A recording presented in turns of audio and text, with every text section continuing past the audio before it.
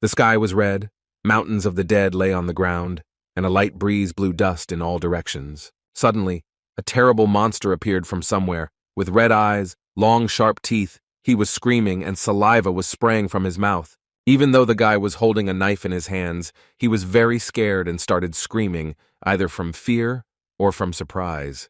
The monster pressed him against the mountain, but the young man stuck his hand with a knife into its mouth so that he could not close it. But the monster did not give up. It tried to cope with the man, but its mouth did not close and saliva mixed with blood flew in all directions. It was very difficult for the young man. He was holding back the monster with all his might, gritting his teeth. A few minutes later, the huge worm no longer posed any danger, and the guy was sitting on the ground and coming to his senses. He was glad that he was able to defeat such a huge monster, and then wiped the sweat from his face with his sleeves. The guy said that he was finally able to kill the monster with his own hands, and then he heard a voice calling him, and was surprised. He looked in front of him and saw a huge number of monsters and guys who called him awakened. They started yelling at him and asking what he was doing, and said that if he went to be a porter, then he needed to work normally and collect drops. The second guy asked if he was blind, if he could see corpses, and noted that they had hired him for a reason. The hero got scared and asked for forgiveness. The young men climbed the mountain with the monsters, swore and said that the porters were useless. And the guy stood still and calmly watched what they were doing. No one noticed that he had dealt with a huge monster. But the world had changed after the opening of the Abyss. The Abyss is another dimension where monsters that existed only in fantasy actually live. After the discovery of the Abyss, extraordinary powers awakened in people, and with them, humanity began to destroy monsters and conquer it. Because of all this, people began to be evaluated not by personality and efforts, but by the rank of awakening. If you have a high rank, then a good life is guaranteed for you.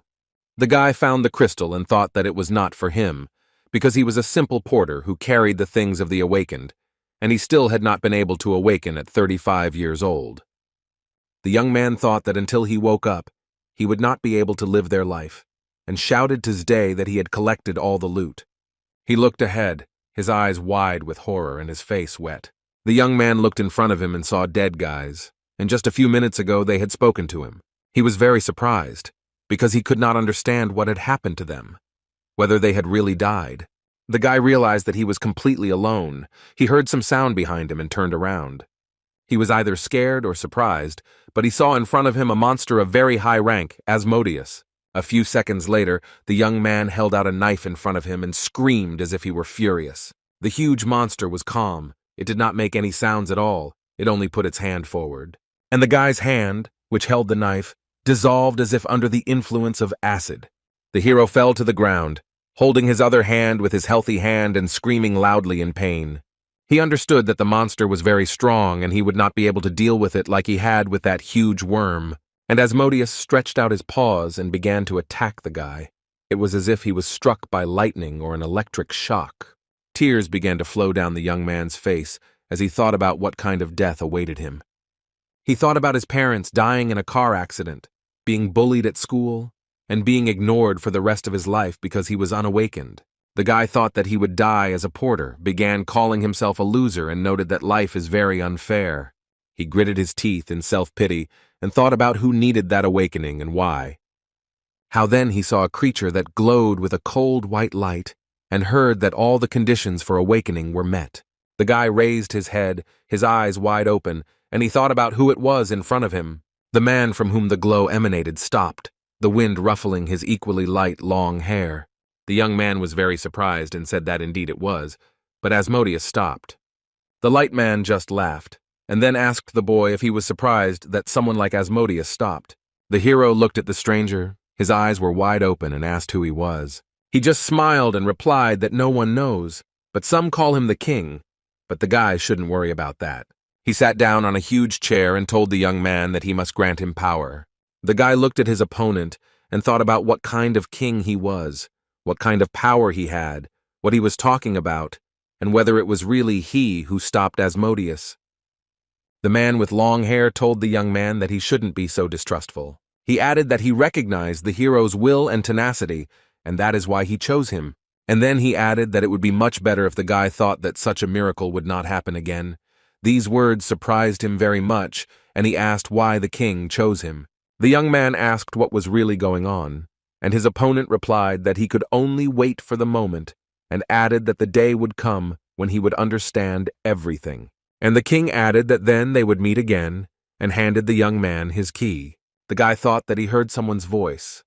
The man swore and said that he was sleeping, called him names for not responding to them. The young man began to open his eyes and heard that the guys were going to wake him up. He was very surprised when they wished him good morning. The young man didn't have time to understand anything before the dark-haired guy hit him in the face with all his might. The hero's cheek began to swell, and the opponent sarcastically asked whether the guy had woken up or not. The brunette smiled sarcastically and said that the young man only listened when he was being beaten, and he found out that it was Bee Hexu. The guy was thinking about how that bully from high school ended up here. Some of the students were laughing. Someone asked Taehyung why he was silent. The hero thought that he had just been in the abyss. He was being hit in the face, and he remembered the king's words about power. A system message appeared in front of the young man about his name, age, rank, and skill. He immediately realized that this was a status window, and he had returned 16 years ago, and Taehyung was very happy. Hexu held him by the shirt, and the young man laughed cheerfully. The guys near him could not understand what was happening. Bae, taken aback, began to stutter and asked what was wrong with this crazy guy and noted that Kim had gone crazy. The brunette called the young man names, and then noticed that he was asking to be beaten. Taehyung was fed up with the way his opponent was making fun of him, so he hit him in the face with all his might. The guys who attacked the young man with him were very surprised and began to call their leader by name. The young man had tears streaming from his eyes, and he was talking about what this all meant, that he too was awakened. Bae lay on the tiled floor, and his friends began to slowly approach Kim, who stood with his back to the wall. The young man wiped away the tears that were running down his cheek with his fist, and became collected and serious. The dark-haired guy yelled at Taehyung, called him names, and then asked if he was crazy, and then added that he was nobody. He didn't think for long, but immediately began to attack Kim, but he immediately began to fight off the attacks. Kim crouched down, and then punched the attacker in the face with all his might. He certainly didn't expect such a turn of events. He kicked the second attacker, the one with green hair, in the stomach with all his might, and he screamed in pain. Taehyung thought about how for 35 years, his entire unawakened life, he did everything he could. Started with physical training and ended with studying all the information about the abyss and its monsters. The young man also actively collected data on various skills and read a lot of books. He was also interested in fighting skills. The guy tried himself in various martial arts. Kim said that he would never lose to some bullies who don't even know the most basic fundamentals. And the young man began to hit his opponents with all his might. He was very angry and put hatred into every blow. He was stretching his arms and talking about how he would need to train again, but then he heard a noise. The guy turned his head and saw Bae, who began calling Kim names again because he had made him so angry. The enemy began to use his unusual powers. He told the young man that he was now a corpse, and his stone skin strengthened his body with stone growths. The opponent didn't think for long, but immediately began to attack the young man. He barely dodged the stone fist. Kim gritted his teeth and began to understand that his opponent was not as simple as he seemed from the very beginning. The young man crouched down below, raised his head up, and saw how Bae folded his arms and flew towards him. Literally a second later, the stones hit the ground, broke into small pieces, and flew in different directions. The enemy was sitting near a pile of stones, and the wind was blowing dust in different directions. Kim was not hurt at all. He was safe and sound, quietly sneaking up on his opponent, who began to listen to what was going on behind his back. The guy crept closer to Hex, gritted his teeth, and hit him in the head with all his might. He looked at his opponent with a frown, beads of sweat running down his face, because he put all his strength into his blow. But the guy just smiled and looked at Kim with hatred, and then asked how he was doing. The young man began to stretch his arms and thought that he had only done himself a lot of harm. He began to shake with horror, covered himself with his hands, and the enemy was already ready to attack him again. B.A. hit Kim with all his might, so much so that he flew back several meters and hit his back very hard against the wall. The opponent laughed and said that Taehyung should know his limits in acting, and then asked if the young man had come to his senses. He smiled mischievously and said that the young man was a worthless and unawakened bastard. Bei asked the guy what he would do now and asked if he would run away again. The opponent did not calm down and asked whether the young man would continue to try with his awakened skills. Kim lay there and thought about how all awakened people, without exception, receive a skill and rank. Starting from F rank, they are almost indistinguishable from an ordinary person, but S rank gives the right to be called a monster. But he received an unknown skill, and also the worst rank, and he began to understand that he would not be able to cope with Hexu, who had a high level. The young man looked at B, who frowned and was most likely thinking about continuing to attack him. Texu seemed to be filled with new strength and said that he felt that he would not lose. The opponent looked in surprise at what was happening to the young man and stuttered and asked what was going on. Then he shouted that this couldn't be, and then asked if it was true that Kim had awakened. Taehyung looked at his hand and thought that he was a predator. The guy began to feel how magic obeyed him. His eyes were burning red and he said to himself that he himself did not know what was happening. Kim saw an enraged BAE running towards him and said that everything would end if he killed the spellcaster. The young man was not at all afraid of his opponent. He stood still and only put his hand forward. Tex's expression changed dramatically. His hand was burning and he was screaming in pain. Kim bit his lip and stared at his opponent, his hand emitting intense heat. Bei screamed very loudly, and at that time all the stones that had formed on his skin began to fly off in different directions. At this time, the school children were on break. Some were looking at their mobile phones, others were talking to each other. As a few seconds later, the sky turned blood red, the young people could not understand what was happening. But nothing stopped Kim. He continued to attack his opponent as best he could. The guy didn't have any protective stones in the form of spikes on his body. He felt very bad. Literally a few seconds later, he simply fell right at Tex's feet. He didn't even have the strength to stand on his feet. Sweat was pouring down the guy's face like a river. He looked tired, but he didn't need to exert any more effort since the fattening was already completed. And as a result of absorbing the target, his rank changed to E and stone spikes began to appear on his hand. But that was not all, as in addition to everything else, a new skill, Stone Skin, was registered. After everything that happened, the young man went to the medical center, which was located at the school. The nurse heard someone enter the office, turned to the door, and her eyes widened at what she saw. Kim dragged Bei to her, as well as the guys who had attacked him and gotten hurt along with him. The young man raised his head and greeted the nurse. His appearance was also far from ideal. The girl's face became covered in beads of sweat. Her eyes opened wide in surprise and she asked what happened. After the fight, Kim carried all the victims to the medical center so that they could receive the necessary assistance. The nurse also cured him, as she had special healing skills. Kim lied to her when she asked how they got hurt. He said that they all rolled down the stairs together. She did everything without asking any questions. The guy thought that now he was completely healthy and that it was wonderful because he not only woke up, but also got even with Bai Hexu. He thought that the whole problem was only in the predator, but he had not been able to raise his rank before, even though he had trained all his life. Now everything has changed dramatically, and the rank has increased immediately after the first battle. He understood that it was F rank, but his strength was much higher and could be compared to C rank, and he could also absorb other people's skills. The guy climbed the steps and thought about why the king gave him such power, why he regressed him. Kim had many questions, but there were no answers to them. He looked ahead and thought about the fact that in the end, he had only one thing left to do: find out more about the predator. The man stood in front of the building for a few minutes and admired it, as if he was seeing it for the first time.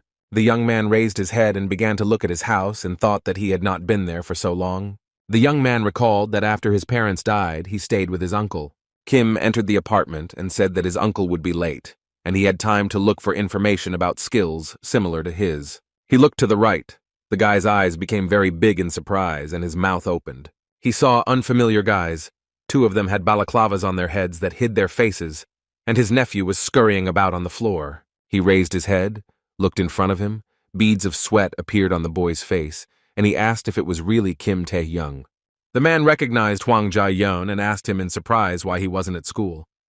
Kim thought that even before his regression, the boy wanted to make friends with other gangsters, so he took money from home and got into trouble.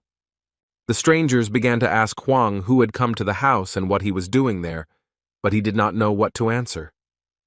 The young man looked at everything that was happening and thought that who would have thought that this was today.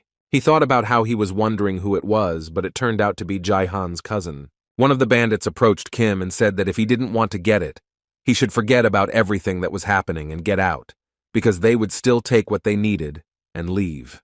The blond man with a bandage on his nose put his hand on the young man's head and told him that he was an unawakened elder. Tae-hyung looked calmly at his opponent, then smiled and noted that everything was fine. And then he added that he wanted to try something. The bandit was very surprised when he heard these words. The young man did not hesitate for very long, but immediately, with all his might, hit his opponent in the face with his hand, and he could not stay on his feet, but immediately fell. This was very unexpected for the bandit. He coughed so much that saliva flew out of his mouth in all directions. The blonde's accomplices saw everything that was happening perfectly well and were very tense. Kim leaned over the guy with the taped nose who was sweating from fear. He saw Tae-hyung's hand moving towards his face and he started screaming for him to stop. But the young man put his hand forward and began to pronounce the word predator syllable by syllable. His opponent spread his arms out to the sides and didn't even try to defend himself.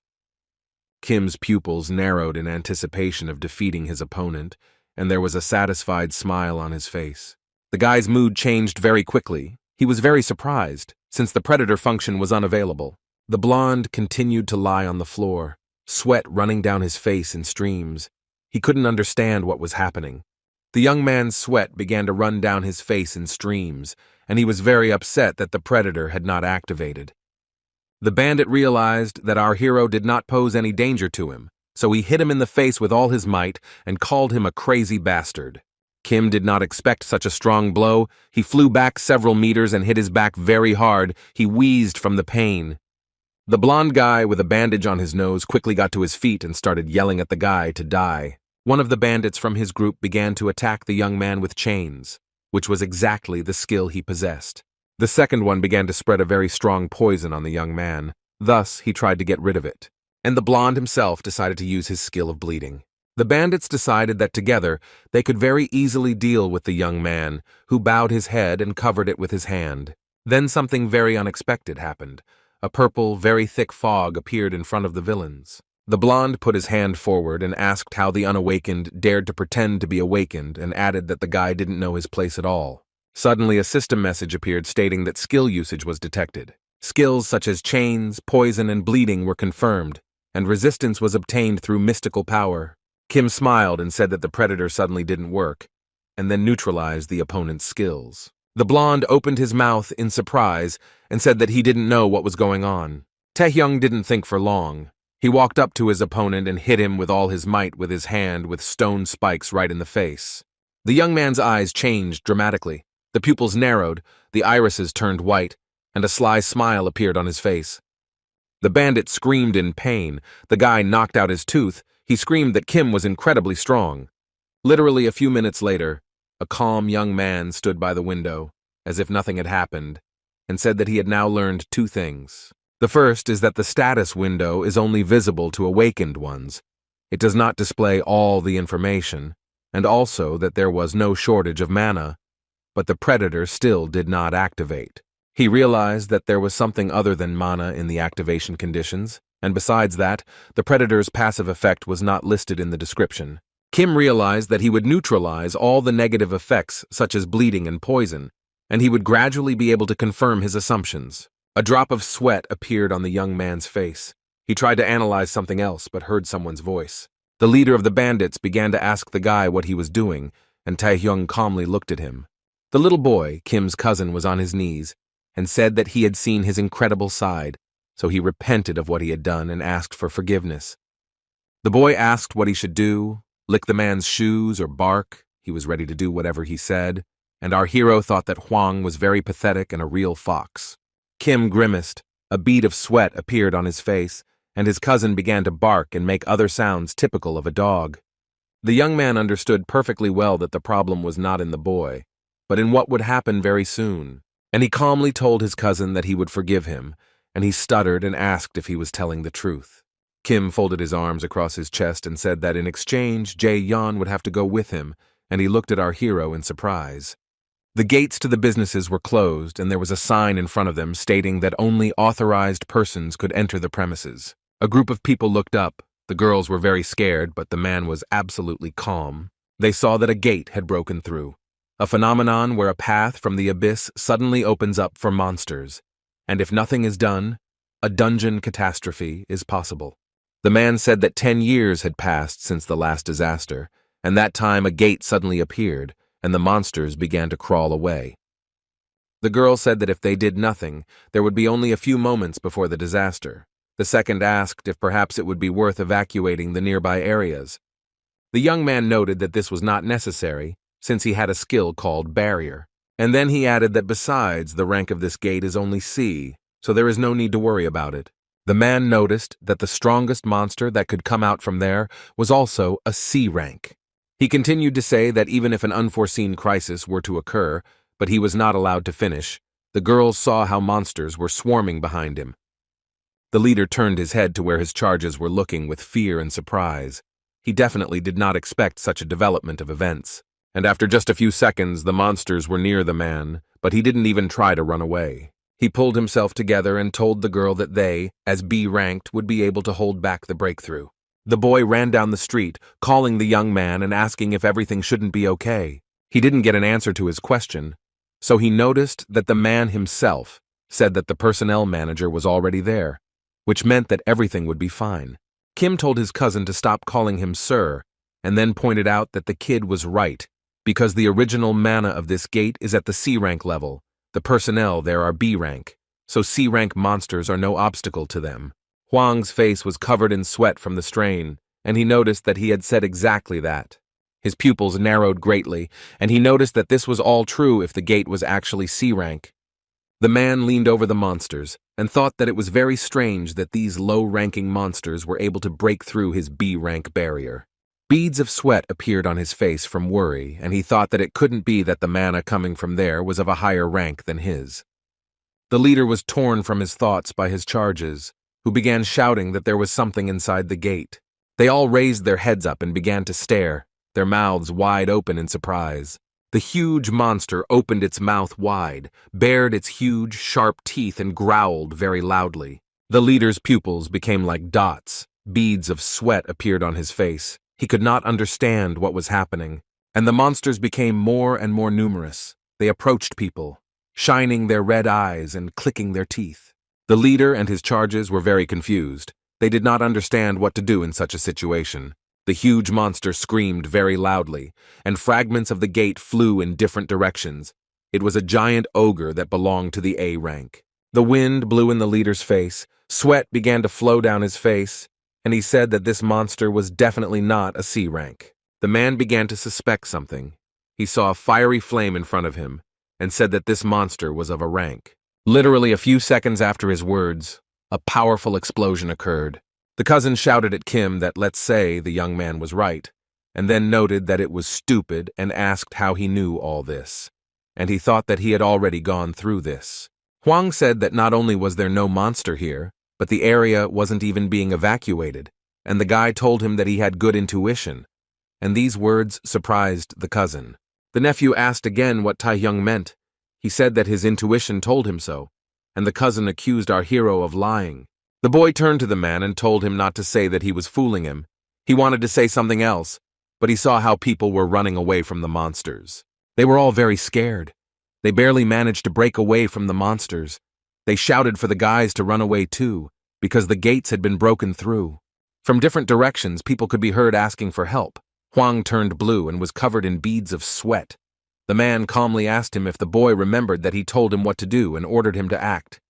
The boy looked at the man and asked with surprise in his voice what he would do. The guy opened his eyes wide, his pupils narrowed, beads of sweat appeared on his face. He thought for a bit, and then he said that he would deal with this abomination and would be there. Huang was very surprised when he saw that stone growths began to appear on his uncle's body. The man stood by the huge window, looking at the evening city and asking if he had been correctly informed that the situation was escalating and that the C-rank gate breakthrough turned out to be A rank. He noted that it was impossible to send reinforcements since the others were busy in the dungeons or exploring the abyss, and added that the only solution to the crisis was an awakened A rank. The boy turned his head to the side and told the man that he was his hope and asked him to help them. Blade of Madness. And Hensu bit his lip at this suggestion. This was the awakened A rank. Tears started flowing from his eyes, and the man said that they should all hang in there, and he was going to them, by the way. The 8th grader syndrome was his peculiarity. One of the scary monsters received a strong blow to the head. He clenched his teeth very hard, because he did not expect such a rebuff. Taehyung fought back against the huge and scary monsters as best he could. Some of them were bigger than the guy. The young man dealt with huge monsters and threw them in stacks on top of each other. He put his hand forward to use his skill, because there were a lot of monsters. After a while, the guy smiled, and despite the absurdity of the situation, he began to understand that the predator skill did not work because of fatigue. It exceeded the required indicator. Most skills use mana, but that doesn't mean you only need to worry about it. The thing is that there is also fatigue. It increases if you use skills or move.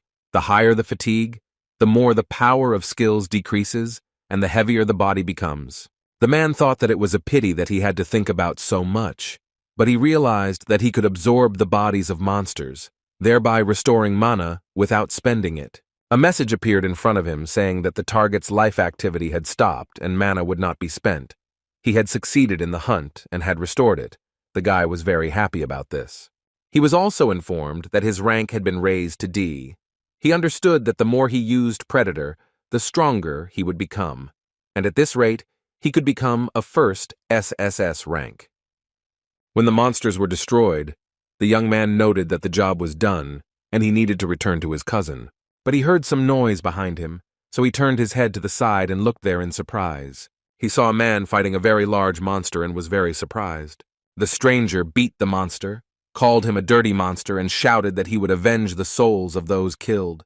Tears flowed from his eyes, and he spoke of how the warrior of justice and Hensu would judge the monster. Taehyung's eyes and mouth widened in surprise. Beads of sweat appeared on his face. The man attacked the monster, and it only rolled its eyes and screamed very loudly in pain. And Hensu did not stop. His attacks were like fiery lightning, but the monster did not resist him. The pillar of fire that appeared after the force was applied was visible from afar, and it seemed to be going into the sky. Our hero stood to the side and watched everything very carefully. His mouth opened in surprise. The young man thought that the man could easily defeat an A-rank monster. It must be the awakened one who had allowed the gate breakthrough in his past life. The youth watched as Madness Blade and Hensu climbed onto the monster and thought that he really was as strong as everyone said. And he laughed cheerfully, squinted one eye, and said that the stupid monster died from his sword of justice. Our hero looked at Anna, and in his head there was a huge number of thoughts that were not connected to each other. The man folded his hands as if he was going to pray, and then told the residents that he hoped that the residents would be at peace. Kim watched everything that was happening carefully. A system message alerted him that the use of a skill was being felt. He saw a monster approach the Blade of Madness and stab him with a knife. The man was unable to react to this in any way. Beads of sweat appeared on Anna's face. He began to wheeze, cough, and blood flowed from his mouth like a fountain. The monster smiled sarcastically. The blood vessels in his eyes burst, and he said that Hensu had been caught. And at that time it became very dark outside. A very strong wind was blowing, which dispersed the dust. There were no people at all in the markets and bazaars. From the outside, it might have seemed that the city was dead. Huang stood near the sofa and looked at the school nurse. She was feeling very bad. The boy looked at her. Beads of sweat appeared on his face. He frowned and wondered if this was all really normal. His pupils narrowed very much when he heard that a lot of people would die today. Kim also added that their school nurse, Choi Na-yeon, would also die. The boy looked at him with disbelief. The man said she would die because she would help others instead of evacuating. The young man asked his cousin if he could put people to sleep with his sleep skill, and he answered in the affirmative. So our hero asked him to put the girl to sleep and evacuate her. Taehyung looked at the boy intently and said that he would handle the rest himself. Huang stood next to Choi and thought about how Kim could have found out about all this. He was very surprised. The boy had a whole swarm of thoughts in his head. He was so nervous that beads of sweat appeared on his face. The boy looked at the nurse and understood that his uncle's proposal made sense. He clenched his fist and thought about the fact that Kim was awakened with the precognition skill. Huang said that having a skill like foresight was very cool, but the man said that it was not so. Kim asked with a smile on his face if anything could go wrong, but then cursed in his mind. He watched Anne and the monster and thought that something was definitely going wrong right now. Hensu held his wound and began to ask the monster who he was and demanded that he reveal himself. And he started laughing in response and noted that the man was alive, even with his vital organs punctured, and that this was amazing. He said that this was very amazing. The bald monster smiled and said that it would be more fun this way. It was the B-rank villain Han Sando who had the stealth skill. The awakened ones who committed a crime are called villains, and the bald guy is one of them. This is a deadly maniac who, during the gate breakthrough, killed people for his own pleasure. Kim watched everything that was happening and thought that he was sure that in their past life these two people had definitely never met. Beads of sweat appeared on his face and he began to guess that the future had changed because of him. Anne frowned, called Khan a malicious bastard and shouted, "How dare the villain do this?" He became very angry, used his skill, started running towards his opponent and shouted that he would punish him with his own hands. But after a few minutes, Hens's face changed dramatically. He heard some strange sounds. He, just like the villain, froze in place with a weapon in his hands, and stones and dust began to fly in different directions. The monster that Anne had dealt with some time ago began to get up, and the guys who were on it also began to fall. The monster became very angry. It bared its huge teeth and screamed very loudly. Hens was very surprised when he saw the living ogre giant, and the villain began to laugh and noted that this was incredible regeneration. This was expected from an A-rank monster. The monster became very angry and tried to deal with two men at the same time. Sando was able to jump aside, started laughing and said that there was nothing he could do in this situation, so he would leave Anna to this freak. He turned his head towards Kim and noted that in any case, they had an observer here. Khan started laughing and then said that this was great, because the more victims, the better. His eyes burned with the fire of hatred. He swung at Kim and began to scream for the guy to die. Our hero stood calmly. There was a smile on his face. The villain did nothing to him, as stone spikes appeared on the guy's skin.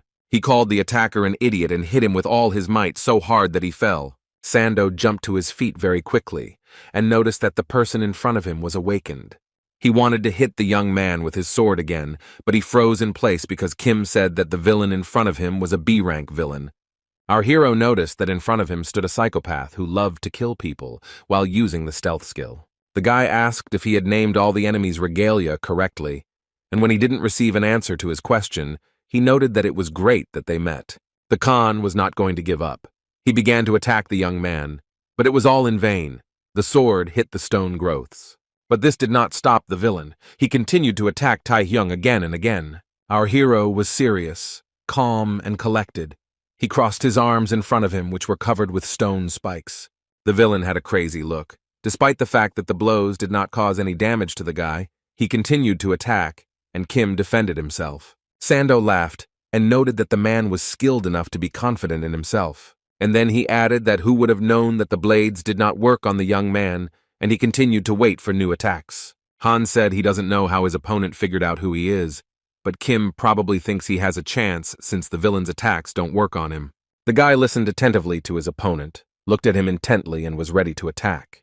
And he asked if the young man knew that he needed to understand that the world does not follow plans. After a few seconds, his trail disappeared, as if he wasn't standing in front of Tai-hyung, who immediately realized that he had used a skill called stealth. The young man became very tense, began to cover himself with his hands, and thought that even though he had used his skill, it still wouldn't change anything. The villain's stealth doesn't affect anything, since his attacks don't hit him anyway. Suddenly, Kim heard the villain's voice behind him, asking if the guy was sure that he wouldn't be attacked. Beads of sweat appeared on the guy's face, and Khan hit him with all his strength on the arm. Blood spurted out of the wound. Tai-hyung was very surprised when he saw the blood, and his opponent began to laugh very happily. The villain continued to hold his weapon in his hands and asked the guy if he knew how many like him he had already killed. He had a sarcastic smile on his face and said that they were all fools who believed that their skills were invincible. But upon realizing their weakness, they immediately became lost and died. Kim gritted his teeth as Sando told him that there were some things he needed to understand before he died. He attacked the guy, and then said that all skills without exception have weaknesses. The young man knelt down and thought that he had no idea that stone skin had any flaws. As it turns out, it doesn't block the blow completely, and the unbearable shock breaks the stone. And the destroyed part is replaced, but with a stone of significantly increased strength. Finally, the guy realized that this was exactly what the villain had been trying to achieve from the very beginning.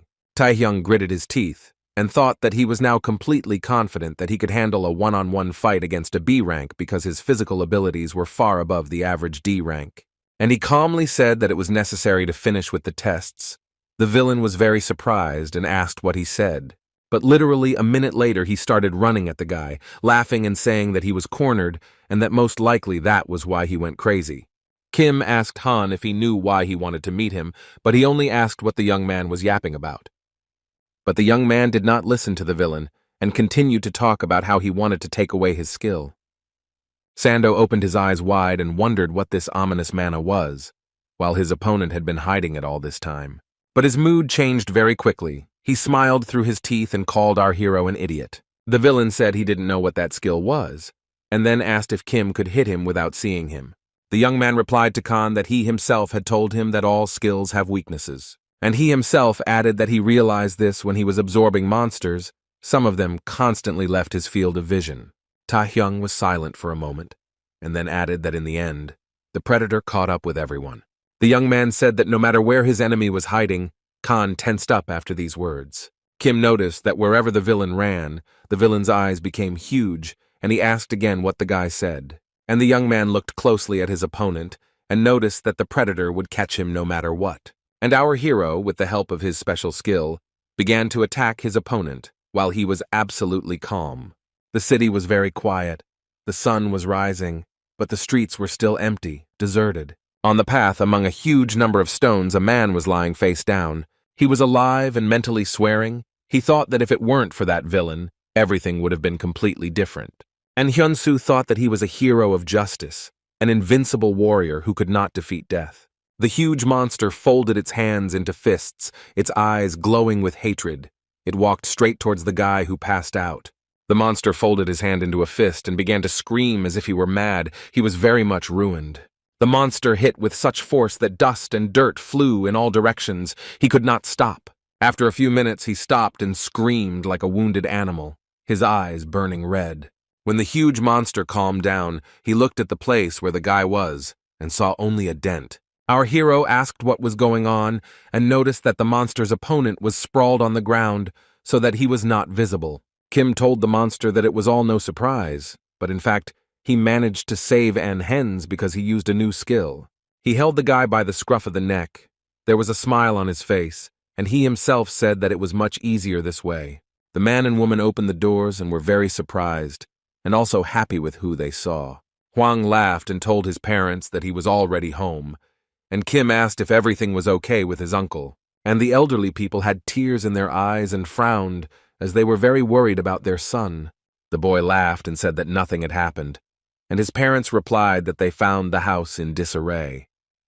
The boy tearfully reported again that nothing had happened, and the young man laughed and noted that everything was complicated. The man held a mobile phone in his hands and watched the breaking news about the gate being breached. The announcer said that, according to government statements, the current threat of a gate breach had been completely eliminated. He then said that given the possibility of another breakout, the government had ordered nearby schools to close for a week. The news also reported that the survivors have begun to recover successfully, and the public can breathe a sigh of relief. At this time, the nurse explained to the police that when she woke up, she was already in this place. Anne gave an interview in which he said that it was not he who defeated the giant ogre. The real hero is a completely different person. The announcer reported that the body of the giant ogre was not found, and the identity of the villain who attacked people is not known for certain. He noted that everyone is worried that security measures are not enough. Kim looked and listened carefully to this news and said that it was excellent. He was very pleased. The young man was glad that not a word was said about him. He had no plans to become popular. He looked at the cave into which the railway led and said to himself that it was time to take the next step. Kim thought about how he now had 3 skills. He noticed that getting stealth was quite successful, but at the current level, it was difficult to use 3 skills at once. He knew that using it stupidly would use up all his mana and increase his fatigue level, and it would end up pretty badly. So potions would be the best solution.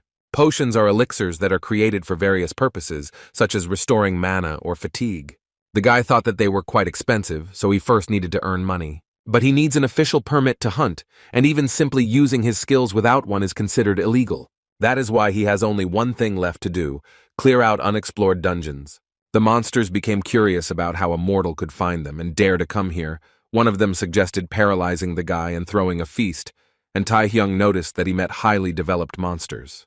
The guy looked at them and noticed that he didn't have enough B rank to change his rank. He would have to destroy 100 of these monsters. The monsters shouted at him how dare he, and asked if the man even understood the situation he was in.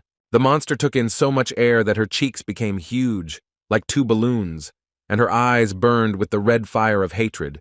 It spat in the direction of the young man and screamed that they would eat him alive. The monsters laughed like madmen and asked how the guy was doing now, wondering if he felt his body turning to stone and becoming paralyzed. But Kim looked at them with a smile on his face. A system message appeared in front of him that resistance had been received due to mystical power. The monsters suddenly stopped laughing, and the young man noted that he had thought that they had useful skills. Screams and squeals could be heard from the cave. Kim saw a message that he had succeeded in the hunt, and a new skill, paralysis, was registered. There were 2 security guards at the entrance to the new South Korean Players Association. Go Tae-wook, deputy manager and personnel officer of the New Korea Players Association, was thinking about the 2 best players. The player is an awakened one who is allowed to use his skills for various purposes, such as exploring the abyss, clearing dungeons, and the like. In South Korea, there were only 5 such player centers, 4 great guilds that had indivisible fighters, alchemist masters, wizard mages, and nightwalker informants. The authorized agency that managed the players, including the 4 great guilds, was the new South Korean Players Association. The young man frowned and thought about something, but he was suddenly distracted from his important thoughts. He was distracted by Yu-on, the leader of the Nightwalkers Guild and an S-rank player, who told the chairman that they hadn't seen each other for a long time. The silver-haired man thanked the girl for coming and said that he knew that she was very busy. The chairman of the new association was called Ji Jinwi, and he was also an S-rank player. He asked the beauty if she had learned anything, and she asked if they were talking about the Villains Guild. The Villain Guild was a criminal organization founded by the most hardened of villains, and members of the guild wore gold rings with 3 skulls. Yu handed the document to Ji and said that it listed all of their movements, as well as a list of the players they were targeting. The girl said that she was sure that the man did not call her to personally hand over the documents and asked why she was invited here. The man laughed cheerfully, took the paper in his hands, and said that he wanted to know her opinion. Ayan looked closely at her opponent. She was very surprised that the chairman cared about her opinion. Jinwi formally asked when Miss had passed the player test.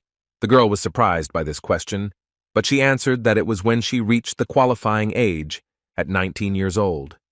She wanted to add something else, but she was thinking very hard about the question that was asked. The girl started to talk about something, but the chairman smiled and began to ask a new question. He was interested in Yu's opinion on whether a high school student could fight a monster, and he was sitting on the mountain with the monsters that had been killed. The guy put his cell phone to his ear and asked if he had reached one of the 4 great guilds, called the Alchemists. On the other end of the line, they confirmed that he had reached the right place, and the young man said that he wanted to buy several types of potions from them. The 7-day closure of the school due to the breach of the gates was over, and the children were rushing to classes. What happened during these 7 days? Kim and her cousin were pumping up their endurance and strength. The young man not only did physical training, but also cleared dungeons. The guy also managed to visit one of the 4 largest alchemist guilds and greatly surprised its employees.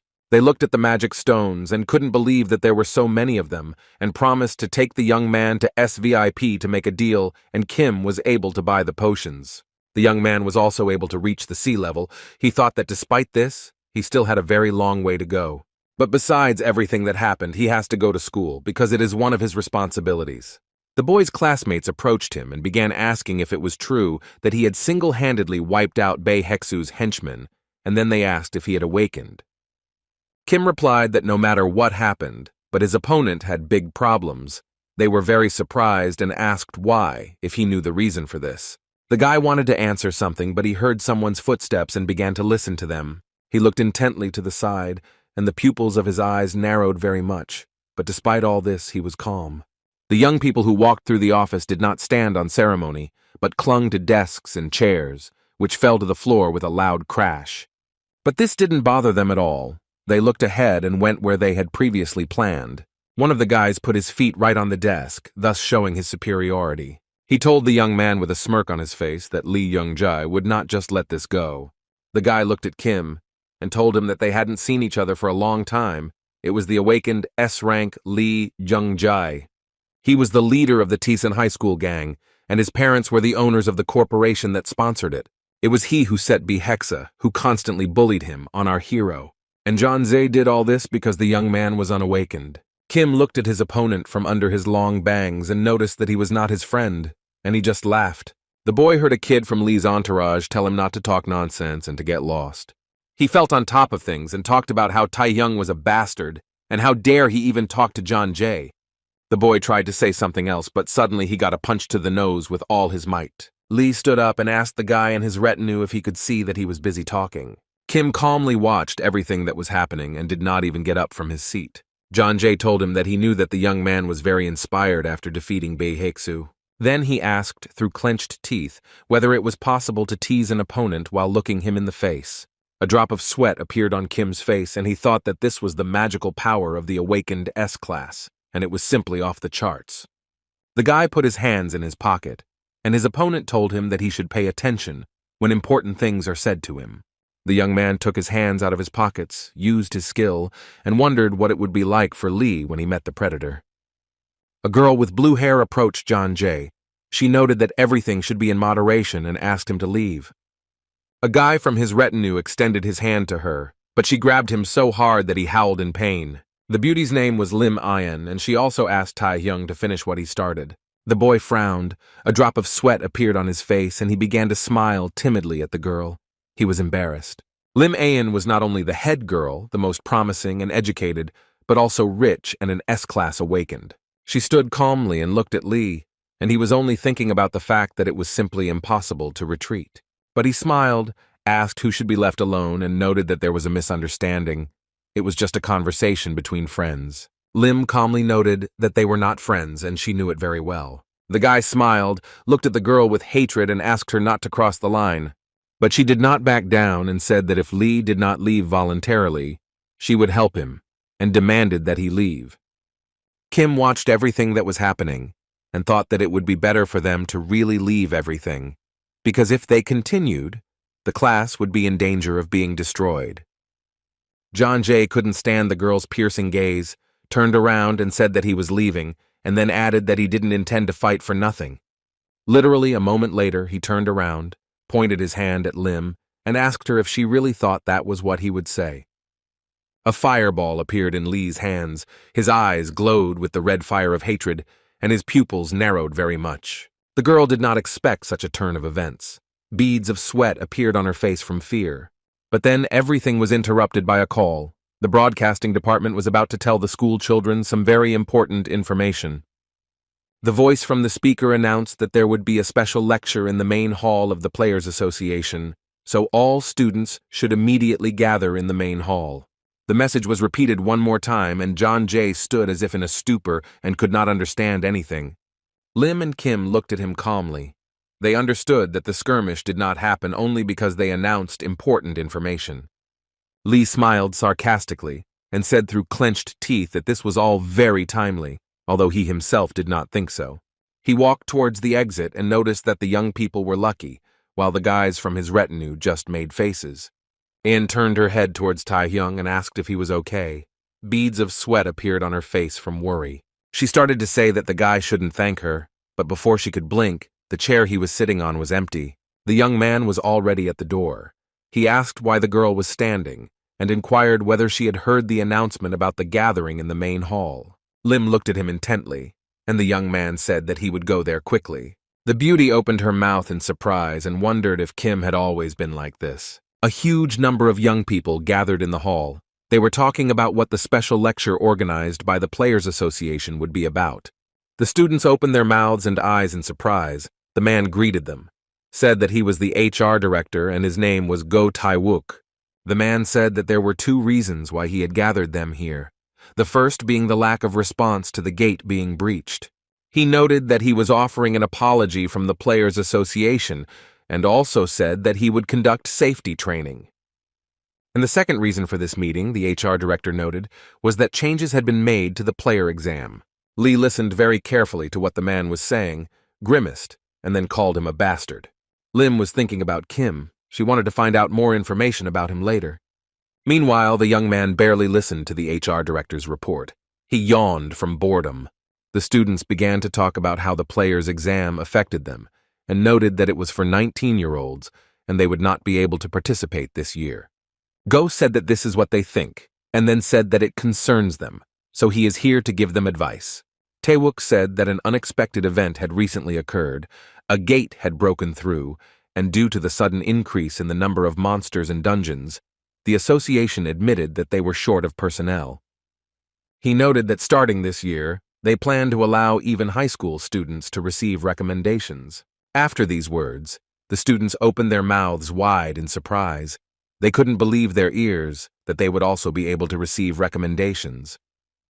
Go noted that the guidelines for each school included testing aptitude, grades, and behavior. He said that they planned to select people based on complete numerical data.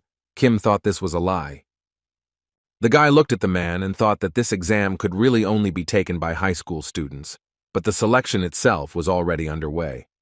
Taehyung stared ahead and thought that this was Go Taewook's skill. The man could determine the observer with his gaze. He looked at each student and assessed him. The observer's eye, the ability to quantify the total number of abilities of the person you are looking at and even see the player's status window information when concentrating. The man continued his report, but at the same time he kept a close eye on each senior student. Go thought that the numbers here were definitely better than other places. These students would become great players. His eyes were shining with joy because he saw something very amazing. He turned his attention to Lee Jung-jae, whose ability level was at its peak. Also, Lim Aeun caught Go's attention. She had the highest level among all the students. The man recalled being given a piece of paper with a request from the association's president, and thought about receiving a list of recommended targets from the Nightwalkers. But such numbers are high for an unprepared awakened one. Guo thought that he would have to write a letter of recommendation once he returned. His thoughts were interrupted by Lee, who raised his hand up. He wanted to ask the man questions. Taewook looked at the audience in surprise. He was not prepared for the fact that they would ask him questions. The guy noticed that Go said that he would provide recommendations for the player's exam, and then asked if there were those who were not at all suitable for this position. The man asked if he was talking about unsuitable candidates, and Lee said that the exam was a kind of test that allows one to determine whether an awakened person has the right to become a player. And then he said sarcastically that he thought the unawakened didn't need to listen to all this. The player is not only his strength, but also the rank of the awakened, the ability to cope with various situations, extensive knowledge of the abyss. All these complex abilities must be tested to be eligible to become a player. John Z noted that the first difficulty lies precisely in awakening. And then, with a sly smile on his face, he asked whether the unawakened would suffer if they listened to this and looked towards Kim. He looked at his opponent and thought that he was making such a speech to check whether he was awakened or not. Lee looked at the young man and thought, if Taehyung was awakened, he had to prove it. Lim turned her head and shouted at the guy, but his face still had the same sarcastic smile as before. Kim got angry and asked the girl what she was doing because he didn't ask her to help. Although she expected such a reaction, she turned her head, clenched her teeth, and thought that she didn't care about anything. One of the students said that he hoped to be pulled out of there as soon as possible, and a chuckle went through the hall, and Go noted that attending the lecture depended only on them. Lee couldn't calm down. He again turned to Taehyung and asked if he was ashamed, because he still wouldn't be able to get a recommendation, as he was unawakened. The opponent couldn't calm down and started asking the guy if he really didn't care about things like testing players. The young man thought that if he could not clearly prove that he was awakened, then he would not have a chance to pass the exam. He realized that he didn't have to prove himself in person to get a recommendation. The hall became very dark, and only Kim, Lim, and Lee were illuminated by a bright light. Go looked at them. The man thought that John Jay was an S-Rank, but he was just a hooligan and he felt annoyed by it. Then he looked at Kim Taehyung and thought about how the students thought he was unawakened, his potential level unknown. Our hero was thinking about something when a system message appeared in front of him saying that it was impossible to confirm the information. The HR director was very surprised, his eyes wide open, and beads of sweat appeared on his face. And the young man calmly answered him that he was right in that he was narrow-minded, and Lee turned his head and looked in his direction. He asked what benefit there was in listening to such information for the unawakened, since it would only hurt his pride unnecessarily. The guy showed his opponent an obscene gesture and calmly told his opponent that he would leave the assembly hall. John Z did not calm down and told the young man to stay and listen to the excellent lecture, and said that he was really annoying him. Go watched everything that was happening and thought that his observer's view hadn't worked. He also remembered that he had scanned the association's president quite calmly. The man's skill did not fail him when he wanted to see UN, the guild leader. This had never happened before, but on this brat the skill somehow failed and stopped working. Go watched Kim walk away, beads of sweat appearing on his face, and a system message announced that the information could not be confirmed. The young man turned his head and looked at the association's head of staff with a slight smile. The man's pupils narrowed very much. He opened his eyes wide and frowned. After all, what he saw shocked him. He was finally able to see information about this guy. The young man went to the school library and said that he was thinking of using his free time to look for clues about the king. 3 guys came in to see him, and Kim said that there was no point in staying here now. The boy with a bandage on his nose told our hero that John J. was looking for him and demanded that he follow them. The young man turned the page of the book and with a smile on his face said that he did not want to do this. The opponent smiled sarcastically and asked Kim if he ran his aunt's restaurant.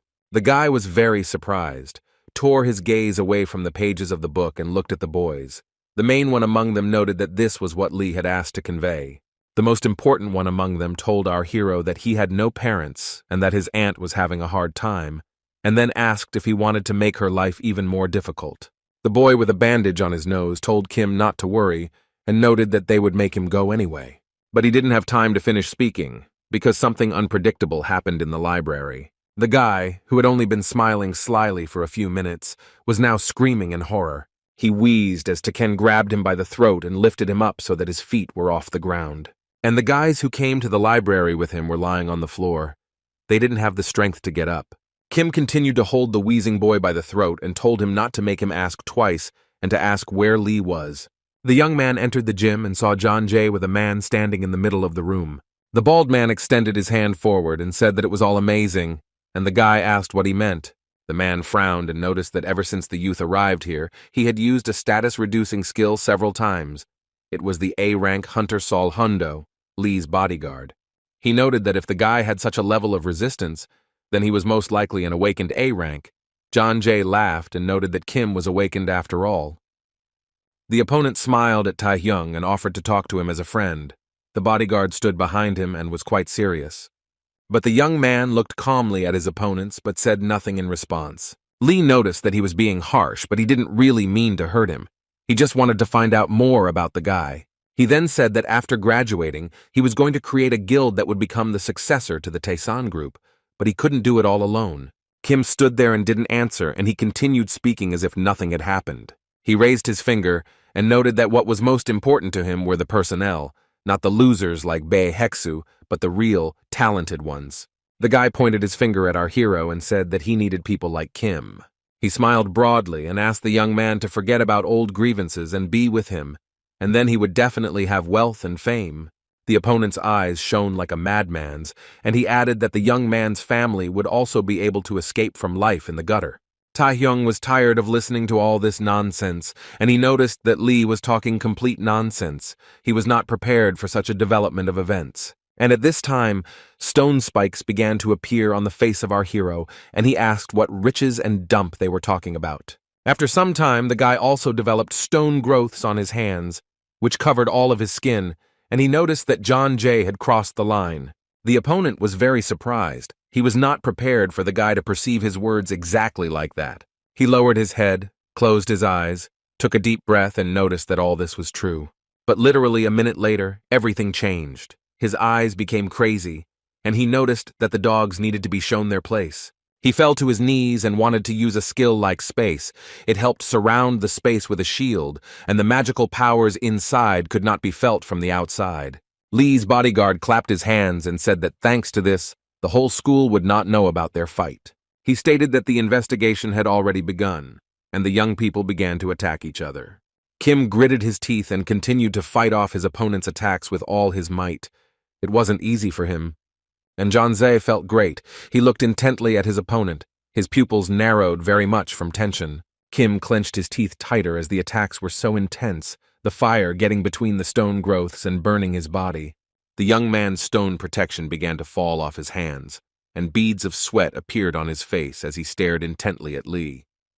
He didn't think for long, but immediately used his special skill, which was similar to a lightning strike.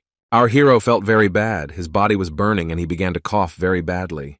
The enemy laughed cheerfully. His eyes were crazy, and then he asked the young man if he understood everything now. Solhundo watched everything that was happening and thought that he felt very sorry for Taehyung. He thought about the fact that the guy was most likely an A rank awakened with high body strengthening skills, and with such a level of combat instinct and willpower, it was hard to believe that he was a schoolboy. Bodyguard Lee thought that the young man probably couldn't even find an opponent for himself. But today's battle surprised the man, and he thought that this was the fruit of an S-rank talent. Sol pressed his lips together and knew that Taehyung had no chance of winning this fight, so he just needed to learn his lesson. But the man's incomprehensible flow of thoughts stopped very abruptly. He was surprised by what he saw. Kim had no intention of stopping. He got into a frenzy and attacked his master beautifully. Each of his next attacks was confident and very accurate. The young man punched his opponent in the face with all his might. And a few minutes later, the guy threw John Jay aside with such force that dirt and dust flew in all directions. The bodyguard did not understand how it all happened. Large beads of sweat appeared on his bald head and face, and he screamed that Kim had thrown Lee away. The floor beneath the enemy gave up the ghost. He wheezed and coughed, and his head was filled with a whole swarm of incoherent thoughts. He caught his breath a little and started calling Taehyung names and asking how he dared to attack him like that. And then he noticed that he couldn't move. Saul was so shocked that he just opened his mouth and wondered if it was true that his master couldn't move. He looked at the young man and thought that his skill was not limited by armor. The man also became very curious about who was in front of him. Kim had a satisfied smile on his face and said that he finally succeeded. He has 3 skills that are gained from the predator skill. These are stone skin, invisibility, and paralysis. But the young man didn't use all of his skills from the start, as C-rank paralysis couldn't easily overcome S-rank resistance. At the same time, invisibility is very quickly destroyed by a wide range of fire attacks. And the predator skill is a last resort and should not be used casually. Therefore, Taehyung's goal was to accumulate a skill like paralysis in the enemy in close combat. The status reduction skill has a greater effect if it is enhanced by a direct hit rather than applied at a distance. If paralysis is applied several times with continuous hits, then resistance is meaningless. Thanks to this special tactic, everything worked out for the young man, which could not but please.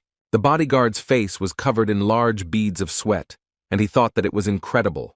The guy defeated the gentleman in a direct confrontation, and this exceeded all expectations.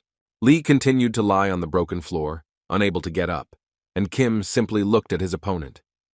The red-haired guy groaned and said that he acknowledged his opponent's victory. He noted that he had underestimated his opponent, and then noted that otherwise he wouldn't have been beaten by trash like Tehem. Janze held the blue crystal in his hands and admired its beauty. He wanted to say something to his opponent, but he didn't bother himself with long conversations, but simply took it and squeezed it hard, and fragments flew in all directions. Kim's pupils narrowed to the point that they became like dots, and he opened his mouth wide in surprise. The young man saw in front of him a huge fiery skeleton that looked quite frightening. Lee put his flaming hand to his head, bared his teeth, and said that he would be a worthy opponent. The guy began to run headlong away from the monster, which attacked with fire from several meters away. The flaming skeleton was a few meters away from the young man, a little more, and it would have caught up with him. But Kim stopped and decided to use the stone skin skill. He clenched his hand into a huge fist.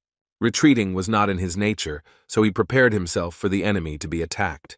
He hit him with all his might with his hands, and because of the strong blow, the stone spikes began to fall out of his hands. The young man fell to the floor and screamed very loudly because he miscalculated his strength.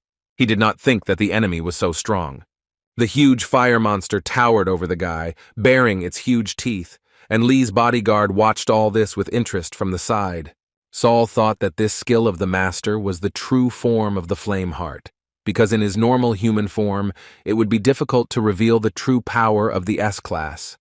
But Zhe used a magic enhancement stone before that. It is the heart of a monster. It is obtained through processing.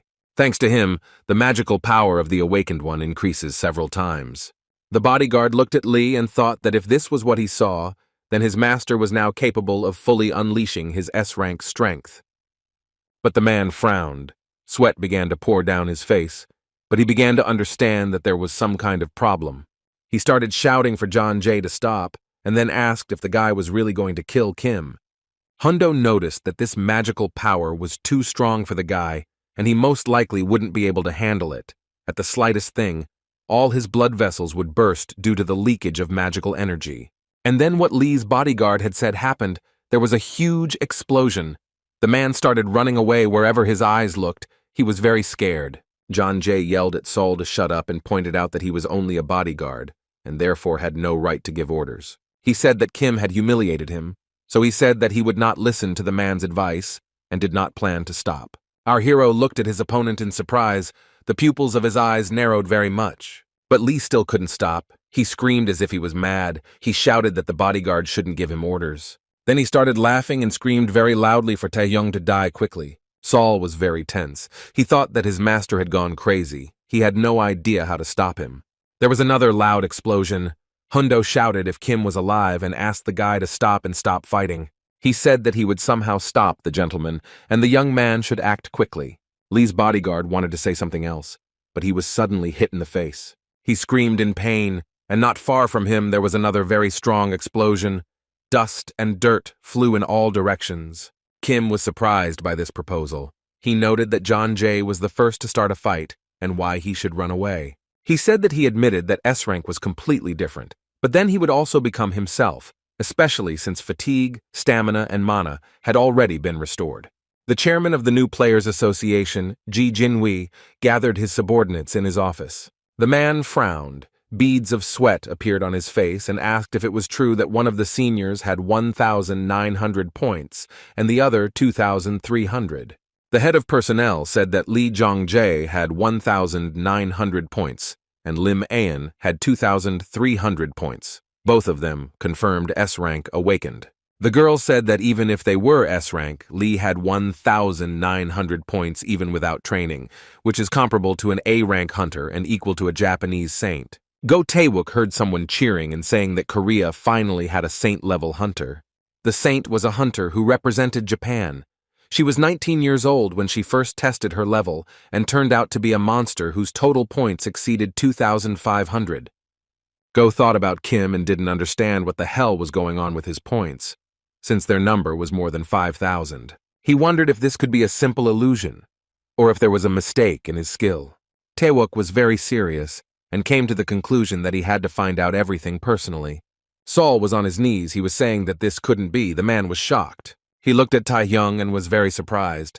The man asked who our hero really is. Kim did not answer this question, but began to repel the attacks of his opponent Li. He also began to ask why the young man had thrown him away, since he had an S-rank and was the heir to the Tisan group. He continued to scream, calling his name, calling his opponent names, his face twisted in horror. Kim continued to calmly attack him and said that he didn't care what rank Li was, and also noted that he didn't care that he was someone's heir. And he said that he didn't care about the enemy's regalia when he had the power of the king. Zhe raised his head and looked at the young man in surprise. He was definitely not prepared for this turn of events. He opened his eyes wide in shock, and beads of sweat appeared on his face. It was very quiet in the schoolyard. The sun's rays reflected in the huge windows. And literally a few seconds later there was a very strong explosion, and dust and dirt rose up in a column. The building was destroyed, glass was blown out of some windows, and it began to burn. Li was lying on the floor, covered in dust and dirt, his mouth slightly open, barely breathing, feeling very ill. His bodyguard, who was standing apart from his master, was shaking with terror, and sweat was running down his face in streams. Kim opened his eyes wide and told the man that he had surprised him very much. An A-rank hunter pulled young Jai out of the center of events at the very last moment when Taehyung used Predator. The boy thought that it didn't matter now, since he had already taken his skill anyway, and Saul asked the boy what he was even thinking about. The man said that his master was the heir to the Tisan group, and how he was going to deal with the consequences. Kim asked who started it first, and he would also say everything. The young man smiled mischievously and asked if he looked like the kind of person who would be scared by something like that. He looked at what was left of the school and told the bodyguard not to worry, since he had no intention of killing Lee anyway. Saul asked what he needed then, and the guy replied that in return he should receive payment for his life. The man did not understand anything. He opened his eyes wide, and Kim said that John Jay was not an ordinary guy, but the heir to the Tisan group. Taehyung smiled and asked if he shouldn't get 1 billion for it. The children ran out into the schoolyard. They were very scared because they did not understand what had happened. Someone was shouting for everyone to move away. The senior students were asking each other what was going on. They didn't understand what had happened. Lim knew that this was not an attack by a monster or a demon. She felt magic and a strong flame and immediately realized that this was the power of Lee Jongjai. She became curious about who his opponent was. She immediately remembered that he always dealt with Kim and became very nervous. The teacher was saying something to the students, trying to calm them down, but Ayan didn't listen to her and started running somewhere. The woman started shouting after the girl to stop, but as if she had heard and seen nothing. She looked at the gate from which smoke was seeping and fire was visible, and thought about how she hadn't checked the gym. Yu ran into the middle and blamed herself for not running here right away and thought about Taehyung. It was very important to the girl that the young man remained alive. She thought about this the whole way. But the first person she saw was Lee, who continued to lie on the floor with his mouth open. Then Yu looked up and saw Kim, who had his hands in his pockets and was standing there as if nothing had happened. The girl was stunned by what she saw. She lost her power of speech, and it became very quiet. And then the guy told her that she came in just in time because he needed someone to help move Lee to the medical center or to the hospital. But Ayan couldn't utter a word. She sat down next to John Ze and asked what happened here. KM scratched his head and replied that he didn't know what the boy was doing here, but he found him here. Most likely he fell down the stairs. You thought about the words, he said. And the young man said that he did not know what happened here and asked the girl not to tell anyone that she saw him here. The young man announced that he was leaving, and the beauty asked him to first explain everything properly. The guy didn't answer her, and a few seconds later he disappeared without a trace. The girl was sitting with Lee and was shocked. The beauty was definitely not prepared for such a development of events.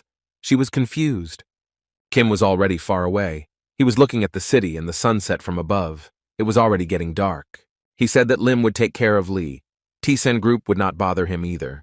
The guy came to the conclusion that the issue was resolved. The young man was very surprised when he saw the system message, because he was notified of a new skill, such as the Heart of the Monarch. It increases the abilities of the party members. He also became curious about what charm was. He asked if it wasn't just about looks like celebrities. The guy became curious about how he got it. He wondered if luck had turned away from him, and the skill he had acquired was not called Flame Heart, but Monk's Heart. Kim mentally asked Lee if he was an idiot. He was surprised that his opponent had such a skill. After a few minutes, the young man smiled and realized that this was actually very good. The guy thought that skills that affected the entire party were rare, no matter their level. Since he had several skills, he could combine them. But Monarch's Heart was much better. Kim was walking down the road, talking about how cool it was, when he suddenly heard a noise behind him. The young man turned his head and saw several foreign cars behind him. Several men got out of the car, and Go Taewook, who was walking first, said that Kim had finally been found, and then added that he had a few questions for him. The guy opened his eyes wide. He looked at the man and thought about why this man was here now. Go's eyes glowed purple, and he began to ask the young man what he had done in the gym. The man held a glass of alcoholic drink in his hands, with ice cubes floating in it, and spoke about what this means and what the result is. The dogs barked, and he continued to talk about how his only son was in the hospital, but as if that wasn't enough, he paid for his life. The compensation was 1 billion. The man asked his interlocutor if he could deal with the problem that had arisen as quietly as possible. Before him, kneeling, was his bodyguard Saul, who asked for forgiveness and replied that he would do whatever his master ordered him to do. His interlocutor ordered him to do whatever he thought was necessary, and then noted that the guy was impudent, and it was very funny. The man pointed his finger forward and said that no matter how much they paid, they should also receive compensation. The sweat was streaming down the bodyguard's face, and he told the director that his son's rival was a very young boy, and that it was merciless. The man looked at Saul with hatred and ordered him to shut his mouth, as he did not allow the dog to bark. His name was Lee Jong-soo. He was the CEO of T-San Group and an S-Rank hunter. Tae-wook repeated his question, wondering what Kim was doing at the gym, and the guy wondered how the man ended up there. The young man could not understand what Go was talking about, the explosion or the incident at the lecture. The guy understood that the deputy director of the association was in front of him. The chances that he would personally visit the scene of the fire were small, but he could know that he was the culprit and make his move. The young man had sweat running down his face, and he began to think that he needed to find out everything, and he asked if his opponent was talking about the explosion in the gym. Go opened his mouth in surprise and could not understand what the young man was telling him. Then the man looked to the side and clarified that they were not talking about a fire by any chance, and said that other organizations would deal with this problem. Go said that the guy never answered his question, and Tae-hyung thought that Tae-wook didn't know anything about the explosion. A satisfied smile appeared on the guy's face, and the man, for the umpteenth time, asked him what he was doing in the gym. The young man was silent for a moment and asked if the deputy head of the association was not yet aware of this. Go couldn't understand what Kim meant, and Kim said that he was sure that his visit was because they wanted to invite him to the hunter test. The man laughed in response and answered on what basis they could invite him to the hunter test. The young man showed his points and noted that this was actually his basis and asked if this was not enough. The men's mouths opened wide in surprise. They thought that this simply couldn't be. They looked at the guy and thought about the fact that in these few hours he had become even stronger, which meant that number was neither a coincidence nor a mistake. Kim looked at them intently, and they wondered who he really was. Go asked why the boy's clothes were so dirty, but he didn't know how to answer that question.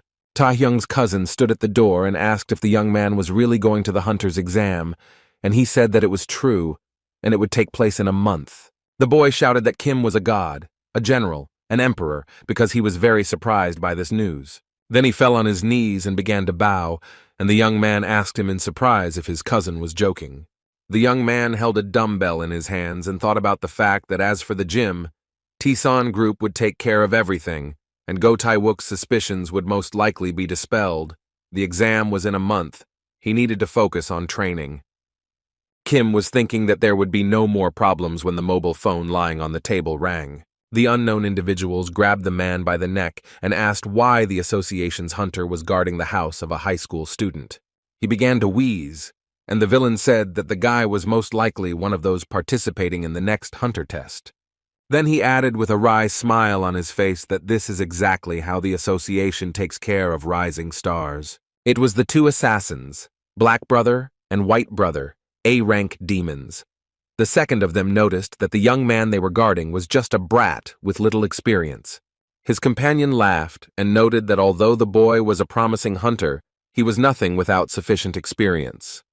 He smiled with all his teeth, but his eyes were angry, and said that they would show everyone what the real awakened ones are. As the white villain began to scream furiously, the guy grabbed him by the throat and lifted him up. Black had a weapon in his hands. He began to run to help his brother, and at the same time asked the young man who he was. Kim, and it was he, let White go, looked at his brother and asked who he was asking questions to. Without waiting for an answer, he hit the villain in the face with his knee with all his might. He did not expect such a response. The guy looked intently at his opponent and cheerfully said that he was their small fry with no experience. And a few hours before this, when the school building was burning, a very interesting conversation took place. Saul asked about the billion, and then said that if he kept silent about this incident, then it would not be up to him to decide. Tae-hyung waved his hand, looked at his opponent and said, "Who doesn't know this?" Our hero noted that he was not such a bad person as to hold his subordinates accountable, and asked the man to simply do everything possible to reach an agreement. A chain appeared in his hand, and he said that if Hundo wanted to betray him, he had something interesting. Kim looked at the man and asked him if he could make a conclusion, while he himself read the Oath of the Awakened. With its help, one can make a contract using magical power. Saul frowned, and the young man said that the conditions were very simple. Along with the requested compensation of $1 billion, they needed to make every effort to hush up the incident in the gym. The news reported that the fire in the gymnasium of Daesan Middle School was caused by a gas explosion, and there were no casualties. There was a second condition. Lee's bodyguard called the young man's mobile phone. The man's face was beaded with sweat, as he said that by his awakened oath, he was to give Kim information about the killers, and that he should be informed in advance of any retaliatory action. The black villain, who was already holding blades in both hands, gritted his teeth and began to attack the guy. But even though he fought off his attacks perfectly with his bare hands, he was not afraid of his opponent's weapons. The villain wanted to attack the young man from behind, but he failed. The young man hit his opponent with all his might. He fell to the ground, and small stones and dust flew in all directions. And the guy said that they say that the main feature of the Black and White Brothers is hidden attacks using invisibility. Taehyung put his foot on his opponent's head and said with a smile on his face that he thought so, and then added that there was nothing special about it. After a few seconds, the young man noted that this was, in the end, all they could do. A luxurious black car was flying through the city's night streets, and inside it was no ordinary person. It was Yu In who said that she heard that the selection of participants for the hunter exam was over, and it would gather promising hunters from all over the country. She spoke with the chairman via video link and asked who he was waiting for, and noted that it was most likely Shin Yunbok from Busan, who has an S rank. Ji Jinwei was still at work. He was standing near the window in the dark office, and he laughed and added that the man was really gorgeous. Then he laughed even more cheerfully and said that he was actually expecting the girl's younger brother. Yu replied that he couldn't achieve anything in their family, and Ji laughed again and noted that the girl, as always, was very picky. He asked Ayan who she was looking forward to if it was that boy named Shin Yubok. The girl chuckled mysteriously and replied that he hadn't heard anything interesting yet, and the man was very surprised. Yu admired the evening city and said that in addition to other S ranks, she heard that there was a guy who was personally visited by Vice Director Go Taewook. Meanwhile, the Black and White Brothers were sitting next to each other and talking about how this awakened one, Kim, had an interesting level of skills. The young man looked at his hand in surprise and wondered why everything was like this again. A system message informed him that he was physically out of commission and that overload made it impossible to use the Predator. The Black and White Brothers sat back to back, and someone said that they were annoying the hunters of the association, and now they had stooped down to the high school students. The guy asked the girl if she thought these demons were only getting more disgusting. Go thanked Taehyung for informing him about this and asked if he had any ideas on who might be behind this attack. The young man pressed his lips together, they became like a thread, and looked intently at his opponent. After a few minutes, he lowered his head and said that he had no idea who it could be. Taewook asked if it was possible that the list of participants had been leaked, and then said that he would most likely have to call for reinforcements. And Kim thought that if he had blamed Taesan Group, he would have only gotten a lot of problems, and now there are other priorities. A system message appeared in front of him, notifying him that he lacked physical capabilities, so it was impossible to use the Predator. The guy walked and thought about the fact that due to his physical abilities, he couldn't even use his skills. He wondered why he needed them then, because in the end he would have to work on improving his abilities. He was worried about how to improve his abilities, and he drew various schemes in his mind. A drop of sweat appeared on the guy's face. He winced, cursed, and asked if there was really only one solution to this problem. He entered the room where he was met by a beautiful girl. She said that the young man entered the best training center in New Korea.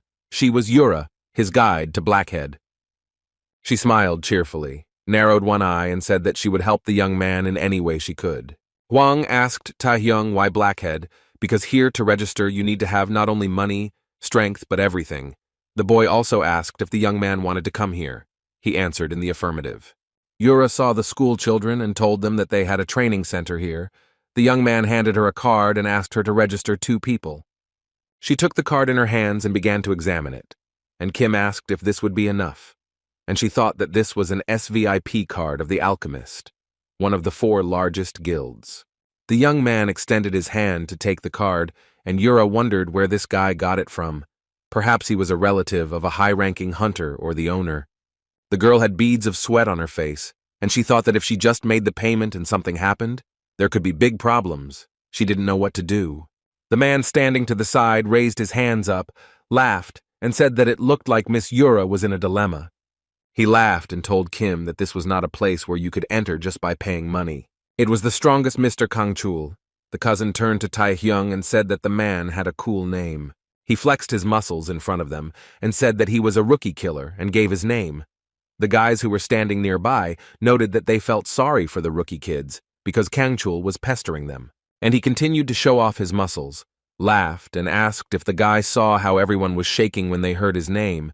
If they came in, he would show something, but Kim asked what he was yapping about and called the guy a weak brat. The jock frowned, looked at his opponent from under his eyebrows, and asked the young man through his teeth what he said. Yura and Taehyung's cousin were very tense, and beads of sweat appeared on their faces from their worries. Kangchul got angry, frowned, and asked how the guy dared to say that he was stronger than him. The young man smiled and replied that if his opponent did not believe him, then they could argue, and suggested that the loser pay his opponent a membership fee for 1 year. The jock laughed and noted that the kid was apparently out of the loop and agreed with this proposal. The young people suddenly found themselves in an unusual place, and Kangchul shouted for the guy to prove to him what he was talking about. They were sitting in chairs, with gaming glasses on their heads and special devices on their hands. The fans were screaming like crazy, and Jae-yeon couldn't understand what was happening. It seemed to him like an abyss. Yura said that this was a virtual training program, a virtual porter. This really surprised the boy. Virtual Porter is a competitive training game where you need to carry the maximum weight, defeat the maximum number of B-class monsters, and reach your destination in the shortest time. The girl noted that when it comes to fighting for supremacy in the training center, this is the most common way, but it is too disadvantageous in relation to the opponent of the strongest Kangchul. The game began. The jock's eyes were shining with excitement. He was completely confident that victory would be his.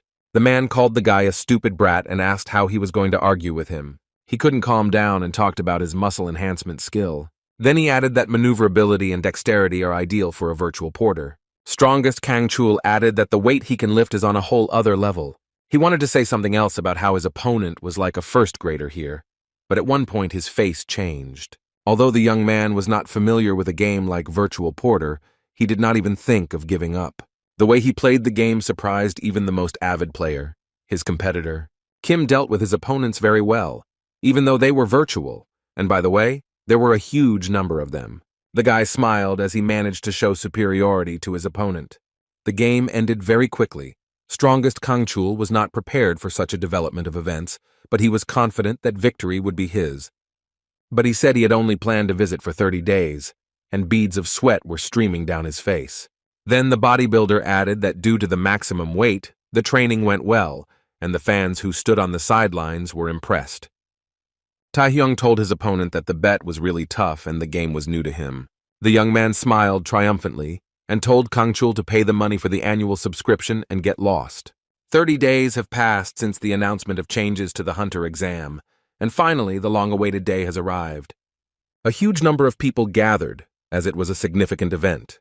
The reporter who was in the helicopter said that the Hunters Association had stated that this time minors were invited to participate, on recommendation. He added that people of all ages flock to the testing center, but there are the most unexpected hunters. One of them is Hong Julnuk, who has no equal in close combat. His rank is A. Lee Gil-san has an excellent fighting sense that even S ranks can't defeat. He is also an A rank. Shin Yun-bak, who is S ranked, has no rivals in Busan and is also often called Thunderer. Lim Ayan, she is an S rank. This girl is rumored to have the highest score among those taking the exam. She is a rising star of the Saint level. The reporter continued to voice the names of the hunters who came to take the exam, and he noted that there were a lot of people who wanted to take it. New reporter Kim from Psy Economic had tears in her eyes. She realized that everyone was very far away from her, and if she didn't report again today, she would be fired. She was behind the people who came to the exam, fell to her knees and said that not only would she not be able to interview the participants, but she would not be able to take photos either. The girl said that her E rank was to blame for everything, and then added that her life was ruined. She cursed, looked around and heard the stranger ask why there were so many people here. Tears were streaming from her eyes. The girl turned around and thought that in front of her was an exam participant because he was interested in how to move forward. It was Taehyung who decided that no matter what, he needed to move forward. The reporter continued to sit on the ground and look at the guy. He smiled and said that it was all deadly boring. He was a participant in the Hunter's exam, and his rank was designated as C. The reporter came to her senses very quickly. She extended her hand to the young man and began to beg him to give her an interview.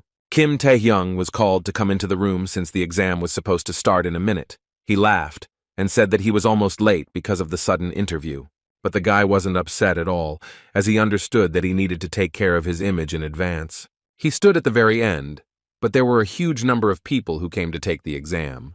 The participants had sweat running down their faces in streams. They were very worried. This was an important event in their lives. Ayan approached our hero. She didn't expect to see him here. She was so surprised that she didn't even know what to ask the guy. He also didn't expect to see her here. She asked what happened to his body, and the young man said that he had just been practicing a bit. Lim looked at Kim and thought about how this was called a little. She heard that he had awakened, but how could so many changes happen in a month? The headman remembered Lee Jong-jae and wanted to ask something, but she couldn't formulate a sentence properly. An announcement was made that the youth would carry the future of the new Korea, and everyone was welcomed in this way. Those present were informed that the first round of the test would take place in this hall, where future hunters would be chosen from among the awakened, and the rules were also going to be explained to them. The exam organizer said that first you need to look at your chest. There is an exam badge with the engraved number of each of the participants. At the first exam, you will need to collect 5 badges, including your own. If you don't have one, the person is eliminated. The presenter raised his hand and said that this was the so-called fight for the examination badge. The man said that the exam was already starting and time was limited. The participants had only 1 hour. The floor changed. The young people were not ready for such a complication. The whole space began to change, and the host noticed that during this test, everything was allowed except murder. A wicked smile appeared on the man's face, and he shouted very loudly that the first round of the exam had begun. The exam participants were not delighted. They screamed in horror. Everything was aggravated by the fact that the floor was unstable. Someone shouted at Lim Ayan to attack first if she didn't want to get beaten. The girl looked very confused. This recommendation encouraged her, and she realized that she needed to act first. And behind the glass were examiners who carefully observed everything that was happening in the room and the subjects. They discussed the hunters, assessed their skills, singled out one future star, and noted that the rest of the test subjects were unremarkable in their opinion, all surpassed the previous test subjects. The members of the examination committee looked at one of the examinees very intently. They were especially expecting special results from Shin Yunbok from Busan S-Rank after the test. The examiners said that 20 minutes had passed since the start of the test. Shin's every blow was effective, and no one could get close to him. The committee members continued to discuss the boy's amazing abilities, wondering who was better, Lim Ayan or Shin Yunbok. Go Taewok stood to the side and thought that if you take the points into account, then their interest was natural. He smiled and remembered that he had seen a much more interesting number. Kim Tae-hyung would definitely pass this test very easily. He was sure of it. A bead of sweat appeared on the man's face, and he mentally asked the guy to show them all his strength, everything he had. He watched closely as the young man fought his opponent. What he saw surprised him greatly. He spread his arms out to the sides and could not understand what was happening. Sweat was pouring down Guo's face, and he screamed, asking what was going on. Awakened to rank A, Hong Jong-wook was currently using the Iron Skin skill. He fought against the awakened C rank, Kim Tae-hyung, who used the skill stone skin. Taevuk spread his arms out to the sides and asked if he had misunderstood our hero's skills. He couldn't believe that he had only been tricked by an awakened Class A man, because the guy hadn't dodged a single blow. The man frowned and thought that the young man had not avoided a single blow. Go watched the fight carefully, and his disappointment grew exponentially. And at that moment, the enemy punched the guy in the face with all his might, and he didn't even try to dodge the blow. Kim flew to the side and asked Jungkook if he was challenging him. The kid shouted that Stone Skin was a perfect backwards compatible skill with Iron Skin, and it wasn't enough to fight him head-on, he was deliberately striking. Tae-hyung said that there was a lot of chatter, and a few seconds later he said that in general it makes sense. His stamina and charisma increased. Even after a month of training, the seal on the Predator was not broken, meaning that his abilities are still insufficient. The way to improve performance through training is to provide the maximum stimulation the body can handle, which means training is a struggle at the limit. So his training was not over yet, and he hit his opponent with all his might. Jungkook fell to the ground. He did not expect such a development of events and told Kim that he was a monster. And the young man took the badge off his opponent, a satisfied smile appearing on his face. Go started laughing and then shouted that the guy was definitely crazy. The other examiners noticed that the vice principal was very excited. He was probably looking forward to the rising stars. Taewook thought that this method of training in a large-scale battle for survival was very brave, but it was frightening. He thought that it was a problem now. It was all for the sake of stats, but he had used up too much stamina in this battle.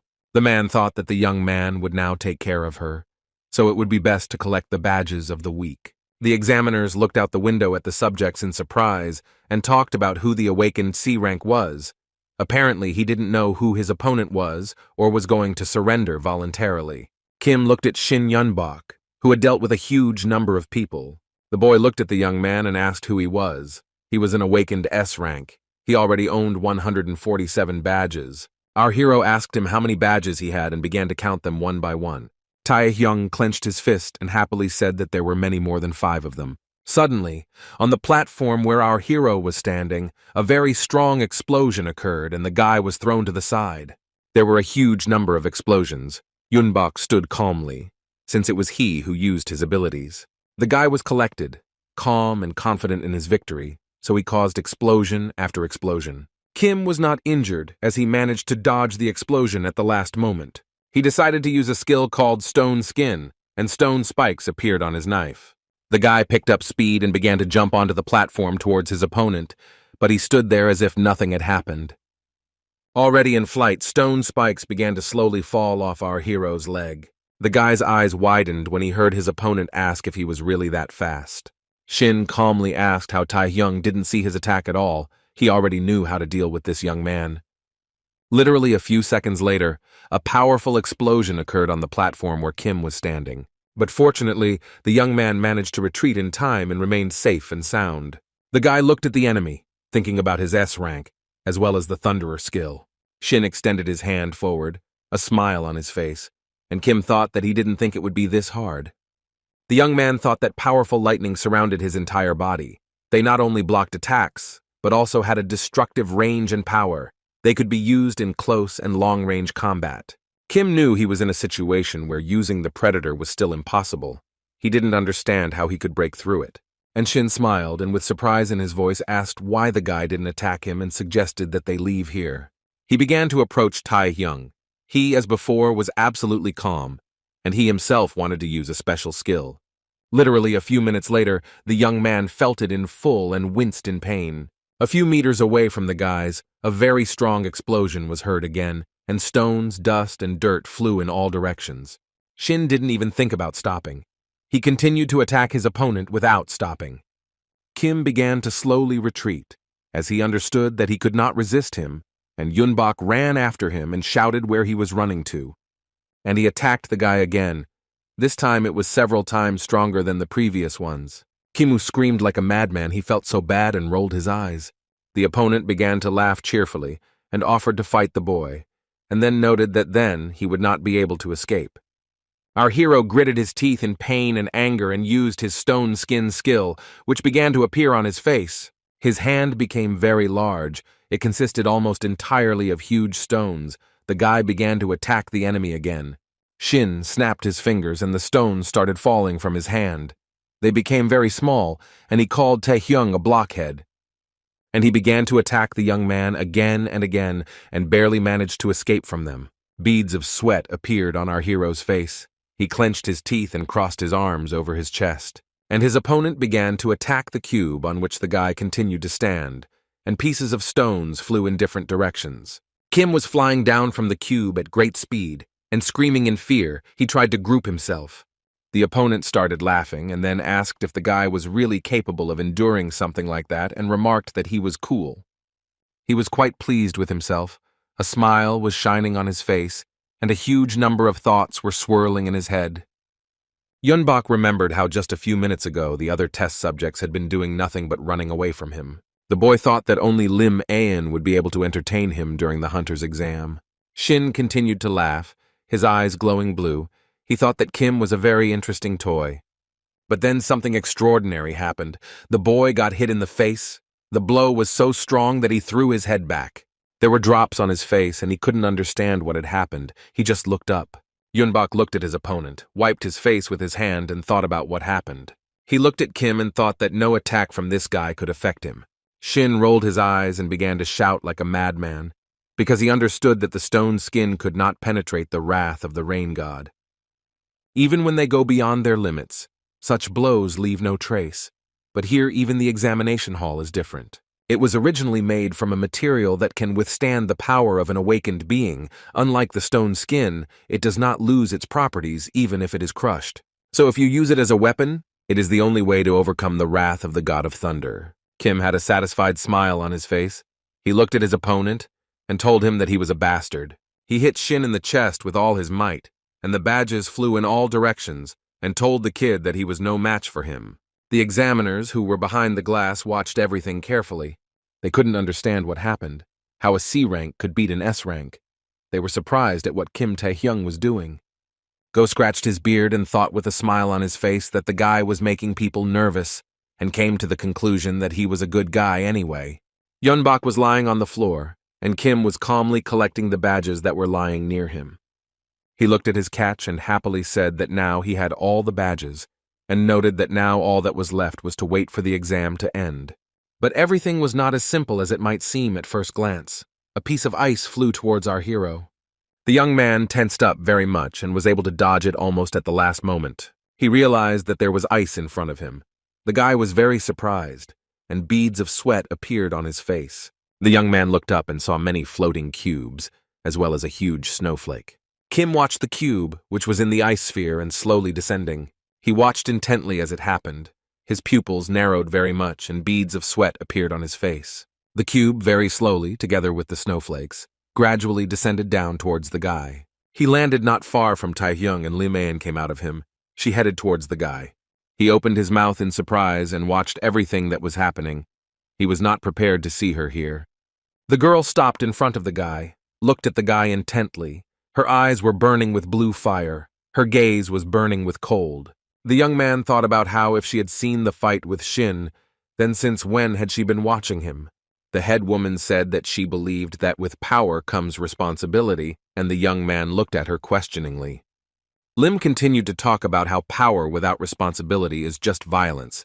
She noted that Kim is very strong, and she did not expect him to be able to defeat Yeonbok. The guy looked at the girl intently. A drop of sweat ran down his cheek, and he asked why she suddenly started talking about this. Ayan extended her hand forward, looked closely at Tae-hyung, and noted that this was probably how he would defeat Lee Jung-jae. The young man opened his eyes wide in fear, and his pupils narrowed very much. And the girl stretched out her hand forward to use her skills. She was very angry. Kim started running away and shouting that this snow was like bombs. He also noticed that because of invisibility, everything would be useless. But this did not stop the beauty. When the guy fell to the floor, she began to kick him with all her might. He groaned in pain and decided to use a skill like stone skin to at least protect himself a little. Lim was furious and screamed that she believed him back in the gym. The headmistress continued to attack Kim and said that she was not like Lee Young-jae. The guy was not able to dodge all the attacks, and Ayan said that she would not act recklessly out of self-interest. She said she realized all this when she saw him fight, remembered what happened with Lee Jung-jae and Bae Hyuk-soo, and realized it was all Kim. The girl continued throwing snowballs and could not calm down. She was very irritated. And at the end, she threw a huge block of ice at the weakened guy, and small fragments bounced off it and flew in different directions. Lim looked at the boy who was lying on the floor and said that using unauthorized skills was a crime, and then added that the boys were still in the hospital. She stated that something most likely happened to Tae-hyung, so she intends to file a complaint. The boy was shaking in the cold snow, and Ayan added that the young man should refrain from taking the exam. The chief looked closely at Kim and noticed that the young man did not have the qualifications to be a hunter. Here the young man began to slowly get up. The girl looked at him intently. The guy asked Lim if the unstoppable tyrant Lee Jung-jae had the strength, responsibility, and qualifications. Kim asked if the girl wanted to just put him down in the end and told her to use the survival test as an excuse and not be a coward. She looked at the guy in surprise and asked if that was his answer, and said that in such a situation, there was no need for more leniency. The girl had a weapon in her hand, and she told Tae-hyung that she would finish this. The stone skin, broken hundreds of times, had long since lost its function. Kim knew that even if he used stealth, it would quickly disappear from large area attacks. The monarch's heart, which increased the ability level, had already been activated. It was not enough to turn the situation around. The young man knew this very well.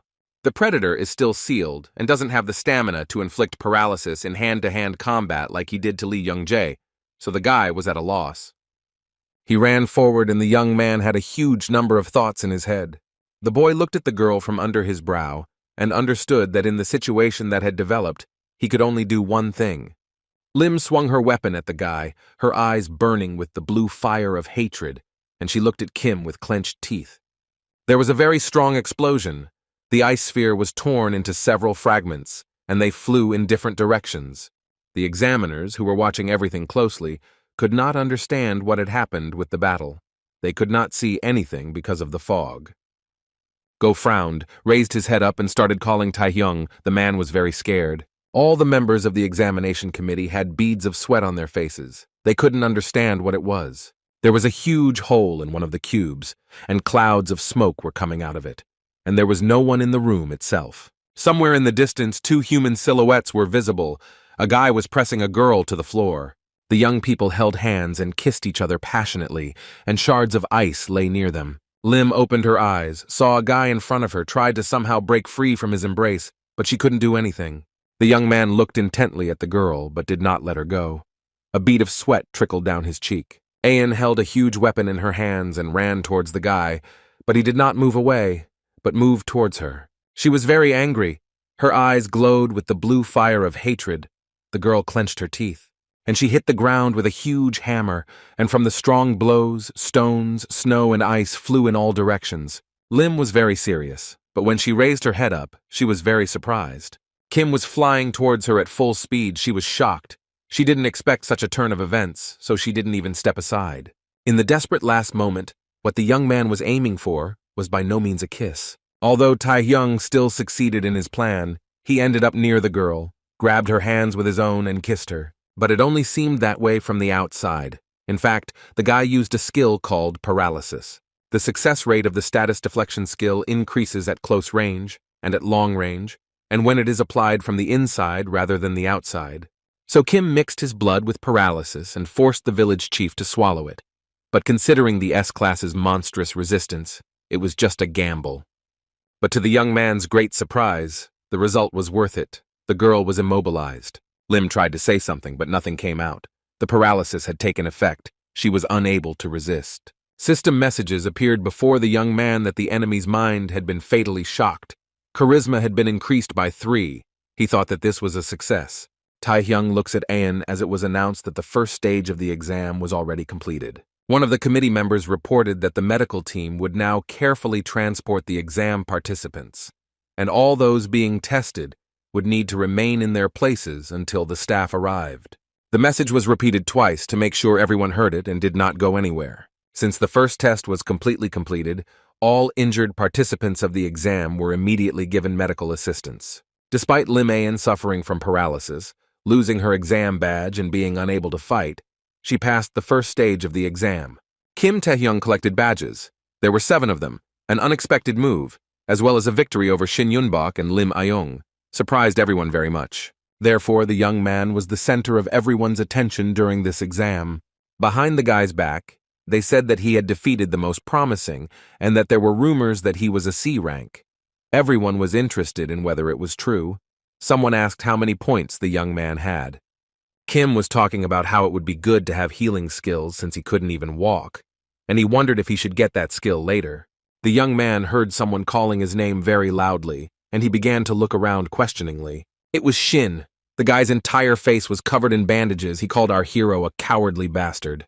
Taehyung frowned as he didn't expect to see this person here. He immediately used a skill called Stone Skin, and the opponent shouted that the guy here would not be able to do the same tricks as in the examination room. And he immediately began to attack the young man. Yunbok simply was not prepared for the fact that he would lose. The guys who were standing aside watched what was happening. They noted that the fight had started again, and Shin most likely decided to take revenge for the defeat. The young people laughed and said that if there was one less successful candidate, it would only be better for them, and they shouted for the enemy to defeat Kim. And he continued to attack. He looked, to put it mildly, like a madman and said that he didn't care. Then he yelled at Taehyung to shut up, and a few seconds later he demanded that they fight fair. A drop of sweat appeared on the young man's cheek. He smiled and told his opponent that he was crazy. Shin shouted that the guy was not given the skill, but he would teach him who was the boss here. He started laughing. His eyes were burning with a yellow fire, his pupils were narrowed, and he couldn't stop. Our hero looked at his opponent with surprise and could not understand what was happening to him. A few seconds later, Yunbok fell to the floor and pieces of stones flew in all directions. He rolled his eyes and started screaming like crazy. It was a very frightening sight. And Kim had sweat running down his face like a stream. He couldn't understand what was happening to the guy. And he continued to scream. The exam organizer came into the room and said that everyone here was an asshole and asked if they couldn't just take a break. Tae-hyung looked at the man intently. He began to understand that he knew him, but he could not remember his name. He asked who was showing off, and the guy realized that it was S-Rank hunter Park Sungjin in front of him. He knew that he was one of the strongest hunters in the New Korea Association, and that he was a future SS-Rank hunter. The man used his strength, looked at our hero, and asked in surprise if he was still standing on his feet. Tae-hyung gritted his teeth, despite the fact that it was very difficult for him. He continued to stand on his feet. Sweat was streaming down the young man's face. He thought that the person in front of him was a devil, although he had heard that the skills of awakened S-Rank and active S-Rank hunters were on a completely different level. He didn't think it was that much. Pak looked at the guy in surprise and began to use the new skill. He was interested in whether his opponent could withstand this, because even veteran hunters couldn't stand it. Sungjin began to use his skill. Sweat began to flow down his face from the tension. People began to run towards him, asking what he was doing.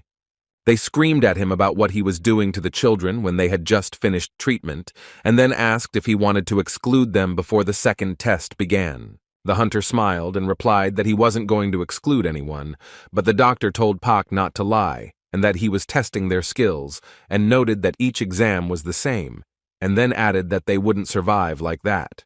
The doctor said that if he did it again, he would report it to the president of the association, but the green-haired man just laughed. Sungjin looked at our hero and asked the guy what his name was. The young man was breathing heavily. Beads of sweat were running down his face, but he gave his name. The hunter thought that if it was really Kim Tae-hyung in front of him, then he had defeated Shin Yunbok and Lim A-yeon with his C rank. A moment later, the man broke into a satisfied smile, because finally someone interesting had appeared.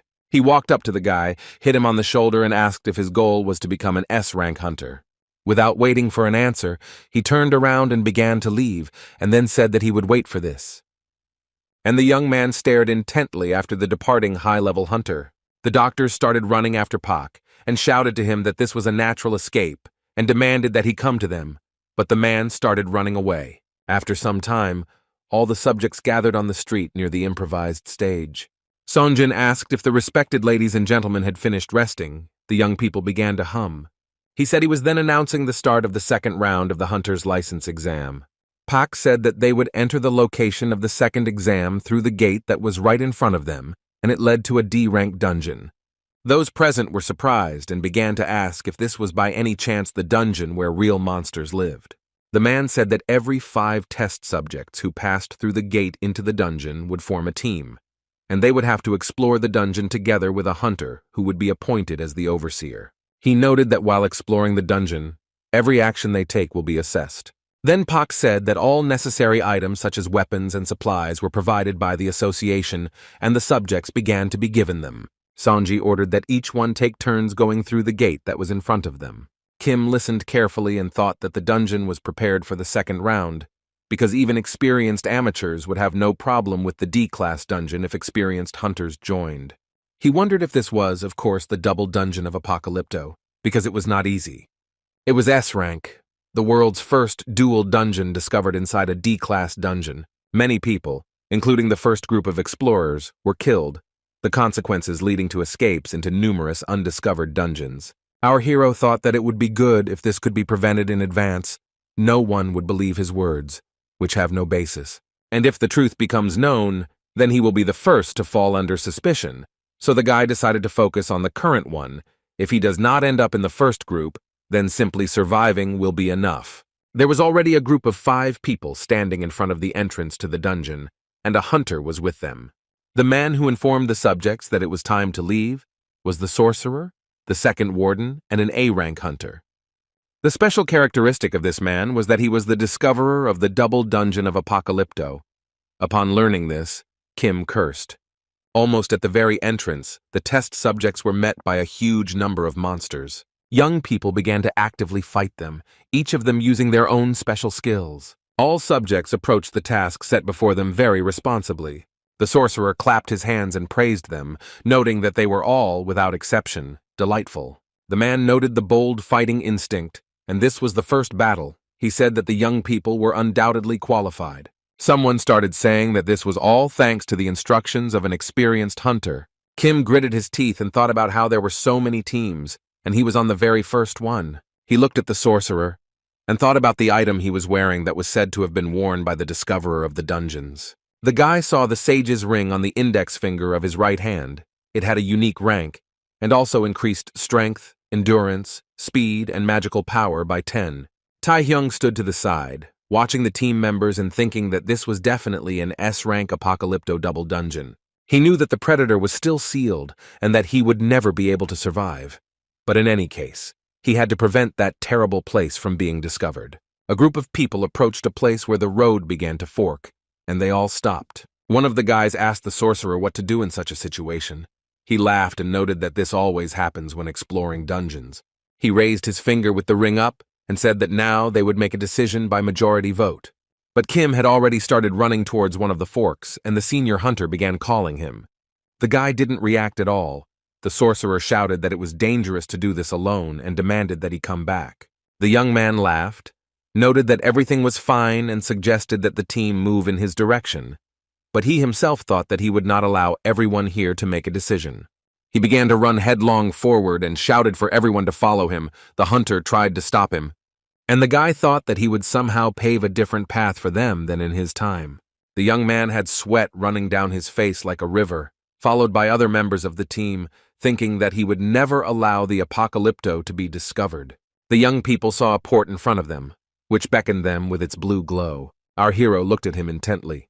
He could not understand what was in front of him, because they were already in the dungeon, and here was the gate again. The guy thought about the double dungeon and began to guess that this was the ill-fated Apocalypto. He looked ahead and cursed mentally, because he had gone around the main path like that, but still ended up here. One of the guys who was on Kim's team stepped forward and said that he would go touch the portal. The young man turned around, looked at the team, and shouted loudly for everyone to stay in their places, and they began to ask what happened. The guy said that they passed through the gates into the dungeon, and then there was another one, and he noticed that it was not natural. Kim noted that such cases should be reported immediately, and asked the sorcerer, who folded his arms across his chest, if this was true. He replied that it was the first time in his life that he had seen something like this, and in principle it would be right to report this to headquarters. Our hero exhaled. He was glad that the current situation would be resolved positively. But the man with the mustache suggested that they first enter the portal and only then report. Taehyung began to ask why the hunter didn't want to report everything, but he asked not to ask interesting questions. The sorcerer said that magic can be felt from these gates, and it is not as dangerous as it looks, especially since they are in a D-rank dungeon, and he is still an A-rank hunter. The man said that this gate was prepared by the association, and it was a special case, and if they explored it first, they would definitely get the best score. Kim was very scared. He asked if the hunter had gone crazy, if he had forgotten the principles of exploring the abyss. He only laughed. The sorcerer pointed his finger at our hero and said that this guy doesn't know how to work in a team. One of the subjects noted that the guy behaves as he pleases. Someone from the group said that Taehyung should not be so arrogant. They were supported by a third member of the team, who said that criticizing the actions of an active hunter was bragging. The guy wrinkled his forehead, pressed his lips together. Beads of sweat appeared on his face. He thought that they were all freaks. The sorcerer looked at Kim with a victorious look and said that they had already decided everything. The young man asked the hunter to stop and think again, sweat running down his face like a river. But he wasn't going to listen to him. The man snapped his fingers. He was unshakable. Time seemed to slow down, and everything around ceased to be bright and colorful. Kim was very nervous. His pupils were very narrow, and sweat continued to flow down his face. The sorcerer was also very surprised by what he saw. Sweat also started to run down his face. He asked what this was all about. The group members were extremely scared. They looked around and said that it didn't look like a D-class dungeon. There in the distance was someone's silhouette, and a tiled road and tall columns led to it. The young people asked the sorcerer if they were really in a D-rank dungeon. Kim stepped forward and told everyone to shut up and watch their backs.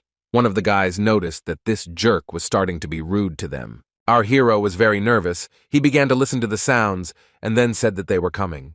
Unknown creatures began to approach the group. They looked intently at each other. The inhabitants of the dungeon stopped not far from the people. They were armed and also tense, since they did not expect uninvited guests here. Someone said that there were A-rank monsters in front of them, death knights. But where could there be such things here? The group leader stared at the monsters, beads of sweat appearing on his face. After a few minutes, he started shouting for everyone to get ready for battle. The team was in shock. The monsters, hearing these words, became very wary and grabbed their weapons even more tightly. The hunter stretched his arms forward. Beads of sweat appeared on his face from fear. He wanted to use his skills and called the Death Knights filthy monsters. The monsters started to burn.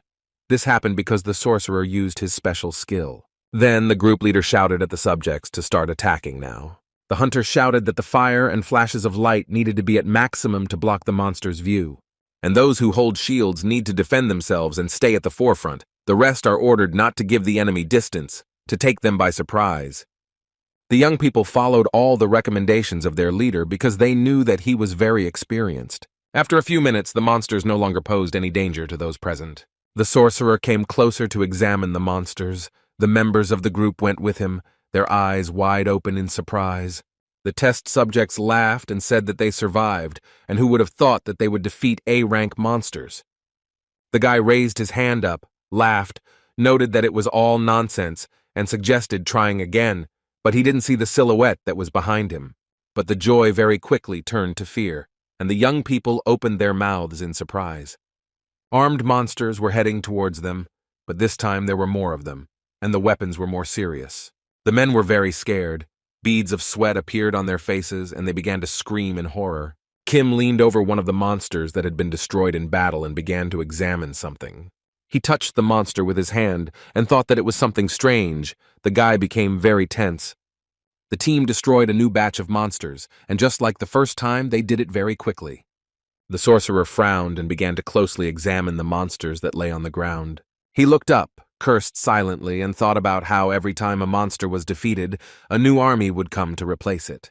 The man turned his head to look at his team, who were standing near the destroyed monsters. He thought that everyone was already at the limit of their capabilities, and if everything continued in the same spirit, they would die very soon. Taehyung approached Mr. Sorcerer. The guy told him that he saw something very strange. The hunter looked at Kim carefully and wondered who this guy was. The man thought that despite the fact that he had fought a lot, he was not that tired and was the first to realize that this gate was dangerous. The sorcerer understood that if they had not been strengthened by the boy's skill, the heart of the monarch, they would not have been able to fight for so long. The team leader wondered if this was really a C-rank awakened person, and asked the guy what he meant by strange. Our hero noted that this was only an assumption, but most likely these were not Death Knights. The sorcerer asked what he was talking about. The young people opened their mouths in surprise, and the leader asked who they had fought with then. Our hero picked up the sword of one of the monsters and calmly said that he would now go and find out everything. The hunter couldn't believe his ears, and Taehyung began to use his skill, Stone Skin, and he, together with the sword, began to run towards the group of monsters that was located nearby, and Kim, alone with a huge weapon at the ready, began to fight with huge, well-armed monsters. It was not easy for the young man. He fought one of a huge number of strong monsters. The guy opened his eyes wide, his pupils narrowed very much, and he clenched his teeth from tension. In front of him was a huge monster. It was most likely the main monster. Therefore, our hero decided to deal with him first and swung his huge sword. And behind him were other monsters who were running after him. The young man was at a loss. Suddenly something strange happened. An unusual glow appeared that shimmered. The group members who were watching Kim began to ask what it was, and someone said that it looked like an illusion. The sorcerer watched what was happening carefully and said in a calm voice that it was a trap of illusion. Kim said it was a trap that showed virtual enemies and locations, which could be a strategy to weaken attackers.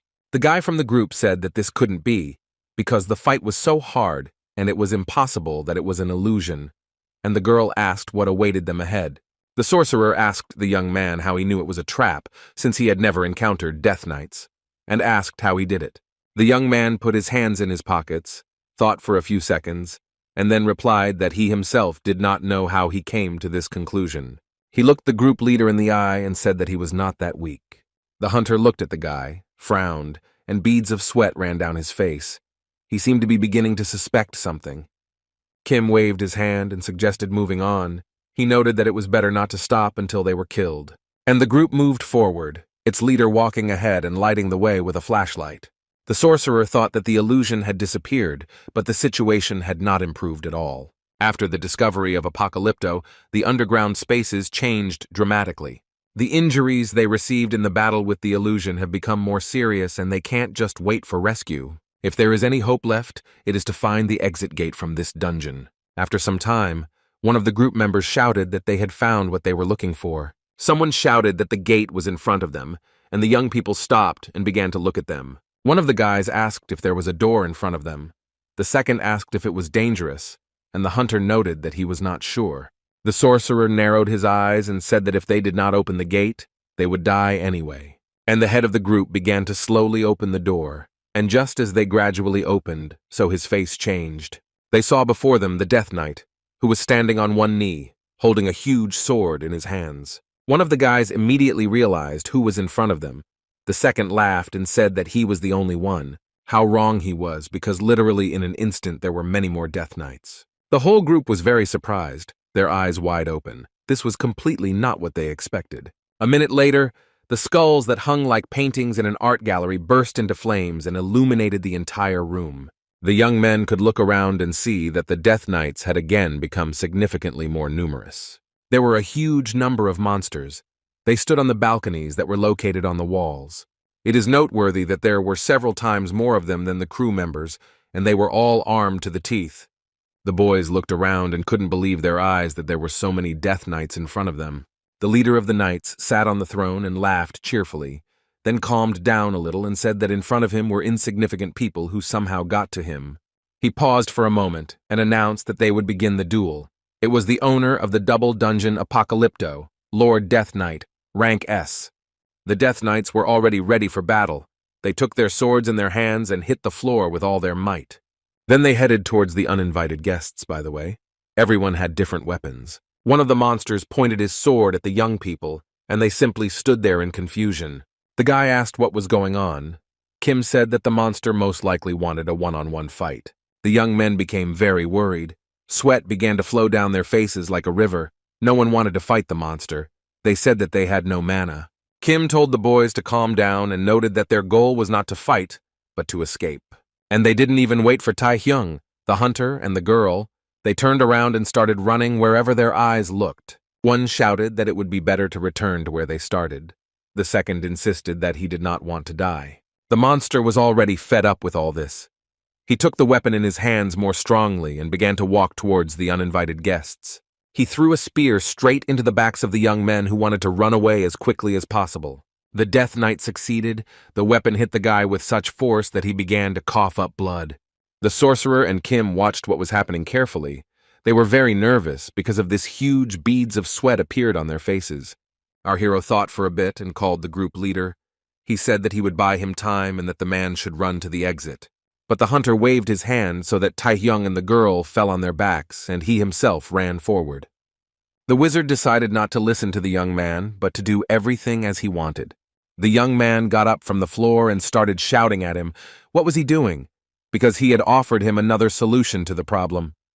But he yelled at the guy to shut up as he was just a low-ranking brat, and told Kim not to talk to him at all. Our hero was simply speechless. He just stood and looked at the sorcerer. He didn't know what to say to him. The group leader stated that he really wanted to become an S-rank hunter, and the boy listened to him attentively. The man said that no matter how much he trained and improved his skills, he not only did not get any closer, but even moved away. The sorcerer stated that this was his opportunity, and if he could sort out this case, he could obtain S-rank. The hunter laughed sadly and said that he was not at all pleased with this result either. He might have told the young man something else, but the Death Knight began to get closer and closer to him. The group leader did not lose his head. but quickly decided to apply his special skills. He fought and shouted at Kim that he was completely different and that it upset him, and then added that the guy had everything he needed. The monsters were running towards the sorcerer, and he shouted for the young man to run away, grab the wounded, and run as far as possible. He extended his hands forward and said that he, as the warden, could stop them. The young man looked at the group leader and called him by name. The guy was very scared. Our hero began to look around him. The members of his group were very badly wounded. He looked at them so intently that his pupils narrowed very much, and beads of sweat ran down his face in streams. He understood that they were all gone. Our hero collected his thoughts, turned around, and walked confidently towards the Death Knights. He saw one of the monsters thrust his sword straight into the back of their group leader. The sorcerer was lying face down, and next to him lay broken glasses, and there was a huge wound on the man's back. The young man looked around and realized that he was the only one left alive from the entire team, and there was no point in running away anywhere. A few seconds later, a huge sword appeared in front of his face, and the monster said that he was challenging him to a duel. The guy's eyes looked at the tip of the sword, from which the sorcerer's blood flowed, and drops of sweat flowed from him like a stream. The young man understood perfectly well that his days were numbered, but then something sparkled on the floor. He looked closer and saw a gold ring that was on the finger of the group leader. The young man understood perfectly well that it was not simple and wondered how to choose it.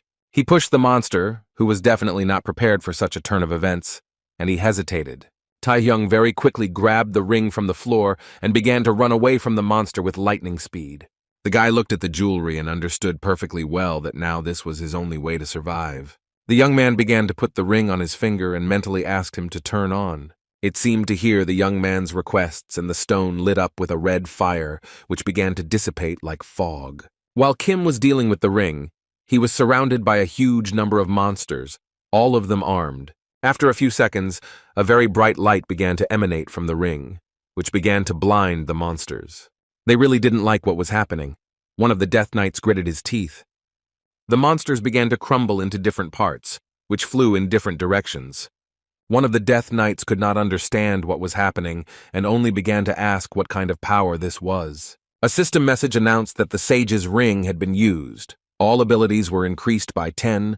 All conditions were met. The young man also learned that the Predator's seal had been removed, which was good news. The guy sat at the entrance to this unusual room and was very happy with how everything turned out. After a few minutes, light began to disperse from it. From the outside, it looked very much like lightning. Suddenly, there was a very strong explosion, and monsters began to fly in different directions. Although the Predator skill had been restored, it was still very difficult for the young man. He gritted his teeth and beads of sweat ran down his face. There were a huge number of opponents, but he was alone and tried to attack everyone in one fell swoop. The young man thought that it would take about 10 seconds for it to be completely absorbed. He decided to use the stone skin skill and thought that he couldn't rely on Predator alone. The guy thought about the skills he had collected, as well as the abilities he had accumulated, and he decided to use everything he had at the moment, because that was the only way he had a chance. And the Death Knights continued to attack him. He destroyed some, others appeared again and again. The young man gritted his teeth. Beads of sweat ran down his face, and he thought that this was the only way he could survive. Unexpectedly for the young man, a very strong explosion was heard. Pieces of stones, dust, and dirt flew in all directions. There was an axe and a huge spear a few centimeters away from the guy. He was very scared. He looked at the weapon and thought about what was happening, and beads of sweat ran down his face from fear. The boy looked ahead and saw the Death Knight Lord, who was on the other side of the cave. The monster's eyes were glowing red. He gritted his teeth as he was very angry and did not want to use his skill. Our hero looked at the monster with fear. He was so scary that he opened his mouth in surprise. The guy was once again being pointed at with a huge amount of weapons. Beads of sweat were running down his face, and he looked confused. The monsters began to attack the young man, and he began to run away. Dust, dirt, and stones began to fly in all directions again. He began to look around to see if the Death Knights were running after him or not. The guy couldn't think of anything else to do but jump high, and as he jumped, he screamed in fear. But literally a few minutes later, he found himself next to the main monster, and his terrible eyes were shining with joy. He clenched his teeth in a sly smile and stretched out his hands to the guy. The Lord of the Death Knights did not even think to wait for the young man to attack him, but began it himself. Kim didn't feel very well. His face was covered in sweat and blood, and the monster told him that he was quite strong. Then it laughed sarcastically and noted that that was all. The red eyes from the sockets glowed with hatred. The monster did not hesitate. He used his skill again. A powerful explosion occurred, which destroyed everything in its path. This time, Taehyung didn't have time to jump aside and run away, but lay on the ground. A monster came up to him and put its paw on the guy's head. The Lord of the Death Knights was very pleased with himself, as evidenced by his satisfied smile. He noted that he wanted to ask the young man a question at the end. He pressed his foot harder to the ground and asked who gave the young man his strength. Kim didn't answer. He just started screaming very loudly. A system message appeared in front of him saying that there was resistance to the roar of a monster with mysterious power. The resistance was partially successful. Then the boy read that there was resistance to the fighting spirit of the Night King with a mysterious power. This resistance was also partially successful. The monster said that he already knows that he, unlike ordinary people, understands what he is talking about. The monster began to demand that the young man tell him the nature of his power. But then the leader of the Death Knights began to groan, wheeze, gasp, and scream loudly, and blood began to flow from his mouth. A huge monster appeared in front of Taehyung, the one he met before waking up. It was Asodius, the monster who destroyed a huge number of people, but the king did not allow him to deal with Kim. The young man gritted his teeth and stared very intently at the large monster. He turned his head to the side and saw the members of the team who had gone into the cave with him. There is a Death Knight behind the guy, and he thought that nothing has changed since he woke up. Taehyung thought about what the essence of this predatory force was.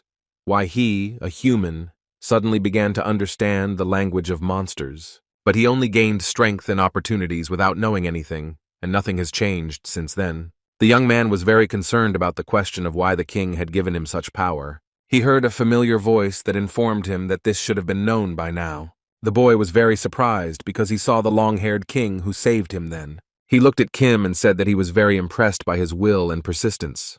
Our hero's eyes widened in surprise, beads of sweat appeared on his face, and the king noted that he did not have to change and heard him say that he needed to come to him. A second later, the young man saw the Death Knight, who began to ask if it was difficult for the guy to answer his question. Since Kim did not utter a single word, the monster began to call him names, and then declared that he would come to a bad end. But the guy didn't even think of saying anything to the monster. He used his predator skill, which attacked the enemy. He quickly came to his senses, called the young man a brat, and asked if he was really going to show off his skills with such a body. And Kim began to scream as if he was mad, and his mana began to gradually increase. The Death Knight continued to laugh and then said that everything was fine and noted that this was his last battle. And he began to run towards the young man, saying that it was time to start everything. The fight began. The monster did not think for a long time, but immediately began to attack the guy. The young man also decided to put his skills to use and asked his opponent if he was curious about his skills. This question, as well as the attack by the predator, caught the monster by surprise. He did not expect that the guy would talk to him. Kim's eyes burned with the red fire of hatred, and he screamed with all his might that the monster would learn the nature of his power on himself, and immediately attacked his opponent. A message appeared in front of the guy that his rank had been raised to B. The young man actively fought with his opponent. It was not easy at all. After a while, the Death Knight began to scream like a madman. How dare the young man behave like this? He reached forward and destroyed Kim's weapon, calling him a worthless man. The young man was very angry at the monster's antics, but he only gritted his teeth. The guy gathered all his strength into a fist in order to specifically attack the monster. The monster was very surprised by all this, and said that Kim possessed superhuman strength. The monster finally realized that the young man possessed the power of the king. But it was already very late. Taehyung saw a system message in front of him that a new skill, Spirit of the Night King, had been registered. A huge number of people, doctors, and journalists gathered near the entrance to the portal. They looked at the portal as if they were expecting someone to come out from there at any moment. The journalists asked about the dungeon's power level, and he reported that it was S-Rank. The girl reported that the order to evacuate had been given, but it was delayed due to a deformation occurring inside the dungeon, and she asked if reinforcements could arrive before the breakthrough. Seongjin cursed mentally. He thought about where S-Rank magic came from in a D-Rank dungeon. The man understood perfectly well that everyone there would simply die. He frowned, and a large drop of sweat began to run down his cheek. Some sounds distracted him from his thoughts. Everyone started looking at the portal, and someone shouted that the dungeon was being broken through. Pak wasn't prepared for it to happen so quickly, so he shouted for everyone to be ready. Everyone gathered together and began to watch the portal closely. One of the men even clenched his fists. Sungjin winced, sweat started to flow down his face, and his mouth opened wide in surprise. Our hero came out of the portal and began to walk towards the people who had gathered around him. Kim looked at them intently and said that he barely made it back from that dungeon. Thanks to Taehyung's actions, the double dungeon incident ended. The test subjects were able to evacuate, and the score results were determined based on the scores before the evacuation. The bodies of the dead were found and safely returned to their families, and the young man decided not to reveal who cleared out Apocalypto. Goen Park stood in front of the chairman, who said that everything could be criticized by the media, but if the truth was revealed, Kim would become a target for the media and magicians. Taewook replied that there was nothing that could be done about it. Seongjin laughed and asked if the man really thought they wouldn't be able to understand it. Ji Jinwoo thanked the young men and then asked what the two of them thought. There was no answer, so the chairman said that the person who had completed the S-class dungeon, Apocalypto, what level should he be? Puck smiled and replied that it was someone who had cleared out S-class by himself, so at the very least he should be an S-rank. Go said Kim's actual rank is much lower, making it difficult to estimate the extent of the power he possesses. The chairman looked closely at his subordinates and then asked them what this meant. The men thought about the question and began to look at each other, but did not answer. There is a high chance that Taehyung will become a national power very soon. Our hero stood on a dais, looked ahead and saw a huge number of monsters. A bead of sweat appeared on his face, and he thought about how he got into the abyss. He stared ahead, saw the bloody moon, and in it a painfully familiar silhouette. A few minutes later, a completely white man with long hair appeared in front of him. The boy immediately recognized the king because it was impossible to forget him. It was he who gave him power. The monsters also watched him, made their terrible faces and stretched their hands up. But the king was absolutely calm. He continued to lower and stretched his hand down. A white light began to disperse from it, as if a huge number of fireflies had filled the space. Kim looked down where there had just been a huge number of monsters, and they seemed to have evaporated. The young man was impressed by what was happening. Sweat began to flow down his face like a river. The king surprised him very much with his strength. The boy raised his head to look at him, and the blond man said that he was waiting for him. The young man was very surprised by these words. He could not contain his emotions and opened his mouth wide. And the king said that he was waiting for Taehyung in the deepest part of the abyss, and his snow-white hair turned bloody on one side. Our hero woke up in a cold sweat. Beads of sweat were rolling down his face, and he was breathing heavily. The young man lay in bed, breathing heavily, looking at the ceiling, and after a few minutes he began to feel better. He sat up in bed, began to look closely at his hand and wondered if it was really a dream. Beads of sweat began to run down his hand, and the guy thought that he was too bright and alive to sleep. The young man thought about the king's words. Because he said that he would wait for him, Kim became interested in what this meant. He thought about the predator's power, which even S-rank monsters fear, and understanding their language, our hero thought that all this was becoming more questionable. Kim was tormented by the question of whether there was another way except to become stronger and go into the abyss. He read the system message that appeared in front of him. He guessed that he was fighting the Death Knight Lord, but his rank had risen to B. He understood that this level of ability was already quite equivalent to an S-rank hunter, but the spirit of the Night King exerted great pressure on him. Beads of sweat ran down the young man's face, and he thought that with such a growth rate, the level of national strength was not far off. The young man was distracted from his very important thoughts by a noise he heard from the door. The guy got scared and heard someone saying that they wouldn't let the visitor in to see Kim. Beads of sweat were running down his face, and he heard the guild leader asking why even he couldn't visit the sick person, and remarked that it was too much. The door opened and a frail woman entered the room. Behind her in the corridor, men lay and wheezed in pain.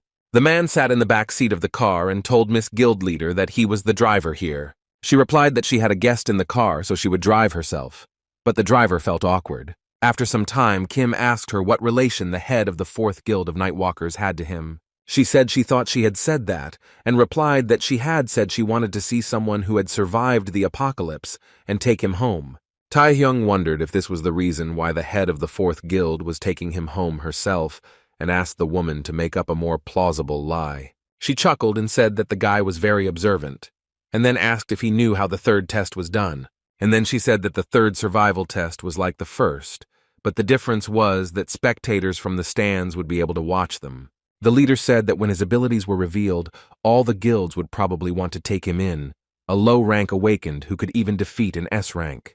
The young man looked sideways at the woman and thought about something but said nothing. The head woman extended her hand and asked the young man to allow her to be the first to make him an offer he couldn't refuse. She looked at Kim intently and said that she would give him whatever he wanted and told the boy to join the Night Walkers. The young man looked intently at the head, but was in no hurry to offer her his hand. While the woman was looking at Taehyung, the driver who was sitting in the back seat was sweating profusely. The pause lasted for a long period of time, and then the guy replied that he didn't want to. When Kim arrived at the house, he politely thanked them for giving him a ride. The guild leader looked at the young man and couldn't understand what had happened. She asked if the guy heard what she said and noted that there would be fees or something else. He just had to tell her about it.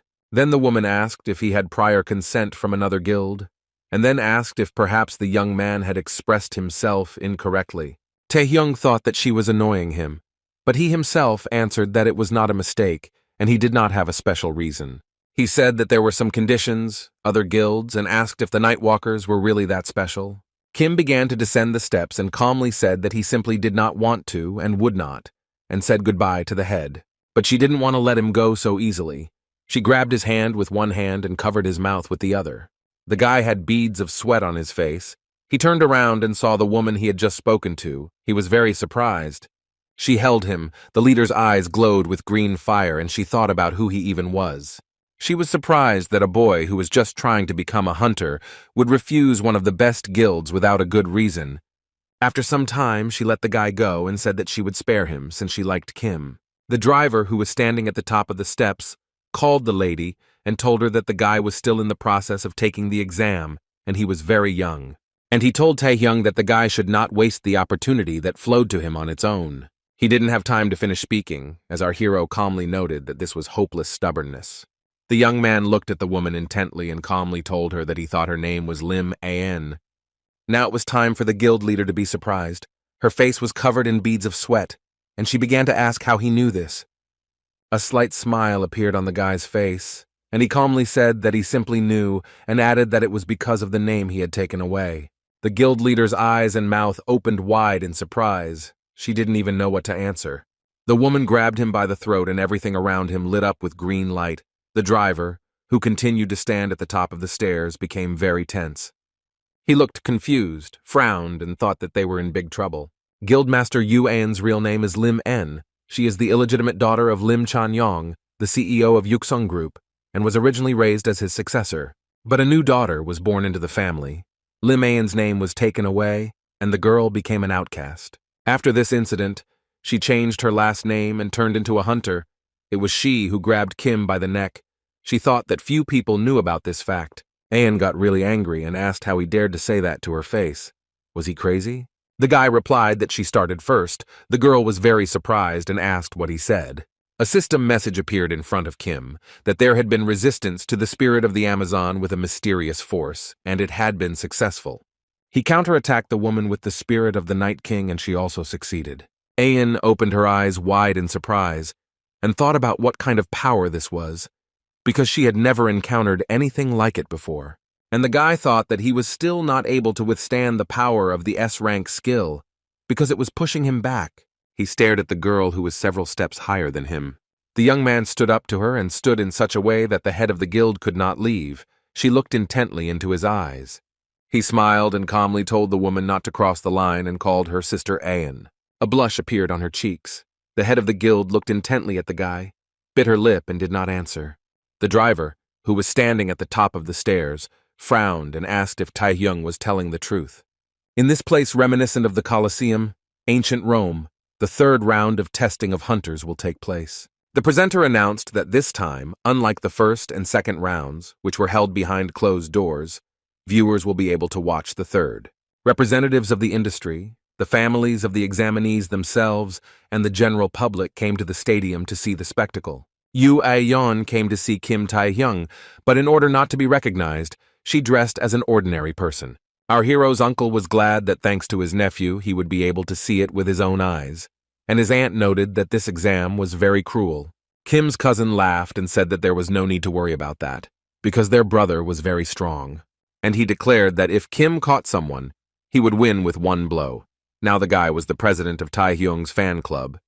The boy waved his arms and legs, entertaining his parents, and the reporter sat and was very nervous. She thought that this time she needed to find the perfect news. The girl was on the verge of being fired. That time the interview was canceled due to low rank. The boss was shouting that the guy was not an A rank but a C rank, and who needs him anyway? Kim was crying and asking for forgiveness. Tears were streaming from her eyes, and the reporter thought that Tae-hyung had already been eliminated, and if she couldn't pass the interview this time, she would definitely be fired. There were people sitting near her who were saying that there was a strange atmosphere in the stadium. This interested her, and the girl stood up from her seat and saw a guy at the stadium, next to whom other young people were standing. She was very surprised because many of the examinees of this round, A-rank, awakened, and rising stars, veterans were only looking at one person. The reporter thought that they were all going to band together to destroy one, and she wondered how strong this enemy was. Kim's mouth dropped open in surprise as she heard the announcement that the third round of the exam would begin right now. The presenter said that the exam organizers really hope that the viewers will protect their nerves from shocks. Kim Tae-hyung smiled, even though he knew perfectly well that his competitors were planning to attack him. And the young people rushed headlong to attack and run towards our hero. They set a goal for themselves. Someone from the group shouted that they should attack Tae-hyung first, since he had single-handedly defeated 2 S-rank students in the first round. The ringleader noted that if they didn't deal with him first, then everyone would suffer together. Literally, a few minutes later, their mood changed dramatically. The guys screamed and beads of sweat appeared on their faces. The guy they were about to attack as a group was completely calm. He smiled and used the stone skin skill. Our hero quickly and confidently repelled the attacks of all who decided to deal with him first. Some of the opponents were already lying on the ground and no longer posed any danger to the young man. The guy stood to the side and watched. Outwardly, he was absolutely calm, but at the same time ready for a fight. After some time, Kim saw a green spot on the concrete that was making strange sounds. The spot quickly grew in size and wrapped itself around the young man like a vine. Beads of sweat appeared on his face, and he wondered what had happened. The boy, who was standing a few meters away from our hero, said that if Tae-hyung defeated 2 S-rankers, then there was no point in counting crows. He put his finger to his lips and declared that the final winner of this round would be him, the A-rank genius. The opponent wanted to say something else, but did not have time, as the young man got out of the bonds and kicked him with all his might. The opponent was so confident in his abilities that he did not even expect such a development of events. He screamed in pain and horror. And our hero spread his arms out to the sides and calmly announced that the next person who wanted to could attack him. One of Kim's opponents called him a monster and told the guys to attack him without stopping, because if they constantly hit him, he would get tired sooner or later. The young man heard these words clearly, so he summoned his signature skill, Spirit of the Night King. And at this time, the group of guys sped up and began to approach the young man very quickly. After a few seconds, they began to slow down as they did not feel very well. The entire area around Kim was covered in a red fog, and the silhouettes of the Death Knights were visible. The attackers were unable to reach the young man, but fell straight to the ground. Uncle, aunt, and cousin stood up from their seats. They were very scared. Beads of sweat appeared on their faces. Go Tae-wook watched everything that was happening in horror, but Park Sung-jin was very pleased and laughed. The journalist opened her mouth and eyes wide in surprise. She was not prepared for such a turn of events. Our hero was absolutely calm. He stretched out his hand forward and looked intently ahead. All the people were shouting and waving their hands, but only Yu-an sat calmly in her place and reacted as if nothing was happening around her. A few seconds later, the guild leader called Tae-hyung crazy and said that she couldn't believe he was using his skill in front of everyone.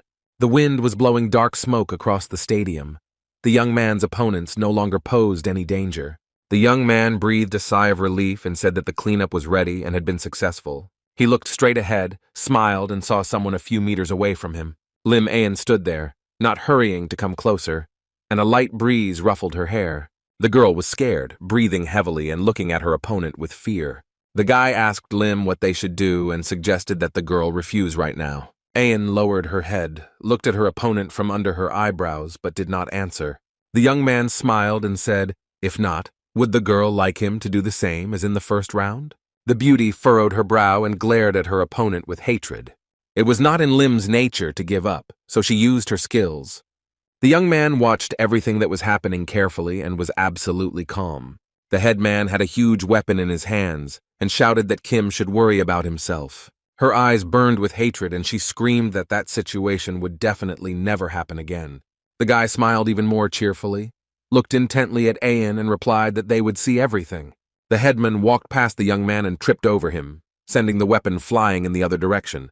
The beauty didn't even realize how she was sprawled on the concrete floor, and the guy was watching everything that was happening. Lim lost consciousness and was in no hurry to get up, the wind blowing her hair. The young man smiled and said that Ayan was his most difficult opponent. The host of the event announced that this was the end of all the tests and that the best person to pass this exam was Kim Tae-hyung, test taker number 920. The guy was sitting in front of Ji Jinwi. There were gifts in front of him. The man noted that they were for the fact that the young man passed them with honors and congratulated him on becoming an S-rank hunter. The association's chairman said that they never thought that the third round would end so clearly, although it is natural, since he himself went through the apocalypto. Our hero began to look at the gifts that were lying on the table and said that he was just lucky. Ji looked at Kim closely and asked if he had any plans to join the New Korea Players Association. The guy didn't expect such a question from the chairman. He opened his mouth in surprise, and a drop of sweat appeared on his face. Jinwi saw the young man's reaction and asked him what he thought about working for the benefit of the New Korea. The man propped his head up with his hands and began to stare intently at the young man. The boy looked at the gifts the chairman had given him and thought that so much had changed. He was unawakened and fought with S-ranks. Being first wasn't enough.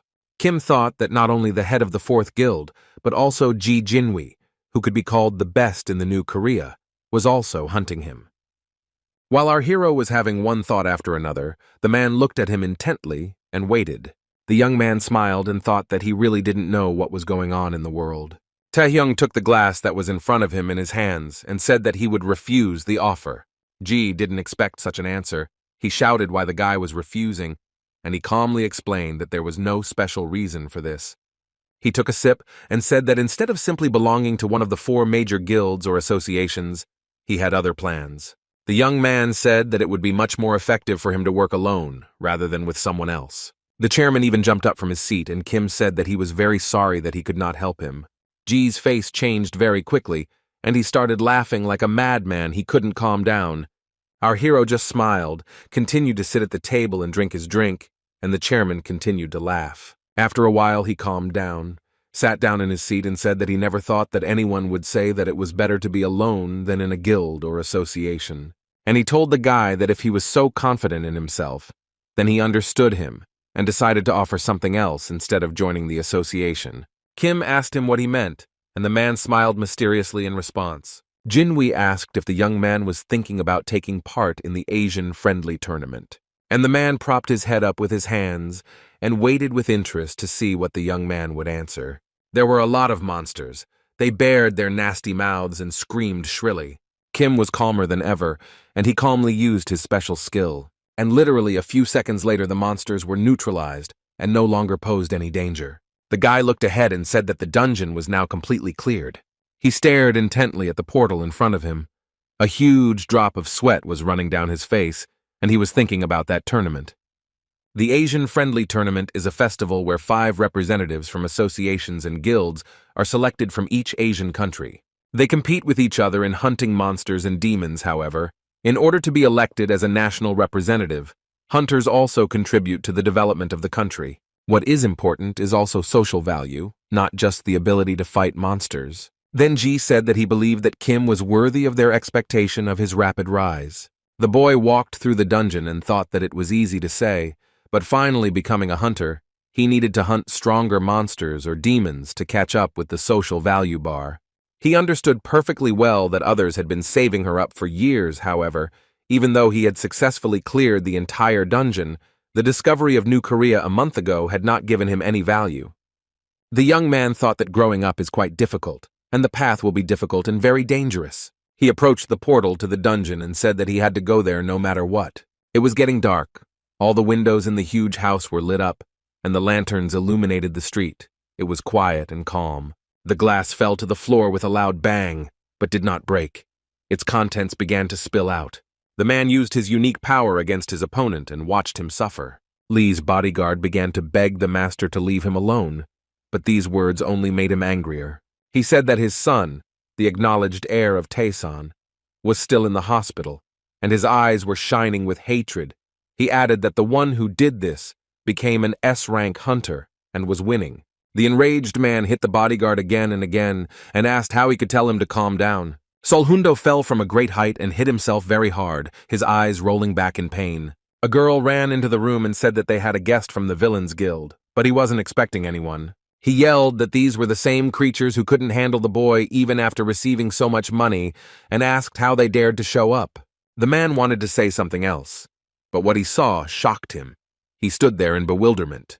The front door seemed to blur. The gentleman could not understand what was happening. A man appeared from the door, as if from a portal, and said that he was very sorry that this had happened to his son, and suggested that he fix it first.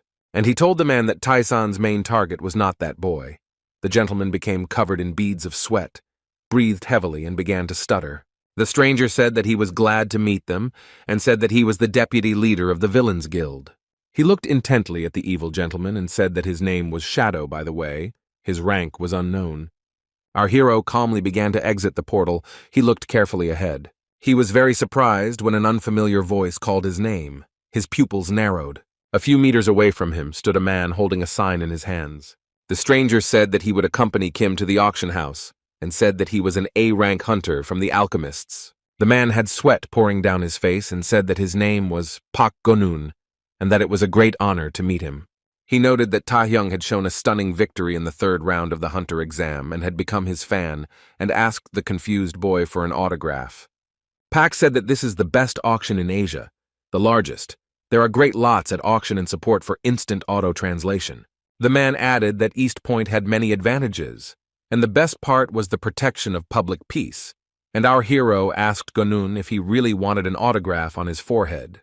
And he continued to talk about how the guild guards participating in the auction, like him, also play their role. Pak noticed that the teleport point changed frequently, so they couldn't arrive here without permission. The man laughed and said that this was probably why there had not been a single safety issue in decades. The young man thought that this place deserved to be called the best in terms of safety. He looked up and thought about how today, this was the place where the S-rank demon terrorist attack would happen. The auction host shouted that they were finally presenting the best lot of today's auction, and its name was Phoenix Potion. Its special feature is that just one sip increases stamina and magic power by 20 points. Taehyung thought that now all that was left was to wait for the terrorist attack, and all he had to do was defeat the S-rank demon and gain social value. He looked at the auction host and thought that the problem was that there was too little information. Before the regression, it was only known that East Point's losses were serious, and that the main culprit of the terrorist attack was the S-rank demon Narendra Nehru. Pak held an ice cream in his hands, smiled, and walked towards Kim, who was thinking about who had suppressed that terrorist attack. Our hero asked who was responsible for security here, and this question was very surprising. The man asked why Taehyung was asking, and he replied that he was curious about something and asked again if Gonun knew about it or not. The young people did not have time to finish speaking, as they heard laughter and a question about who was there. The man said that he was the 12th S-rank hunter of the New Korea, the youngest of them all. The people who were in the room fell silent and began to look around for the person they were talking about. A young, fair-haired man was walking towards Kim and Pak, followed by his huge retinue. He smiled and asked if it was Hunter Kim Taehyung standing in front of him. It was Isaka Ryohei. He was also called Shaitan. He was a Japanese S-rank hunter, the CEO of East Point Guard. Our hero called the guy by name, and Gonun said with surprise that he was an S-rank from Japan and the main guard here. Pak frowned. Sweat streamed down his face, and he quietly asked the young man to be careful. Isaka killed his colleagues for his own benefit, which is why hunters call him Shaitan. Ryohei extended his hand to Taehyung and said that he heard that a rare genius had appeared in New Korea, but he didn't expect to see him here in person, and laughed. But the young man looked intently at his opponent and was in no hurry to greet him. When he looked at Shaitan's hand, he was very surprised, because he offered his left hand. After some time, he finally decided to extend his hand in greeting, as he understood that it was necessary. Isaka squeezed Kim's hand with such force that the young man felt as if he had been electrocuted, and his opponent was very happy about it. He laughed like he was crazy and said that the guy could tolerate it, and then asked if it was true that he had an S rank. Beads of sweat appeared on Taehyung's face. He gritted his teeth and thought that the guy in front of him was a bastard. He heard some sounds, turned his head to the side, and saw people complaining that they had difficulty breathing. They fell to the ground, clutching their throats. Our hero cursed mentally and thought that he was suffering, but ordinary people were also drawn in and suffering. Reihei laughed and said that he probably went too far with the joke for a kid who had just achieved S rank. He let go of Kim's hand, hugged him, and whispered in his ear that he would understand that not all S ranks were equal. The young man grimaced, and the blonde said that he didn't know why he came here, and recommended not to do anything stupid and to get out quietly. He finally let the boy go, told everyone to enjoy the auction, and began to laugh sarcastically. Pak, whose ice cream was already running down his hand, timidly called out to Taehyung, and his hand became very red from the strong squeeze. He bit his lip, mentally repeated the name of the Japanese hunter, and thought that everything would be much more difficult than he had expected. There was a group of serious men standing near the metal door. They were armed to the teeth. In the distance in the corridor, they saw people moving towards them, and someone was interested in who they were and where they came from.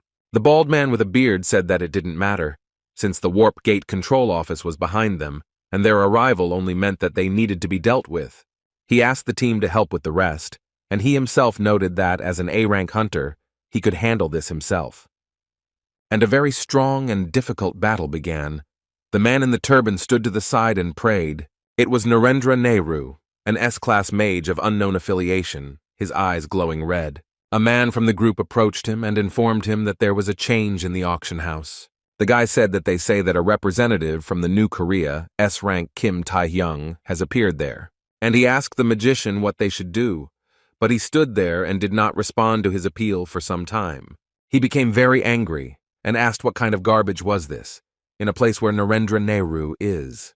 The team members looked at him intently, and the magician said that no one could escape God's revelation.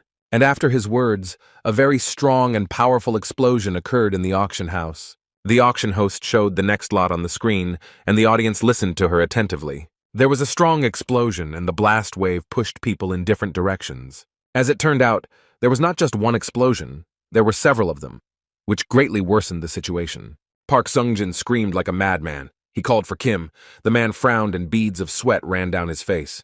He saw a guy in front of him and asked if he was okay, and said that he should evacuate immediately. Taehyung seemed scared. He thought about how he knew there would be an explosion, but he was so omnidirectional. He was very concerned about where the demons were hiding and when they planted the bomb. The young man had a swarm of thoughts in his head, and Pak gritted his teeth and looked at him intently. People started shouting that there was a monster in one corridor, and it had managed to take hostages. It was a guy in a mask with a machine gun in his hand. He told everyone to throw away their weapons and collect jewelry and money. Then he added that anyone who resists will get a hole in the head. Before he could finish speaking, our hero ran and cut his throat with a huge sword. Gonun just opened his mouth wide, and Taehyung asked him to immediately report the incident to the association and ask for help. Kim tightened his grip on the weapon and said that he would catch those who caused this disaster. In his hands he held the talisman, a rare dagger given to him by Ji Jinwei. The guards stood next to the huge boxes that contained the lots that were put up for auction. They informed the villains that these lots had already been bought, and the group leader said that they were not for the bandits. The main bandit's pupils narrowed very much, and he gave the order to his wards to kill the guards. And the battle began. The bandits took out their weapons and attacked the guards with all their might, who tried to fight back as best they could. Literally a few minutes later, the villains were able to deal with the guards and felt very relaxed. The leader of the bandits opened a huge box, took out a golden bird, and said that he had finally found it. It was a bottle of Phoenix Potion, which when taken would permanently increase one's stamina and magic power by 20. The boy thought that now he understood why Narendra Nehru asked to find him even at the cost of threatening his life. He felt a huge power even looking at the potion and thought about drinking it. But the villain did not have time to do this, as there was a huge explosion. Dust, stones, and sand flew in all directions. The man in the mask had beads of sweat on his face. He was very surprised at what had happened. One of the guys in his group shouted that this was not just a coincidence, but an attack. A member of Mr. Dyke's team began to look around and said that he did not see anyone. They were very confused, but still held their weapons very tightly in their hands. Two of the bandits received serious blows to the face, and blood began to flow from the wounds. Villain Dyke frowned, stared ahead, and thought that someone had used the invisibility skill. He began to scream in pain and fear, like a madman, as his face was touched by a huge dagger, and he screamed that this was all done by a fucking rat. The surviving members of the gang of villains began to fall into chain traps and were confused. Dyke, with chains around his neck, shouted that only a bastard could act covertly. He put his hand to the wounded part of his face. His eyes were burning with hatred, and a malicious smile appeared on his face and said that now the one who attacked the villains will die. Kim said it was a skill that allowed him to track enemies while in stealth mode. He was also wrapped in chains and said that the predator skill should be used against the opponent. All the guards were destroyed and the villains could not, especially first of all, dealt with them. The auction participants were tied up, tears mixed with sweat streaming down their faces. And the huge, scary monsters made their toothy faces and glowed with red eyes. They looked frightening. This is what the warp gate control office looked like. It was illuminated with a bluish light. Narendra Nehru was very pleased. He laughed and said that everything went very smoothly. And he noted that those who believe in God will be even more afraid of his existence. The magician said that now all that was left was to get the Phoenix potion. A team member approached him and called him by name. He held a radio in his hands and reported that a message had arrived from Dyke, who had gone to get the potion. The boy stuttered that there was a problem. Narendra Nehru turned his head and asked what had happened. The young man held a walkie-talkie in his hands. It crackled, and someone asked if the magician was talking to him. He frowned and asked who was talking to him now, his eyes burning with the red fire of hatred. On the other end of the line was our hero. He asked who he was and looked around. The leader of the gang of villains looked, to put it mildly, unpresentable. He rolled his eyes and clicked his jaw. Kim, who was holding the Phoenix potion in his hands, smiled and said that he was the one who took away something like it. He told the magician that if he wanted to get it back, he should come to him immediately. Narendra Nehru told the young man through his teeth that he was a damn criminal, and he was so angry that he didn't know what else to say. The bandits no longer posed any danger to the young man. They were lying on the floor. Kim calmly unscrewed the lid and drank the contents of the vessel. No one could contradict him. The guy looked at the vessel with a smile and read the system messages that stamina and magic power had been increased. He said that they said that this potion was a unique rank, and it was definitely different from everything else, and he had been running around the dungeons for so long, but his stats suddenly increased just from this. The young man noted that this way, there was no longer any need to worry about the Phoenix potion falling into the hands of demons, and footsteps were heard. It was Shaitan, accompanied by his retinue, who arrived at the place where the villains had just perished. He looked ahead and saw the boxes that had already been put up for auction and the mage's slain servants. The guy from Isak's retinue said that the last time they definitely contacted him was from here, and he asked if that person had escaped. Shaitan began to laugh like a madman and asked what the man was telling him. He frowned, his eyes glowed yellow, and the hunter said that the man was right in front of them. And he shouted for the hunter Kim Tai-hyung to come out of invisibility and show himself to them. Our hero took a step, smiled, and said that he thought his skill was perfect. Isaka came closer and said that the guy was at least an S-rank hunter, and then asked what he was doing there. And the young man asked his opponent, wasn't he the one responsible for security? Shaitan should already be running around everywhere, trying to stop the terror. The blonde laughed sarcastically and said that he had to find something, noted that one thing. Kim began to search for something in his inside pocket and noted that this was all very strange. The guy said that despite the fact that there were many hunter guards in the building, not only did they not find such a pile of bombs. The young man was silent for a moment, began to take out his dagger, and then noticed that it was impossible to enter East Point without permission. Rehe lowered his head, and Kim continued to say that seeing the demons bursting in, he expected there to be a traitor. Our hero noted that who would have thought that the link with the demons would be the general director of a security company. The blonde smiled and remarked that he would advise just staying calm. The man didn't just say that, he was distracting the boy's attention in order to use a special skill. Our hero stared ahead and clutched his weapon tighter in his hands. A few seconds later, Isaka was next to the young man, who barely managed to fight off the attack. Shaitan's face was distorted with hatred and anger, and he demanded that Kim give him that thing.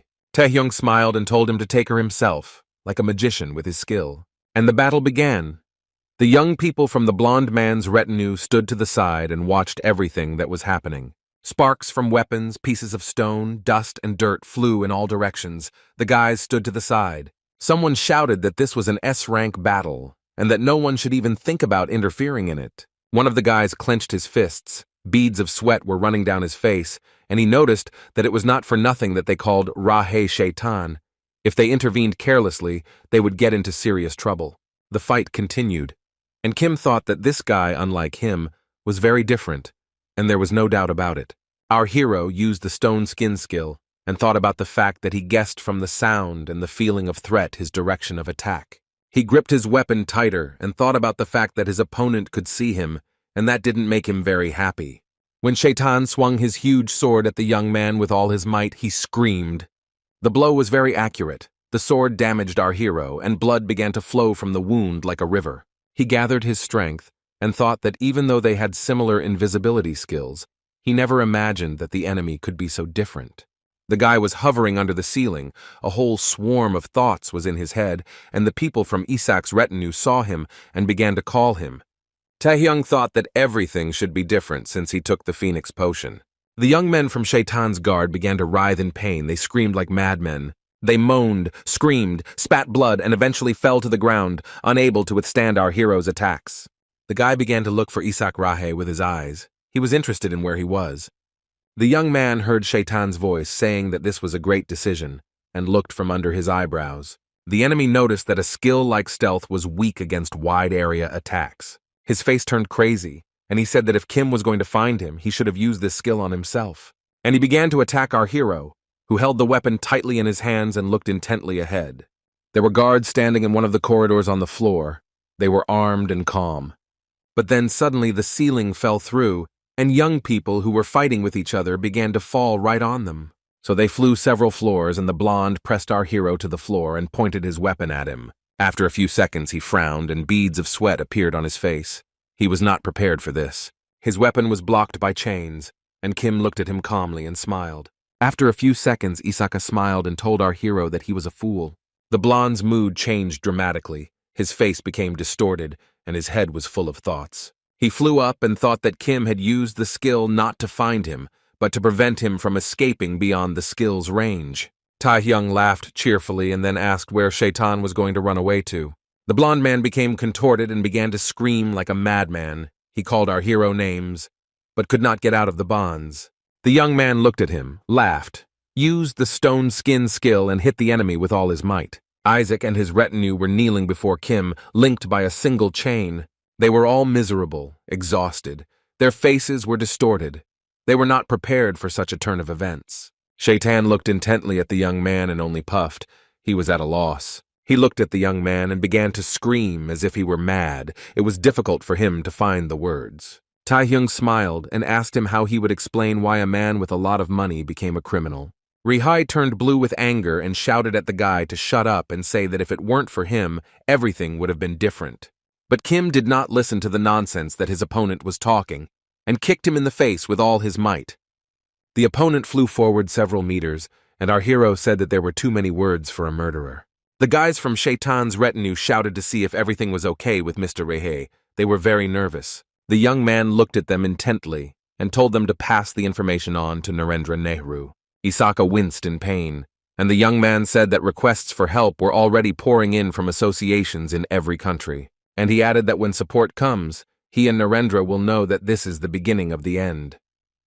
After these words, Shaitan began to smile. He asked what kind of help he was talking about, and Kim said he knew he still didn't know anything. Guo was already in the office of the head of the association, G. They were studying some documents together, heard a sound and raised their heads. An elderly man with gray hair, a beard, and a mustache ran into the office. He was in a great hurry. He frowned and, out of breath, asked what had happened to the East Point security. It was So Sangik, the head of one of the 4 guilds, the master of the S-Rank Alchemist Guild. Taewuk reported that the auction was not only about our guild's items, there were also many distinguished guests from the New Korea, so noted that they were all there. But the chief asked the man to calm down and said that as soon as they heard about the terrorist attack, they immediately organized a support unit. It will consist of elite hunters and will be led by Park Sungjin. So asked in surprise why they hadn't arrived yet, since their guild had provided the staff and supplies. Ji looked at his opponent intently and said that this was not the problem, adding that there was no way to get there now. The older man asked him what he meant, and Go said that when the gate control office was taken over by demons, all the warp gates were blocked. This made him very angry, and he screamed. Taewuk said that everything would be fine. He said that there are currently 2 S-Rank hunters in the building, although Kim Tae-hyung has just received S-Rank. But the monsters are controlled by someone named Narendra Nehru.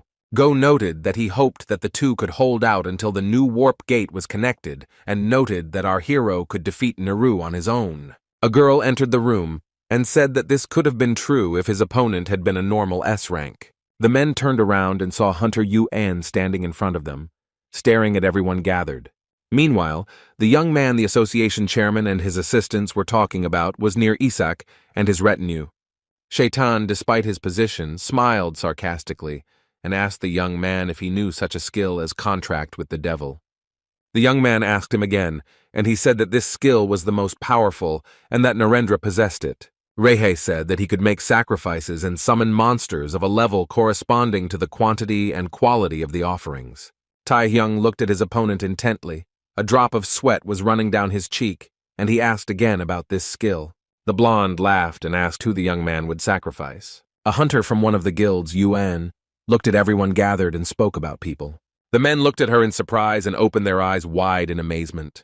And the guild chairman had beads of sweat on his face, and he asked what the girl was talking about. Go said that Narendra currently has, at best, hundreds of hostages, so noted that the villain belongs to the S-Rank and his monsters are famous for their monstrous strength. The old man said that if he sacrificed hundreds of people and summoned demons, then something would happen. Yuan looked straight ahead and said that a disaster would happen then. While the head of the association was thinking in his office about how best to help Kim, he wanted to hit his opponent. The young man frowned. Beads of sweat ran down his face and told him through clenched teeth that he was a sick psycho. Isaka laughed and told Tae-hyung that he might have been lucky enough to win, but he definitely couldn't beat Narendra. He offered our hero a choice: watch as innocent hostages were sacrificed while they begged for their lives. And then he added that the guy could also fight a battle that he couldn't win and would die a dog's death. Rehe laughed and couldn't calm down. Kim pressed him against the wall and clenched his fist to hit him. Narendra Nehru stood on a platform and looked down at the people who were tied up.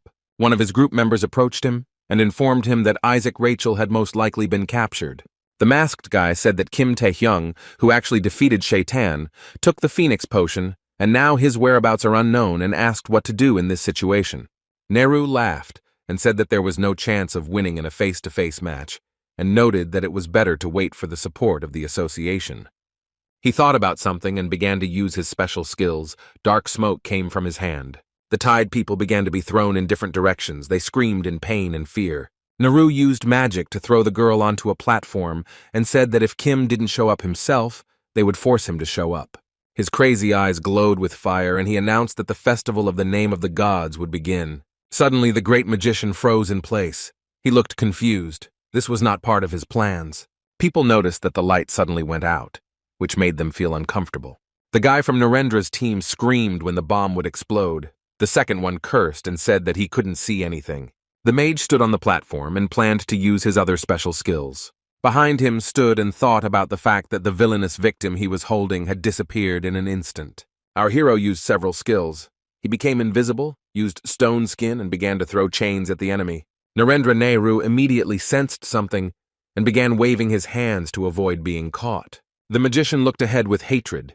He gritted his teeth and began to use his magic. But he didn't succeed. The young man was able to catch him and immobilize him with chains. Suddenly, out of nowhere, a huge monster appeared with huge teeth and 3 pairs of eyes. Our hero's eyes widened in surprise and his pupils narrowed. He certainly didn't expect this. With the help of this monster, Narendra was able to very easily overcome the chains in which the boy had bound him. A few seconds later, there was a very strong explosion. Pieces of concrete, dust, and dirt flew in all directions. Kim watched everything that was happening, and the villain shouted that even in his head there were monsters hidden. He stood all in the fire but did not try to get out of it and asked the young man what he was doing there. The people who were tied up began to ask the guy if he was the hunter Taehyung and wondered if he would save them. Each of the captives turned to the young man with a request. They begged him to save them. The young man became very nervous and shouted at the people to calm down because they were disturbing him. Suddenly he heard strange sounds, stopped, and began to listen to them carefully. These were the sounds made by monsters. There were a huge number of them, and they were all very different. Literally, a minute later, they all rushed towards our hero, their eyes burning with hatred. The guy had no other choice but to fight them. He took out a dagger and began to destroy them. He used his skills and began to climb up.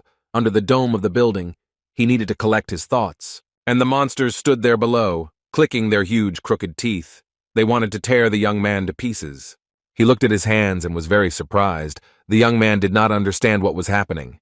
A few minutes later, there was a very loud explosion and Narendra laughed and called the guy a brat. And he himself said that his monsters are under his skill contract with the devil, so they don't look like ordinary ones. He said that they were under his power and obeyed only him. And at that time, a huge number of monsters rushed at Kim. The guy's face changed, and the villain said that the monsters had absorbed his magical power and became stronger than their relatives. Narendra Nehru shouted that they had become much stronger and attacked our hero. He screamed in pain, and the villain noted that the guy defeated Rahai. That was enough. Then he looked closely at the young man and remarked that it was not worth thinking that Kim would be able to go against the will of God himself. The people whom Nehru had captured sat to the side and watched everything that was happening. They were very scared. Beads of sweat appeared on their faces. They were screaming, "What is happening? Taehyung is retreating." The red-haired boy said that the hunter ignored their requests for rescue, went there on his own, and cannot defeat anyone. The older man interrupted him and pointed out that this was not the case. The guy looked at him in surprise, and the opponent calmly replied that he should watch carefully. The gray-haired man noted that thanks to that young man, the demons didn't care about them. He said that even though the guy was retreating, he wasn't running away, and they weren't sending any monsters after them. People calmed down a little after these words, but they were still nervous and scared. And the man said that he saw that the hostages, who had previously been levitating in the air, were picked up. Tears welled up in his eyes, and he added that all Hunter Kim could think about was saving them. The guy said he hadn't thought about it. The second one shouted for Taehyung to hold on. Everyone started shouting that they believed in him, and our hero threw chains on the monsters to immobilize them, at least for a while. He got really angry and started shouting at people to really shut up already. The hostages did not expect such a reaction. They opened their mouths and eyes wide in surprise. This reaction of the young man even surprised Nehru, who even chuckled. The guy said that the hostages were really bothering him, and that there was no end to the monsters, and he was also really irritated by all this filth. But the people who were tied up continued to scream, with beads of sweat and tears mixed on their faces. Nehru laughed as if he were mad and asked whether the young man was giving up or not. The young man shouted that this all had to be put to an end, and for some reason named the hunter Pak Gonun. The villain, who heard this name, was very surprised and began to stare in front of him. He saw the doors open and a man's silhouette was visible in the bright light and was very surprised. Pak began to use his skills, beads of sweat running down his face. He clenched his teeth and thought about who all of these were and when they got here. He apologized for making them wait so long and said that he and Kim Taehyung would start together. Isaka Ryohei was lying on the rocks. He was wrapped in a wide chain. His mouth and eyes were wide open. Pak looked at him in surprise. His mouth opened and beads of sweat began to run down his face. He asked our hero a question, and he said that this was the so-called escort squad, supporters of demonic creatures. Kim noted that it was worth leaving, and this happened, and then he added that this was not the problem. Our hero noted that the Warp Gate Control Office was probably teeming with summoned monsters at the moment. The young man said that if it were just demons, the problem would not be big, but monsters cannot just watch such a situation. And the worst thing is that they could have living hostages, and that's what makes it all worse. Pak began to wave his hands, getting nervous, and the young man interrupted him and noted that they needed his skill. By the way, Gannon had such an ability as gate control, but when he heard the guy's words, he became very nervous. He began to talk about what he thought, that he wanted to help, but now it is impossible to contact the association, and if you do not know the exact deformation, then it will not help. Kim calmly said it didn't matter, smiled, and noted that he only wanted one thing. The guy looked at him in surprise, and our hero noted that he just needed to eliminate the monsters. The monsters began to fly from side to side as if possessed. They screamed and hissed, hitting the walls. Naru, who was watching all this, could not understand what was happening at all. He swore, and his eyes burned with hatred. Pak watched what was happening and thought that when he first heard about this, he thought it was a ridiculous operation. He was delighted and wondered who would have thought that it would be successful. Gonun understood that only Narendra Nehru and the monsters remained, and then victory would be theirs. The young man was distracted from his thoughts by a frantic cry. It was our hero calling him. Kim said that now his role was played and he had to go with the hostages. The hunter became indignant and asked the young man what he was saying. He wanted to go with him. But Taehyung firmly said that this would not happen, since the enemy, like him, also had an S rank. He added that he would now fight and not be distracted by his protection, and stood in front of Naru. Narendra looked at the young man with hatred, opening his mouth with black teeth. Kim smiled, asked his opponent if he had called him, and then said that he was right there. Pak stood near the door and began shouting to the people to run after him, and they immediately rushed to the exit. Our hero watched all this and said that everything was great. One of the global problems was solved. He looked closely at his opponent and thought that now he needed to deal with him. There was a very loud explosion. Naru started to attack the young man. He barely managed to jump back. The guy tried to throw a chain on his opponent to immobilize him, but it didn't work. Narendra's eyes were shining. He shouted at the young man that he was a bastard and asked if he really had an S rank. He started using his skills and shouted, "Does Kim really think he can stop him?" There was another very strong explosion, and huge chunks of rocks began flying in different directions. And Nehru shouted that it didn't matter how many monsters the guy destroyed, and it also didn't matter how many hostages they saved. Kim fell and hit himself hard, and his opponent screamed that none of this meant anything. The villain added that all this would be useless if he couldn't defeat him, and the monsters behind him continued to bare their teeth. Our hero tried to get up, and his opponent called the guy dirty and unfaithful. And then he added that the young man must die for desecrating the name of God. Taehyung managed to get up, laughed, and asked what Nehru was muttering under his breath. And then he calmly told his opponent that he himself would die very soon. There was a smile on the young man's face. The villain looked at the young man with hatred and began to look very closely at something. Our hero did not waste time and began to attack the enemy. He used a special skill. He was definitely not prepared for such a turn of events. He raised his head up and screamed like a madman. He looked at Kim and thought that he was a brat and had been hiding his power all this time. Taehyung just laughed and continued to attack the villain. After a few minutes, he became very serious. Nehru laughed, folded his hands in front of him, and said that he had forced him to admit that Kim was the better victim. And then he added that he was not the only one who hid his power. These words made the guy very wary. Beads of sweat began to run down his face, and his opponent announced that he, too, had an ace up his sleeve. The villain's team members felt very ill. They were crawling on all fours, coughing and screaming in pain. Kim watched what was happening and wondered what was going on. Nehru said that everyone had been sacrificed. He began to read a prayer and asked that the Lord send punishment on the sinners. The young man's pupils narrowed very much, and he watched everything that was happening with tension. Some strange sounds and screams were heard, and a very angry green monster appeared in the room. He opened his huge mouth and roared at the top of his lungs. It was a S-rank bone dragon. Pak and the people whom the hunters had saved began to leave, but on their way they encountered villains. The man folded his hands into fists and said that there were still a lot of monsters left. The guys from Nehru's team were clutching their weapons tightly in their hands. One of them asked what it was, and the second wondered if they had escaped from above. The leader among them replied that those people were refugees anyway, and they would kill them all here. But then something strange started to happen to them. They dropped their weapons, grabbed their heads, and started screaming. Pak and the other men were already ready to fight the opponents. They clenched their fists, but the guys from Nehru's team started shouting what was happening to them. Gonan held his fists in front of him and could not understand what was happening. He was very scared. The people who were with them also opened their mouths and eyes wide. They were shocked by what they saw. They looked ahead and saw huge chunks of the building falling away. Pak screamed, "What the hell is going on here?" Beads of sweat appeared on his face and he frowned. A huge green dragon attacked our hero, and he defended himself as best he could. The guy screamed because he didn't expect such a strong attack, and he was flying very fast. And on top of the dragon sat Narendra and laughed cheerfully at our hero. He was more than confident in himself. The villain shouted that this dragon was the strongest creature. He looked at his opponent with hatred. Kim's sweat was pouring down his face, and he cursed under his breath, knowing that his position was far from advantageous. He used his skill, and a chain appeared in the guy's hand. With its help, he could block the enemy. There was another very strong explosion, and the young man fell into a hole in the wall.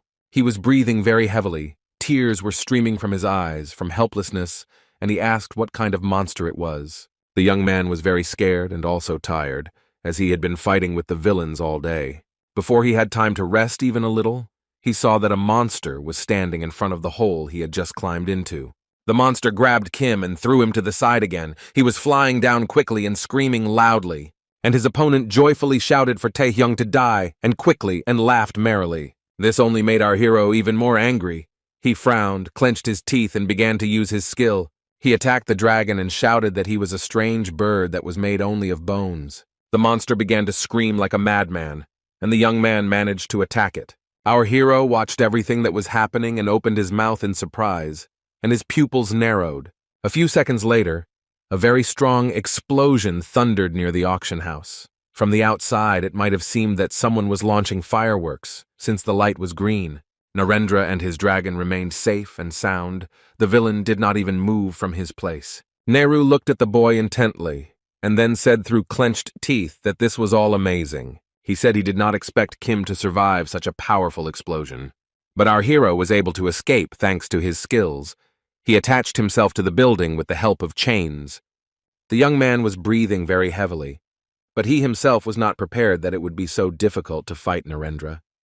He thought that his opponent was incredibly strong, and he was barely able to block the attack using all his strength. The guy couldn't believe that he and Nehru were the same, S-Rank. He seemed much stronger. The young man thought that while he was forcibly controlling such a huge force, he too was under threat. Kim thought that he had already reached his limit, and if he could stall for time, there was a good chance of winning. The villain laughed. He was pleased with himself and continued calling our hero a dirty sinner. He noted that he knew that he was thinking that he could not be defeated in a direct fight, and that Kim wanted to stall for time. Taehyung listened to him attentively, and Narendra said that it was definitely a good decision. He yelled like a madman that the guy should know that such tricks don't work on him. Dracon and Nehru turned around and began to fly away somewhere, in a completely different direction. Kim had beads of sweat running down his face, and he started shouting loudly about what was happening. Pak watched everything that was happening very closely, and so did the people who were saved. What they saw scared them very much. The men frowned, beads of sweat ran down their faces, and they screamed in unison. They were very scared because they saw that the monster was flying straight towards them. The dragon knocked down everything in its path. Stones, clouds of dust and dirt flew in all directions. The operator said into the radio that the connection of additional warp gates was complete. She reported that communication had been established according to the East Point coordinates, and the doors began to open. The girl was very nervous, and said that the only country that was still out of touch was New Korea, and added that no matter how much of a hunter Park Sung-jin was, if they entered, they would be in danger. But the young man looked calmly ahead, and replied that it was all nonsense. He asked how dangerous the guy was, and the operator looked up in surprise. The girl didn't answer, and the man told his subordinates that they were starting the dispatch to East Point. Seongjin shouted very loudly for them to go ahead and destroy all the monsters. He ran forward shouting that they needed to find their colleagues, and his subordinates followed him. Young people lay among the rubble, some of them covered in construction debris. Gonan slowly began to come to his senses and groaned in pain, and tried to understand if everything was okay with him. He opened his eyes and began to look around. Sweat was running down his face in streams, and he was clenching his teeth tightly. The man saw Kim in front of him, who was in front of a bright light and using his skills. Pak began to call our hero very loudly, and he himself was very scared. But our hero did not pay any attention to him, as he had set himself a completely different goal. He fought off his opponent's attacks with all his might, although it was not at all easy for him. The dragon screamed, and greenish mist spread out from its mouth in different directions. Nehru laughed like a madman and shouted that he knew the guy would choose this, and shouted even louder that he should be burned alive. Pak yelled at Taehyung not to worry, and stated that if he died, then they were finished anyway.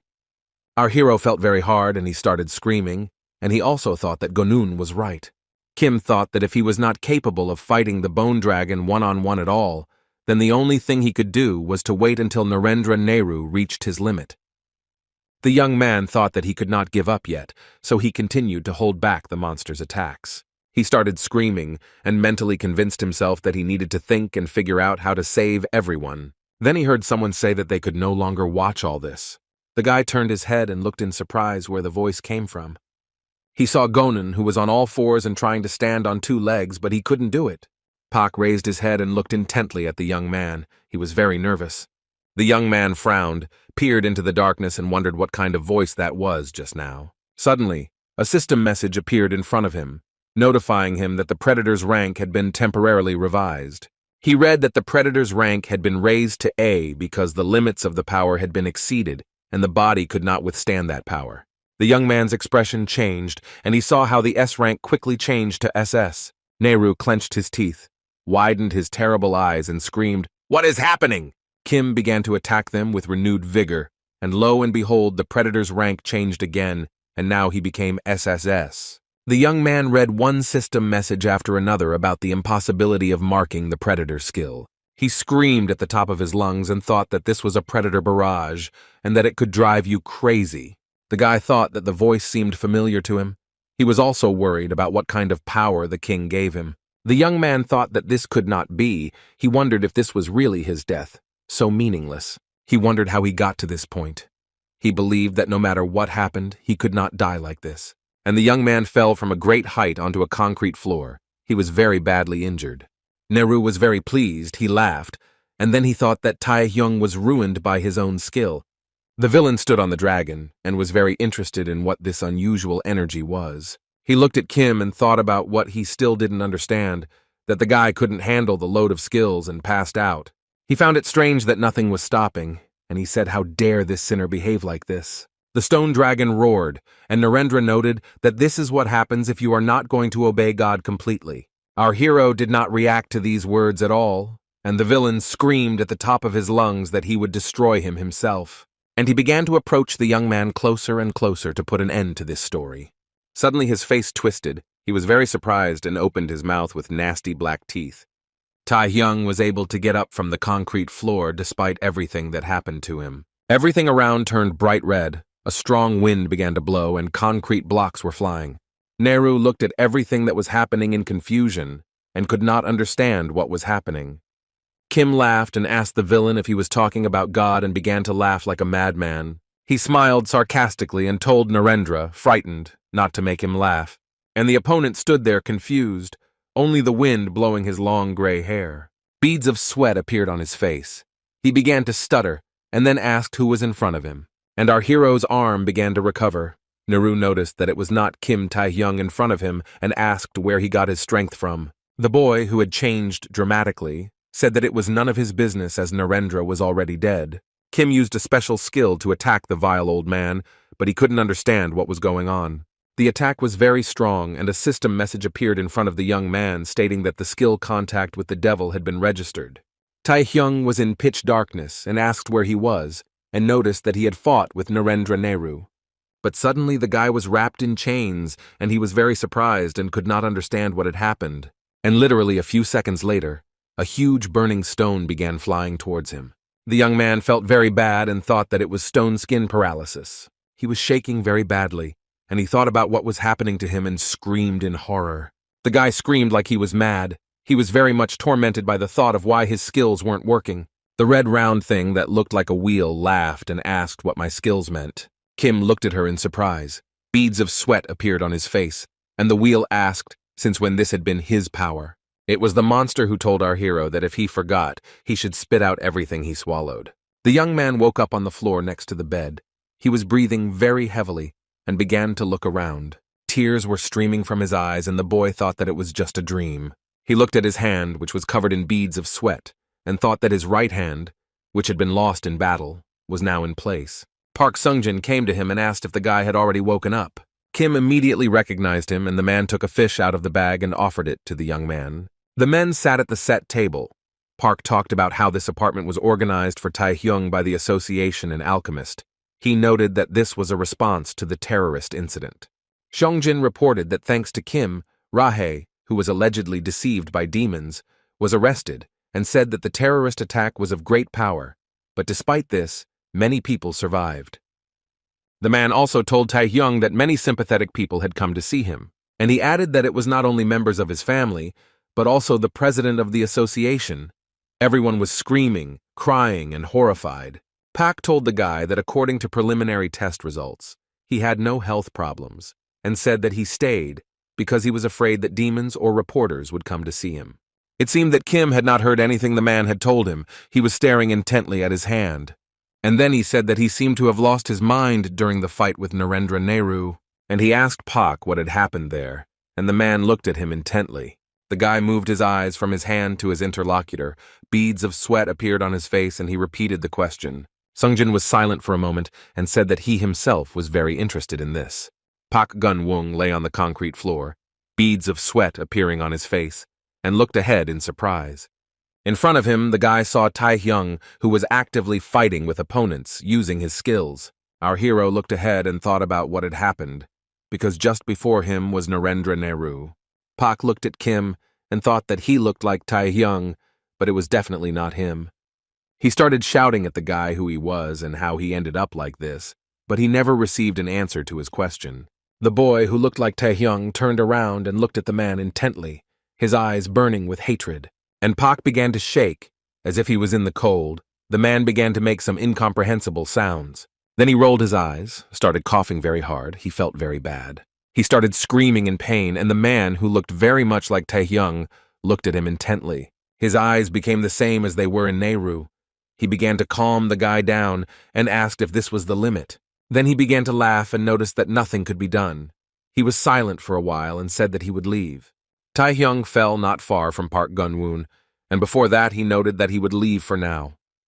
The young man lay on the concrete floor and showed no signs of life. Then footsteps were heard. Someone began to walk very quickly across the floor, which was strewn with concrete fragments. Seongjin ran up to our hero, put him on his knee, and asked him to wake up. The doctor examined the young men who lay among the pile of stones and confirmed the survivors. The girl said that the boys were unconscious, but noted that their lives were not in danger. Some man noted that the whereabouts of the demons and Narendra Nehru were still unknown. Pak listened carefully to the report, turned his head to the side and cursed. Beads of sweat appeared on his face. After a few minutes, he began to shake Taehyung, but he didn't react to it in any way. The buildings were destroyed, and it was not clear what exactly had happened there. Kim listened attentively to what Pak was saying. His mouth opened in surprise, and a drop of sweat ran down the guy's cheek.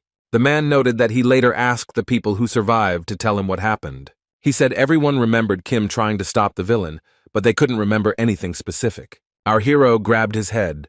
Large tears were dripping from his eyes, and Seongjin noted that he had the feeling that someone had interfered with people's thoughts. Pak noticed whether people remembered or not, it was the machinations of the magician, and then told the guy to take care of himself in any case. And then he said that if anything became clear, he would let him know about it. Kim thought Pak said Narendra Nehru did it. He knew that was impossible. He thought about the fact that he didn't know how she regenerated, but his hand was clearly destroyed due to the excessive activity of the predator skill, and perhaps the villain from it too. A system message appeared in front of the guy. The young man read that a contract with the devil could open the gates to the abyss and became very scared. He thought about whether he could open the gate, if this was a skill for summoning monsters, and if 200 mana was required, then his current mana was 180, but Puck called out to him. The man asked if it was possible for another guest to come into the young man's room. He looked at Sonji in surprise and couldn't understand what he wanted from him. He did not receive approval. Lim An entered the guy's room and stared at the guy. Pak said that he had finally left, said goodbye, and Kim stood, looked at the girl, and opened his mouth in surprise. She handed the young man a basket of fruit and said that she was visiting a sick person. On the table lay the treats that Pak Sonji had brought to the young man before the girl's arrival. She put the basket on the table so fast that she crushed all the food and it became unfit for consumption. The guy opened his eyes and mouth wide in surprise, but said nothing to the girl about such an outburst. Lim sat down on a chair and said that she heard that he was very badly injured, and then added that the young man looked unharmed. Kim replied that his health was fine. Ayan took the apple that was in the basket in her hand and said that they also say that he saved many people in this terrorist incident. The young man felt uneasy. He was tense and began to moan. The girl squeezed the apple and added that they said that Taehyung had 2 S-rank rivals. The young man did not answer this question. He simply continued to sit with his mouth open. She squeezed the apple so hard that it cracked and screamed that the guy was too brazen and said that she could catch up with him in the blink of an eye. Kim continued to sit and did not answer the girl's questions. His face and clothes were covered in scraps of apples. Ayan turned her head to the side and said that she was visiting a sick person, and Taehyung looked at her and thought about whether he should call the police. The girl was shaking with anger. A drop of sweat appeared on her face. She clenched her teeth and clenched her hand into a fist. She looked at the young man and thought that she had come first because she had been worried when she found out that he was injured. But he was absolutely fine. The guy looked ahead. Streams of sweat began to flow down his face, and he thought about the unreal aura. Lim blushed with anger and asked if everything was okay with the young man, as his face had changed. They heard some strange sound in the corridor and turned their heads to see what was going on. Lim and Kim were very scared. They were covered in beads of sweat, and the footsteps were getting closer. The guy opened his mouth in surprise and asked why this man appeared again. But the girl was no less surprised when she saw the one who came to see Taehyung. It was her sister Yoo Eung, who also decided to visit the sick hero Kim. She did not expect to see her sister here, but she jumped up from her seat and asked why she had come to our hero like this. Lim asked how her half-sister knew the password to the door, and she replied that she asked her not to call her sister. The brunette said that the association had given her the password and looked at the young people in surprise. The young people looked at each other tensely, and there was a long pause. After some time, Yu came to her senses and even began to smile. She had come up with some kind of plan. She walked up to the young man and suddenly grabbed his hand, not very hard. Lim was not prepared for such a development of events. She jumped up, blushed, and opened her mouth in surprise. The guy didn't understand what was happening. Beads of sweat were running down his face, and the girl was holding him as if he were a hostage. Lim started running towards them, shouting what her sister was doing, but she only got laughs in response. She said that 2 S-class hunters were living in the same house, and asked what kind of relationship there could be between them. Kim started stuttering in shock. The girl started shouting in response that it was a crime because Taehyung was a minor. The young man freed himself from the woman's embrace and told her that the jokes were over. He looked at Yu and asked why she came again, and asked if she would ask to join her guild again, and then asked how many more times he had to refuse her. She rubbed her wrist and said it was still a little rough and noted that she was just visiting a patient today, just a visit. The woman also said that she had a gift for him this time. The guy was very surprised. Yu said she heard from the association president that he was going to the Asian tournament. She took another step towards the boy and informed him that despite all the activity in East Point, he was still only ranked 30 in the public ratings, and it would take a lot of incidents to reach 5th. The guild leader noted that only after this would he be able to represent the new Korea. She looked the young man straight in the eye and said that she would give him the right to clear the fire temple in the double dungeon. People were sailing on a boat and looking at the ruins that remained of a huge building. Someone asked if East Point was really here. The opponent replied that it was, and many people say that the building retained its shape for several hours after the terrorist attack, and then collapsed. One of the men asked about the location of Ofida Oro. The second replied that it was still not really known. He was asked whether it was worth reporting this to his superiors, but his opponent said that there was no need for this. The young man noted that the goal had already been achieved, and in any case, he was just a bag of money for the mercenaries. He wanted to say something else, but a huge ship sailed towards them, and the people who were on the deck called out to them. The sailor reported that only East Point investigation personnel could enter. He held a loudspeaker in his hands and ordered everyone to drop their weapons and surrender immediately. After some time, the sailors found themselves underwater, with their belongings flying after them. Following them, a ship was sunk and quickly sank to the bottom. The guys who figured it out stood on the bow of their boat and watched everything that was happening. The man raised his finger and said that he was very interested in a guy named Kim Tae-hyung. A huge number of people had gathered at the Nightwalkers Guild headquarters. The head reported that Kim is involved in the strategy, and added the hero of East Point and the most promising star of the new Korea.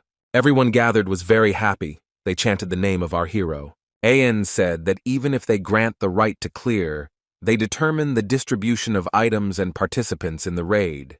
Tae-hyung thought that it was such an unexpected gift, and who would have thought that it would be the right to clear the Temple of Fire.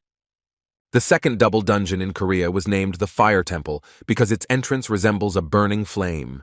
Before the regression, the Nightwalkers Guild succeeded in clearing out the area, but was close to being completely destroyed. Considering the risk, it is safe to say that there will be a huge increase in Tae-hyung's social value. The boy thought that due to the destruction of his right arm, his strength and endurance indicators had significantly decreased, so he thought that the new task would be too difficult. He understood that Yu Ian and all these people were here, and by clearing the double dungeon they couldn't lose. People who were not participating in the raid came to support them and wish them all the best. Kim and Yu stood near the Fire Temple. This was the attack group, which consisted of only 2 people. The assembled shouted for them to clear the dungeon as they were relying on them, and asked them to take care of themselves. Kim was told to take care of their leader. Tae-hyung asked with surprise in his voice why only the 2 of them were going on the raid. An laughed, looked slyly, and told the young man that they had a date. The guy thought that it would be better for him to fail. They entered the dungeon and An noticed that it was quite large. She was very surprised, and noticed that even the atmosphere was not like in normal dungeons. The guild leader asked if the dual dungeons were originally like this, and Kim said that the Apocalypto he had visited looked exactly the same. They stopped near a huge hole, and Yu asked how they could get down from here, and the guy said that they needed to be careful, since it was most likely a trap or monsters. The head of the guild looked confused. Beads of sweat appeared on her cheek. She wanted to ask the young man again, but something else incomprehensible wrapped itself around her neck and pulled her down with force. She screamed in fear, and our hero began to call her. He swore and said that he knew perfectly well that something like this would happen. He took out the dagger that the head of the association had given him and rushed to help the woman. The guild leader made a fist and said that she had figured out how to go down, and she began to hit with all her might the monster that was below and was not very happy with the uninvited guests. The young man began to slowly descend towards the girl, and she watched with interest. She smiled and said that you just need to fall and that's it, and looked intently at the young man. The guy frowned. Sweat started running down his face, and he thought about how his partner had dealt with the monster in one go. By the way, there were a huge number of monsters down there. One of them was in front of An. She collected her thoughts, clenched her fists, and was ready to actively fight him. The guild leader's mood changed very quickly, as she was able to deal with a huge number of monsters in a short period of time. Tae-hyung watched everything that was happening, and thought that in the dungeon there were monsters of at least rank A and above, and she crushed them with one blow. He mentally told Yu that last time she didn't show off her full abilities, even though he knew she was in the top S-rank hunters. He never expected that she was so strong. Kim began to use the stone skin skill and thought that there was a good reason for them to go here, just the 2 of them, and realized that it was great. He knew he had to put in more effort as well, and he tightened his grip on the dagger. Yu began to stretch her shoulder and said that they had finally managed to get down. Kim began to wipe the dirt and dust from his face, and the girl noted that this hole was very deep. The guy looked at the monsters and thought that even though there were countless numbers of them, none of them posed a serious problem for An. He was wondering what had brought the Nightwalkers Guild to the brink of destruction before he returned to the past, but Yu called out to the young man. She approached the young man and placed a black ring with a red cross in his palm. The guy began to examine it carefully and thought that this was the warrior's ring. It was unique, and with its help, strength and endurance increased dramatically. Yu folded her arms across her chest and smiled, while Kim thought that with this thing, he could restore the characteristics that had fallen due to the destruction of his right arm. The girl said that in fact, the right to participate in the raid is not a gift, because it has benefits for their guild, and if he becomes part of it, then she will give him much more valuable items. Kim asked why she only gave him this item now, and said that if they had given it to him before they started fighting, it would have been much more convenient for him to fight. Ayan asked the guy if he was a sociopath by any chance, and he replied that he chooses what is more practical. He stopped and said that from this point on they really had to be very careful. The young man smiled and noted that they had reached the place where the owner of the dungeon lived. The young man stared ahead and the girl looked frightened. Beads of sweat appeared on their faces. They looked at the huge egg, which glowed with a bluish light. The young people did not know what was in front of them and what rank it was. Kim was very surprised and thought that he had no idea what kind of monster was there. He squeezed the dagger tighter and said that the egg most likely contained the owner of this double dungeon. The boy told Hunter Yu-An that the first thing he needed to do was gather information. He looked around in surprise. The young man looked confused. Beads of sweat were running down his face. The young man watched as the girl clasped her hands and hit the egg with all her might. Our hero cursed and asked why the guild leader did everything his own way. He looked at the girl's silhouette and shouted if she was okay, as he was very worried. Her eyes glowed with green fire. She laughed and asked the guy why he was asking. Yu made a victory sign with her hands and declared that she had completely destroyed that huge egg.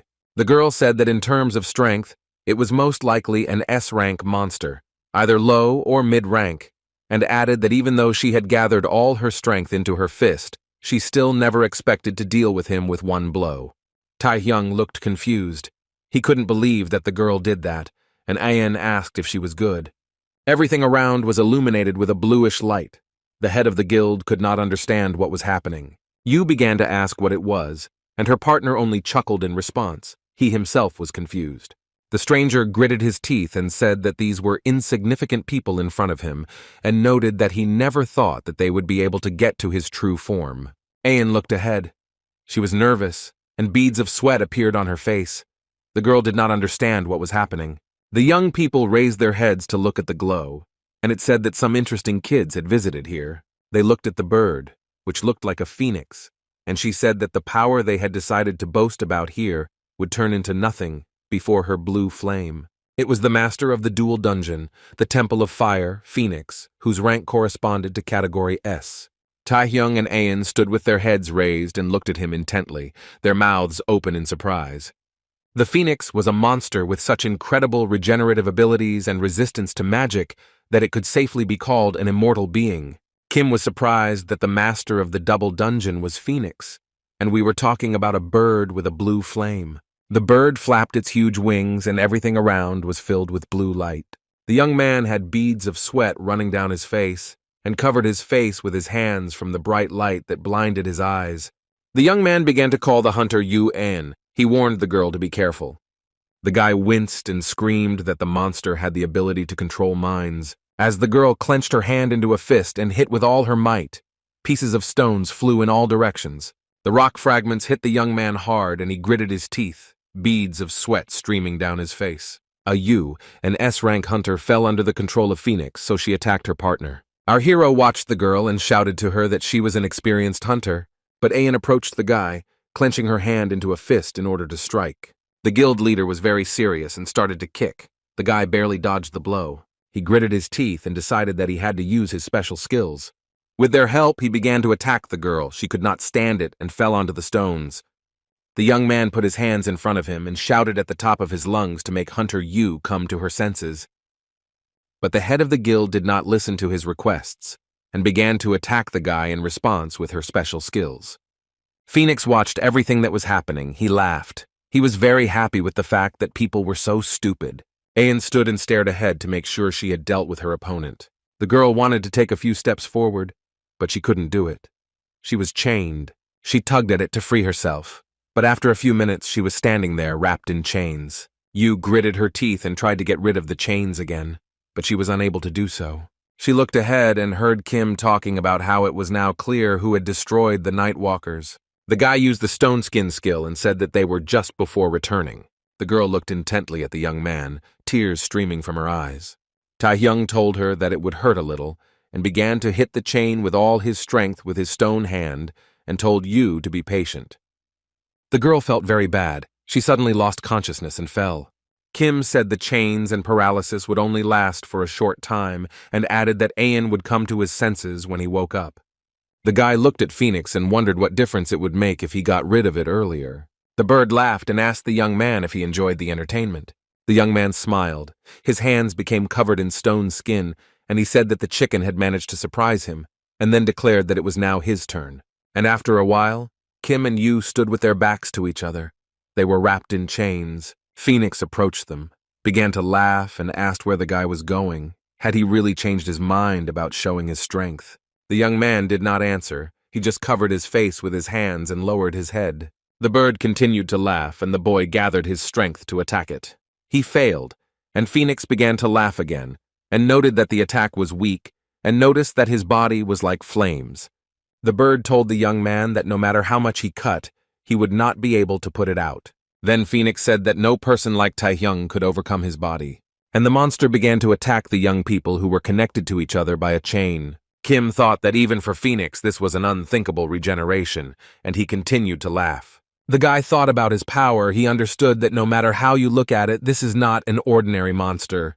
The young man bit his lip. Beads of sweat ran down his face like a river, and he thought about the fact that in front of him was the Grand Phoenix. A Grand is a monster that has exceptional strength and is unlike any other. To distinguish the others, Grand was added to his name and a plus was added to his rank. The boy thought that if it really was the Grand Phoenix, his skills wouldn't be able to suppress its regenerative ability. He understood that there was still a small chance, but it was very small and it was only the predator. Our hero knew that only he could get out of control. Like last time, he could not be used except as a finishing force. The young man looked at his hand and thought that without it, his victory was definitely impossible. He gritted his teeth and wondered what to do in this situation. At this point, Yu came to her senses and began to scream frantically. She was very scared. The girl screamed while she was tied up, and then said that her whole body ached. She looked at the phoenix and asked when it became so huge. She wondered if it was an unusual phoenix. The guy asked her not to twitch, and Ayan demanded that he let her go and clarify what she did to him. The boy asked how he could let go of someone whose mind was under control. The guild leader replied that she was caught off guard and then was surprised that she was under control. Kim noticed that she didn't even remember anything. The girl replied that what happened and promised that she would not allow it to happen again and asked to untie her. Literally a few minutes later, the argument stopped. The young people looked very scared. Phoenix became very angry and asked how they dared to behave like that in front of him. He flapped his huge wings and shouted that they didn't understand anything at all. The dagger flew out of the guy's hands in surprise, but he managed to grab it with the help of the chains. Ayan formed a fist and was ready to attack such a formidable opponent as Phoenix. The girl was able to free herself from the chains and was in a very warlike mood. Her eyes were burning with excitement. Kim, on the other hand, was tense. Beads of sweat appeared on his face. The young man shouted at Yu not to get caught this time. She just smiled and told the young man to worry about himself first and foremost, and she wouldn't get caught. Phoenix became very angry and screamed, "How dare they, lower beings, behave like this?" The bird screamed that this attack was useless and flew high above Kim and Yu. But the boy gripped his dagger tighter and shouted that he would go forward. He strengthened the abilities of the team members with skills and activated the heart of the monarch. The eyes of the guild leader lit up with excitement. Lightning appeared in her hand and the girl screamed. Phoenix couldn't understand what was happening. He didn't expect the situation to develop like this. The young man was very surprised because he did not understand what was happening. He became very tense. Ayan held a huge spear in her hands and shouted at the guy to let her go first. The girl activated the Amazon spirit skill, and with its help, you can activate the Berserk mode. In simple words, it's madness. All skills have a madness concept, which can be used to activate mana outpouring. Most people do not resort to its use because of the possibility of causing irreparable harm to the body. But if you take this power under control even for a moment, the effect will be transcendental. The head of the guild took advantage of this opportunity and began to attack Phoenix, who began to scream like crazy. But Yu didn't pay any attention to them and continued her attacks. She knew perfectly well who her opponent was. After several attacks, the girl managed to overcome Phoenix, and he fell to the ground at full speed. Ayan stood and breathed heavily, because these attacks were not given to her just like that. She looked ahead with hatred. Sweat ran down the guild leader's cheeks in streams, and she looked ahead with hatred. And a few seconds later she fell to the ground, exhausted and lost consciousness. The phoenix flew above her and screamed, "How dare she throw him to the ground?" He was very angry. The bird approached the defenseless Yu and screamed that it would destroy the girl, but she did not react in any way. Suddenly something flashed in the darkness. It was a long target that our hero often used. After a few seconds, the bird no longer posed any danger to people. She didn't like all this, to put it mildly, but Phoenix was confused and made strange sounds. Kim smiled and said that to destroy the regenerative ability, you need a power that exceeds it, and added that it is better not to let your guard down with him. He picked up Anne and said that although her pride had been hurt, it was necessary to take care of the final blow. In front of the entrance to the dungeon, namely in front of the portal, a huge number of people gathered. They were very nervous, talking about how those they were waiting for were late, worried about whether everything was okay. Someone from the crowd said that there was nothing to worry about because there were 2 S-rank hunters there. The young man said that the leader became reckless when it came to fighting, but the other boys were still very worried. Suddenly Kim appeared from the portal, carrying Ain in his arms, and everyone gathered looked at them intently. The guys rushed to them and asked the leader if she was okay and if she was injured. Kim barely made it there, breathing heavily, and told those present that the fire temple had been cleared. Someone took a photo of them and an article appeared online stating that Kim and Yu were in a romantic relationship and that they had a secret date in the dungeon. Ayan read this information and the girl was shaking with anger. She blushed and was covered in beads of sweat. Young people entered her room and the head asked them what it was. They thought for a while. And the guild leader asked how the information about clearing the double dungeon leaked to the outside world. She was interested in what kind of shameful content it was. One of the young men noted that it was Yu's fault, since clearing the dungeons was a very serious matter, and it was difficult to keep everything a secret. And the red-haired guy said that he told only his closest friends in secret, and they promised to keep quiet. The third man shouted that it was unfair, since they had done everything for the leader, and asked how she could doubt their loyalty. Ayan laughed cheerfully and said that they would all die together then, and the room became very quiet. Chairman G entered the room and shouted at Yu that he heard about her using madness. He frowned, looked closely at the girl and asked if everything was okay with her. And in the chamber, everything was turned upside down. Thus the head of the guild dealt with her subordinates. She and the head of the association went outside, and the girl asked him what he thought of her. Yu said that she trained for a long time before using this form, so she can use it for a minute without any problems. Jinwei asked what she would say and what skills of Taehyung she wanted to test. Ayan looked closely at the head of the association. A bead of sweat appeared on her face, the girl thought. The guild leader said that she eventually lost consciousness and that it was Kim who dealt with the Grand Phoenix, and after that he told her everything. The girl also noted that 2 days had passed since the fire temple had been cleared, and the young man had stated that he was going into the depths of the abyss.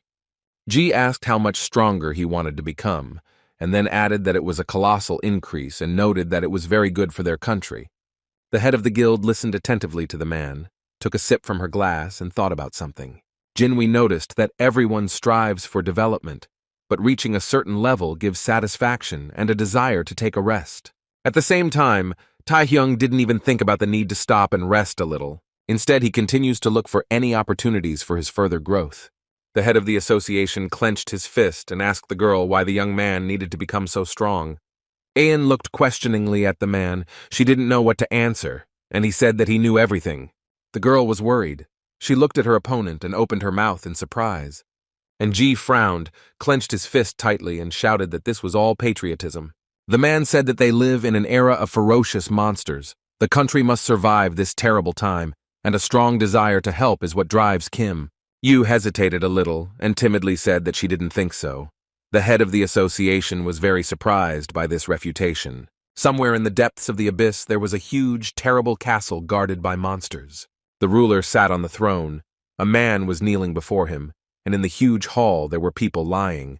They no longer posed any danger. The young man kissed the master's hand, thus thanking him for what he had done.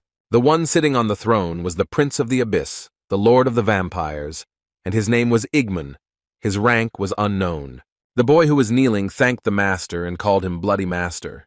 The vampire lord narrowed his eyes, laughed, asked the young man if he was thanking him, and then asked how to obtain the power of their clan. He took off his hood and said that many had similar skills, but he was the strongest. It was the national hunter of Korea, Zhang Linpeng. There were 2 guards standing near the entrance to the portal, which, by the way, was behind a metal gate. It would be very interesting to see what is happening there. There was also a sun mountain. This is where our main character arrived. He stood in place and looked around. The guy smiled and said that this was his first time here since the regression. A man approached him and greeted the young man, saying that he was glad to see him in the abyss. He bowed and introduced himself as a member of the World Hunters Association and the manager of the 22nd Zone of the Abyss, and he was also an A-rank hunter. The man said his name was Paul Baker. He put his hand on his heart and bowed his head to Kim. The guys decided to take a walk, and the manager of the Abyss said that judging by the records, Taehyung was here for the first time, and he agreed. Baker raised his finger and said that in that case the guy should take hunter guides or mercenaries with him. He said that the World Association has established a base camp, the so-called Hunter Zone, in each open zone of the Abyss to facilitate its passage. And he added that it is so dangerous in the depths that powerful monsters can catch hunters off guard in the zone. Paul said that even S-rank hunters hire other hunters to be on the safe side, but Kim said that there was no need for that. The young man wanted to say something but didn't have time because a cracking sound was heard from the side. A huge snake-like monster crawled out of the hole, but our hero did not see it, since it was behind him, and Paul became very tense. The man shouted for Hunter Kim to watch out and noted that the guy had a monster behind him. He was very surprised, his eyes wide open and beads of sweat running down his face. But literally just a few seconds later, the monster no longer posed any danger. The young man dealt with it very quickly. Kim tightened his grip on the dagger that G had given him and said with a smile on his face that he was just going to take a short walk.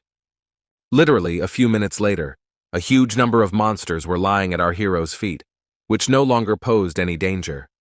The guy put his hands in his pocket and said that Paul must have come back too, because no one had ever gone that far before. The youth thought that thanks to absorbing the Grand Phoenix in the Fire Temple, he was able to reach 200 units of mana. He understood that this was the condition for activating the contract with the devil. But there was one thing. A system message notified Taehyung that he could open the gates of the abyss. Kim wondered why the skill had changed.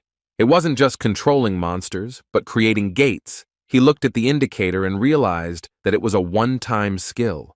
He thought that in order not to drag more than a dozen monsters with him, one strong guy would be enough.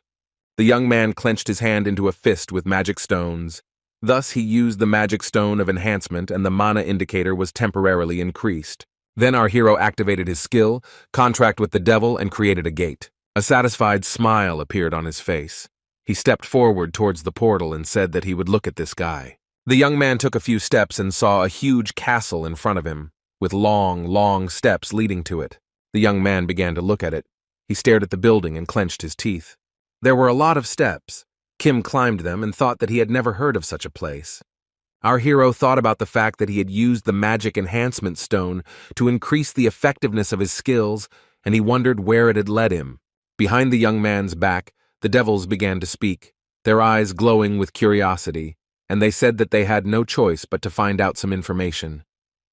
Taehyung gritted his teeth. He wasn't ready to see the devils, much less hear them. His pupils narrowed sharply from anger. In the place where the devils stood, there was an explosion. Stones, dust, and dirt flew in all directions. The young man used the stone skin skill and gripped his dagger tighter. He stared ahead, clutched the dagger even tighter, and pressed his lips together very tightly. There were 3 devils in front of the guy. They said that the uninvited guest was very formidable, and then asked what the man was doing in this dangerous place. The horned creatures were very happy. They said that luck had smiled on them and they had a guest, and it was a man. Kim realized that the succubi in front of him were of class S rank. This was very unexpected for him. A succubus is a monster that sucks out a man's life force through mental influence such as illusions or brainwashing. The young man looked at them and thought that an ordinary succubus had a rank of no more than class B. He thought that this was the contractor, and the monsters began to ask if he was lost and then noted that he looked delicious. The guy started waving his dagger. He understood that if these were contractors, then he could very easily deal with him. And the young man, without thinking twice, began to attack the monsters. It was not easy for him since there were 3 of them. They rose up and laughed at the young man, saying that he excited them. The green-haired monster snapped her fingers and said that passion wasn't so bad. Kim rushed towards her, and she added that it would be quite difficult to train this person. The monster attacked the guy with a special skill, laughed, and told him to try to cope with it. The young man lowered his head and hands, and the horned one said that no man could resist their brainwashing. And the green-eyed monster began to laugh very loudly, heart-rendingly, so loudly that the blood ran cold in the veins. But it didn't last long. The guy hit the monster with a dagger with all his might. She wasn't ready for such a turn of events. The other two horned girls were shocked by what was happening. They screamed in terrible voices. The young man clutched the dagger tighter in his hands and stared intently at the other monsters. He used his special skill, extended his hand forward, and told them to kneel. In the blink of an eye, the monsters fell to the ground and began to writhe in pain. They screamed that they were in pain and could understand what was happening and how a person could resist their ability. The guy smiled slyly, asked the monsters what it meant to resist. He used the skill and said that he was not interested in creatures like demons. Kim went forward and said it was time to move on to the contract, and the she-devils lay on the stairs and groaned in pain. To conclude a contract to summon a demon, you must fulfill one of the conditions. Give the demon what he wants or subdue him by force. The young man approached the monster and thought that he could confidently say that he had fulfilled the conditions, which meant that he could now control the S-Rank demon. A system message appeared in front of him, which informed him that he was not a party to the contract. A bead of sweat appeared on his face. The guy frowned and wondered who this was if not a contractor. The young man heard a voice that said that he now saw that this was an unusual person. Kim turned his head to look at the speaker. The monster with long blonde hair smiled happily and said that he would be a great gift for the queen. It was a rank S succubus. The monster with long braids and a white apron told the queen that she had heard that a man had invaded the castle. The queen was lying on her bed in the royal chambers and asked again whether a man had really invaded them. After a few minutes, she laughed happily and said that it would be fun. Our hero still managed to reach the castle and enter it. Dust and dirt were flying from the windows in all directions. A huge crowd of monsters ran after the young man, and he clutched the dagger in his hands ever tighter. They called him a cowardly chick and shouted that the boy must be caught alive, as he was a gift for the queen. Kim cursed under his breath. He looked confused and scared. The only salvation for him was the decision to run away. From all sides there were sounds of rattling, succubi were breaking glass, and the young man was thinking about what was happening to them. The guy bit his teeth, beads of sweat appeared on his face, and he asked where so many succubi came from. The only right decision for him was to use a special skill, which he did in this situation. He attacked them so that the succubi flew out through the hole in the roof at great speed. And the young man wiped his face with his palm and thought that if there were no contract soldiers among them, then he had only one choice. He approached the doors near which stood a devil in a white apron and thought that he needed a monster that could command even a grand succubus, and that this was their queen. The monster who stood near the door said that Her Majesty was waiting for him and invited him to come in and settle down. After a while she came out and said that the queen was waiting for him. It was the queen of the succubi. And the young man entered the queen's bedchamber, which was very large and gloomy. She stood up and welcomed him to her palace and told him that before him was the first woman, the mother of all princesses, the queen, and said that her name was Rosalia. A system message appeared in front of the guy that this was the side of the contract with the devil and it was possible to receive the summoning oath. He thought so, and called her by name. She smiled languidly and asked what the sweetie wanted from her, which surprised the young man very much. He thought that the queen was speaking human language, and she asked why the guy was surprised, since he himself was human, but he understood their speech. Beads of sweat appeared on Kim's face, and he thought that Rosalia had too much control over him for a devil. She asked him what the purpose of his visit to her palace was, fame, wealth, or if he had wandered in there by chance. And then she asked if he had decided to satisfy his lust. The boy said that he came to her in order to perform the oath of summoning. Rosalia listened to him attentively, thought for a while, and repeated the words after the young man. And then suddenly she started laughing like a crazy person and couldn't calm down. Through her laughter, the queen informed the young man that he was rather self-confident, and Kim only smiled wryly. She opened the curtain that covered her and said that the guy was being seduced. Rosalia smiled and asked why she would need to make a contract if she already had a toy. It was the Archduchess of the Abyss, Queen of the Succubus, her rank unknown. The guy listened to her attentively, and then calmly said that this was expected. He used his special skill and told Rosalia that he would make her obey. And without thinking twice, she began to attack the young man with the help of her long tentacles. Taehyung used his skill, chains, to secure himself and not lose the dagger. He said that he would do everything with one blow, as his hand was covered with stone skin. But stones and chain links flew in different directions. It's good that he at least held a weapon in his hands. Kim was not prepared for this turn of events. Beads of sweat appeared on his face. And Rosalia looked at the boy intently and told him to learn some manners. She waved her index finger at the young man, and he began to approach her as if he were a magnet. The guy didn't understand what was happening to him. He was approaching the queen and screaming very loudly. He gritted his teeth and thought about how this skill hadn't worked. He looked around and saw the city center and began to understand that Rosalia had changed the space. The young man fell rapidly downwards and finally began to understand that this was an illusion. He was tormented by only one question. When did it all start? And the queen only laughed. She smiled sarcastically and asked Kim if he still hadn't understood anything. And then she looked the young man in the eyes and said that it all started from the very beginning. The boy lay unconscious, entangled in Rosalia's tentacles, beads of sweat appearing on his face. Kim gritted his teeth and felt like he was sinking, thinking it was just a hallucination. Literally a few seconds later, the young man's expression changed dramatically. Suddenly, he found himself in the back seat of a car. The young man was in shock. Taehyung began to look around and looked at the guy who was sitting next to him in the car. The boy smiled, and our hero began to understand that he was in childhood and was shocked. Suddenly, the boy folded his hands into fists and shouted that they said so on TV, that high-ranking awakened ones get a lot of money. The boy said that he would definitely become one of them, and then he would buy his mom and dad something tasty or something else that they wanted. The father laughed, and the mother replied that this was what she expected from their son, and he looked at them in surprise. The woman told her son that the most important thing for her was that he lived a long and happy life. The little boy replied that it wasn't funny, and beads of sweat appeared on his face from worry, while adult Kim sat and thought that his parents always said that.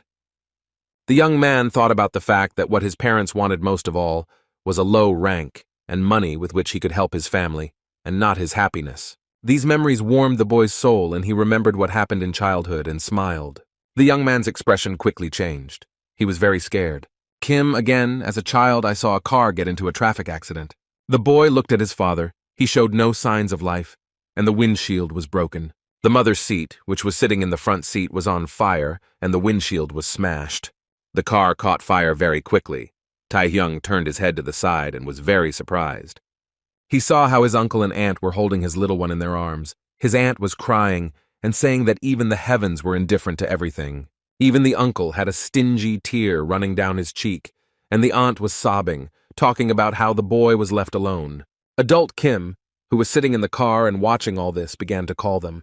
And suddenly the young man heard laughter and a voice that said that he was still such a stupid, unawakened bastard. All this was said by two big guys who were beating our hero with their hands and feet, and he, already an adult, was sitting and watching this from the side. He couldn't watch this for long and got out of the car, told Kim to stop playing the victim, stand up, and the offenders continued to laugh and say that Kim had only become stubborn. A picture appeared in front of Taehyung, where he was walking somewhere with two guys. He finally realized that these were his memories. Then they laughed at him and told him to remember his place, since he was a porter. But now Kim realized that when he was unawakened, he did not have the strength to resist. But it was much harder for him to bear that his aunt was yelling at him and crying. When he was about to set out on a campaign, his relatives asked him if they had offended him in any way, and noted that he was not fit to go into the abyss. Aunt and uncle said that everything was fine with money, and if he didn't think about them, then let him think about himself. The guy thanked them for their kindness and noted that he was grateful for everything, but now he was thinking about how instead of helping, he was causing inconvenience to his loved ones. Kim went towards himself, the one who was once unawakened. He thought about how his parents only wanted him to be happy.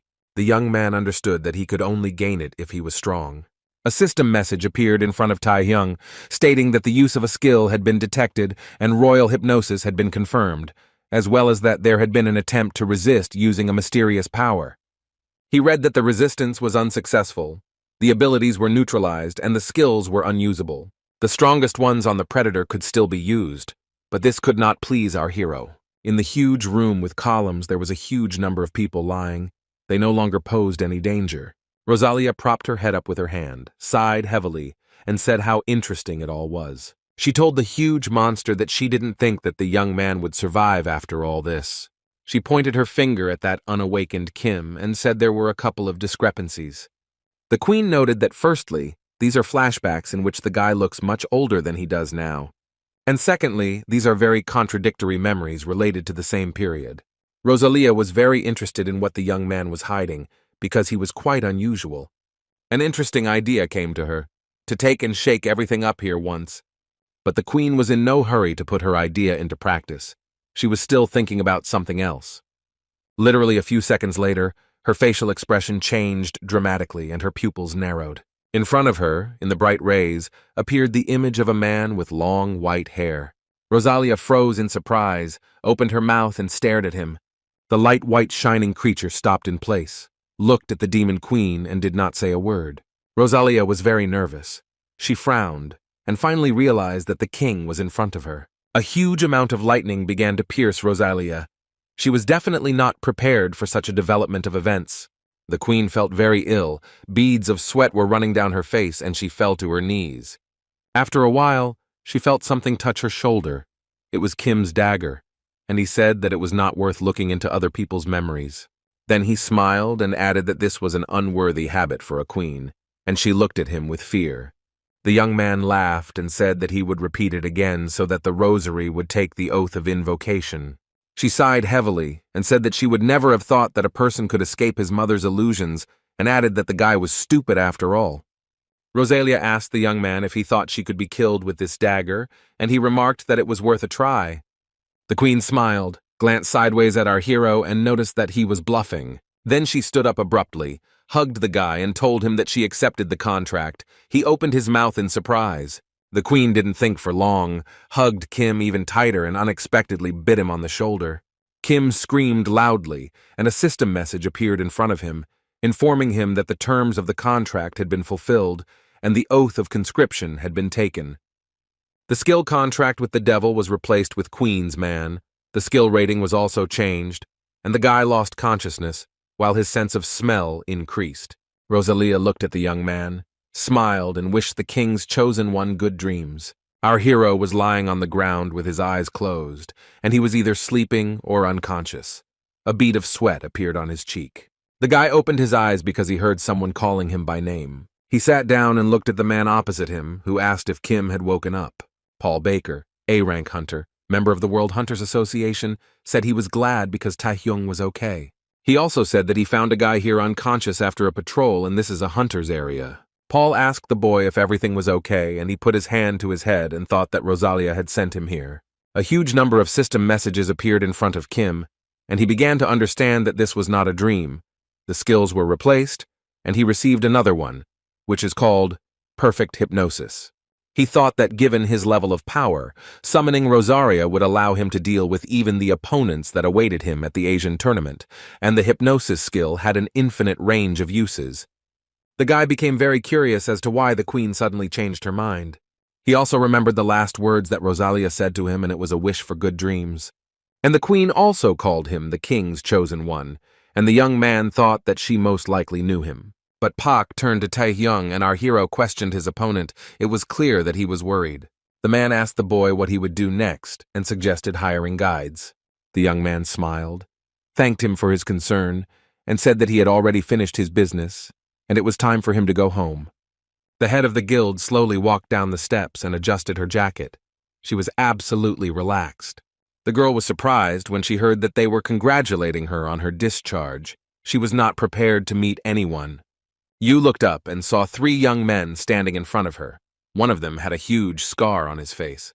His name was Han Sando. He was an A-rank hunter, vice leader of the Nightwalkers Guild. Ayan asked how many more people she had to beat up to prove to them that she was in shape. The young men laughed. One of her subordinates said that there was news that might interest her as the guild leader. Chan reported that Hunter Kim had returned from the depths of the abyss, and Yu asked how long ago it had been. The girl was very surprised and said that even a hunter like Taehyung could not explore the depths alone. The man said that he was with the S rank in the tomb. But the point is not that the hunter returned. Yu opened her mouth wide in surprise, and the speaker noted that the guy had met someone there. Chan smiled and said that the boy met with the leader of Onsamiro, one of the 4 largest guilds. His name was Hunter Quan Kang Hyuk, and he looked very suspicious, but he was in a fighting mood. When our hero saw him, he was very surprised. His pupils narrowed, and beads of sweat appeared on his face. And Quan smiled and asked through clenched teeth if it was really Kim in front of him. The man frowned, smiled slyly, and offered the young man to fight in battle. Quan Kang Hyuk, the leader of Onsamiro, one of the 4 largest guilds, a man who is called the Tank of South Korea. They say he can fight monsters for hours on end, capable of single-handedly driving out monsters by the hundreds. But the most famous rumor is that he forcibly recruits into the guild through duels. And the guild leader with crazy eyes said that he would start this fight. He was already impatient to fight. But the girl who was standing next to him shouted at him to stop and asked where he was going. The man became very angry and started yelling at his secretary. He looked like a monster. The girl was not afraid of Quan, but asked him if he wanted to receive a complaint from the Human Rights Commission again. Secretary Kim Heen noted that if the guild leader continued in this spirit, the path to the abyss would be closed to him, and she would have to protect him again. And the girl greeted Taehyung and said that she was the secretary of the leader of Onsamiro. She said that the man probably knew about the inhumane recruitment of people by their leader, but they were here to invite the hunter according to all the rules. Quan noted that it was a normal recruitment, but Kim could join voluntarily, and there would be no need for a duel. Our hero asked if he refused. Would they force him to join the guild? The secretary looked closely at her opponent and noted that this was a great offer for Taehyung, and she said that she knew that the guy was going to participate in the Asian-friendly tournament. Our hero folded his hands into fists and looked intently at the girl. He was surprised by such awareness. And Secretary Quan noted that their guild is the most advanced in exploring the abyss among the 4 largest. In addition to the scheduled clearing of dungeons, they also provide support in exploring the abyss. The girl said that if the guy chooses their guild, she is sure that it will compensate for all his weaknesses. And our hero calmly looked at the secretary of the head of the guild and did not respond to her suggestions. Quan Han-soo gritted his teeth and told the secretary that it was enough to talk about it, and she looked at him in surprise. The head of the guild noted that if the guy was one of those who would fall for this, he would have agreed long ago. Taehyung interrupted him and said that he had changed his mind, which greatly surprised those present. The guild leader asked what the guy said, and the secretary clenched her hand into a fist, beads of sweat appearing on her face from worry. Quan asked the young man if he wanted to join their guild, as he couldn't believe his ears. Kim answered through clenched teeth that that was exactly what he had said, and he was surprised that the man was asking him again. And he opened his eyes wide. His pupils narrowed very much and looked questioningly at the young man. Taehyung approached Quan and said that perhaps it was worth trying his method. He smiled and said that the winning side gets what it wants and asked if the man was okay with the deal. He frowned. The pupils of his eyes narrowed very much. He smiled and agreed with this proposal. Everything was supposed to take place at the stadium at the Onsamiro base, where a huge number of people had gathered. Journalists asked Kim what his relationship was with the Nightwalkers and the hunter Yu Ai-yeon, and why he agreed to a duel with Quan Kang-hyuk.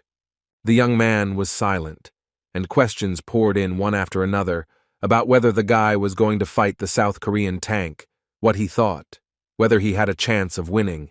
Taehyung thought about how Quan annoyed him. He wished he could finish with them. He would burn them all with great pleasure along with the newspapers. And the journalists did not stop talking. They continued asking the young man a huge number of questions. Suddenly, a journalist in glasses, her name was Kim, shouted that she also wanted and needed to take an interview. The guy took her hand and pulled her towards him. She was so nervous that her face was covered in beads of sweat. He remembered the girl's name, greeted her, and noted that they had seen each other during the hunter qualification test. The journalist blushed, started mumbling something, and then said that she was glad to see him. The young people were chatting, and other journalists were looking at them and whispering about where the reporter was from and where she was from in general. The girl thought that she couldn't believe that he remembered someone he had seen for a couple of minutes at most. She noted that he was such an important person, and they were completely different. Taehyung told everyone that he would answer a couple of questions from reporter Kim, but a little later he noted that leader Quan Kang-hyuk had a busy schedule and did not have time for unnecessary conversations. The girl was very happy, and other journalists were wondering what kind of relationship she had with the hunter. But our hero waved his hand and said that it was time for him to go, and the young man went to rent the stadium. He kept his hands in his pockets and climbed the stairs. The opponent was already waiting for him. He folded his arms across his chest and looked intently at Taehyung. Kwon laughed happily and was surprised that the guy came, and he himself said that he already thought that he chickened out. Kim smiled and noted that he kept his promises and immediately used the stone skin skill. The host shouted for everyone to hear that the match everyone had been waiting for so long was about to begin. It was Onsamiro Guild member, B-rank hunter, commentator Choi. He announced that there was only one condition for victory, to bring the enemy to his knees. He announced that this was the 120th forced recruitment, and the guild leader said that he would see how good Kim was. The commentator announced that the duel for the right to recruit was beginning. Our hero used his skills and shouted at his opponent to be braver. The young man began to use his skills and said that he would show them all. The boy thought that now the King of Knight's maximum power was enough to suppress a decent S-rank monster. The young man thought that no matter how strong Kwon was, he could easily defeat him. And he folded his hands into fists and began to laugh. He said that Kim had used some pretty good skills. He bared his teeth and told our hero that none of this would work on him. Suddenly, cheetahs started attacking the young man and he became very scared, as he was definitely not prepared for this. Beads of sweat appeared on his face and the guy opened his mouth in surprise and looked at his opponent. But he didn't even think of stopping. He gritted his teeth and used his skills, his eyes shining with hatred. The cheetahs were replaced by a huge bear, which bared its teeth and roared like a madman. Our hero decided to use his skill chains. He was so confused that he couldn't quickly pull himself together. He tried to block Kwon with chains, but he failed. The enemy repelled the attack. The opponent gritted his teeth and began to laugh like a madman, and then noted the variety of skills. The guild leader shouted that even like this, Kim wouldn't be able to stop him and used his new skill again. The guy watched everything that was happening and saw how Kwon used a new skill and a horse appeared. And after some time an elephant appeared. The man seemed to want to demonstrate all his skills. The young man stared at everything that was happening and clenched his teeth, beads of sweat running down his face. As soon as he hit the ground with his trunk with all his might, stones, dust, and dirt flew in all directions. Kwon ran towards the epicenter of the event to make sure the blow landed on his opponent. But the guy managed to jump to the side. The head of the guild smiled sarcastically and noted that Kim was very good at running away. And he asked our hero how he was going to win, and he started coughing really badly. Taehyung told the man that if this was where his talents ended, then it wouldn't be easy to bring him to his knees. Kwon just laughed cheerfully and noted that the young man was already cornered, but he just didn't realize it. And the guild leader used another skill. His eyes were burning with fire. He said that it was time to end all of this. A huge dinosaur appeared in the arena, and the audience in the hall said that this was the leader Kwon Kang-hyuk's final form of attack. They were talking about how this was the end. Some were laughing and noting that no matter how ambitious Taehyung was, he definitely couldn't compare to their leader. Yu An, who also came to watch the battle, told her companion that she was glad to be there, and he asked if it was okay to say that. The guy replied that if Kim lost, he would join the Onsamiro Guild, and the girl agreed with these words. She stared at her guild member, who asked if this duel shouldn't have been prevented. The host announced that Kwon had used the beast defense skill, and the guy sitting next to Yu said that he could borrow the power of various beasts, giving him an advantage in battle. He frowned and stated that despite all of Kim Taehyung's strength, he definitely wouldn't win in a one-on-one fight. The girl was eating popcorn and told the guy not to worry so much. She said that by watching Taehyung, she learned that he always has an ace up his sleeve. And here is proof of this. Despite the fact that the fight was very difficult and unexpected, the guy smiled cheerfully. The audience in the hall was very tense. Only Ian calmly ate popcorn and did not worry about anything. The man frowned, opened his mouth in surprise, and a bead of sweat appeared on his face. Reporter Kim even stood up from her seat in surprise. She was also shocked by what was happening. The presenter had sweat pouring down his face and he screamed, asking what was going on. And then, in a trembling voice, he said that the head of the guild himself knelt down. From the outside, it might seem that the man was surprised by his actions. Sweat was pouring down Chuan's face. He raised his head up and opened his mouth wide, and where did all that arrogance go? Kim smiled. and cheerfully asked if he had won or if he was imagining it all, and no one was prepared for that. Meanwhile, the secretary of the Onsamiro Guild was talking to someone on her cell phone and saying that the leader had simply proposed a duel and the other side had accepted the proposal. Kwon was kneeling, Taehyung was pleased with him. The stadium became very quiet. Then one of the guild members, either saying or asking in surprise, said that their leader had lost. Some guy screamed how could it be that a man who had never knelt in 100 dungeons just gave in and noticed that it was a hoax and Kim was cheating. People started shouting for them to fight again, that the duel was not real, but a fiction. Someone said that they should fight as they should. Our hero stood in the stadium and listened to all this. And they kept shouting that everything was fabricated and that they needed to fight again. They chanted these words several times. The guild leader continued to kneel, and the guy thought that he expected this, but he did not think that the enemy would lose in close combat. Kim thought about how the perfect hypnosis skill he received from Rosalia had worked perfectly during the last attack. He quietly told Kwon to kneel down, and he just gritted his teeth because mentally he didn't want to do it, but his body didn't obey. Sweat was pouring down Guildmaster Onsamiro's face, and he was thinking about how he had lost. But when he had managed to do it, since he didn't remember the last minute at all, he was wondering what his mistake was. Kwon screamed so loudly that it was heard not only by those inside the stadium, but also outside it. What happened really surprised and shocked everyone, but Yuan was sitting there absolutely calm. Guildmaster Onsamiro said that he didn't know what skill the boy used, but he himself was to blame for his loss, and the result was obvious. The man shouted that his guild members must accept this situation with dignity. He said that he would personally rip off the heads of all those who were dissatisfied, and Yu's companion asked if Kwon had really lost. An ate popcorn and thought that the situation with Taehyung seemed to have seriously upset the guild leader Onsamiro. She understood that no one expected that in a split second Kim would bring Kwon Kang-hyuk himself to his knees, and the guy, as always, had an ace up his sleeve. The girl thought that our hero was really something. He surprised her every time. Yu sat and ate popcorn as if she had never eaten it before, and her companion asked her what had happened.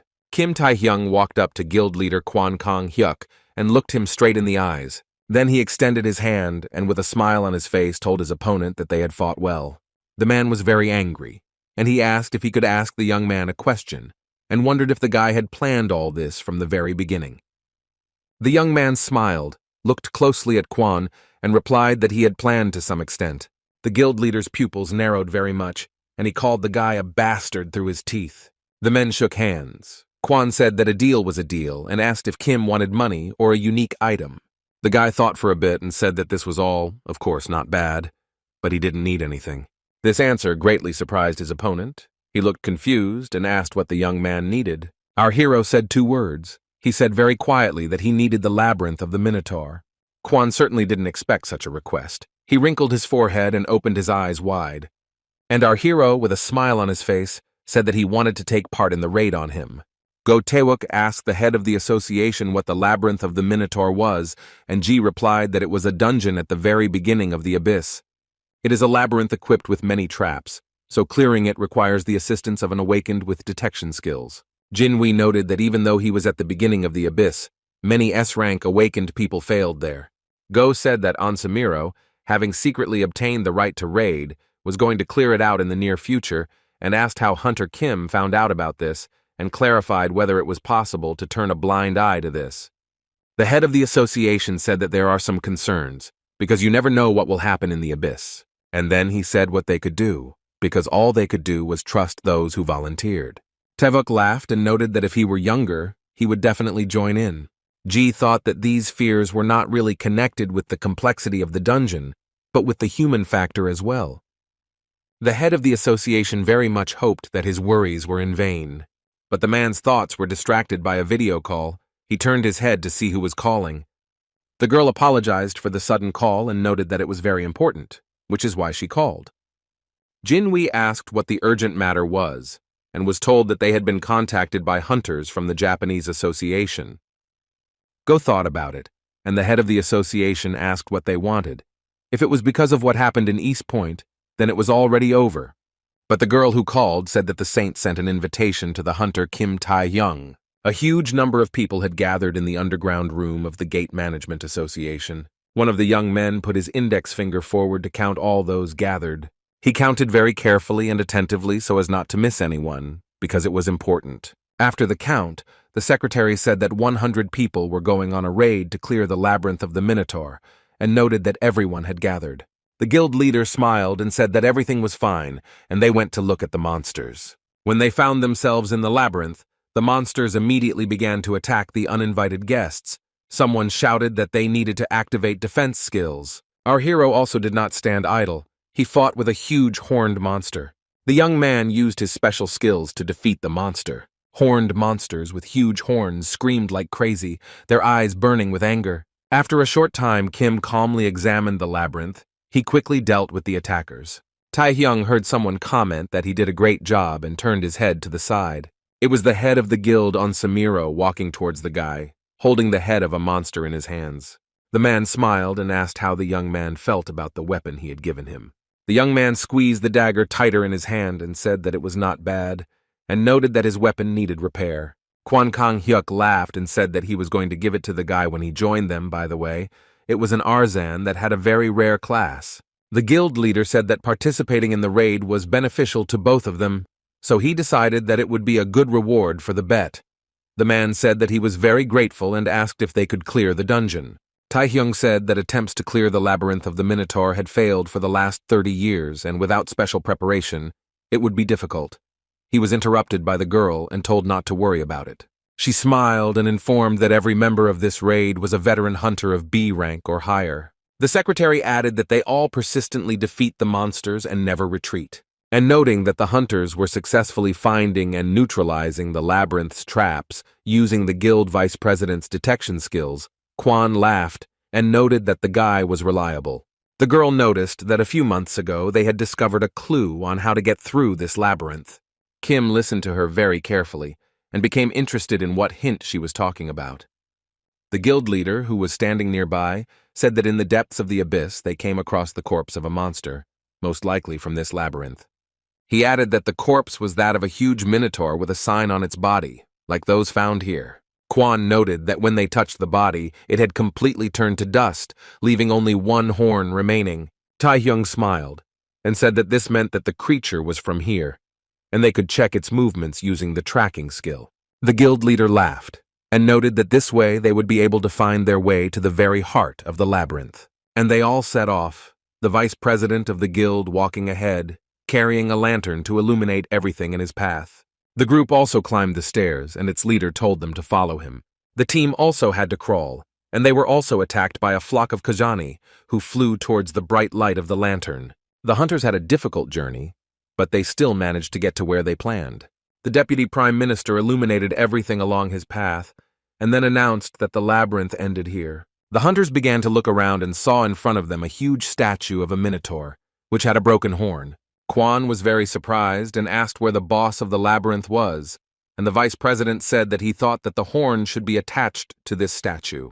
The raid participants began to examine the statue, since not everyone immediately noticed that the minotaur was hornless. The head of the guild grinned. This proposal was very interesting, and he called the secretary. Literally a few seconds later, she was rolling a wheelbarrow with a huge horn in front of her. Kim looked at everything that was happening and thought that up until this moment, everything was just like in the past life. The raid group used the horn of the Grand Minotaur to reach the end of the labyrinth. The young man frowned and thought about what happened next.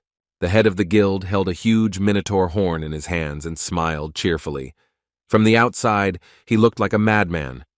Kwan attached it to the statue, and everything around was illuminated with a very bright light, by the way. The horn fit perfectly. Everyone started shouting that it was cool, and they would finally clear the labyrinth that no one had been able to overcome for the last 30 years. And the head of the guild began to laugh and told the Minotaur to come out and show his true face. But the smile quickly disappeared from the guild leader's face. He looked scared, and the pupils of his eyes narrowed.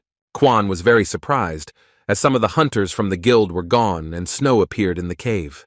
Everyone was very surprised, as the statue turned into a skeleton that fell apart. The hunters started shouting what was happening, their faces covered in beads of sweat. Others were screaming where everyone had gone, as most of the group seemed to have disappeared and they were not prepared to see snow here. Suddenly, a huge stream of water gushed out of nowhere. The hunters shouted that it was a curse and where did it all come from. Then there was a strong volcanic eruption, and the young people screamed in surprise and fear. Only a slight smile appeared on our hero's face, and he thought that everything happened as he had expected. It was a space-shifting trap, the snow very quickly giving way to green trees. The group members were very surprised when green grass and trees appeared. The man was reading a book and carefully turning the pages. Then he asked his opponent if Tae-hyung had joined the raid on the labyrinth. The guy in the hood apologized and then said that it all happened very unexpectedly. He asked what they should do and noted that if Mr. Shadow ordered, they would immediately stop the operation. He looked at the tattoo on his arm and said that there was no need to do anything. It was even better this way. Shadow noted that in the Raider squad there were 5 of their scouts of S-Rank alone, and if you count the A-Rank people, then there were 20. Kwon Kang-hyuk and Kim Tae-hyung, no matter how strong they also have their limits. Mr. Shadow slammed the book shut very loudly and asked how they could deal with the spies if they had put all their power into the labyrinth. His eyes glowed purple, and then he asked if it wasn't exciting.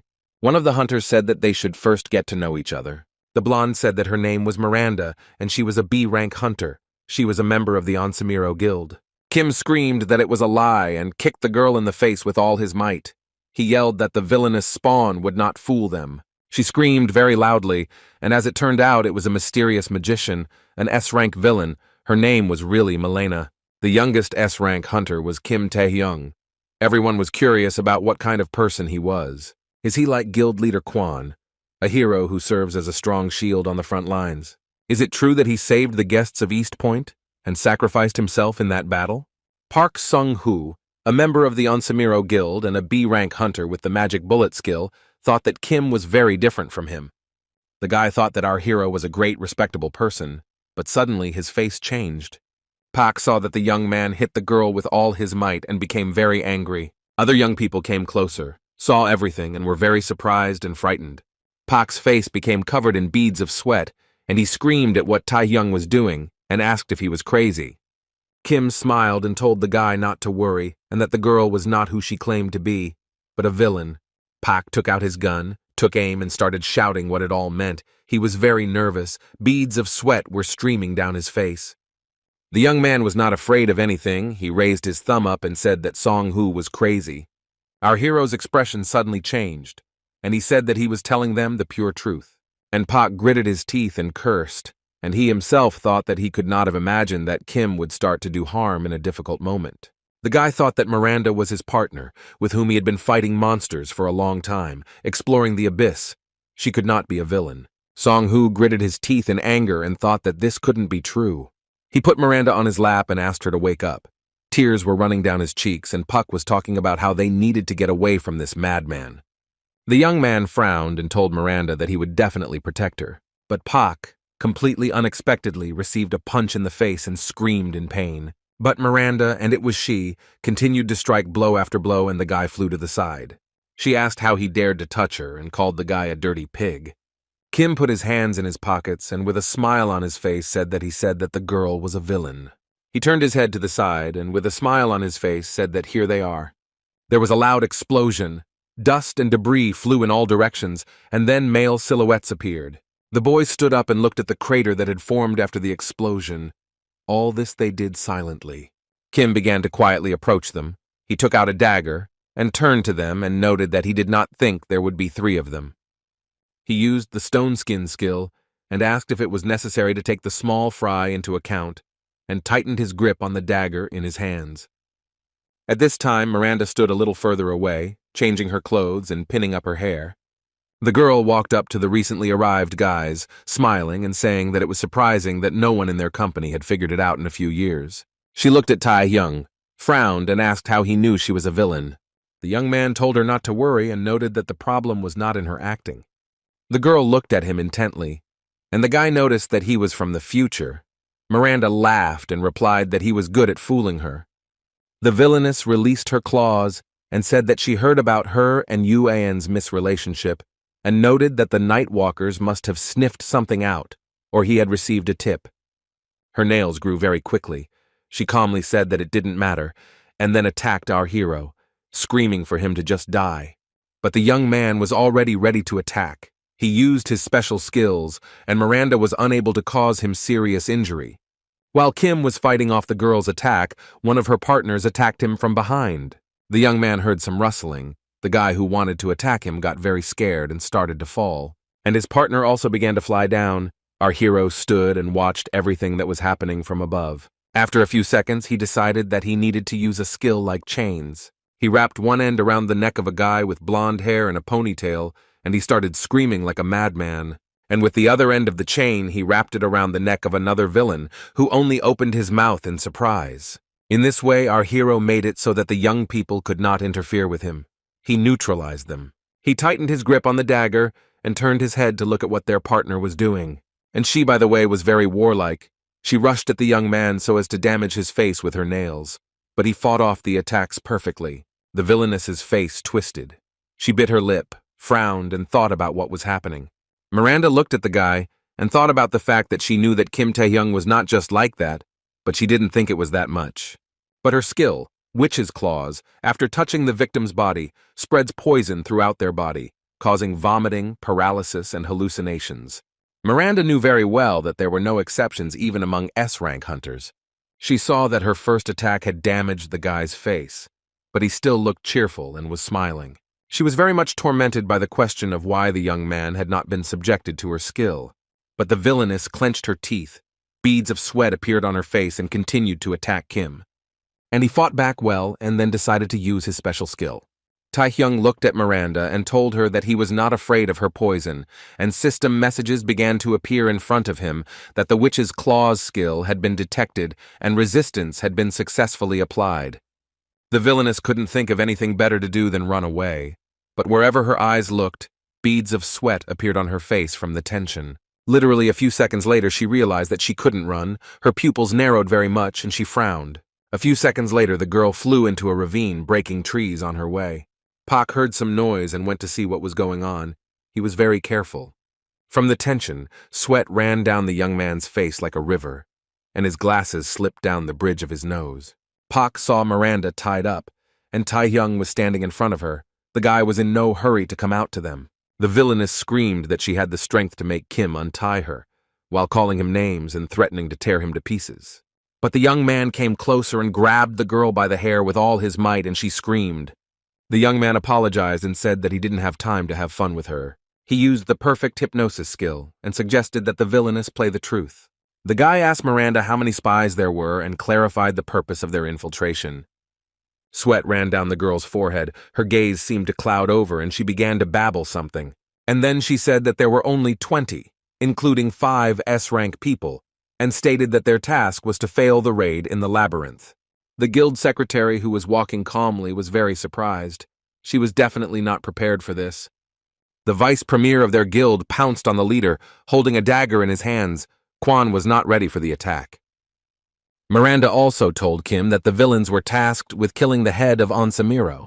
Kim stood and thought about the 5 S-rank villains. He thought that before he returned, there were 3 of them.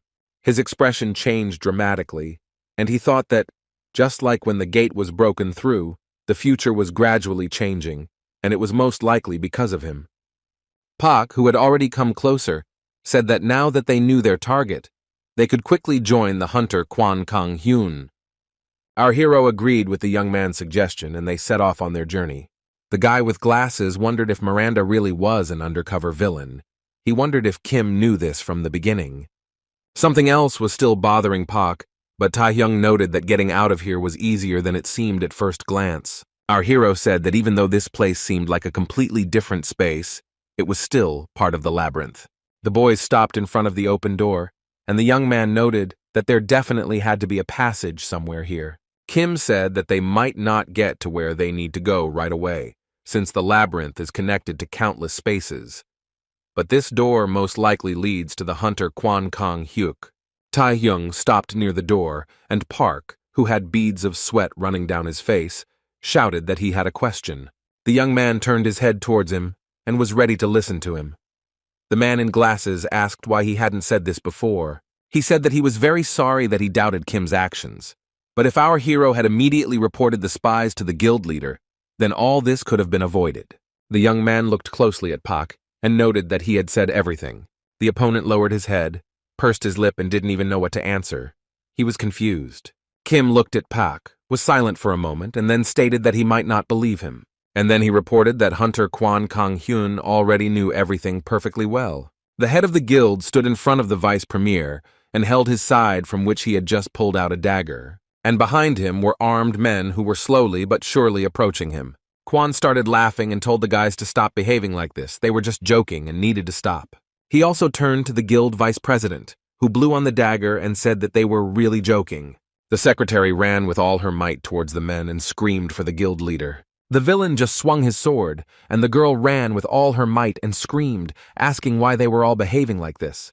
The head of the guild clenched his teeth, wrinkled his forehead, and his pupils became like dots. Beads of sweat ran down his face. One of the opponents hit Kwan on the back, and the secretary screamed so loudly that she turned blue with horror. The girl was very scared. She screamed loudly, and the head of the guild said that he was in a lot of pain. The secretary held Kwan and asked if he was okay, since that blade was quite long and sharp. The opponents had no intention of retreating.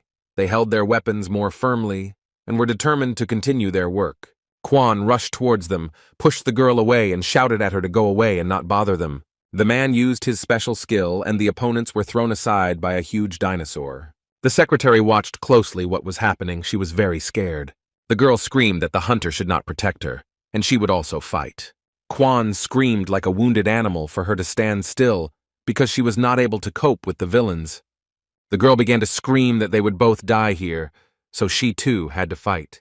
The vice prime minister and the villains came closer and said that the girl was right, and that Kwan was not in a position to think about others. The man waved the lantern he was holding and said that he had been hiding his power until now. He stated that everyone here is below A rank and only a few have S rank, and added that the elite members of the villain guild have gathered to kill Kwan. The guild leader noted that they were well prepared and said that he thought he was a good judge of character. The deputy prime minister thought for a few seconds and replied that the head should not blame himself so much. He said that the villain guild had been hatching this plan for years, and he had no way of knowing about it. Kwan, despite his precarious position, smiled sarcastically, cursed, and said that this little Kim was right. The vice premier looked straight ahead. He was surprised and clarified what the head of the guild meant. Kwan reported that this is exactly what Taehyung said, that they were all from the villainous guild and were going to kill him. The head of the guild added that he decided then that the guy was talking nonsense. The vice premier tensed up and thought about whether the young man really knew about their plan. The guy in the hat that covered his eyes asked why Kwan was so calm, and he replied that it was simple. The man frowned and said how he could keep those he didn't trust close to him. And then he added that he, as the leader of the guild, could not doubt his comrades, and began to laugh loudly, and the vice premier asked him if that was all. And then he said that he knew that Kwan was an idiot, but he didn't think that he was that stupid, and noticed that they had been subordinate to such a person for so many years. One of the villains asked the leader if he was really that stupid. The secretary asked Kwan if he hadn't even checked the information about the guild members. Otherwise, there wouldn't be this commotion now, and said that she couldn't stand it. The girl wanted to say something else, but suddenly a very strong glow appeared. They turned their heads and opened their mouths in surprise. The vice president of the guild used his skill. Everyone who was in the clearing jumped to the sides, and the head of the guild gritted his teeth and rushed to the secretary to protect her. She was very confused.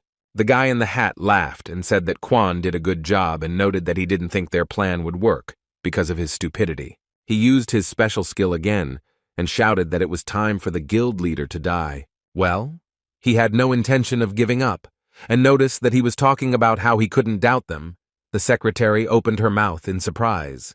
The guild leader used a skill like Fire Dragon, and then said that he couldn't accept the fact that there were traitors in his guild. The first to get hit was the vice premier. The strong blow to his head knocked his hat off, and he rolled his eyes in pain.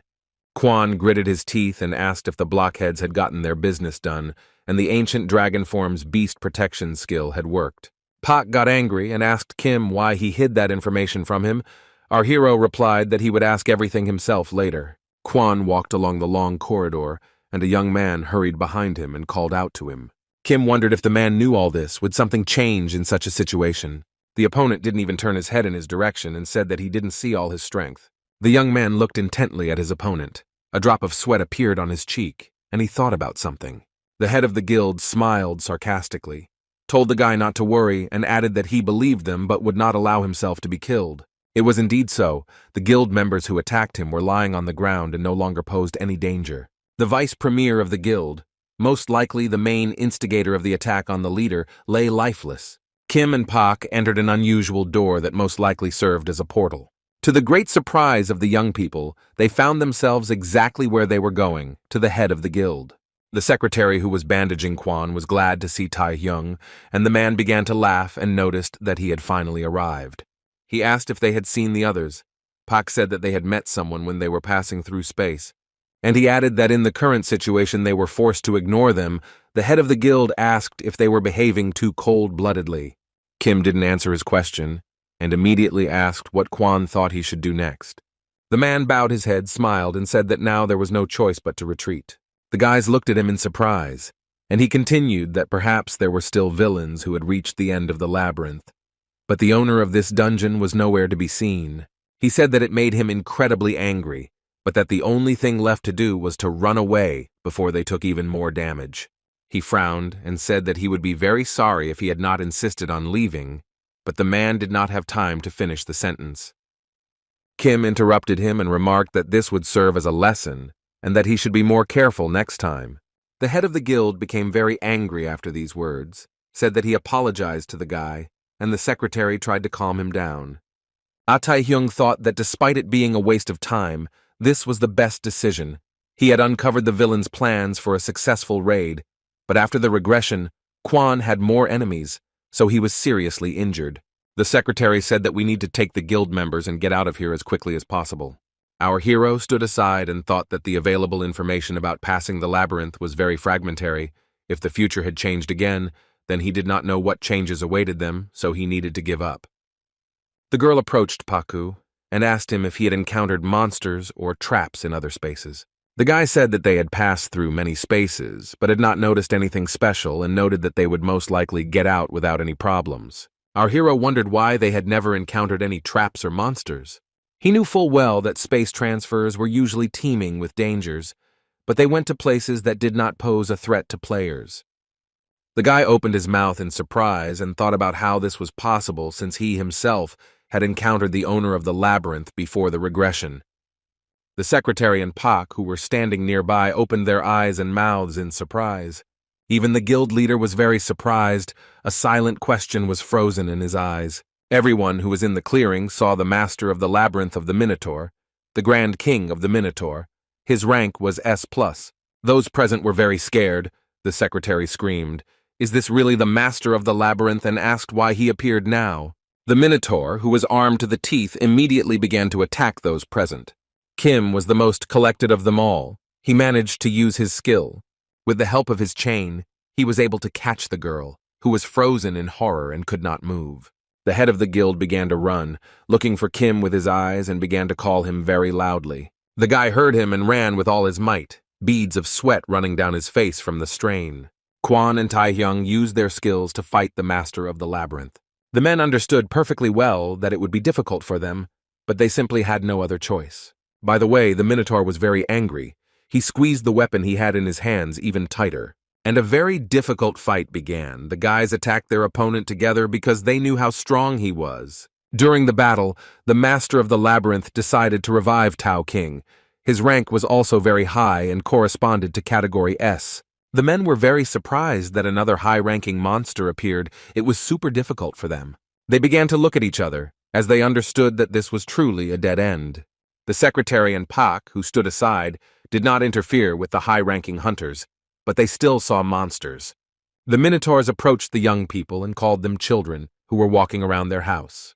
The monsters spoke of those who had shed their blood here, and Quan began to call for his secretary. The Grand Minotaur came closer and told them not to be afraid, to come closer, and he would take all their anger and hatred. And then he added that he would simply destroy his enemies and began to laugh very loudly. The hunters understood that the secretary and Pak were trapped, so they rushed to free them. And those two raised their heads up, opened their mouths and eyes wide, and looked at the monsters in surprise.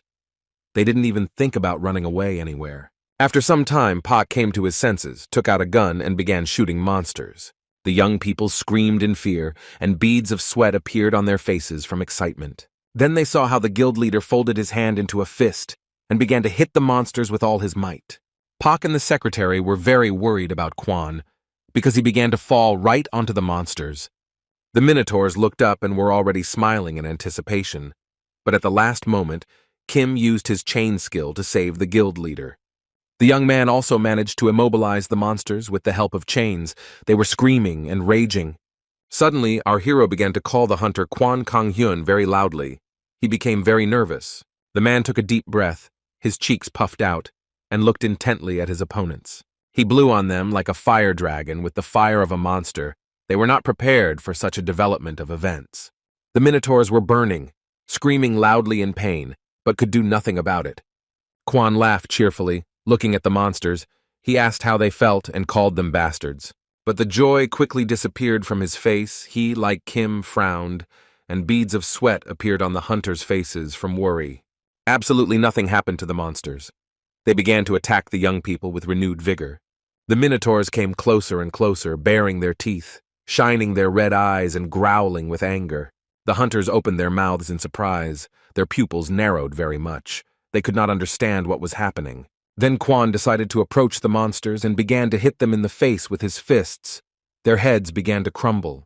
He gritted his teeth and realized that his skill really worked against monsters. That's why he continued to attack the rest of the Minotaurs, hitting them on the head with all his might. The man gritted his teeth and thought that this was still not enough, because the monsters regenerate very quickly. And indeed, after a few minutes, the monster stood in front of him, as if nothing had happened. The head of the guild thought that they would not kill them until they dealt with the king. But the Grand Minotaur was much bigger, stronger, smarter, and more cunning. It was almost impossible to deal with him. Quan gritted his teeth and thought about how they could defeat the main Minotaur. This was X's idea for him.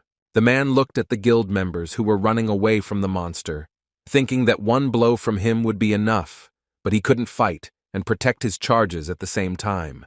The hunter looked at Kim and understood that he too was at the limit of his strength and needed to come up with something new. Quan gritted his teeth. Beads of sweat ran down his face and he thought about what to do, what decision to make. And then he remembered how he spoke with the head of the association, who said that measures would be taken if he continued to force me to join his guild through a duel. Quan threw his head back and listened to Ji say that when enrolling someone as a comrade, a man should pay attention not only to combat training, but also to the personality itself. He then told the chief that he was not one to live in constant suspicion, but his opponent said that caution was needed. He added that during his career as a hunter, he had seen a lot, and sometimes the slightest mistake led to complete failure. And he said that sometimes he had to give up something valuable in order to save something greater. Ji looked closely at Quan and noted that strength alone was not enough. One had to know one's limits in order to prioritize achieving one's goal.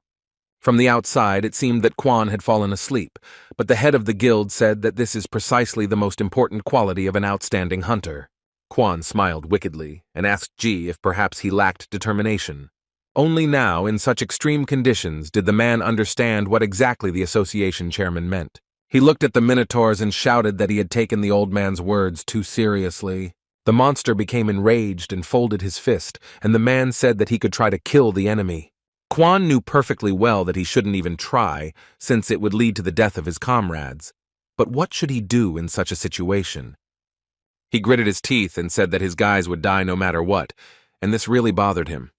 Suddenly the man screamed that he really should close his eyes to this, and his hair stood on end. Kim, who was standing nearby and clutching a dagger in his hand, was very surprised and gritted his teeth. He called out to the guildmaster, and Quan laughed and asked the young man what he would say. He told Taehyung that he was very greedy and would somehow protect his comrades and show the monsters where the crayfish hibernate. He was shouting that the hell with the choice, and our hero looked at him with a smile and said that he didn't understand what he was talking about. And then he said that there was another way to defeat the king of the Minotaurs. The hunter opened his mouth in surprise. At this time, the monsters became more and more numerous. They surrounded the people and stretched out their paws towards them. The guild leader shouted if Taehyung was sure of his words, and the young man replied that he thought so. The king of the Minotaurs laughed and said that they had chosen this path themselves and he was very sorry. And then he added that no matter what decision they made, the end would be the same, and the monsters began to advance on the hunters. They bared their faces, stretched out their paws, and shone with their red eyes. Quan stood and watched carefully what was happening. A huge army of monsters was walking towards him. And the Grand Minotaur said that all this was in vain, and added that no matter how many Minotaurs they killed, nothing would happen. At this time, Kim decided to use his special power. He really hoped that it would work. The guild leader watched him and shouted.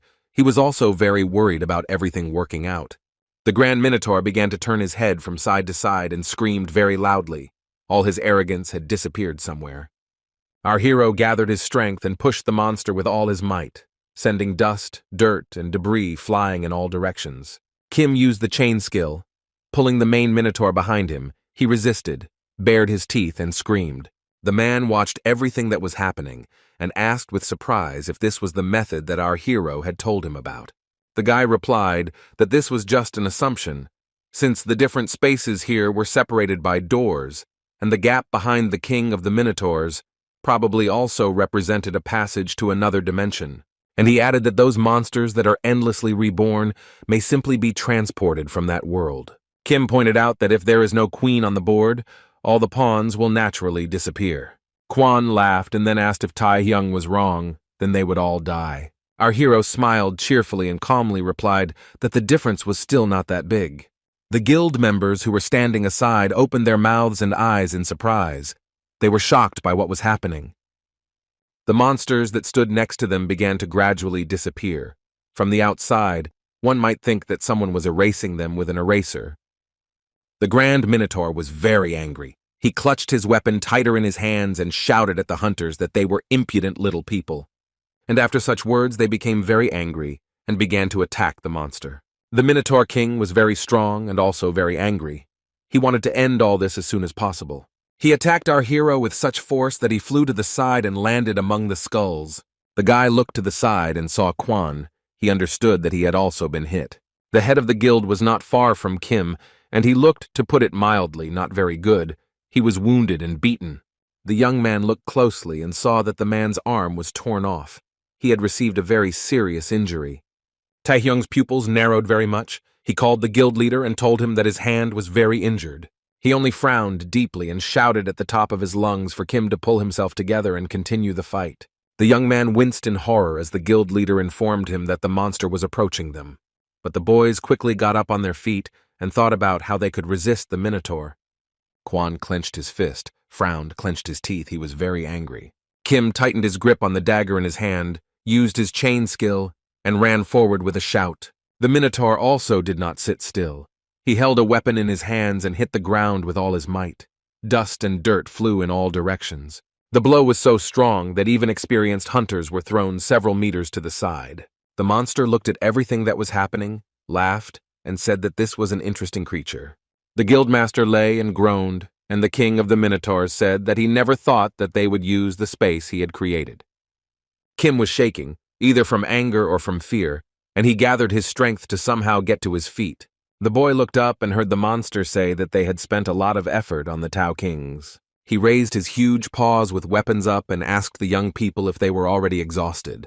Tai Hyung looked at his opponent. Tears of sweat and blood smeared across his face. The main Minotaur did not think for long, but began to attack the young man again. Again, pieces of rock, dirt, and dust flew in different directions. But the guy still stood on his feet. He cursed mentally and thought about the huge gap in strength between them. He screamed very loudly and thought that if he didn't use the predator skill, he would definitely die. And our hero looked at his formidable opponent and thought that if he changed this skill, he would be able to defeat this monster with one blow. Kim remembered the past and thought that otherwise he would lose control again. He understood perfectly well that it was unknown what could happen then, and that was the danger. The guy looked up and came to the conclusion that this was the only way out of the current situation. Yuan was lying in a hospital bed and talking about some kind of adjustment method. Kim approached her and asked what it was. The girl replied that she had no idea why he was suddenly asking her about using the skill, but the description in the status window was really poor.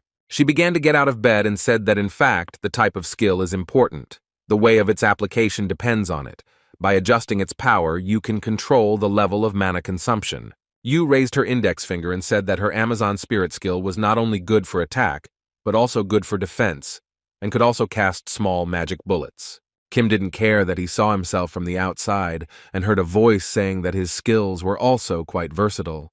But he usually uses stealth only on his rings, and the young man had 2 of them. The guy found himself back in the hospital room next to Ayan, and she said that he had a skill in his arsenal that he couldn't handle and that it should be used at half strength. The girl looked intently at the young man and said that she was sure that he would succeed. Our hero, although he knew that the forces were far from equal, began to attack the huge, strong enemy. The Minotaur King was very surprised. He was relaxed and did not expect to be attacked again. The monster became very angry. Saliva flew from its mouth in all directions. It roared and waved its weapon. But our hero did not stop. He continued to attack the Minotaur, using all his skills as much as possible.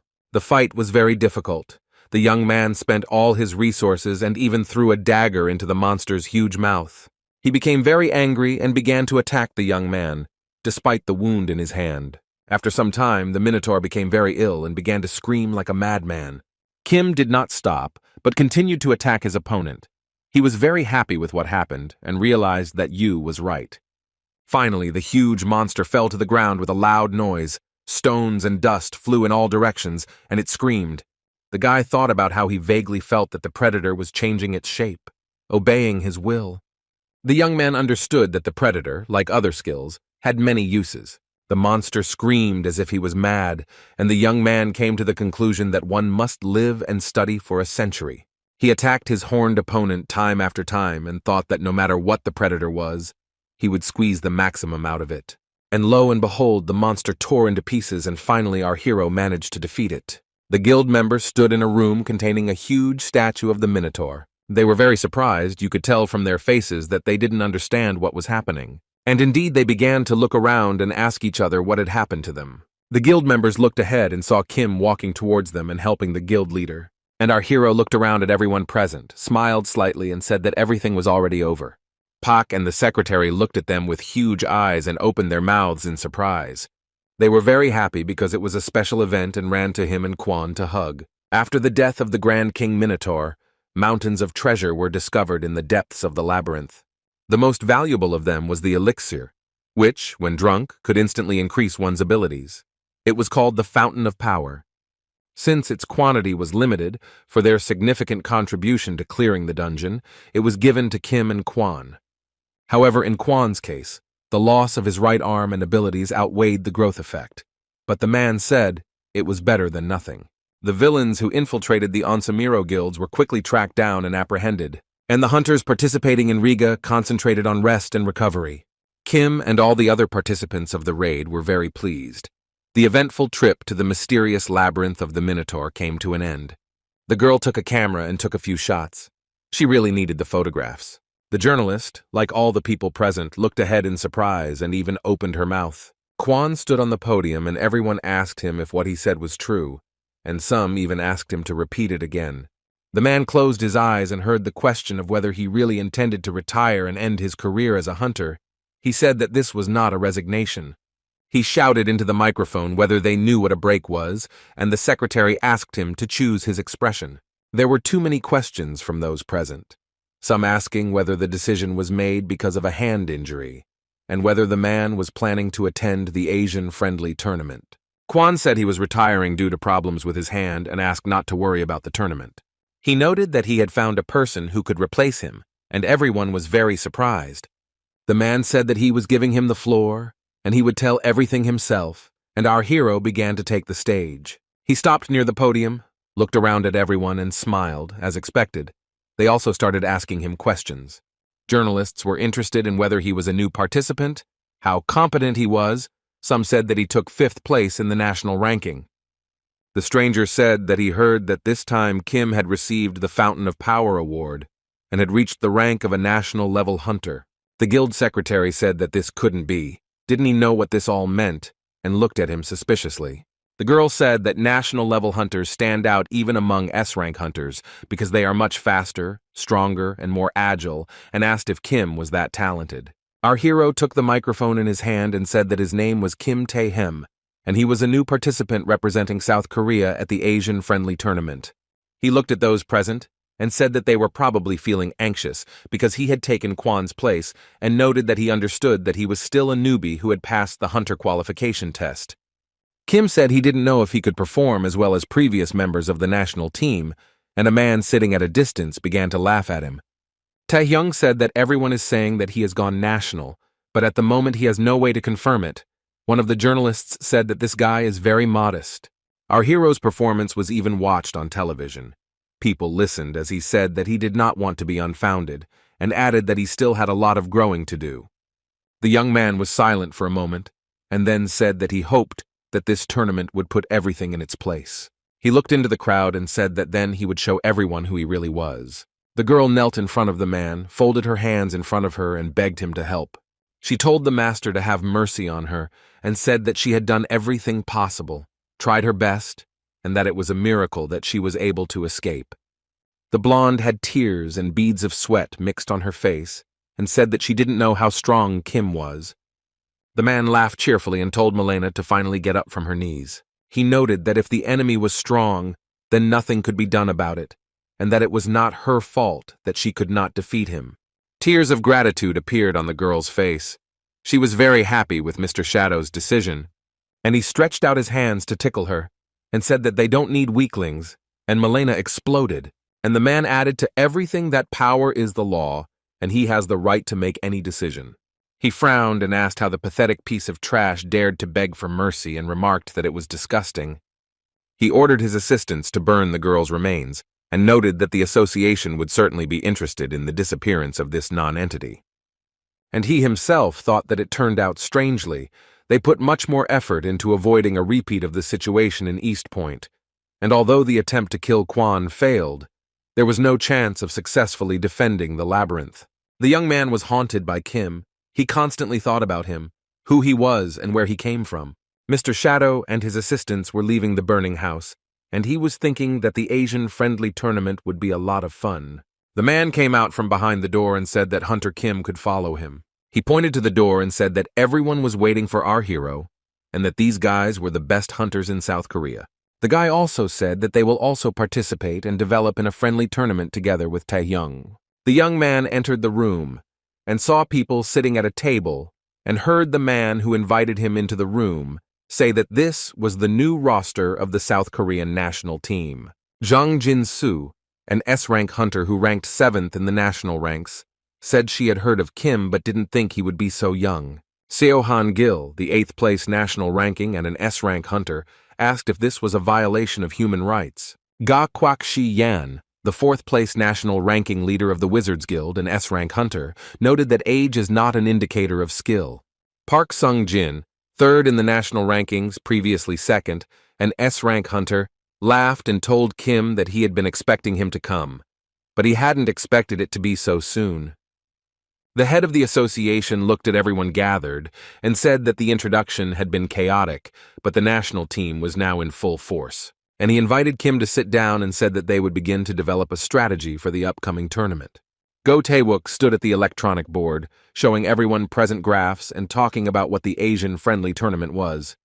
He said that some time ago, when the abysses were first discovered, people awakened as hunters. Monsters began to appear in huge numbers. There was chaos everywhere. Then the hunters united to exterminate them. The guy said that at present it has acquired a competition format, and hunters from the Asian Commonwealth freely exterminate monsters for 7 days, the killing of which is converted into rating points. He noticed that although people were afraid of monsters, they still considered these days a kind of festival. And he noted that, in fact, this is a kind of small war. The tournament serves not only as a test of combat power. Tournaments are a means of visual propaganda for monster hunting because it is very important. He said that the winning country will receive a large cash reward, unique items, so given the free entry to all dungeons, they will face very high competition. Kim listened attentively to the speaker and thought that participating in the tournament would really bring him great benefit. The young man thought that the queen of the succubi, whom he met in the abyss of the rosary, knew for sure about the existence of the king. The guy thought about the fact that his power remains a mystery to him, and she is unlikely to tell him about it, in order to get an answer from her, and he must become much stronger than he is now.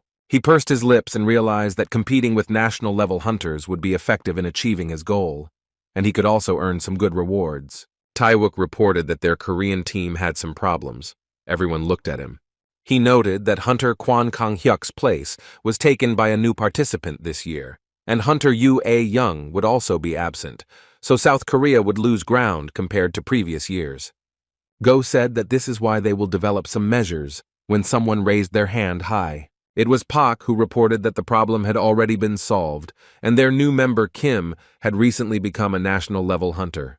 The room became very quiet, and everyone present began to look at the young man. They couldn't even imagine that a national-level hunter was in front of them, and all eyes were fixed on the young man. They started asking if this was really true, since this was impossible at such a young age. But the guy said that it was just a rumor, and he added that since this rumor had not yet been proven, it was better not to consider such an assumption in their situation. One of those present said that Kim should stop pouring, but he thought that he hadn't even started. The head of the association stood up and told them not to worry, even though they didn't have as many national-level hunters as China or Japan, and the friendly tournament wasn't a bloodbath. The main thing was to fight monsters. He added that they need to earn as many points as possible, and if they don't panic, they have a good chance of winning.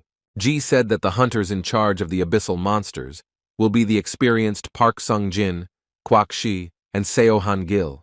The young people agreed with the decision of the head of the association. They were happy. Then the man said that Chang Jin-soo, who has a lot of experience in PvP combat, will help Hunter Kim track down the disguised demons, and the guys agreed with this decision. Ji told the hunters to get ready. The Asian-friendly tournament starts next week, and he is looking forward to their results.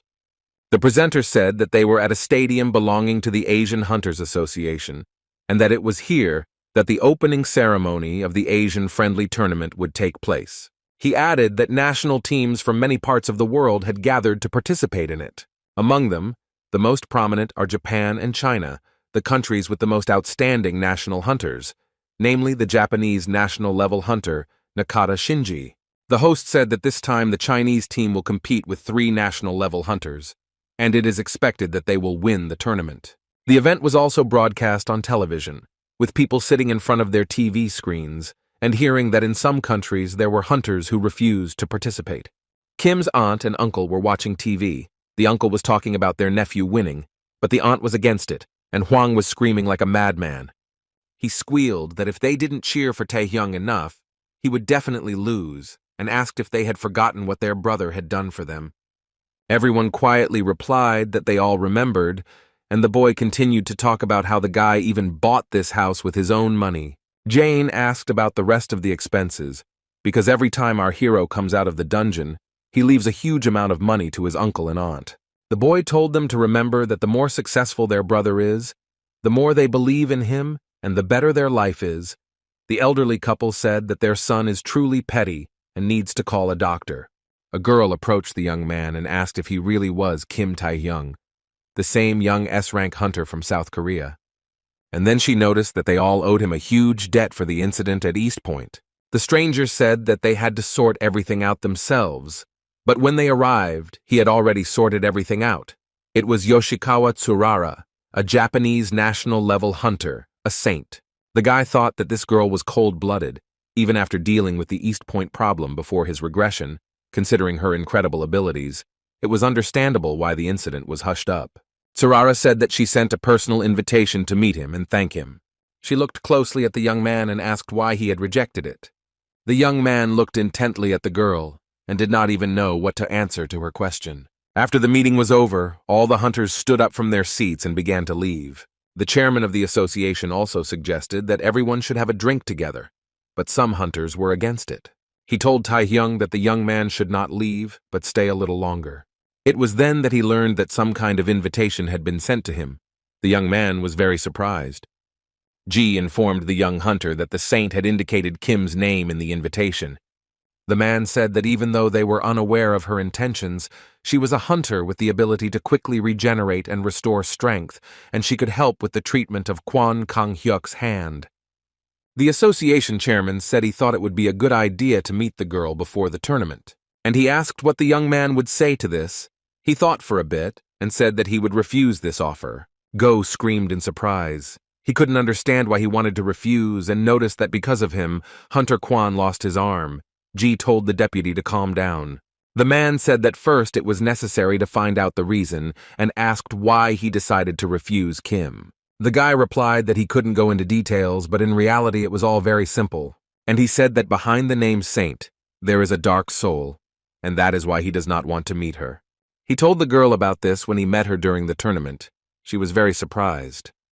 And the young man put his hands in his pockets and walked away from the Saint in the other direction. She looked after him. A young man approached Sarara and asked what had happened, and the girl replied that she had thought so, and it was not for nothing that Kim had refused to meet. And then she noticed that he knew something about her. The blonde said that if that was the case, then he could deal with him. The Japanese hunter replied that it was not worth doing that yet. The girl said that others are interested in how quickly this boy's potential is growing, but the most amazing thing about him is the power of information. The Saint said that he does something that is impossible to do without certain information. Regardless of the strength, she wonders where he gets it. She bit her lip and said that she really wanted Kim to be hers as soon as possible. The host of the event said with a smile on his face that now the Asian-friendly tournament that everyone had been waiting for was beginning. The guy's name was Alex Gu. He was the official host of the Singapore A-Rank Asian Hunter-friendly tournament. And the audience began the countdown. They counted from 10. Everyone was very happy and in anticipation of the event. The Saint was also waiting for this, and her companion told the girl that everything would finally begin. One of the hunters laughed and asked the guy standing next to him if he would mark the beginning with a couple of kills, and he asked him to refrain from speaking. Park Sung-jin asked if everyone remembered the mission they were given, and noted that he, Kwak Shi-yang, and Seo Han-gil were dealing with monsters. And he added that Jang Jin-soo was helping our hero, and the audience gathered in the hall continued the countdown. The hunters became very nervous, since they did not see where Kim was, and began to call him. So here the host shouted that the hot, week-long festival of the Asian-friendly tournament was open. The young man was incredibly happy. He smiled because the grand event was finally beginning. But before he could even finish his sentence, Kim ran up to the event's host and cut off his head with a dagger. The spectators who were in the hall were shocked by what was happening. They opened their mouths wide in surprise. Park Sung-jin began to scream like a madman. Beads of sweat appeared on his face. He could not understand what was happening. A very violent fight broke out right on the stage. It took place between hunters from different countries. And a few minutes later there was a very strong explosion. The shock wave was so strong that it deafened everyone present.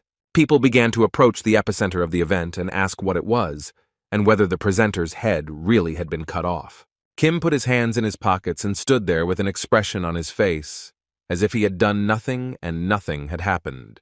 The hunters from his team turned their heads and asked the young man if he had gone crazy. A bearded man ran towards them and said that after Taehyung had brutally dealt with the tournament host, there was no need to cover for him. They had no shortage of impudence, and there was no point in expecting mercy. The speaker's eyes burned with hatred, and he said through clenched teeth that the young hunter must be destroyed. Yoshikawa stood to the side with a blonde companion who was clutching a sword in his hand. The beauty smiled and told the young man that he could kill as much as he wanted. Then her eyes lit up and she slyly said that he had to save Kim's life. People in business suits began running up to the arena, and someone from the crowd shouted for everyone to stop immediately.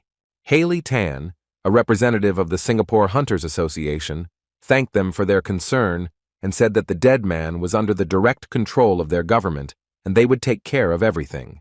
Ji noted that there was some kind of mistake and reported that their representatives could not do this. The woman stopped halfway and said that he himself saw everything and noticed that their hunter's head was torn off. Isn't that direct evidence? And she ordered the immediate arrest of the killer, and Taehyung said that the murdered villain was Wang Cha. Kim, who continued to stand calmly, said that several years ago on a Pacific cruise, a villainous S-class aircraft tortured 30 passengers to death.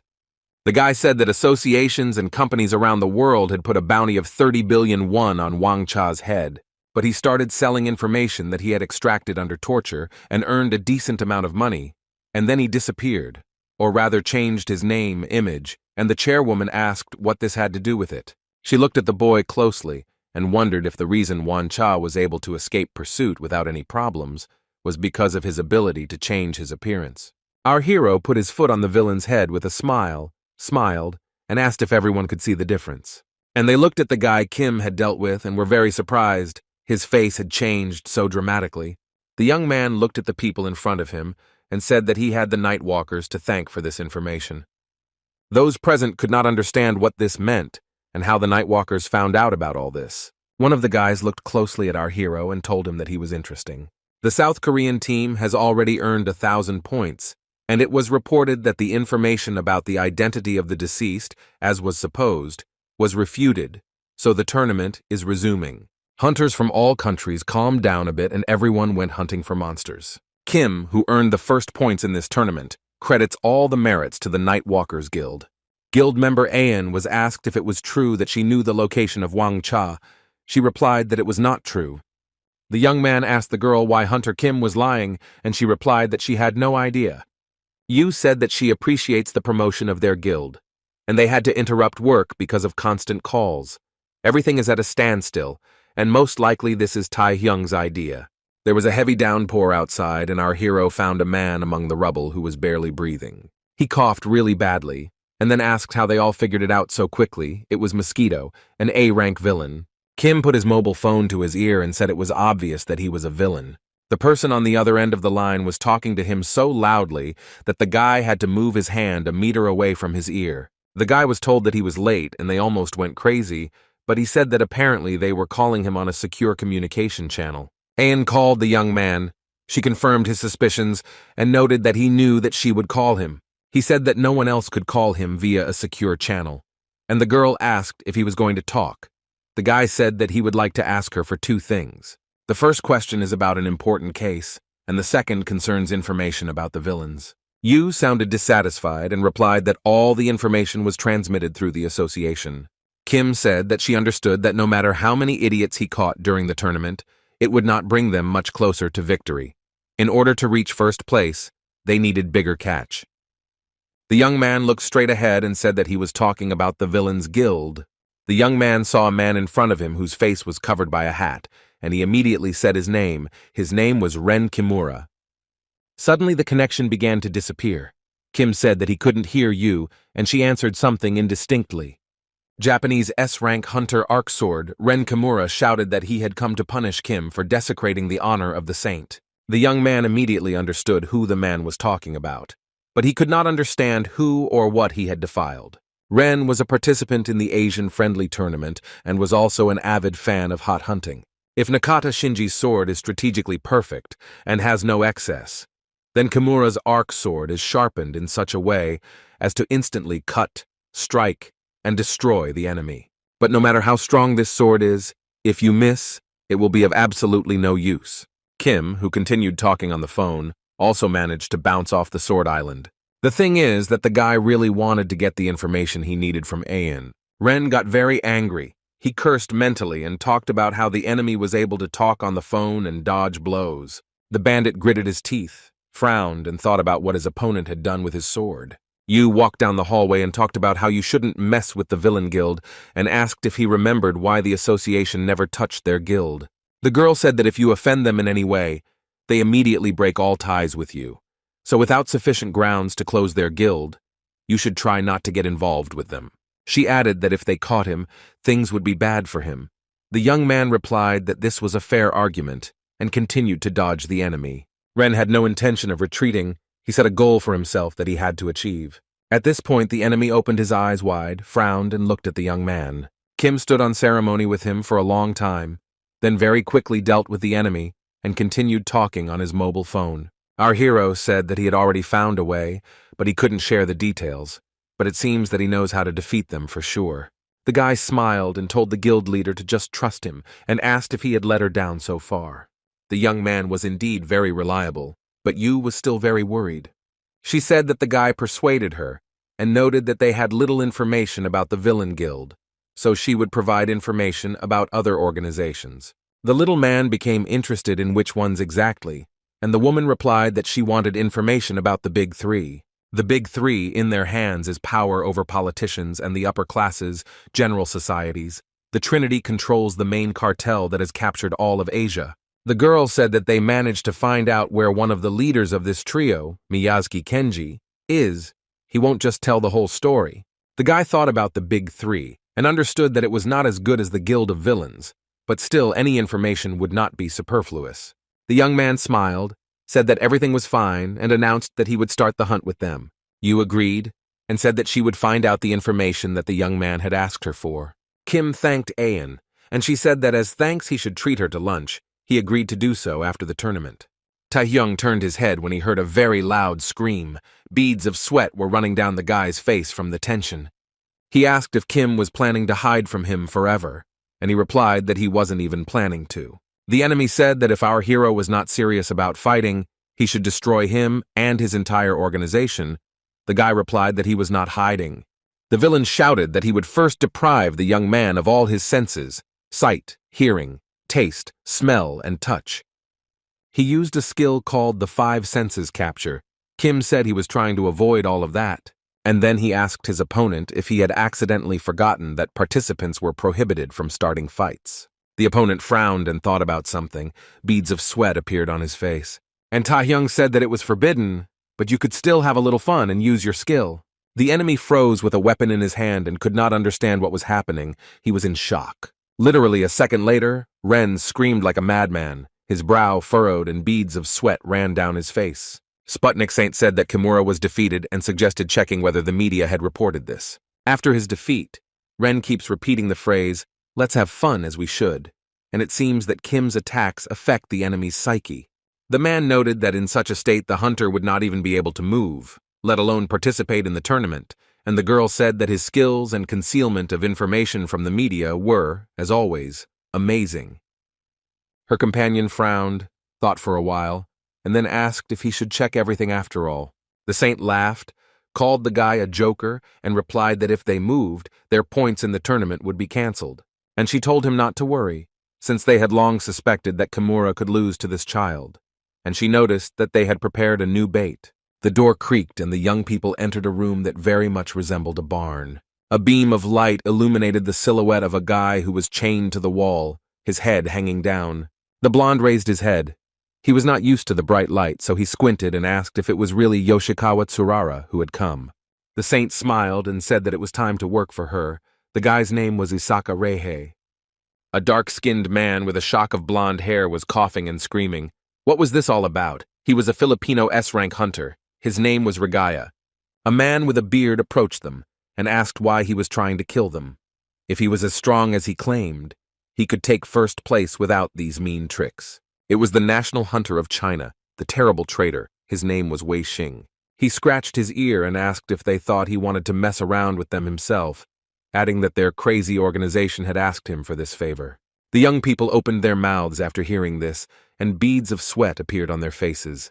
Regaya thought that the leaders of the Chinese team had ordered the killing of members of other teams, but it could not be that they were going to start a war. And the hunter told the girl who was with her to run. She asked how her companion was. He answered that she should run and tell the others everything. The dark-skinned girl's face was covered in sweat, and she screamed at the top of her lungs that she would stop this monster. Wei Xing rushed towards the curly-haired girl with all his might, dust flying in all directions from under him. Regaya shouted at the blonde with long hair to run for help as quickly as possible. Literally a few seconds later, the hunter found herself on the ground. Her glasses were broken, and she heard her opponent swear and say that it was much more interesting with the hunters from Singapore. The girl who ran for help was also lying on the ground, and Sin asked what was next on their list. He stood up, dusted himself off, and said that South Korea was next, and it was Kim Tae-hyung's turn. The presenter showed a table and said that the first week of the Asian-friendly tournament had passed, and the results had changed a lot in a day. Korea was holding on to first place, followed by China and Japan. People who were outside could also see everything on a huge screen. The man said that the main moments of each team's hunt would be shown live. People were saying that it couldn't be that Korea had beaten China and Japan with national hunters like Ren Kimura, but he refused to participate after being injured by the cartel. They also said that 2 corpses of participants were found in Singapore, and the Filipino hunters went missing after going into the desert. The spectators did not understand what was happening and thought that the tournament would be unforgettable. The Asian-friendly tournament's host committee has asked for government assistance in investigating the deaths of Singaporean hunters. Kim held his cell phone in his hands and listened to the news. Hector said that the members of the Philippine team had disappeared.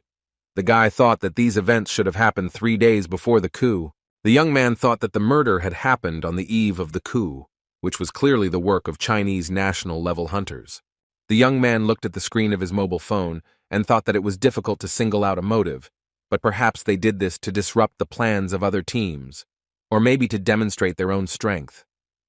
Our hero understood that the main reason was the personal interest of the scoundrels from the Big Three, who were now playing as part of the Chinese team. The guy said that if he now remembered his chosen one's request, he would be able to easily get her, and he understood that he needed to hurry a little when he heard a knock on the door. Taehyung thought about who came at such a late hour, used his stone skin skill, and asked who was there. He heard his name being called and a male voice saying that it was he who had come. The young man became very tense. There was a young man standing behind the door. He knocked again and said that his name was Chang Jin-soo.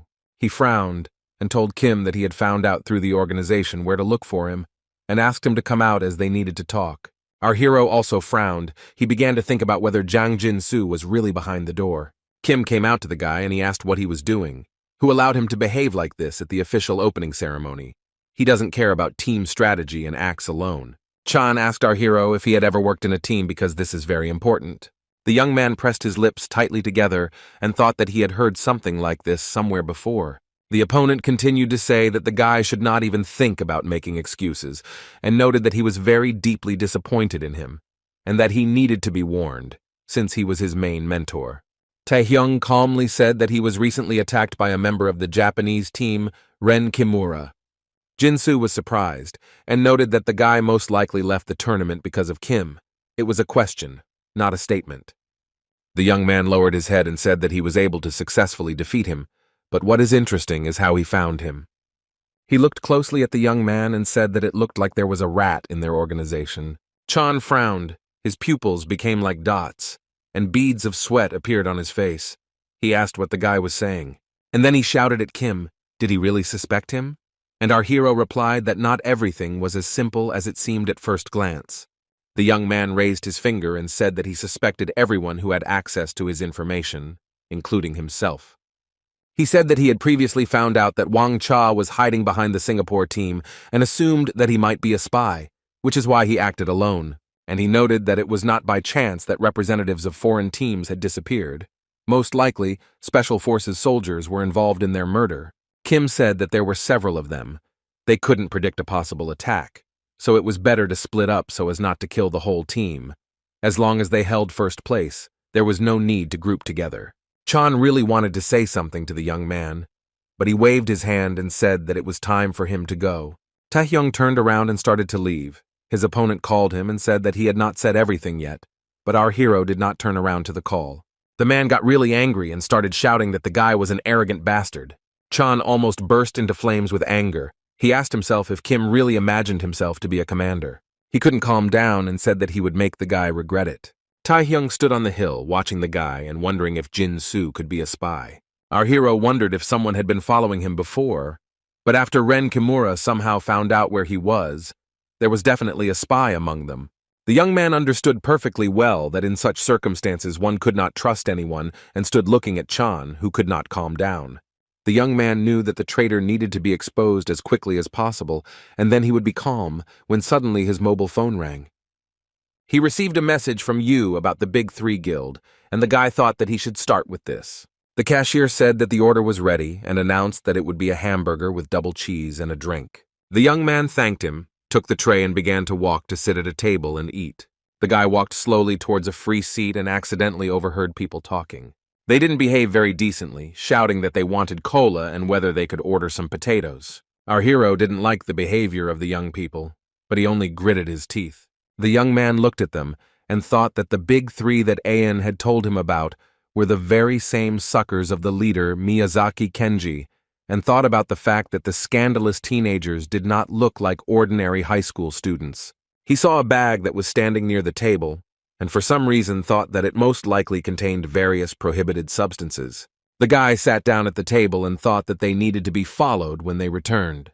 Suddenly, a man sitting on Kim's right hand turned to him and said that it always seemed to him that the young man had no caution at all. And he greeted Taehyung and his eyes became huge, and from surprise he opened his mouth wide. The man took a bite of the potato and asked if the boy had forgotten it yet. Kim immediately recognized Isak Rehai and thought about how he was definitely sentenced to life imprisonment for the East Point case. How could that be possible? The guy told our hero to relax and noticed that he didn't come here to fight.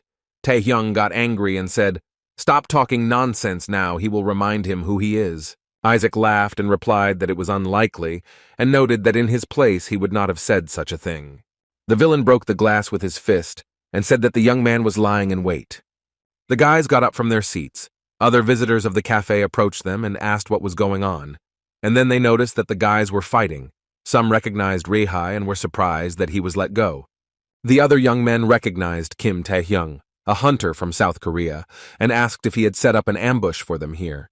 The teenagers, near whom the bag was standing, took it and started to run away, and our hero saw this and cursed mentally. He was upset that he would not be able to catch them. Isaka laughed and noted that he didn't come here to fight. But if that's how it happened, then he had no other choice. He used a skill of such force that everyone present felt very sick. They screamed, were covered in beads of sweat, and were shaking. A few minutes later, all the people were lying on the floor.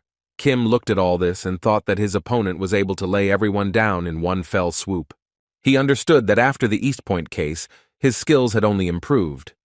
Ryohei asked if Taehyung had been following the two idiots and Miyazaki Kenji, and then most likely the big three were coming.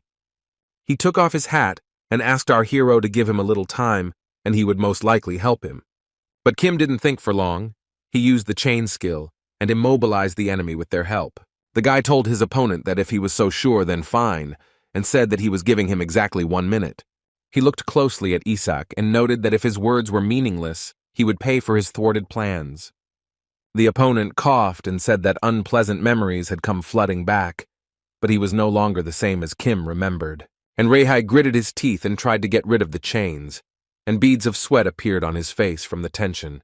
He wondered what kind of energy it was, mentally called Kim a scoundrel, and understood that during this time his powers had grown very strongly. Our hero looked at his opponent, raised his hand, and announced that there were 50 seconds left. The enemy tried to get rid of the chains several more times, but realized that it was pointless. And then he said that he was getting straight to the point and said that no matter how strong Kim was, he would not be able to catch the big three on his own, and if he went after them, he would fall into a trap. Kim looked at the speaker and said that there were only 30 seconds left. Rehei shouted that he was different and had worked with the hunters for a long time, of course. Among them was Miyazaki Kenji, whom Taehyung was pursuing. He also said that he could take him to the big three and asked how he felt about that, if the terms for the deal were good, right? The young man raised one finger and said that there were only 10 seconds left. Isaka broke out in sweat, yelled at the guy if his target wasn't the big three, and started screaming that he needed more. The guy made a fist, and Rehei started calling him names and asking what minute it was, even though 5 seconds hadn't passed. He once again tried to get rid of the chains, but nothing worked. The enemy's eyes began to flow with tears, and he began to beg very loudly for mercy. Kim jerked his hand, and Isaka fell to the floor. The young man noted that his opponent had made a rather tempting offer. The blonde frowned and said, "Isn't it strange that the villain who was trying to kill him all the time suddenly decided to help?" Our hero interrupted him and demanded that he state his true goals directly and without beating around the bush. He used a special skill, looked at Rehei intently, and demanded that he tell him who was behind him. Young people ran out of the room and screamed very loudly to be saved. They were very scared. They were attacked by a blonde guy who simply remained silent and looked absolutely calm. The saint entered the room and began clapping her hands. The man looked at her in surprise. The girl noted that the guy dealt with several participants at once and said that now she understands what skills he was nicknamed the Ghost Sword for. The young man asked her if she seriously believed that everything would be fine. Tsurara asked what he was talking about, and he replied that he was talking about Isak Rehai. The man said that he had already lost to Kim once, and that Kim was so strong that rumors had spread that he was one of the national-level hunters. The girl folded her hands in front of her, and the guy said that even with the movement of the sacred confession, Rehei would not be able to defeat Taehyung. He added that with the condition of bringing Kim to the saint, Isak received the awakening poison rather than an increase in strength. Ghost Sword wanted to say something else, but the girl interrupted him with her laughter and told him not to worry about it. Yoshikawa lowered her head and calmly said that it didn't matter whether Ryohei lost or won. These words surprised the guy very much. She said that Taehyung was targeting the Big Three, and this information had already reached them. Isaka has developed close ties with other hunters, including Miyazaki Kenji, one of the leaders of the Big Three, and if he couldn't defeat Kim, he would most likely lead to Kenji and team up against the young hunter.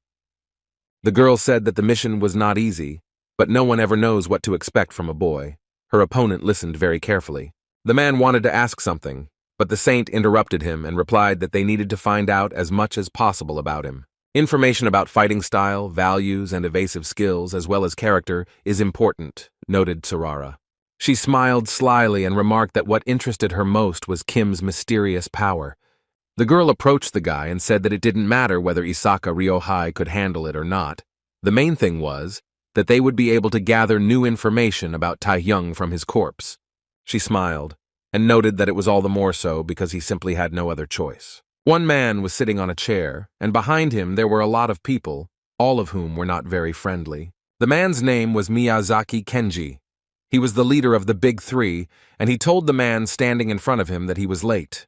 The stranger also mentioned Isak's name, and the leader asked where the little guy from South Korea was. Wasn't he supposed to bring him with him?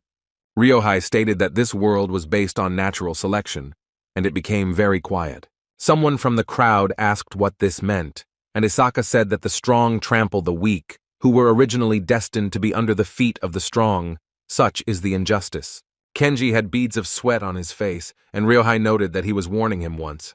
The guy cried and said that the head of the guild should do as he says if he wants to live. The man stood up and wanted to ask if that bastard was really here, when he heard a crack and Kim started to fly down. Miyazaki and the guy standing next to him raised their heads and opened their mouths in surprise. Beads of sweat appeared on their faces. Our hero used his skill, and after a few seconds all the people were lying on the ground and did not pose any danger. Kim said that if he values his life, then maybe he'll listen to the asshole. And he raised his hands up and asked which of them was Miyazaki Kenji and smiled. The man began to stand up. He had a huge sword in his hands, and he noted that he had missed once, and decided that he was the most important one here. The head of the Big Three guild squeezed the weapon in his hand tighter, and shouted through his teeth for the guy to die. There was a very strong explosion, and Isaka was thrown several meters to the side. The guy frowned and clenched his teeth. He, of course, immediately thought of Kim Taehyung.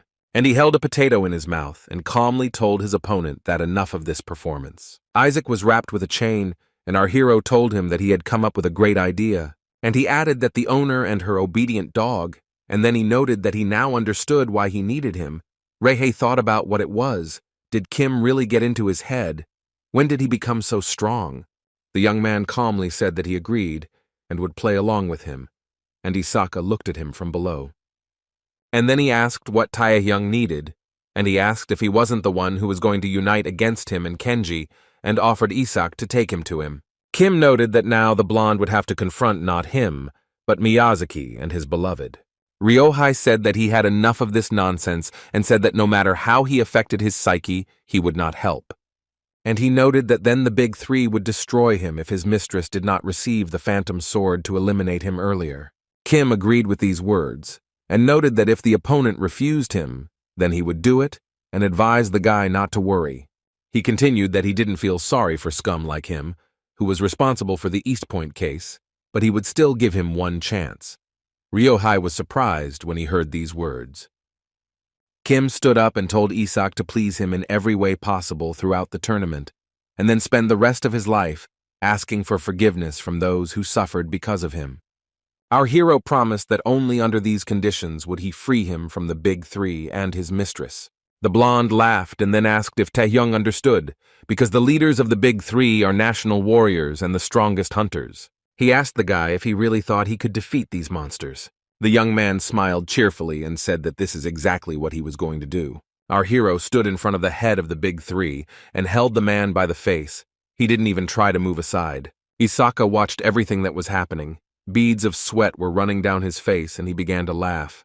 Taehyung used his skills, in that his opponent could do nothing, only wheezed, and the young man asked if they would try to open a portal to the Big Three. In Obis, in the refuge of the tech of the Big Three, a man sat on a huge throne and asked why he had been called to this gloomy abode. He added that after the delirium of his subordinates, he had a severe headache. The men bowed and told the bearded man that they had some important business to ask him. The young man said that they were just going to hand over a legendary level item to Wei Xing. It was Teki, one of the leaders of the Big Three, an S-rank hunter. He asked what it was, and they told him that the item was currently stored abroad, but they would like to give Wei Xing something that their gang had recently acquired. The man continued to stand in a bow and asked the bearded man to first kill the midge that was targeting his life. He added that even with a trap, there was a high probability of failure, and if he fell into it, they would only be able to delay the moment when he found shelter, and Wei was very surprised. He asked if the leader of the Big Three was scared and added that he was much more interested in that bastard than in some object. Tech asked who he was and what the guy's name was, but suddenly he fell silent because he heard some kind of sound. Everyone was very tense, as they could not understand what was really going on. They looked up and saw the ceiling begin to collapse and pieces of the floor began to fall down. And inside the room were Kim Tae-hyung and Isaka Reihei, who were clutching weapons in their hands. Tech frowned. Beads of sweat appeared on his face. He was definitely not ready to see Shaitan here. And sweat was running down his face and he was shouting that he absolutely had to defeat them. Wei Xing's eyes were burning with hatred, and he formed a fist, most likely to attack the attackers. Kim smiled and shouted for his ally to do everything as he had told him earlier. And a confrontation began among the hunters, our hero jumping up to attack them. He frowned and bit his lip, thinking that a national-level hunter from China was also here. Wei Xing walked forward and coughed and thought about how Tech was afraid of this bastard. And yet the organization had asked to kill him. The man understood that everything had worked out very well. And the bearded man shouted to Kim that he would kill him here and now, and a satisfied smile appeared on his face. Isaka shouted, "What was Sin doing here?" And our hero calmly replied that he was in league with the Big Three. And he added that it was different here, that the deaths of the other participants were on Wei's conscience. He just hung his head. Then he scratched his beard, laughed, and asked if the words about the organization had by any chance prompted him to think of this, and added that the young man was quite smart. The guy replied that he thought so, but now it was apparently time to deal with the South Korean player, that is, with him. The bearded man looked calmly at the young man and told him that they were very lucky to see them here. Kim used his possible skills and told the enemy that he would die here and would no longer be able to harm members of other teams. Sin just laughed sarcastically and said that this scoundrel didn't know what he was talking about. And a fight began between the hunters, each of them trying to attack to show their superiority. A young man approached Mr. Tech and told him that it was time to run, and he replied that he should hurry. Isaka began to walk towards them with measured steps and calmly asked where the representatives of the Big Three were rushing to. They weren't ready to see Reihei here, and he asked if they had suddenly lost faith in Wei Xing's victory. He asked in surprise how this could happen and asked if maybe they were now also with Kim. And our hero extended his hand forward, used his skill and shouted where everyone was gathered. Isaka also got into trouble and asked why he was suffering, but the guy didn't have time to answer because the bearded man started shouting something. He attacked Tae-hyung and said that during the fight with him, it is better not to get distracted. The young man gripped the weapon tighter in his hands and understood that Wei Xing was a formidable traitor. He prides himself on his ferocity, which is greater than that of any other national-level hunter, and is renowned for his ability to tear apart a creature with his bare hands. Kim knew that Sin was called the Terrible Traitor not only because of his unusual strength, but also because he had the skill to destroy everything like a ghost. All indications are that this man is on the side of death, but he is not a monster. Unlike a monster, he is doomed to flesh.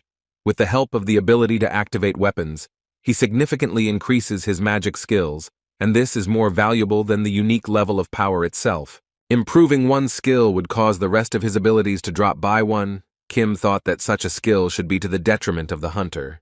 And the guys continued to fight, each of them intending to win. Therefore, they used a variety of special skills and used different weapons. Sin hit the young man's Azran with all his might and a huge crack appeared on it. Wei laughed sarcastically and asked how so. Did the guy really not intend to kill him? Kim gritted his teeth and thought about how inconvenient this was.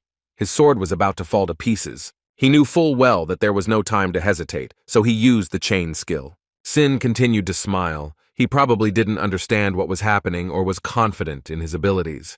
The young man thought about how he would deprive his opponent of the ability to move and gritted his teeth. He used a special power, with which he pushed the enemy against the wall so that he would stop attacking. Wei started laughing and said that a weakling would remain a weakling, and the guy began to sweat from the tension.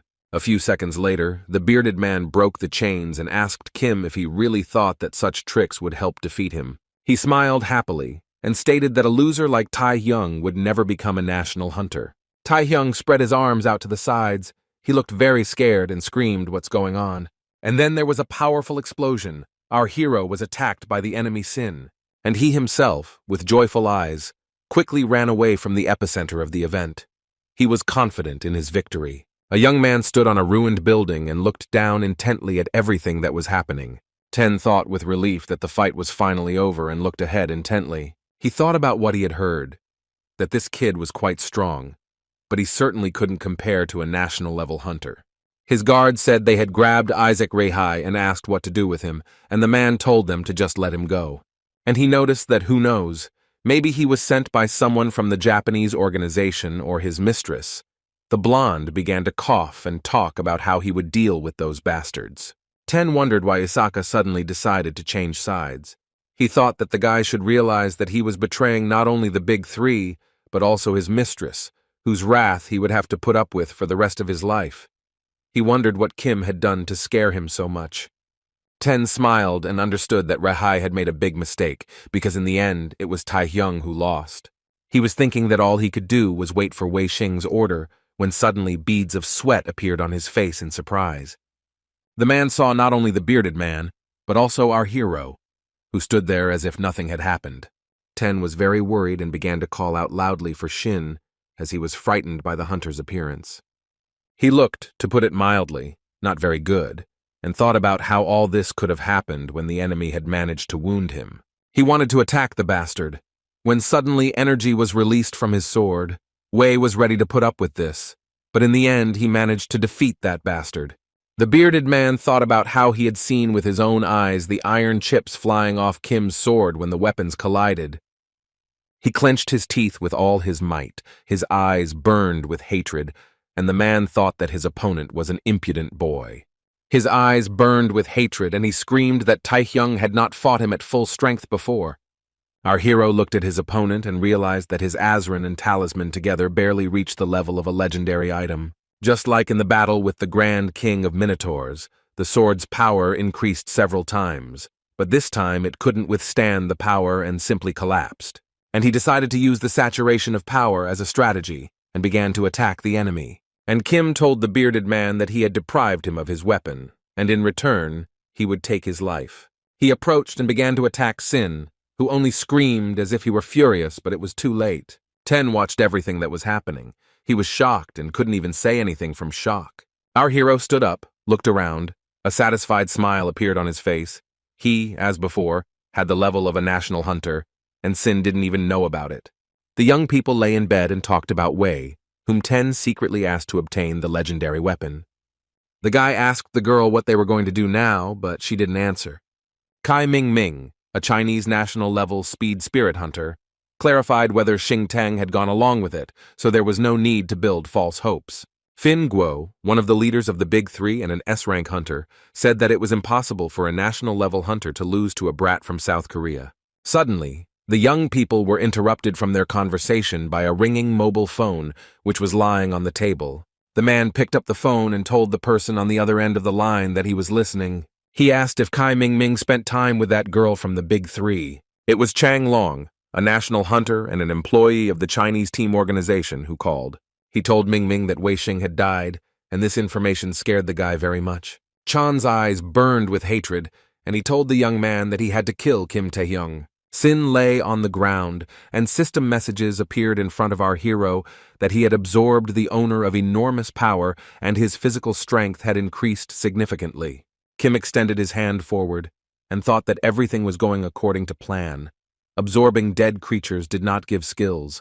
Only living targets were suitable for this. And he understood that even he did not guarantee the appearance of the skill, and absorbing innocent people was unpleasant.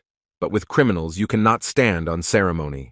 The boy thought that he was worried about the voice he heard during that madness. And he came to the conclusion that it looked like he would have to learn everything through experience. Now it was a small problem. After Wei Xing's death, everything went like clockwork. 10, along with his subordinates, knelt down and said that he had been on Master Tai Hyung's side from the very beginning. Since 10 and the other villains were needed for a friendly match, they were transferred to the associations with only the memories of the mind-altering effects erased. And Rihai, who had no more business, was sent back to the saint, shouting that he could not return because they would kill him. Isaka shouted that his mistress could read minds, and if she found out about his betrayal, but Kim interrupted him and told him not to worry, promised that everything would be fine, because the saint was interested in him. Tai Hyung said that according to the terms of their agreement, the blonde was leading him into her trap, and he would have to meet Sorara, which our hero needed to do to save Isak. Our hero noted that even if the saint read his thoughts, he would remain alive, since she wanted to see Kim, and it was unlikely that she expected much from the guy, and he was surprised by such words. The young man frowned, and thought that the problem was with the remaining two. From Ten's memories, he learned several places where their base could be located. They know that they are being pursued, so finding them will be problematic. The guy thought that there was time to rest and think, took the phone to find out the news about the match. It said that the Chinese government had contacted other countries to find the missing Wei Xing. The announcer said that the new Korea was keeping first place, and all because Kim had arrested 10 from the big three. When the guy's phone rang, he said that Zhang Lin knew everything, but was hiding the information. The guy looked at the ringing phone and said that it would be good for him because he would be able to hunt the big three. He looked at his mobile phone screen and saw that Zhang Jinsu was calling him for a very long time. The guy held the phone in his hands and said that he thought the young man would not come and thanked him for agreeing. Kim smiled and replied that given the information he had heard, he had no choice. Literally a second later, the young man became serious and asked if Chan was sure that one of the big three was here. He replied that he could not reveal the source, but the information he provided was accurate. And the guy added that last night, Pingu entered this building with her subordinate. It seems like she plans to hide here until the end of the friendly match. Kim looked up and thought that indeed, this building was one of Pingu's hideouts that he saw in Ten's memories. He asked Jin Su why he told him about this, because the man did not like him in any way. He laughed and called our hero a stupid boy. And he said that he did all this in order to prove that he was not a spy. And then he added that he realized his words after a sudden attack by a representative of another country. It is quite natural to suspect everyone, but he does not want to remain on the list of suspects. Chan said that he prepared himself, found reliable information, and all so that Tai Hyung would recognize him as his comrade. And he asked the guy if he understood that he was his real comrade and certainly not a spy. Our hero opened his mouth wide in surprise, his pupils narrowed, and he realized that he already knew that Chan was a traitor. Before meeting him, he received a call from Yu. She stated that there was a spy in his team. As he assumed, the young man clarified whether it was Chang Jin-soo. The girl was surprised that he knew everything. The guy replied that he had reasons to suspect him and asked whose side he was on, given his connection with Kimura, Japan. Ayan looked at Chan's photo and noticed that it was unfortunately China. As it turned out, the guy had been visiting a Chinese casino for several years. And she added that, in all likelihood, he agreed to the deal in order to pay off his debts. Kim clarified how Ren found out his location, and the girl added that there was another spy, but only from the Japanese side. The guy realized that both traitors were on the team, which is what the association was doing then.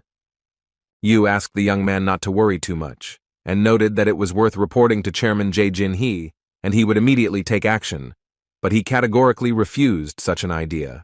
The young man decided that this definitely should not be done, as there were two reasons for this. And he noted that if it became known that Chang Jin-soo was a spy, he would be arrested immediately, and the Japanese would begin to cover his tracks. Taehyung thought that they could also use the traitor to their advantage, and he answered the guy that there were many villains and traps in the building, and said that there was no need to worry. He punched himself in the chest and noted that he had already figured out not only Pingu's exact location, but also the optimal route of entry. Meanwhile, Chan was laughing to himself and thinking that the worm wouldn't wait for the optimal route, and that it would be the end for him, since he was ordered to lure him into this building. The man knew very well that not only Pingu was there, but also Mr. Kai Ming-ming, a national-level player from China, and they were both there to finish off Kim. Our hero extended his hand forward, used his skill, and noted that the predator had become easier to control, and compared to the last time, its power had noticeably increased. Chan screamed very loudly. Beads of sweat appeared on his face, and the skin on his forehead turned bluish. And he began to stutter and shout what the guy was doing, and ask if he had gone completely crazy. Then he calmly replied that the man himself said that there were plenty of villains and scary traps there. He smiled and added, "Why go there if you can destroy everyone and everything along with the building?" And Chan called him a crazy bastard. The man shouted that this was all completely against the human rights law, and our hero extended his hand forward and said that it seemed to be Pingu lying there. The girl called Chang Jin-soo a damn gamer and screamed at him for how dare he betray them, and added that she would kill him. Kim asked the man what the girl was talking about, and he started saying something incomprehensible. Pingu told Taehyung that he shouldn't be so arrogant and noted that someone should deal with the guy. Our hero interrupted her and noted with a smile on his face that Sang Minmin should deal with him. She opened her mouth in surprise and asked how he knew all this, and Chan echoed the girl. Kim clarified whether it was about Sang Minmin or about Jin-soo selling out his country, and the guy they were talking about stood there in bewilderment. He frowned, sweat ran down his face in streams, and began to say something inarticulate. The man folded his hand into a fist and began to shout our hero's name as if he were frantically. He screamed so loudly that his eyes rolled back and blood began to spurt from his mouth. Kim looked at everything that was happening in surprise and read the system messages that he had entered a world without feelings and that there had been successful resistance to an unknown force. The guy read that all his senses and cognitive abilities were weakened. Vision, hearing, and touch were temporarily improved. The youth thought that this was Kai Ming-ming's skill. All senses were abnormal, such a strong effect considering his passive defense. He heard the man say that no one could have imagined that Taehyung would decide to destroy the building. Kai said he was curious about the man who could defeat Wei Xing, adding that Kim was clearly not all there. Our hero, without turning around, replied that this was being told to him by someone who hobnobbed with villains, and added that he was not particularly interested in Minmin. Then he turned, smiled, and sarcastically remarked that the only thing that mattered to him was his skill. Isaka was kneeling before the saint. She used her skills and said that the guy had very interesting memories. Tsurara said that this child, Kim, not only became a national-level player, but also managed to defeat Wei Xing himself. The girl asked Rehai if he helped Taehyung, why he agreed to betray so easily, and the guy bleated something incomprehensible. The saint stroked his head, said that everything was fine, and noted that there was no need to be afraid. She was not interested in his life, but Isaac had fulfilled his task, since Kim would come to her. And she added that, at the same time, the fact that everything was going according to plan also didn't make her happy, and the guy's face was dripping with sweat. The saint asked the tense Isak if Taehyung had told him to hunt the big three. She smiled and said that she would most likely be the first to come to our hero. The old man raised 3 fingers and said that they had 3 tasks. Firstly, to win the tournament. Secondly, to weaken other associations, to eliminate key players, and thirdly, to prove that they were the best. And he added that this could then be used to monopolize all magical dungeons and trade in magical stones. Before him stood the hunters, whom he had allowed for this purpose they could kill, torture, and all that sort of thing. And then he noted that they could not worry about the consequences. Wei Xing laughed and noted that the main thing for him was to fight a strong opponent, and the rest didn't matter. The brunette replied that he hoped that everything would work out for them, and that their plans would come true. And only the man in white clothes pursed his lips, and thought that everyone here had gone crazy. He narrowed his eyes and thought about the fact that all these words definitely did not concern him. And all because he himself eliminated everyone who interfered with his relationship with Pingu, so he, in fact, is also out of his mind. Now the old man calls on the phone and demands that Kim Taehyung's head be brought to him. Pingu noticed that the young man was following their trail, and Mr. Kai Ming-ming should take charge. So the man armed himself with a dagger and thought that now it was Kim Taehyung's turn. But as soon as he saw our hero, all his arrogance disappeared and he became scared. Beads of sweat appeared on his face, and Kai thought that the world without feelings had no effect. He expected that he would be strong since he defeated Wei Xing, but not so much, and realized that Kim's strength was monstrous. He understood that this was not the level of a simple national-level player, but power beyond human capabilities. Taehyung extended his hand forward and noted that the world without feelings, an ability that deprives one of all feelings, would be dangerous if he failed to open the hunt. He looked at his opponent intently and said that he would handle his skill well. Kai couldn't think of anything better to do than start screaming like a madman, beads of sweat appearing on his face from the tension. Our hero used his skill, pieces of stone flew in different directions, and he read the system message that the world without feelings was absorbed. A dagger was stuck in the ground. He approached it with the words that he was left without a weapon, and everything turned out very well. The guy began to examine it, and noticed that a national-level hunter would not use a cheap weapon, and that made it even better for him. The young man began to leave and thought that China had lost 2 national-level fighters at once, and was the only one left. He understood that even though that hunter was a national treasure, he would not be able to make up for such a difference in points on his own. The issue with Gu had been resolved, and if he found the latter, then victory was assured. The guy thought that only the calm from Japan worried him a little. Then he heard some sound, raised his head up and saw a helicopter. This surprised him very much. To the great surprise of the young man, the saint began to jump out of him. Our hero spread his arms out to the sides, opened his mouth, and watched everything that was happening with surprise. The girl did not fall, but landed right on her feet, with pieces of rock and earth flying in all directions. Kim began to cover his face with his hand, and Sarara laughed and noted that they finally met again. It was Yoshikawa. Her skill is capable of returning even severed limbs, and very quickly, which allows saving many lives. She calms all mental disturbances and gives blessings that improve physical abilities, saves many souls through sacred revelation. A national-level player of Japan, but this girl is most often called the saint. However, the true effect of the sacred revelation is mind control, allowing for memory manipulation and brainwashing. Yoshikawa Tsurara makes even her enemies become her most loyal fans. Our hero thought that now apparently it was his turn to become her fan, but he said that he had not told Ryohei his exact location and asked how she found it. She laughed and noted that it was clear that she was not catching the big 3 and did not know where they were. The guy said she had caused all this fuss, giving up the tournament and everything else just to find him. He added that all this gave him goosebumps, and the girl smiled in response. And she asked how he could remain so calm when he saw her. This question surprised the guy. The girl said that her role as a saint was to give strength to live on in this ugly world and asked, but how should she do it? Then she put her hand on her chest and shouted that everyone should worship her. And then she added that meeting someone as beautiful, sweet, sexy, proud, perfect as she is joy and happiness for everyone. Worshipping her becomes the driving force for life in this world. Tsurara screamed why they were so indifferent, and Kim thought that the girl was really crazy. And the saint continued to say that there was nothing to worry about, because saving even such people was also her duty. Suddenly, cars started driving up to the place where the young people were. Kim was very surprised. People started getting out of the car, and the guy wondered where the civilians were coming from because they definitely shouldn't have been here. After some time, the young man realized that Tsurara had brainwashed them. The girl said that she had studied Ryohei's memories and all of his actions, but there was something she couldn't understand, namely the source of her awareness and hidden skills. Tsurara noted that she had prepared for this meeting, and no matter what secrets he had, no matter what powerful skills he had, she would make sure that he could not use them. Our hero was very scared as people began to stretch out their hands towards him, and the saint noticed that they were ordinary people, just now under the influence of the skill, and wondered if he would really be so ruthless that he would attack them. And she offered to humbly accept her rescue and noted that the choice was his, and Kim thought it was wrong to use civilians as human shields.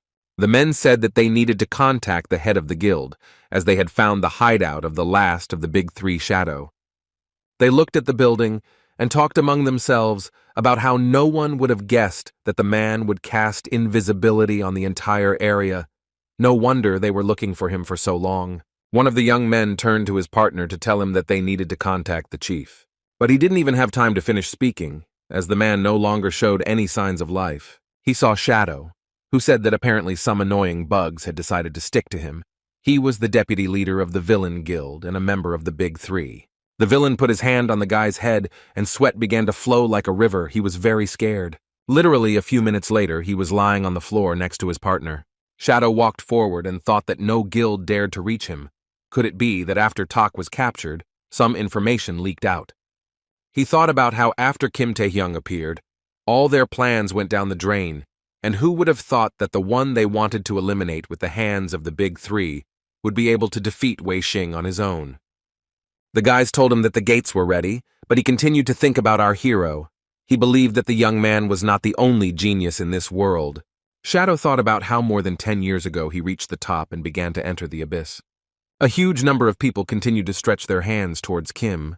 They gradually approached him. And then, in just a few seconds, they surrounded him, and the saint said that Kim Tae-hyung was a respected man who saved many people in East Point. She watched everything that was happening and said that if he was hypnotized, he would hardly use his skills against civilians so easily. Tsurara smiled and noted that all that remained was to wait until he got tired of being inactive. The girl screamed in horror as Kim used the stone skin skill and began to attack the annoying people. She screamed at him. What was he doing? Because they were civilians. The young man calmly replied that there was nothing wrong with that because they attacked first. He used the chain skill to immobilize the saint and noticed that she was the one controlling the civilians. The young man did not think for long, but immediately began to attack the girl. He kicked her in the face with all his might. And she thought that she had made a huge mistake because she couldn't even imagine that the hero of East Point would turn out to be complete trash. Tsurara looked at our hero and thought that he hit people, but only used skills that did not cause significant damage. Yoshikawa began to understand that the guy had no intention of killing civilians, which meant it was a cheap trick. And the saint used her skill, threw the seeds into the ground, and a huge tree grew in lightning speed. The guy used the chain skills to save the people who were in the clearing. They asked what it was, and Kim asked if Tsurara had applied super-fast regeneration to the seeds. The guy noticed that there were people there who were under control, and the girl who was in his arms said that he had also injured them. The saint walked towards the young man, surrounded by a crowd of people. She laughed merrily and said what she knew. She said that the recent surprise attack was a ploy to make her believe that it was useless to use civilians, and if he was pretending, then the role had to be played to the last. The girl smiled. She was very pleased. Her eyes were shining with joy, and she noticed that Kim had already been caught.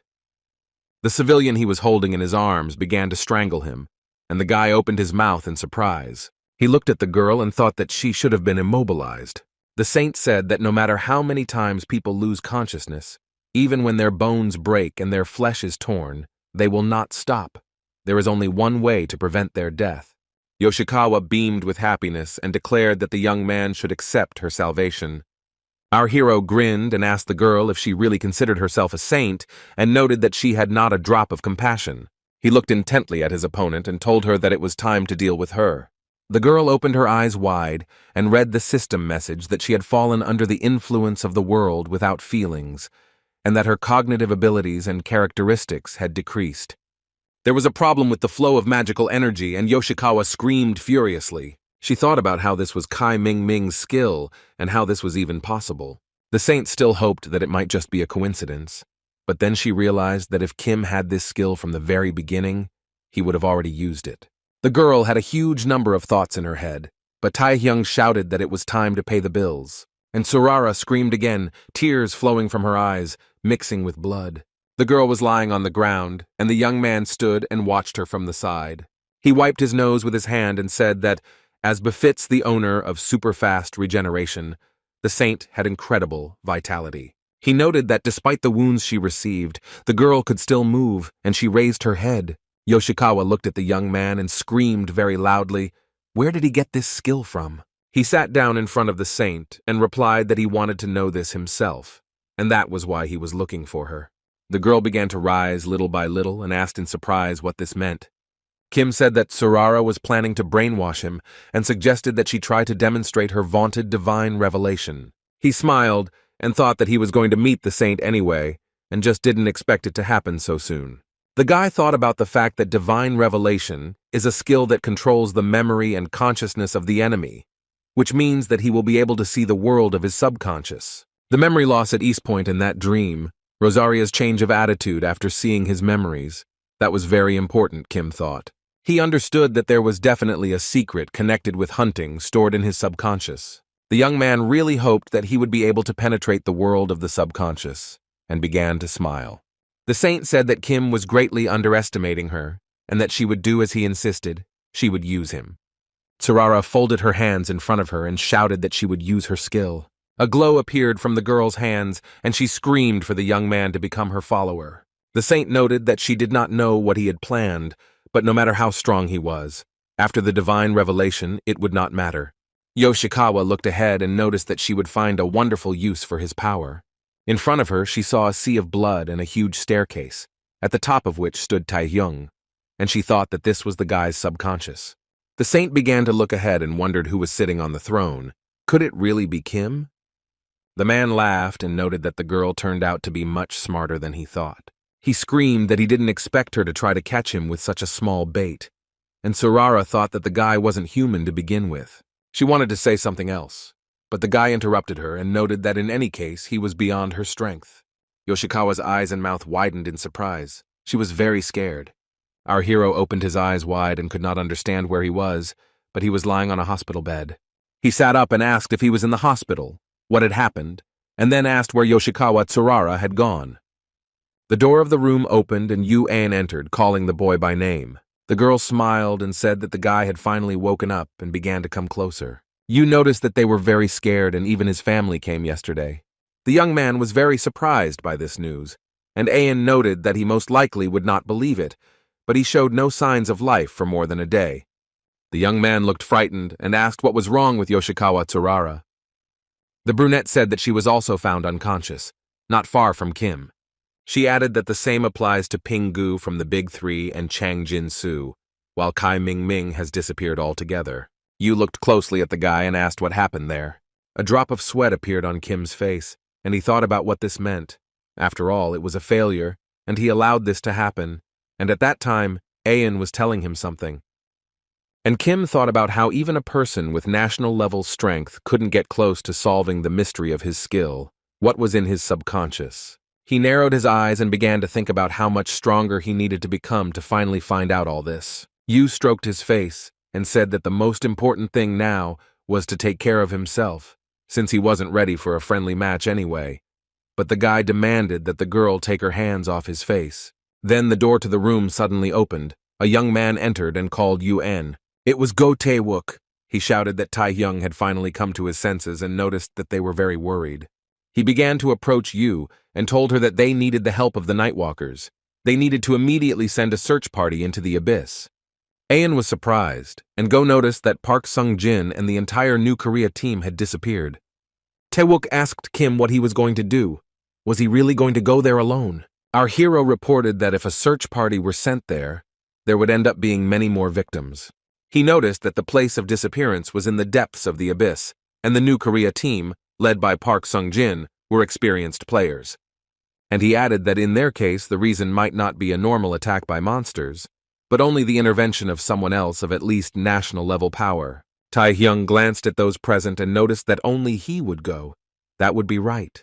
Go spread his arms out to the sides and noted that if everything was as the young man said, then it was even more impossible to go there alone, since he had just woken up. Aunt, uncle, and cousin ran into the room and shouted where Tae-hyung was going. The aunt folded her hands in front of her, frowned, and began to lament that the young man had not yet recovered, and Hwang asked if Kim knew how worried they were about him. And he added that just yesterday they could only guess whether the young man would wake up or not. Yu quietly told the guy that it was she who called them, and added that it seemed to her that after waking up the first thing that would be best would be to see her family. Auntie kept telling him to get better before rushing into battle, and Guo insisted that he shouldn't overexert himself. And the guy thought that all of them, in the times before his awakening, mocked him, and then they certainly didn't care about his condition. Wherever Kim went, whatever happened to him, he received only mocking looks in response. The young man smiled and thanked everyone for their concern, although the memory still troubled him.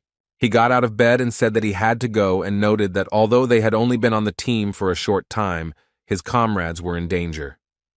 Kim said that he could only save them now, and said that he simply could not sit idly by. The young man turned to his aunt and uncle and noted that they were the ones who had spoken about how one should not abandon one's comrades in trouble. The cousin's face turned red, tears came to his eyes, and he extended his hands to the guy. Yu pushed our hero in the back. He even spat, and said what kind of sentimentality he had. and then she smiled and noted that they had already decided everything and wished the young man to return alive. Kim looked at her intently, and she added, "Together with everyone else." And the guy replied, "That's the most important thing." And in the abyss, in the literal sense of the word, it was very hot. The man was lying on the sand. He started coughing very badly, and a girl ran up to him and started asking how Park Sung-jin was feeling. Some young men approached them, and one of the guys said that he didn't think that Park would resist so stubbornly. A weapon appeared in his hands, and the young man noticed that it was time to stop hiding. It was Lao Feng, a national-level player of China, also known as the Bloody Sword. The brunette noticed that Song-jin had quite good abilities, so if he swears allegiance to him, he will spare his life because he is not some kind of villain. Pak laughed and asked Feng if he was offering to betray his homeland and comrades to him, and then shouted that he would never do such a thing. Lao noted that honor is more important than life, and then said that it was all beautiful, of course. Then he looked at Song-jin's comrades. One of them raised his hand up, and the brunette said that his companion held different views. Sang-han Gil was shaking with fear. Pak was asking him what he was doing and why now, and he was thinking that he shouldn't be idiots, but should go over to their side. He understood that Lao Feng was a monster among monsters, and joining him was the only way to survive. The guy was covered in beads of sweat, and his thoughts were mixed up in his head like a stew in a saucepan. He was captured by the tree roots, and the saint asked if he was a player for the new Korea team, although his name was Seo Han Gil. Tsurara said that she came to convey a revelation to him and offered to become her follower, reporting in detail on the location, plans, and everything else that concerns Taehyung and the new Korea team. She looked closely at the guy and noticed that he had no choice. If he refused, then she herself would make him her follower. A tear flowed from So's eyes, and the girl noted that he understood perfectly well that voluntary consent was much better for both him and her. Han Gil waved his hand and thought that he had already betrayed everyone once. Nothing would happen if he did it again. As a friend, Pak put his hand on his shoulder and asked if everything was okay. The man replied that So was very scared, asked him not to worry, and promised to get them all out of here, even if it cost him his life.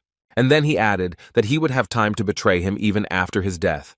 The guy was shaking very much with fear. The saint used her powers and noted that Songjin was being bossy and added that all he knew how to do was brag.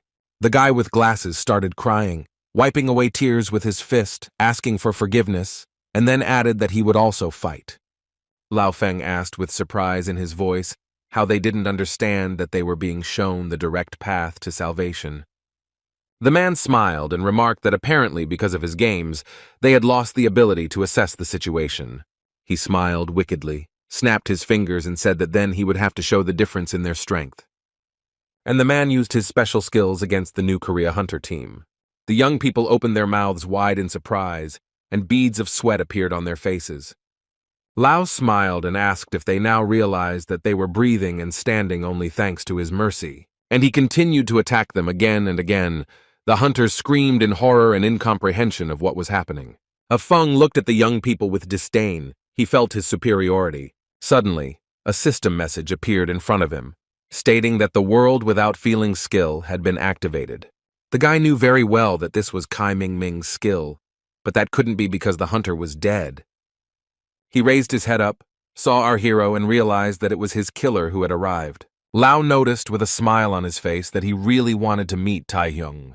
The young man looked intently at his opponent, smiled, and replied that it was not him. Suddenly there was a very loud explosion, and dust and dirt flew in all directions. Feng clutched the weapon in his hands and couldn't understand what was happening, because Kim used one skill and ran away.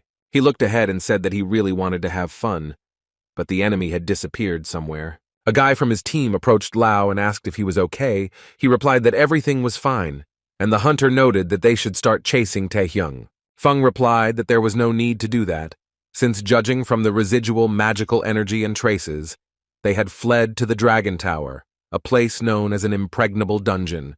Park Sung-jin began to call out frantically for our hero, his brows furrowed and beads of sweat running down his face.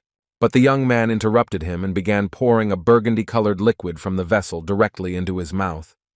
The girl thanked Kim for saving them and asked what he was going to do, and she added that they were in the Dragon Tower. Many experienced players tried to pass it, but were defeated, and the tower is also called an impregnable dungeon. The girl noted that they would not be able to leave this place until they found the portal, and they just needed to get away from Feng. Taehyung replied that there was no other choice and asked them not to worry. And he raised his finger up and noted that as soon as they passed the dungeon, everything would end. The girl looked closely at the guy and noticed that it was impossible to pass through, since it was impregnable, and asked if Taehyung heard her. So asked if the young man had any plan. The Dragon Tower, an impregnable dungeon that exists in the depths of the abyss. It has several features. The first is a huge number of traps on each floor, and also numerous monsters that have high intelligence and strong defense. The girl ran and thought that in such a place they had no chance to escape. At this time, there was a young man in front of her who skillfully dealt with monsters. The beauty thought about how all this was possible, and the young man was pleased with himself, because he had read a huge number of interviews with survivors of the Dragon Tower. The fact that this dungeon is called impregnable does not mean at all that it is impossible to get out of there. The reason is in the top floor of this tower. That is, long before the boss, because that is where the port for returning to the real world is. But now this information has not yet been revealed. Kim fought the monsters and thought that if he knew in advance the location of the traps and the ways to defeat the monsters, then escaping would not be difficult. After some time, they found themselves in a room where the portal was located. The girl was surprised. Pak noticed that they wouldn't have to go up any further, and so was glad that they were saved. The beauty looked closely at our hero and asked him if he really knew about this from the very beginning, and he replied that they were just lucky and thought that he knew everything perfectly well. And he ordered that we needed to get out of here immediately before the monsters came running. Everyone agreed with this proposal. The young people began to approach the portal closer. They were already impatient to leave this place. Suddenly, Sung Jin turned to Taehyung and noticed that all this was bold, mistakenly calling the guy a player. He looked closely at the young man and thanked him for coming for them. And he added that he would definitely repay him for all this. Our hero opened his mouth in surprise. Then he closed his eyes, smiled, and replied that there was no need to thank him for saving him. And he thought to himself that no one could have imagined that Park Sung-jin would thank him, although this was not surprising, since everyone was able to return safely. And I thought about the fact that Sohan Gil himself admitted that he was a Japanese spy, so this problem was solved by itself. All that was left was to finish the friendly match and fight off the opponents. The young man understood that not everything was so bad. He closed his eyes and heard some kind of crackling sound. It was as if he was thrown back from the portal, and the young man screamed very loudly in surprise. He fell and asked what happened. A system message appeared in front of him saying that the portal could not be used. The boy also read that the owner of the Kaislin Tower was watching him, and his pupils narrowed. The young man's face was covered in sweat, and he was surprised that Kai was the owner of the tower. Suddenly, a huge dragon appeared in the room and began breathing fire at people, and he screamed out what he thought about who was scurrying around his tower, and Kim, in horror, broke out in beads of sweat and screamed. Kai roared and said that a pathetic little man had come to him. It was the owner of the Dragon Tower. He had an SS rank. Dragons are one of the strongest races of monsters, flying lizards found in the abyss, divided into 4 categories. The smallest cubs, their strength is comparable to S rank, although they are quite small. Adult dragons already have a larger physique and correspond to S rank. Ancient dragons have a large build and possess SS rank strength, and there are also those whose existence is only rumored. They are called primordial, and their true strength cannot be estimated. Our hero stared ahead.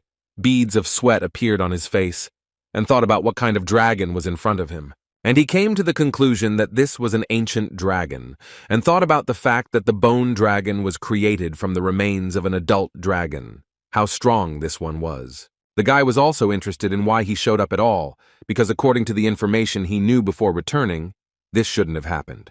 The young man understood that in such a situation, it was best to start with a conversation, when Kai yelled for the man to die.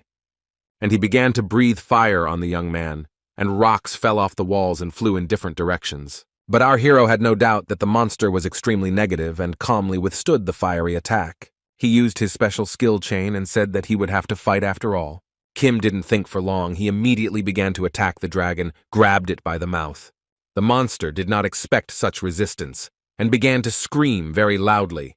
He already had the young man's chains around his neck. Our hero was not at all frightened by the screams and continued to attack the monster. He thought With a smile that all the skills worked as they should, he understood that with such acceleration, the dragon would definitely not die, but would receive serious damage.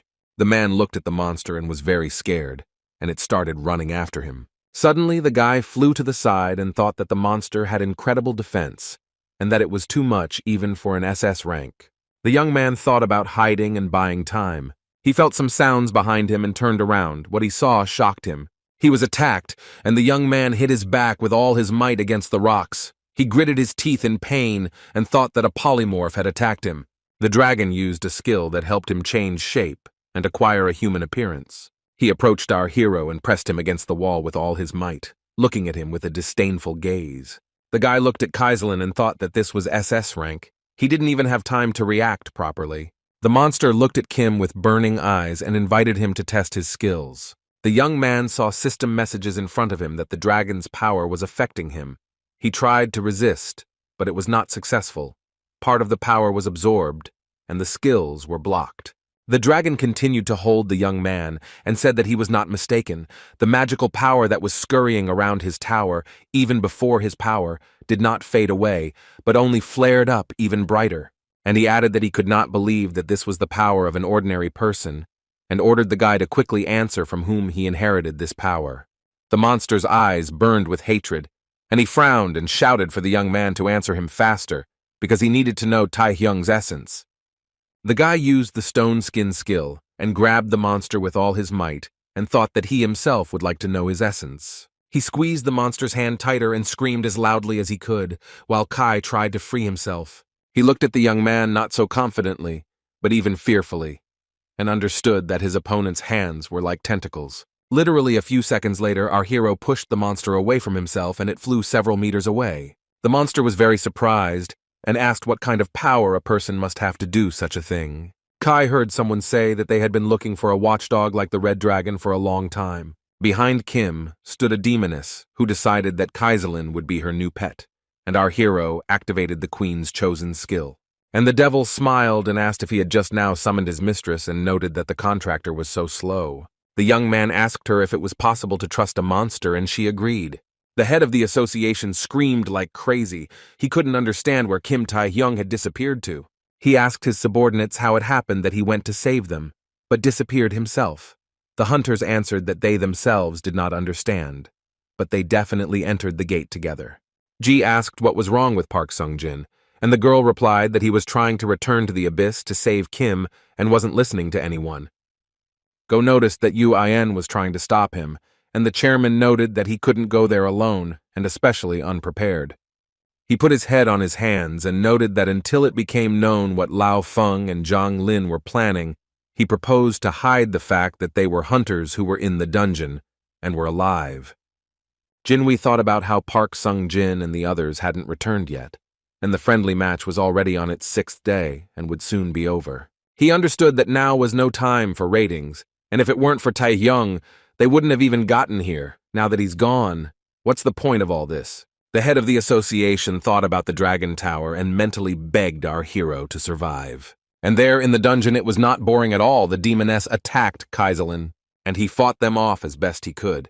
He was completely unprepared for everything to turn out exactly like this. Kim watched everything that was happening and thought that if he had gone a little further, he would have definitely died. He understood that they were both monsters, but this battle was too crazy. He was also worried about whether it was a good thing that he had not invoked the rosary before. After signing the contract, he received 2 skills, which were perfect hypnosis and Queen's Man. The guy gritted his teeth and understood that he had not used the second skill that summoned Rosalia, and he had reasons for this. Firstly, it is a huge consumption of mana. Summoning skills require a lot of it, not only when activated, but also to maintain the summoning. This problem can be solved by drinking a potion. The young man didn't have time to think about the second reason when the owner of the tower began to summon a meteor. Rosalia and the young man were very surprised to hear this word. Horror could be seen on our hero's face. But the demoness very quickly gathered her strength. Our hero understood perfectly well that she was too strong. Kim had large beads of sweat running down his face, and he thought that excessive force was dangerous. Even though Rosalia was supposed to help him according to the contract, he should never let his guard down. The young man understood perfectly well that he could call her and she would go and burn the entire city. The demoness smiled and asked the young man if he liked her power. Taehyung smiled and replied that it was definitely impossible to lose with her, and Rosalia hugged him with her appendages. The Tower Master scratched his head and asked why the Grand Duchess of the Abyss was helping a certain person. Kai got angry and yelled at Rosalie why she was helping Taehyung and started calling her names. She folded her arms across her chest and replied that he was pretty cheeky for a lizard.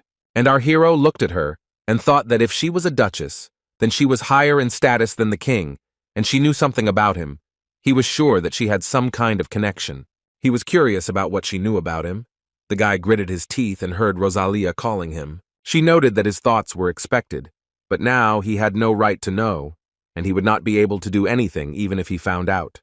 The Duchess smiled and told the young man not to lose heart. No matter where the moon was, he could only go his own way. Rosalia smiled and noted that the situation was not as simple as it seemed. Our hero's face changed after these words. He asked what happened, and the demoness told the young man to look at his hands. He immediately realized that it was a reverse flow of mana. They looked ahead and Rosalia said that she was the Grand Duchess, but she was summoned by a man. Kai said that a human being was not fit to withstand such power, and noted that if they continued to resist, they would get what they deserved. The dragon was silent for a moment, and told them that he could destroy both of them. They watched the monster in surprise. Kai screamed very loudly, began to spit fire. He really wanted them to die quickly. Our hero was very scared. He screamed like a madman. He called for Rosalia. Suddenly, a very strong explosion occurred. The shockwave could be seen with the naked eye. The evil lizard used its meteor skill once again, leaving shards on the floor. The Grand Duchess laughed and noted that the dragon could talk quite well. Rosalia said that everything was as she thought. Her power was limited by the summoner's capabilities, and the limit was reached. If he uses his powers, then she will remain. Otherwise, she will die from the backflow of mana. And the devil said that she was leaving, but not just like that, but was leaving a small gift. The guy looked at her intently. Beads of sweat appeared on his face, and he asked what kind of gift it was. The Duchess leaned towards the young man and told him to try not to die because he was her chosen one. A system message appeared in front of our hero that he had received a kiss from the queen and that the rank of perfect hypnosis had been temporarily changed. Rosalia and Kim stared ahead as the perfect hypnosis was activated. The red dragon screamed as if he was furious. What had the Grand Duchess done? And Taehyung sat calmly on the stairs and said that it was a good joke. The young man's eyes glowed red, and he said that the succubus had decided to leave and leave the consequences to him. Kaiselin stood confused and thought about what was happening and where he was. He began to think that this was Kim's inner world. He looked at the man who sat on the throne and wondered what kind of man he was and whether he was a man. Kai frowned and thought that the creature looked similar, but still a little different. He peered into the distance and could not understand whether there was really a living creature in front of him. The young man looked straight ahead and said that he needed him and ordered him to get out of this world. He began to turn his head in different directions and asked what was going on here. The red dragon began to scream like a madman and could not calm down. He screamed in pain and asked where the creature that had just been sitting at the top of the stairs had gone. Our hero looked at the monster and thought about what was happening and noticed that the skill rank had changed. And the monster continued to scream and turn its head from side to side. The guy looked at Kaiselin and wondered what was wrong with him. The young man drank the potion and wondered if perhaps he had encountered something inside him, but came to the conclusion that now was not the time for reflection. He gripped the dagger tighter in his hands and thought that if he could defeat the red dragon, it would only be now. And the young man began to actively attack the enemy. He was squeezing the weapon tightly in his hands. Kaiselin began to scream as if he was mad, and Kim thought that his attacks had finally worked. And the boy immediately remembered the words that the Grand Duchess Rosalia had told him about not dying. Our hero thought about the fact that he had not even intended to say goodbye to life. The young man understood that he had not yet learned the truth about the king and his power, who he was and where he came from and why he chose him. Taehyung still remembered Asodius and plans to take revenge on him for his death, because he is vindictive. And the young man also understood that he had not had time to live a normal life and then suddenly die. Rosalia was talking nonsense. And then Kim shouted very loudly that he would definitely defeat him in return when a crunch was heard. The red dragon screamed, "How could some human act like that?" But he didn't answer, but simply used his special skill Predator. Then the rank changed. The young man lay on the floor and cursed the red dragon, and said that he thought that this time he would definitely die. He smiled and informed himself that it was time to return, and his rank had increased from B to A. The presenter said that the 7th day was the last day of the tournament, and the commission members were making the final calculations of the rating table. He noted that the scoring for Japan had just finished, and reported that they had 4,600 points. It was also reported that Japan failed to overtake China with 4,800 points and remains in second place. The man thought that he was going to take revenge on Sarara, but that bastard Kim still hadn't returned. He didn't like that they took second place in the tournament, and he said he was leaving. The judges asked him to stay since the closing ceremony had not yet taken place, but Mr. Shinji replied that he had no need to hang around at this stupid event any longer. Ji looked at everything that was happening and thought that even with all the efforts of player Taehyung, they still had third place, and the judges noted that the player of the new Korea team had disappeared and it had dropped in the rankings. And on the 7th day, there was no longer any talk of the former first place, since hundreds of magic crystals had not been collected and the SS-level monster had not been caught. The head of the association understood that there was no chance left to catch up with his partners and mentally asked our hero for forgiveness, and noted to himself that he was very weak. Suddenly, he heard some sounds behind him and turned his head in surprise. He saw the player Lao Feng in the company of a white-haired man, who said that a very sad disaster had happened. The old man said that he already thought that the new Korea had a real talent that could be hoped for, but who could have expected that he would die in an accident. Ji listened to his opponent in surprise, his mouth opened in surprise, and beads of sweat appeared on his face. And the gray-haired man laughed and told the chief that Kim's body had not yet been found, so there was no need to jump to conclusions. Well, since he disappeared in the Dragon Tower, the outcome was obvious, and laughed. The head of the association folded his hand into a fist and thought about these words. He understood that this was not a sad event or a disaster. He called men vile scum. He looked at his opponents and thought that it was widely known that all the cases of participants disappearing were the work of the bastards who stood before him. The men began to leave and asked Jinwei if he understood that someone who has no strength has no chance to prove anything to others. They mocked the association's head and wished him a good time at the closing ceremony. Ji thought that he was powerless and could not prove anything at all, so he did not say a word. And the gray-haired man was very pleased. He laughed and could not calm down. Suddenly the room became dark. Everything began to glow with a bluish light. It came from the portal. The expressions of the men who had just been mocking the head of the association changed. Ji was also scared and couldn't understand what was happening. Then he began to recognize the man who came out of the portal. It was Taehyung who said that it was him and asked if the team representatives were just calmly watching what these bastards were doing. And he added that they could stop worrying, and the head of the guild laughed with joy, tears welling up in his eyes.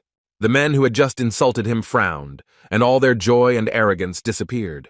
Kim held a huge red crystal in his hands and said with a smile on his face that he had come. The young man was lying on the bed. His girlfriend was calling him and telling him that the live broadcast of the tournament would soon begin, but he replied that he didn't want to. And he added that what was the point of the tournament if Taehyung was missing? It was like a bun without bean filling, a watermelon without stripes, and a mandu without beef. The guy had tears in his eyes and screamed if the girl wanted him to watch the tournament, and noticed that it would be a betrayal of his Kim. The woman frowned and replied that his hero was currently on TV. The young man couldn't believe his ears. He froze for a few seconds and didn't know what to answer. He ran to the TV and heard the presenter say that on the last day of the Asian tournament, something happened that no one expected.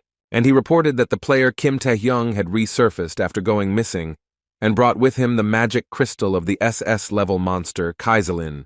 Yu, speaking on her mobile phone, asked her opponent if the young man was really on air. And the host was talking about the new Korea team receiving 1,500 points.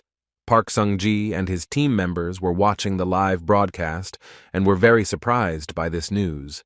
It was announced that the new Korea team had risen to first place and had successfully won the Asian-friendly tournament.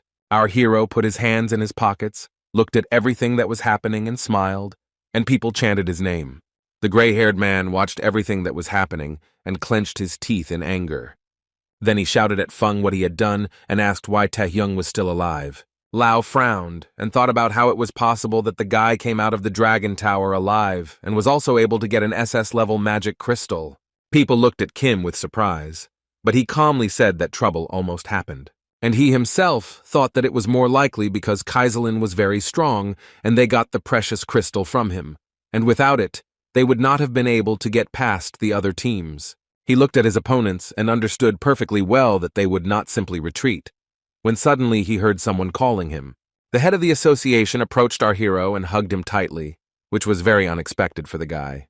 The guy opened his mouth and eyes wide in surprise, and Ji said that it was incredible and very good that KM returned alive. Jinwei hugged the young man tightly. Tears began to flow like a stream, and the man said that he was very happy. Kim smiled, and Ji cried for a long time, either from gratitude to the guy or from the calm that all the participants of the new Korea remained alive. And so the 7-day Asian-friendly tournament ended, with the media filled with talk and numerous theories after an unexpected turn, thanks to a player from the new Korea team. Kwon smiled happily. He congratulated the players on the victory and Kim's return. The man added that he was right to worry. Aeon watched everything that was happening and thought that it was too noisy. She wondered who invited Kang Hyuk here. The Singapore team of players was housed in a huge, pompous, and unusual building. Haley Tan thanked Kim for visiting them despite his busy schedule. And she noticed that she invited the young man here for a reason, but this concerns her team. And the head of the Singapore team said that they would like to collaborate with him. The young man looked straight ahead and thought that he knew it. Nothing had changed. After all, even before this, Singapore, which lost its lead in a friendly tournament, tried to establish cooperation with talented players from different countries, but only Chan Long and Lao Feng could not allow this. Our hero told Tan that they first needed to deal with the uninvited guests and then continue the conversation. The woman looked at the young man in surprise. She did not expect such an answer. Pieces of the door started flying off, and the head of the Singapore team started screaming in fear. The villains entered the room, began to laugh, and noted that everyone was here, the head of Haley Tan and Kim Tae-hyung. The woman was surprised by the uninvited guests, and one of them said that he did not know how the young man was able to escape from the Dragon Tower. And then he added that perhaps this was for the best, because now Feng could finish him off personally. Our hero closed his eyes, smiled, and noted that this is exactly what he told Chief Haley, and he added that an uninvited guest had come to them. Lao looked at him intently and could not understand what was happening. Friend, completely unexpectedly, the glass in the window began to crack. It became like a spider web. Within seconds, it had shattered into pieces, and the Singapore team leader stood up and started screaming in fear. The uninvited guests were also frightened, and the young man asked them if they thought he was talking about them. Feng looked very scared. His eyes were burning with hatred, and he was told that he and the other guys were scum. And Pak noticed that they were attacking in broad daylight and asked if they had gone completely crazy. The guy from Kim's team said that he would now thank Lao for last time. And Heng, who was standing nearby, shouted at the head of Singapore that he would deal with everyone. The girl from Kim's team remarked that the swordsman was a complete psycho and shouldn't be here at all, and Go said that it was hard to believe, but perhaps it was a very good tactic. Our hero smiled, and with a smile on his face asked what Feng had said about it being for the best. The opponent frowned, a sly smile appeared on his face, and he called the guy a bastard, and then he shouted that Kim would die right now, but the young man's team looked at him with anger and disdain. Ji propped his head up in his hands and asked if Lao Feng would kill the head of the Singapore Association. Someone from the company noticed that it was just over, and there was another murder, and Kim noticed that Chang Lung would not back down so easily. And he added that his goal was to eliminate other associations and monopolize the dungeons and magic stones. And then he said that the survivors of the battle in Phenom, as well as the heads of other associations, were in danger. Jinwei replied that he believed him.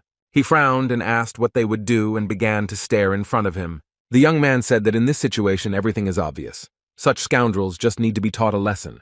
That is why the young man's team did not lose their heads and began to fight back against the villains. And they stared intently ahead, they frowned, and the pupils of their eyes narrowed with fear. A few minutes later, there was a very strong explosion, and pieces of stone and decorative trim began to fly off the building. Pak shouted very loudly that Haley Tan had been taken away and informed the team that they were breaking through. One girl said that her boyfriend was right, but the other couldn't figure out who he was. The guy who was holding Tan had tears streaming down his face. He was telling the leader not to worry. He and Hen would definitely protect her, and she was wondering if everything was okay. The fight continued, and Feng's subordinate told him that the opponents were taking away the head of the Singapore Association. Lao had a sly smile on his face and called his opponents pathetic bugs, noting that they were struggling to the last. A few seconds later, the villain was on the street. His hand was wrapped in our hero's chains. All his arrogance had gone. He was scared. The villains looked out through the hole in the wall and shouted that their leader had fallen out. They noticed that this was the work of Kim. Our hero asked where Lao was going, but he just stood there confused and didn't know what to answer. Kim smiled, looked closely, and asked his opponent if he wanted to play with him. He replied that Taehyung had run away in the abyss with his heels flashing, and now he had suddenly decided to fight. And he shouted for the young man not to be deceived. Suddenly, everything around turned red, and daggers began to fall. They all headed towards our hero. Lao asked the young man if the victory over Wei Xing and Kai Ming Ming had gone to his head. He shouted in a mad voice that he had seen him in action, and that the guy would not be able to defeat him with his current strength. The guy used his skills, saying that his opponent was already annoying him with his chatter. Just a few seconds later, Feng's expression changed. He was no longer so confident. He fell on his back, looked ahead, and wondered what was going on. The villain looked at Kim, and it seemed to him that he had cut off his hand. He hoped until the very end that this could not happen. And Taehyung used the skill stone skin, squeezed the weapon harder. Feng watched him and thought that in the abyss his opponent was weaker. He called his opponent by name and thought about how the young man had gained strength over the past few days. Lao lay on the ground, looking at our hero and thinking about how he did all this. Kim had a satisfied smile on his face, thinking that after absorbing Kaiserlin and raising his rank, he assumed that he would be able to win. He knew that Feng was the strongest fighter in the Asian-friendly games, but now he was helpless against Taehyung. The young man was thinking that with this power he would be able to calmly pass through the remaining dungeons when he heard laughter. The opponent said that he understood why Wei Xing and Kai Ming Ming lost, because Kim is a real monster. And he added, didn't the young man think that he would have to use the power of the great against such a thing? And he clarified what Feng meant. The villain smiled and asked Taehyung if he thought he had become the strongest. Our hero's expression changed instantly. He began to stare intently ahead. Beads of sweat appeared on his face. He saw a monster with several rows of teeth in front of him, and it said that it would show the guy what it really means to be the strongest. And the guy squeezed the dagger tighter and tighter because in this way, Lao activated the Bloody Madness skill. There were young people lying on the floor. They no longer posed any danger. The girl exhaled and noted that she was almost finished. She heard Park Sung-jin calling Yu Ai-yeon to the place where Taehyung was fighting, asking her to run as quickly as possible. Lim ran with him, and what she saw shocked the girl. She asked what it was. The girl peered at the red substance and thought that it looked very much like a barrier. But she only managed to see that the monster had folded a huge fist and was ready to attack. Fortunately, the young man managed to jump away from him at the last second, and this saved him from death. And the monster that Feng had turned into began to laugh and said that this was true strength and power. Kim, who also put his skills to use, started shouting that the raving should stop. He was silent for a moment, and then noticed that in front of him was a huge piece of meat and nothing more. The young man looked at the monster and realized that it had used regeneration, and it immediately began to attack him. The youth covered himself with a dagger and thought about what kind of destructive power this was. Was he really still fighting with Lao Feng? He began to look around and wondered what this space was, and when the enemy used the ability, everything around changed and became like an abyss. The guy thought that the enemy called it the power of the great, but that was what Kaiserlin called Rosalia. He began to understand that besides the Grand Duchess, there were other beings who had this title. The young man guessed that Rosaria was definitely connected to the king, and perhaps his opponent was too. Kim looked up and saw a huge hand approaching him, intending to grab him. The guy didn't have time to dodge, and the monster grabbed him, started laughing, and then asked if he was shocked by its strength, and noticed that the young man slowed down. The monster said that this was all not surprising, and asked if the young man thought that he had surpassed him, and added that he was chosen by the Great One. Taehyung interrupted him, and asked the monster to answer one question. He was definitely not ready for it. And our hero asked a question that interested him very much, namely, whether the monster was familiar with the king. This question took him by surprise, and he wondered if he was really asking about the Great Ones. And then he laughed and said that these are the ones whose power is unattainable for the likes of Kim. The young man noticed that he knew nothing, and added that he thought so, because someone like a monster had no way of knowing this. The monster took a deep breath, and the guy continued to be amazed and continued to think about where such power came from. Kim looked ahead and noticed that thanks to him he at least knew his next target, and that it was the Great Ones. Then Feng looked out from the monster and started shouting, "Was it really the guy who was suppressing it all this time?" But he only smiled in response and calmly replied that it was time to finish. He used his power and shouted for his opponent to disappear, and then the incredible began to happen. After a few seconds, our hero looked at what was left of the monsters, exhaled, and said, "The boy drank the potion and thought that his opponent knew the greats, but had never even heard of the king, and he had the thought that only Rosalia might know of his existence." He thought about the fact that, judging from Lao Feng's answer, there really were several Great Ones. If they were all at Rosalia's level, then each of them was a monster. The young man was tormented by the thought of whether the other Great Ones knew about the king. He understood that they would hardly be friendly towards him. He heard some sounds, looked in front of him, and saw how parts of the monster began to be attracted to each other. The guy heard laughter, and then a voice that said that he had bragged about his strength, but that was all he was capable of. Kim looked at his opponent, who said that he was not surprised, and added that people in themselves are weak creatures. The young man was covered in beads of sweat. It was the great Duke of the Abyss and Lord of the Vampires, Igman, who asked if this young man had killed his contractor.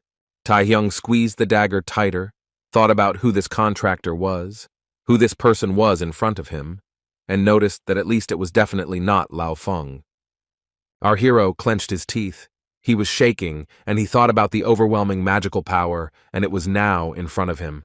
The Archduke of the Abyss raised his index finger, waved it, and asked if he should first evaluate the young man's skills. He didn't think for long and used a skill called Blood Sword, and a huge amount of weapons hung in the air. The young man raised his head up and opened his mouth and eyes wide in surprise. He was definitely not prepared for this. He gritted his teeth, cursed, and thought about what kind of swords were of such a huge size. He guessed that this was the skill that Feng used. The guy started hitting one of the swords and thought about the fact that the size and force of the blow were completely different and screamed very loudly. Kim looked at his opponent and realized that there was no doubt that he was facing an Archduke of the Abyss who had the same power as Rosalia, and that in his current state, he could not touch him. The young man gritted his teeth and thought about why this Great One had suddenly appeared, since now was not the time. And the guy came to the conclusion that he should use all his resources to the maximum. The Archduke laughed, and the young man most likely did not know that all summoned entities were influenced by the power of the contractor. If the contractor is stronger than the summoned monster, then the latter receives powerful power from him. Conversely, if the summoned monster's power is much greater than that of the contractor, its body cannot withstand it and is destroyed by the backflow of magic, or the summoning is cancelled. Taehyung thought that if his assumptions were correct, then his contractor Feng was already dead, meaning that he was now dealing with a simple forced summoning over a corpse. The boy knew that there was a certain amount of time during which he could maintain the call. The young man gritted his teeth and thought that if he could hold out until the allotted time expired, then everything would be fine. Here he heard the Great One tell him that he was clearly smarter than his contractor, but trying to survive a fight against him was a great folly. The young man spread his arms out to the sides and screamed as loudly as he could. The Archduke of the Abyss noted that even though the boy had strength, since he did not know his place, he should correct that. Igman extended his hand forward and said that at this rate the boy would be torn to shreds. But before he could even finish speaking, a red whirlwind began to swirl in front of him. And literally a few minutes later, beautiful white blooming flowers appeared, which were so inviting. The Great One looked ahead in surprise, and could not understand how the flower petals appeared there. He gritted his teeth and frowned. After a while, he began to guess something. The branches of the bush seemed to part in different directions, and Kim and the familiar entity to the Archduke appeared from them. It was Rosalia, and she told the guy that he always calls her when he finds himself in interesting situations. He replied that everything was without any incidents. Igman looked ahead, and after a while noted that he was now beginning to understand something. He smiled and said that he never thought that his contractor would never die at the hands of an ordinary person. But he never imagined that this guy was Rosalia's contractor. The Archduke smiled and remarked that this was even for the best. He told the demoness to give up this man and leave, otherwise she would have a hard time too. She took a deep breath and asked if Igman was trying to blow off steam after his contractor died, and noted that they met after 1,000 years, and he was just as petty. Rosalia said that he knew perfectly well what her answer would be. She was silent for a moment, and replied that she did not want to. Kim screamed, wondering who this Archduke was, and she said it was the vampire lord Igman, and she added that he was going to kill the young man, who opened his mouth in surprise. Igman screamed for the boy to die and began to laugh like a madman and called Rosalia. She looked straight ahead, laughed and asked who was supposed to be speaking now. Our hero gritted his teeth. Beads of sweat appeared on his face, and thought that he felt the backflow of mana again. He wondered if the battle between Imun and Lao had already reached its limit. He knew he couldn't help Rosaria, but he felt his body breaking down from having to keep up the summoning. He gritted his teeth and wondered if this would continue, but the demoness ordered him not to let the boy even think about losing consciousness. She added that the amount of force she can put into a strike also depends on the contractor. Rosalia looked intently ahead and noticed that although the young man had become stronger, she should not forget that the enemy was the Eosduke, and she had to apply enough force in the fight with him. She turned to our hero and asked him to try to stand firm one more time, and he called her by name. She smiled and noted that the reason he was rushing so desperately through this life was not to die in this place. And Rosalia told him to watch carefully, because this was the real power of the Archduchess, and added that this was a power that he would one day surpass. Igman chuckled and said that he thought this was the end of the time that was allotted to him. He smiled and suggested to Rosalia that they end today's entertainment on that note. And he added that they would see each other again, but only if they both managed to survive. The guy watched everything that was happening carefully, covered his face with his hands, cursed, and began to think about consciousness. System messages appeared one after another, saying that he was tired and his stamina had dropped below a critical level. The young man felt like he was drowning in the ocean and thought that at that moment he became stronger when the first enemy appeared. He was interested in how many more times this situation would be repeated. Suddenly, he heard a voice asking him what he was doing with the power of the king in his hands. The young man heard them talking to him about the national level of power and pointed out that it was not funny. And the fair-haired man, who looked very much like Kim, said that if he was not going to do everything right, then he would take this body from him. The young man screamed as if he were mad, opened his eyes, and sat up in his hospital bed. He looked closely at his hand and thought that he had had a dream again. The guy wondered what was going on, because the voice was clearly the same as in the last dream, and the person who spoke to him looked like Kim. A tear ran down the young man's cheek, and he thought that he connected the stranger with the king. He turned his head and saw his teammates. They came to visit him, and the young man asked them to stop hugging him. Yuan reported that the barrier had disappeared in a sudden flash, and traces of a large-scale battle remained inside it. His team members came closer and found Taehyung lying unconscious. Feng's attempt to kill the association's chairwoman, Haley Tan, failed thanks to the actions of New Korea and An Hyun-soo. It is believed that Chairman Chang Rong gave Lao Feng instructions, so it became impossible to avoid the investigation of the World Hunters Association. And our hero's treatment ended very quickly, which could not but please him. But the guy still had a huge number of questions. He was interested in why. The closer he gets to the king and the predator, the more unknowns appear. He was glad that his rank was gradually increasing. It brought him great pleasure. The young man read the system message with surprise. Kim and Yu were sitting at a table in a cafe. The girl asked the guy how he was feeling. He answered that he was more or less fine. Anne noticed that he had scared everyone very much, noted that at least he had eaten well, and then asked what he would do next. The young man brought the napkin to his mouth and thought for a while, and then answered the question. Taehyung noted that after the friendly games they needed to clear the uncompleted dungeons of Japan and China, but the girl said that was not what she was asking about. The guy was surprised, and Yu said that he promised to go on a date with her after the games. The man replied that they had agreed to have lunch and that she herself suggested it. Ayan noted that even with the right to clean up, Kim would not be able to go there right away. She said that the dungeons were, first of all, a valuable source of magic stones. Even if he had the right to clear them, he, as an outsider, would not be allowed to simply clear them. Yu pointed out that both players' associations would likely find excuses to drag out the time until his eligibility expired, but the guy said he had a plan. The girl looked at him intently, and he added that if the matter dragged on, he would simply take up other matters. Ayan asked what exactly. The young man took a sip from his glass and replied that he had realized how weak he was, a revelation that took Yu by surprise. The skill taken from Lao Feng, Blood Frenzy, is currently unavailable, and in order to open it, one needs to absorb strong blood. He tried to activate it, but nothing worked. Our hero thought that since this was the power of the Grand Duke, the special condition was entirely justified. But even after becoming a national-level fighter, he was unable to put up a worthy resistance. He understood that in order to confront Igmun and get closer to the secret of the king and the predator, he needed to become stronger. It was raining very heavily. The young man looked intently ahead and asked if it was really here, although he had no one to talk to. The boy looked up and saw a sign that said this was the Ban Che Su distillery. He saw that it was written on the doors that they were closed, but this did not stop him. He began to open them. A man heard someone say that today's youth have completely forgotten how to read. The young man saw a man standing near a huge vessel. He said that it was written that they were no longer working. He didn't even turn his head towards the uninvited guest, but simply asked him to leave here. Kim noted that he had not come here for wine, but that the purpose of his visit was completely different. The man froze in place, and the young man said that he came here for the fusion skill. The old man turned his head and asked how the boy knew about this. Then he asked who he was, and our hero replied that he was a national-level player and said that his name was Kim Tae-young. The young man smiled and noted that he had come here to save the man. Pan Che-su was the owner of a distillery on the outskirts of Seoul. This old man was waiting for death.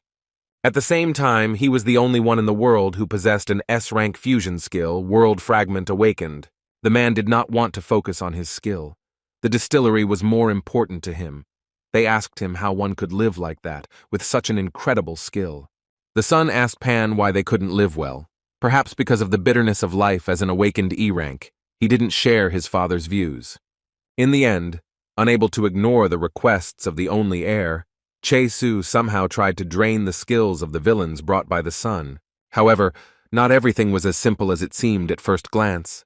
The men were very scared. After all, the result was completely different from what was planned in advance. Kim said that something went wrong. The villains that Pan used his skill on either died or became crippled due to the strong mana drain. The old man noted that the guy even knew about this. Beads of sweat appeared on his face, and the man said that, knowing all this, the guy still asks him to leak the skills. The old man shouted that the young man had gone crazy and that he should get out of here immediately, adding that he didn't care whether it was an S-rank or a national level. Pan shouted that the broken lives of those villains were enough for him, and he no longer plays such games.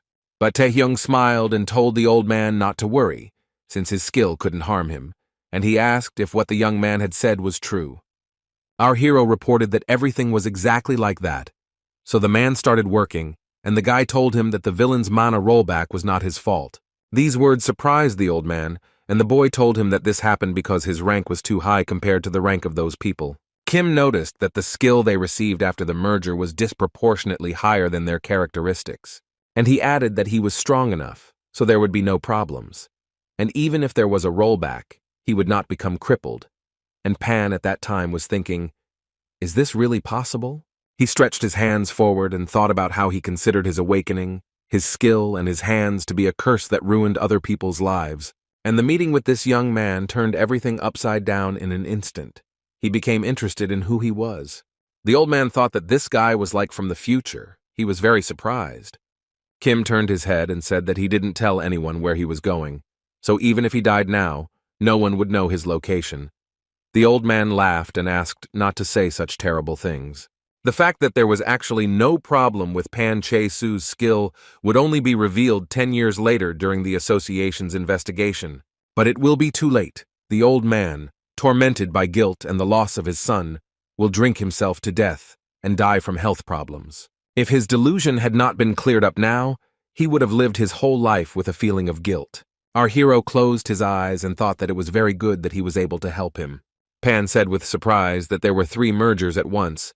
He was surprised that there were so many skills in one person, and asked if everything would be okay with the guy. He lowered his head and thought about how he knew that skills with unknown sources like the Predator would be impossible to determine. The young man frowned and shouted that everything was fine and that it was time to start everything as quickly as possible. The old man's face began to sweat, and he said that he was starting to merge his skills. At the headquarters of the U.S. Players Association, young people gathered and sat around a huge table. The association's chairman, S-tier player Kevin Yan, said that it had been a long time since the strongest players had gathered in one place. Gregor Gale, the 10th-ranked national player in the United States, wondered if this time it was not a war by chance. Dylan Gray slammed his fist on the table and asked Gregor to show some respect to the chairman. Ricky Harris wondered why every meeting turned into a fight and asked Cody to tell them something. And she added that he was the leader, and the guy folded his arms across his chest and noted that they were not children and that this was just a formal hierarchy. And he calmly said that he was not going to force anyone. Cody Wood was the #1 ranked national player in the USA.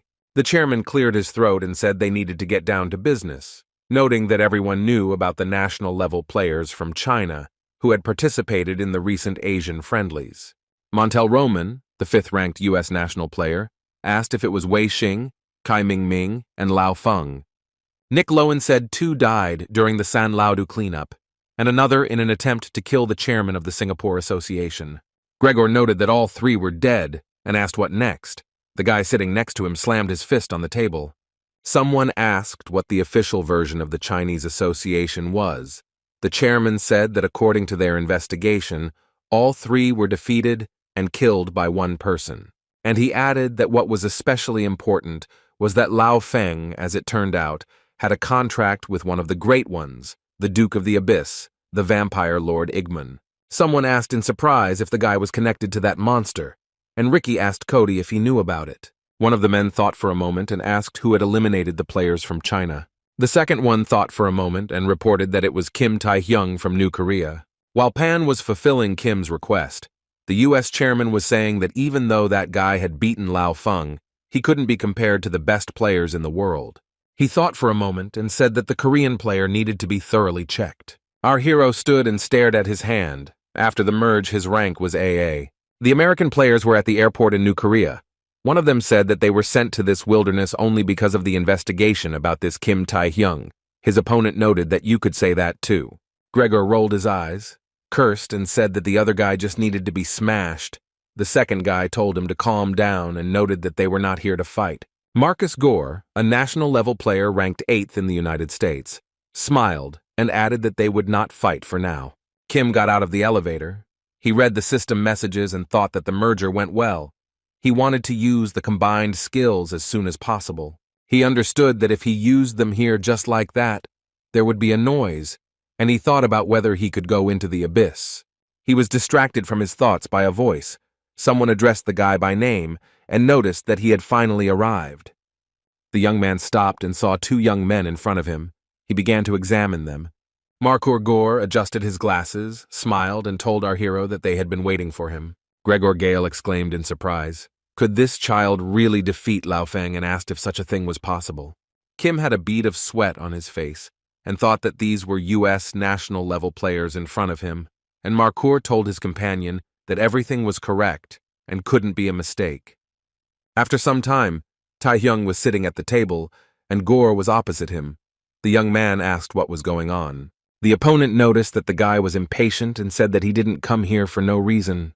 The American player tapped his finger on the table and remarked that he wanted to observe some formalities before starting the conversation. He placed the fingers of one hand on his nose and the fingers of the other on the table, and asked for forgiveness. The young man frowned, pressed his lips tightly together, and thought about the man using a ziggurat. Marcus thus conducted an analysis, determined the rank and abilities, weight, height, and psychological state of our hero. He thought about the fact that this was his first time meeting an AA rank. Moreover, he was surprised that the guy was at the national level. They were not enough to defeat Lao Feng. Gore decided that he needed to test Tae-hyung's skills, but he couldn't do anything, and several messages appeared saying that he couldn't do it. The guy was very surprised by this, and came to the conclusion that this was the end of the spying. The young man smiled and told his opponent not to try to find out what he was capable of. Marcus thought about the boy destroying his ziggurat. something that had never happened before, and he asked for forgiveness and noted that studying people had already become a habit. The man frowned and thought about Kim Tae-hyung being the first national-level player of the new Korea.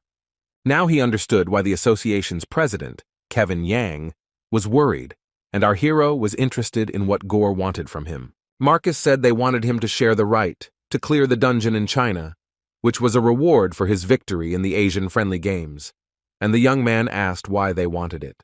The opponent responded that he could not disclose such information and said that the president of their association recently wanted to explore that area. He added that since he had defeated Lao Feng, it would be obvious that Chang Long, the head of the Chinese association, would interfere with the raid on the dungeon, and asked if their interests didn't coincide. Gore didn't get an answer, but said that if the guy shared the right to clear the area with them, then not only would he not allow Chang Long to interfere with him, but he would also help him with the dungeon. He also thought that if possible, it was necessary to establish cooperation with Kim now, and noted to himself that he had set conditions under which neither side would be the loser, and they would receive new power. Our hero thought for a while and then said that he refused and noted that he appreciated their offer, but he did not need help. The American said he was very sorry, but he thought that that was enough for them. Then, unexpectedly, Gregor Gale reported that the young man apparently did not understand anything. He walked up and grabbed the boy by the scruff of the neck and asked what would happen when he returned from America, and noticing that the answer would be heartbreaking, his companion shouted at him to take his hands off the boy immediately. But Gregor said that there was no point in persuading this boy with words, but that it was necessary to simply solve problems by force, and our hero looked at him and thought what was going on with this guy. Kim knew that Marcus Gore was definitely trying to reach out to him, but then what was that idiot doing? He looked intently at his opponent and his gaze reminded the young man of something. The young man thought about how he had seen him countless times when he was still not awakened, and realized that Gregor had no particular reason to start a fight. The guy came to the conclusion that he didn't want to admit that they were on the same level, and thought that he hadn't been treated like that for a long time. But still, now everything was completely different than then, and he agreed. Gale was very surprised, and Tae-hyung replied if he really wanted him to accept this offer, and kept quiet for a few seconds. And then he said that they would only speak the language of force, and thought that this was a chance for him to try out his new skills. After some time, the young people found themselves at a stadium that belonged to the Onsamiro Guild. The girl asked in fear what was going on at the stadium. Was there really a betting game going on? Kwan laughed and replied that this would be a great way to promote their guild to the audience. The secretary asked if he was really going to destroy their entire territory. The man was surprised, and the girl noted that it was unlikely that the stadium would survive such a battle. Gale put his hand behind his head and said that wrestling in the stadium was a very good solution. Our hero looked at him closely and noticed that his opponent should be pleased. He smiled and told the guy that he was right. He immediately used his power and said that he really liked fighting shows. Our hero looked with great interest at the monster his opponent had turned into. He didn't think for long, but immediately began to attack Kim, and stones began to fly off the stadium's surface. The guild secretary grabbed her face. She was very worried about the stadium, and Kwan was surprised by the werewolf. Marcus Gore, who arrived here with Gale, noted that this skill was called Wolf's Heart. The man in glasses noted that skills, honed to the limit, turn their owner into a werewolf and significantly increase his physical capabilities. Gore thought about how they had failed to build a relationship with the player Tae-hyung, but there were some positives to be found in that too. He watched the fight and realized that now he could find out if Kim's skills were really that good. Gale looked at his opponent and thought that he had heard everything from Marcus, even though he hadn't been able to test his skills with the ziggurat. But his abilities, with the exception of magic, were no match for him. He also activated Wolf Heart, a skill that only enhances his abilities. Gale knocked our hero to the ground and pinned him with his paw, thinking that the guy would never be able to handle him. The monster's eyes were bright, and he screamed like he was mad that this was the end. And Kim, with a smile on his face, said that Gregor was rightfully in 10th place in the rankings, and added that he would not die if the young man experimented. Meanwhile, the monster continued to mercilessly attack our hero, and the US player got excited. Marcus was watching everything that was happening, when suddenly he opened his eyes and mouth wide. He could not understand what was happening. He could not understand what kind of black dome appeared in the stadium arena and was very scared. As a result of the fusion, Kim Tae-hyung gained 3 skills. The first Monarch World, which was formed from the Monarch Heart and the World Without Feelings. This skill reduces the abilities of opponents and increases the abilities of the user, so Gale's monster could not understand what was here and where he was. The second skill that appeared after the fusion was Shadow Skin. It consisted of Stealth and Stone Skin. In addition to the boost, Stealth could be freely turned on and off so the enemy lost sight of him. The monster screamed like crazy so that Kim, the cowardly creature, would come out to him immediately. And the last, third skill, was Spirit of the Monarchs, which consisted of Paralysis and Spirit of the Death Knight King. When the skills are combined, the effect of each one will add up and become stronger. The wolf screamed very loudly. Kim stared at him and thought that it was perfectly clear what the last skill did. And he ordered the monster to kneel before him, otherwise it began to scream like a madman. The people who were at the stadium watched everything that was happening very carefully, and their mouths opened in surprise. Marcus had sweat running down his face, and he stuttered that this couldn't be happening. He couldn't believe his eyes. Gregor lay on the floor, and Kim exhaled and noted that they had a great fight and thanked the guy. He started walking out of the stadium arena, smiled, and said that he would look forward to the next meeting. The audience started talking about how it all happened, whether Tae-hyung really won. Someone said that he didn't see anything because of the strange barrier. Gore leaned on the fence and thought about what happened. Suddenly a black barrier appeared, and the winner was immediately determined. He understood that this does not happen. He frowned, bit his lip. A bead of sweat appeared on his face. He was tormented by the question of what had happened inside the barrier. Gregor stood up and asked who gave the guy the right to decide who won and who lost, and noted that it was not over yet. He started screaming like a madman that he had not lost and would kill Kim. The guy looked like he was crazy. Gale turned into a wolf again and began to stretch out his paws to Kim, but the guys from Kim's team approached the villain. Lim Ain asked why he was threatening to kill the young man, whether they had made a bet on each other's lives. Quan gritted his teeth and noted that if the winner was to be determined in this way only. Puck frowned and said that the battle was no longer like a normal argument, and noted that Gregor had better retreat. Our hero, with surprise in his voice, asked when the hunters and Lim had managed to appear here. The head of the association began to approach the guy and said that they had been watching them from the very beginning. G adjusted his tie and said that they had planned to quietly watch the battle, but the situation had gotten so heated that they couldn't stay away. The young man opened his mouth in bewilderment and could only laugh. The situation that had developed surprised him. And the head added that Tae-hyung could entrust the rest to them, and they went to the monster in a crowd. He roared. How could some bunch of weaklings stop him? Called the players impudent upstarts and declared that he considered it his duty to kill them all right now.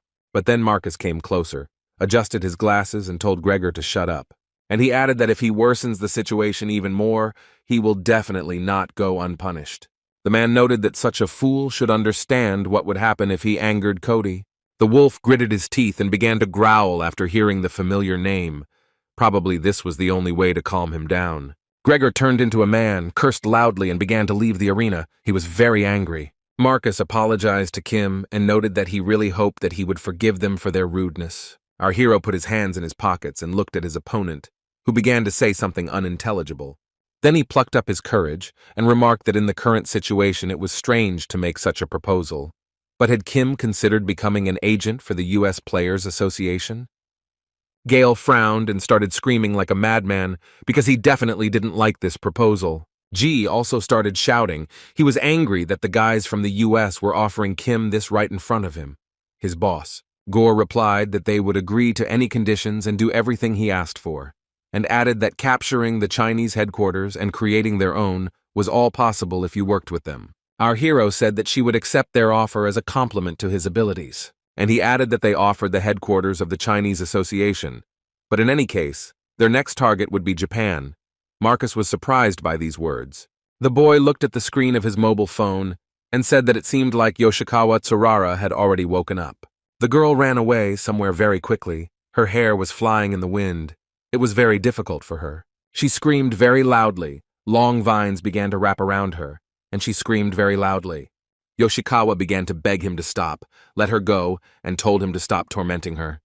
He looked at her from above and noticed that she was the one who started all this, and then asked if that wasn't true.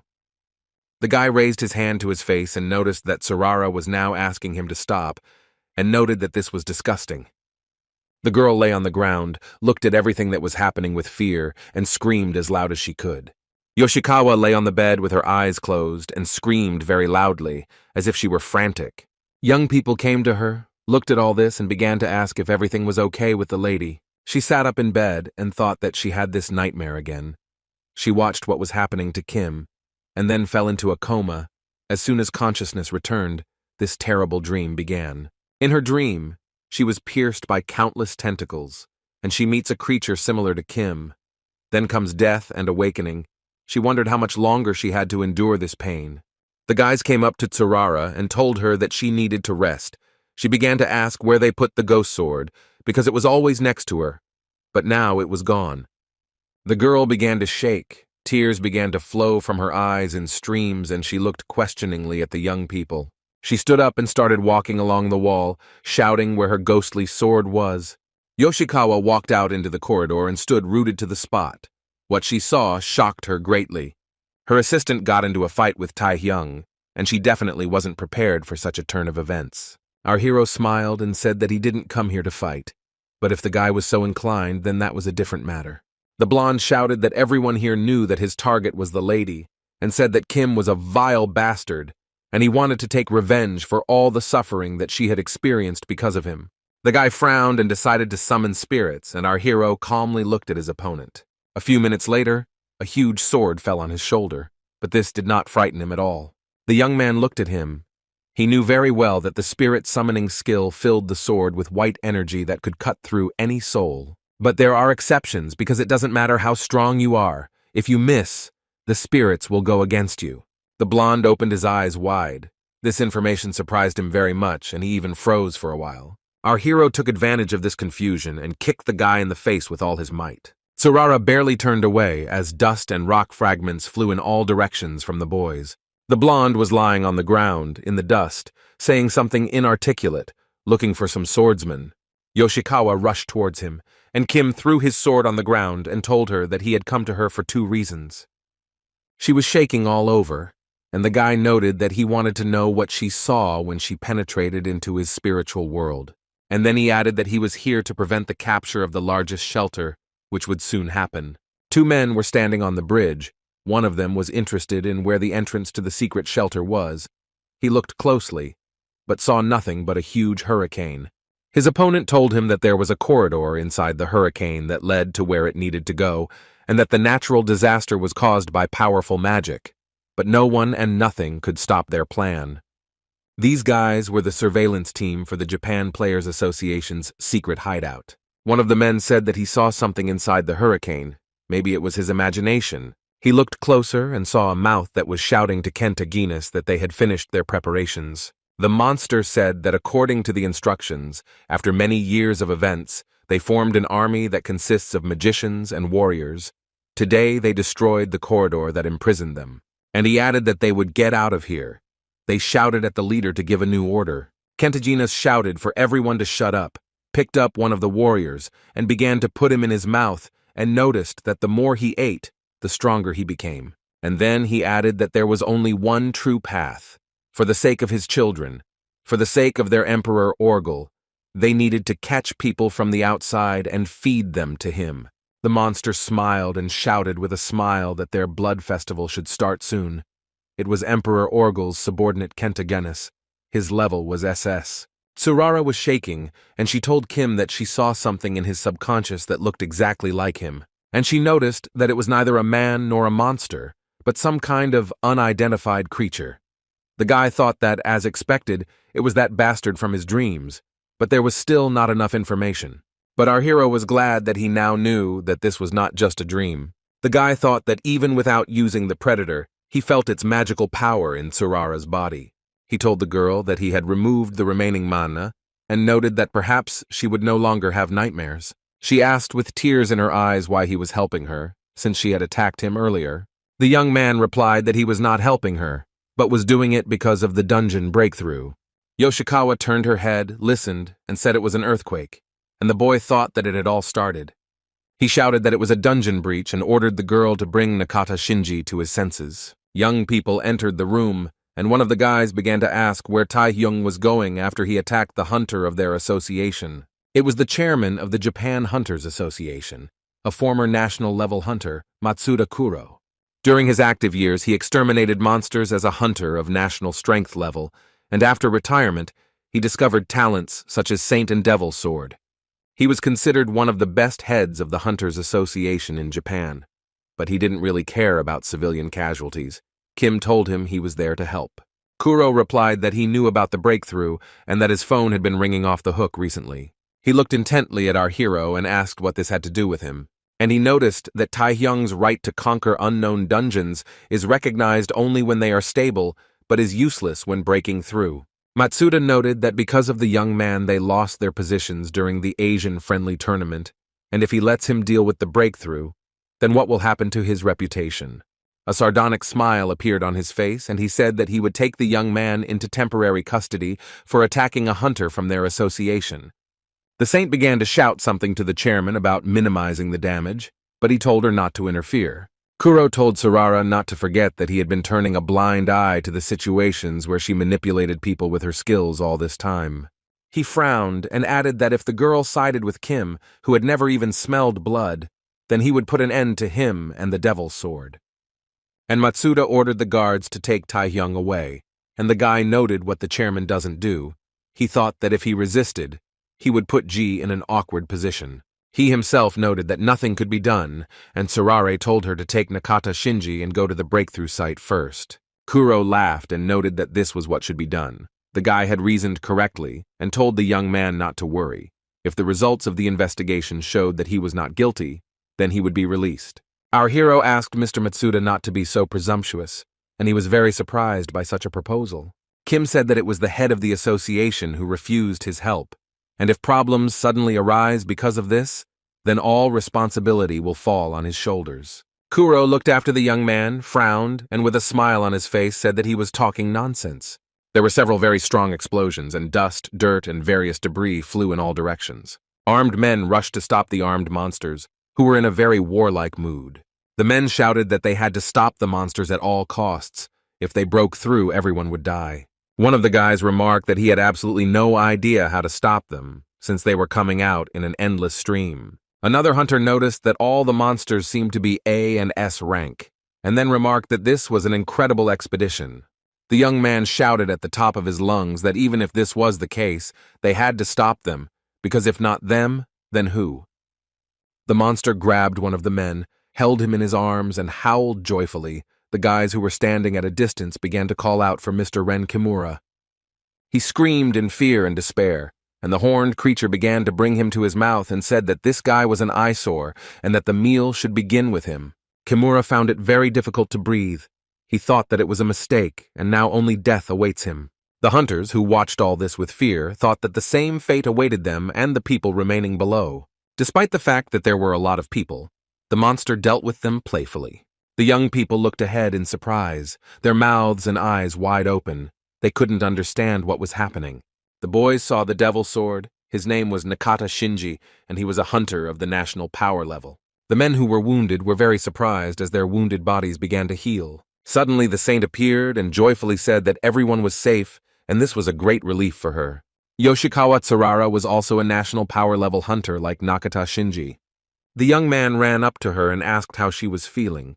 The girl replied that there was no need to worry, and added that she was fine. The saint said that there was no longer any strange magical power in her body that she had felt before, and she added that although she was not able to act at full strength, she could very well provide Shinji with support, and he named our hero. The monster's eyes glowed with joy, and it said that it never expected that so much food would gather in one place. The horned one took out a huge sword and said that he had made a decision. Everyone who had gathered here would be served at his son's table. The saint gripped the weapon tighter in her hands and called with all her might to the Devil's Sword, which was also in a warlike mood.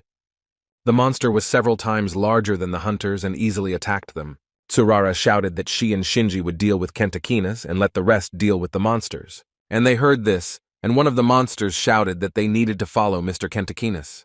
The horned one gritted his teeth and with glowing eyes began to attack the young people. He knew about his superiority. Devil Sword thought that this was to be expected from the master of an unknown dungeon, an SS-rank monster. He understood that any mistake on his part could lead to the amputation of his limbs, and given his rapid regeneration, the cuts left by him were absolutely useless.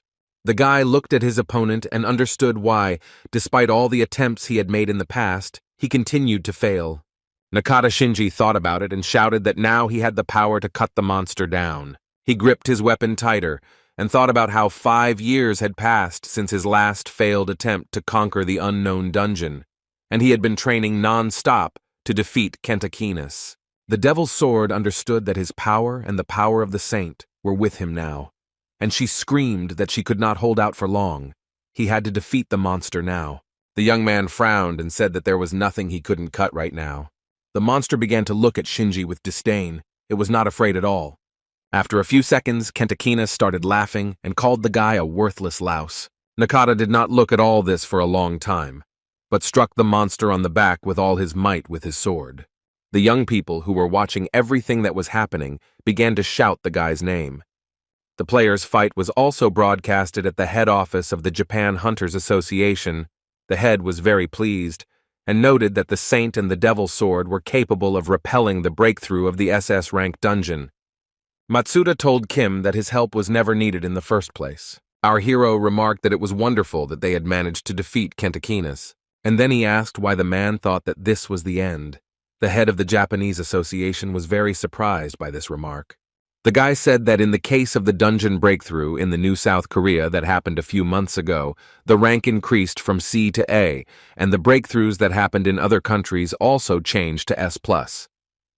The young man noticed that the traditional way of measuring ranks through clearing dungeons was no longer accurate, and asked why they assumed that this dungeon breakthrough was SS rank. Meanwhile, the master of Japan's unknown dungeon Contaminated rank SS+, was tearfully eating his father. Shinji watched everything that was happening in amazement, and thought about how this creature suddenly jumped out of Kentakinas' body and began to devour his corpse, as if it was supposed to be like that. The saint approached him and also began to observe what was happening. She was tormented by the thought of what the monster was trying to do. The young people were curious about what he was like. The guy went forward, and the girl started screaming for him to stop. The young man thought that in any case, a monster remains a monster, and he understood perfectly well that the monster had to be destroyed, so he squeezed the weapon tighter. The guy stared ahead and gradually began to approach the monster. The saint also gripped the weapon in her hands tighter. She was very tense. Nakatu brought the weapon to Contaminated. The monster raised its head and noted with surprise that it was him. And then he grabbed the weapon with his hand, clenched his teeth, and screamed at the top of his lungs that this guy was his father's enemy. At the very last moment, some kind of sensible thought arose in the head of the Devil's Sword, but at that very second, the monster threw him forward several meters. The saint began to call out loudly for Shinji as she saw that the monster had gone after him. Literally a few seconds later, it was hitting the girl with all its might with its huge paws. She screamed in pain and horror, and the monster continued his dirty work and told her not to worry. The monster smiled slyly and said that he would eat everyone here, and he was very happy in anticipation of this. The hunters began to ask what was happening and where the second monster came from. They began to understand that the death of Kentakinas was not the end. Someone started asking if the Devil's Sword and the Saint were alive, because the monster, according to the measurement of strength, has a rank of SS+. One of the guys noted that he had never seen such a rank before. Kim lowered his head and thought that the monster had appeared, Contaminated, the master of the unknown dungeon. Contaminated was the true owner of an unknown dungeon located in Japan. At first glance, he looks weak, but becomes stronger by eating people and monsters. Our hero thought that his level of danger was different from the monsters that the hunters had encountered so far. He hoped that Matsuda would realize the seriousness of the situation and ask for help. Kim understood that he could minimize the damage. Someone asked the chairman what the next orders would be. He noted that at this rate they would face complete destruction. The association chairman clenched his teeth. Beads of sweat appeared on his face, and he began to make inarticulate sounds. The man was shaking and thinking about how the hunters had defeated an SS-rank monster, and then an SS+ had appeared, and this had never happened before, and he began to think about asking for support from other associations. Matsuda raised his head and thought about the fact that if the monster was too tough for the Devil's Sword and the Saint, then even if he asked for help, it would be useless. This monster will destroy everyone before the support of both the hunters and the city, as well as his political position, arrives. The young people wanted to say something to the chairman, but he shouted that they needed to run. One of the men asked what about the hunters who were currently fighting. Matsuda replied that they were already too late, and he noted that if national-level hunters failed, they would not be able to survive. Our hero, as soon as he heard these words, became very angry and hit the chairman with all his might, so much so that he started coughing, and he said that he was going to just silently watch, at least for the sake of Chairman G. But events developed in the same way as before the regression. Security guards started running up to the guy and asking what he was doing. The young man said that he came to prevent the dungeon from breaking. Everyone stared at him. He began to remove the handcuffs and asked what they would do, and remarked that he did not know whether they were going to run away like their chairman. And he added, if they were going to arrest him, he said, let them do as they want, but he would go there to save people. The young man walked and thought that it would be good if, before everyone was defeated, he killed Contamion and prevented the dungeon from breaking apart. The guy had a huge number of thoughts in his head when he heard someone call his name. The guy raised his head, looked at his opponent, and asked in surprise why this man was here. Meanwhile, the city was destroyed. Fires broke out here and there, and the monster devoured people. Shinji lay among the rubble and looked at everything that was happening with fear. He felt very broken. Kimura Ren was also hit, and the boy no longer showed any signs of life. The saint thought that even if she restored his body and strengthened it, it would all be useless. And the monster continued to mock people. It ate them and destroyed everything in its path. The monster bared his teeth and spoke about whether the banquet was over, and then added that the table needed to be cleared, cleaning up after himself. The saint hung upside down and thought about Kim Tae-hyung. If he were here, everything would be different. She remembered him saying that he wasn't helping her, but was doing it because of the dungeon breakthrough. Kim tried to prevent the disaster, even extending a helping hand to Tsurara, his enemy. The saint remembered that when she first became a hunter, she too wanted to help others with the power she had. And now she was troubled by the question of when she had gone astray. This question tormented her very much. She understood that it was too late to work on the mistakes, since her time was coming to an end. And the monster had already opened its mouth, and the girl hid a little more behind its huge teeth. But at the last minute, it was as if lightning flashed and the saint found herself in the arms of our hero. The monster bared his crooked teeth, his eyes burned with hatred, and he roared in anger. Yoshikawa had tears streaming down her face and looked at the guy in surprise, and he noted that he hadn't expected much from her. The young man smiled and noticed that the girl was holding herself very firmly. She was very surprised when she saw Kim in front of her. Tsurara looked very exhausted. She wanted to ask the young man something, but she didn't have the strength. Our hero carried her to a safe place, where they were met by members of the Japanese Association. They also evacuated the other players and began asking Kim to forgive them for what happened earlier. The young men noted that they did not have combat skills and could take the hunters to a quieter place. The young man noted that this would be quite enough. The guy smiled and calmly said that he would decide to take that bastard on himself in any case. The monster became very angry and ran straight towards the young man. The saint was very scared. She screamed for Kim to wait because he couldn't handle the monster alone. But the young man did not pay any attention to her words, but only called out Lim Ain very loudly. But our hero didn't even think about running away from him. He calmly stood in front of him and looked intently at Kentamien. Suddenly, Yoshikawa saw huge ice spikes in front of her and was very surprised. The monster stopped and could not understand what was happening. It began to bare its teeth in anger. The hunters who were there and watching everything that was happening could not understand what was happening. An ice wall formed around the monster, trapping it. Ayan, who was standing on the ice fence, asked Tae-hyung if this was what was required of her, and he answered in the affirmative. The girl said that she was originally going there for a completely different reason. She noted that the association's chairman, Ji Jin-wee, approached her with a request. He said that he was informed that Kim had been detained by the Japan Hunters Association. The leader informed Lim that their hunter would most likely be prevented from participating in preventing the dungeon breakthrough, and they could not leave him in a place like this. Ji looked at Ayan intently and told her to bring him back no matter what.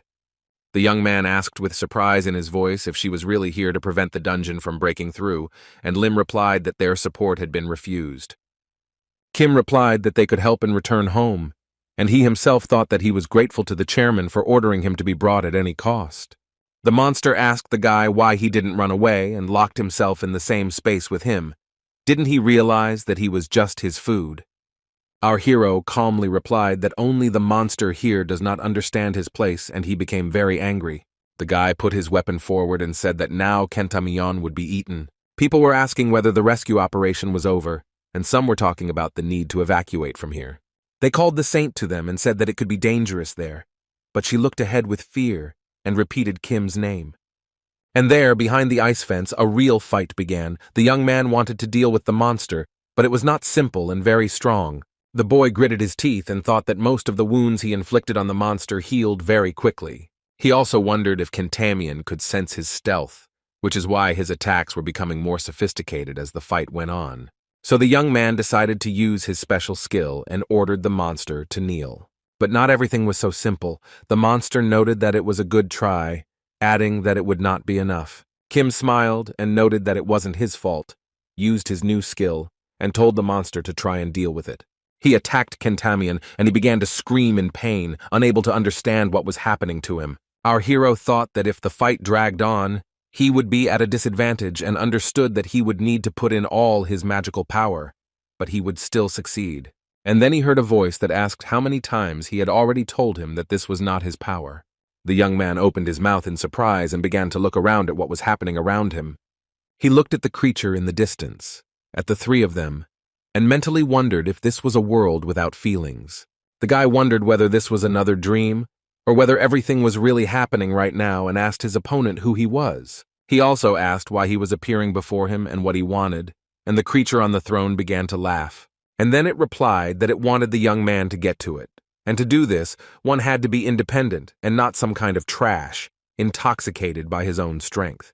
The opponent's eyes lit up. He extended his hand forward and noted that this was a test. Kim tightened his grip on the weapon and asked if the creature was laughing at him and demanded that it speak normally.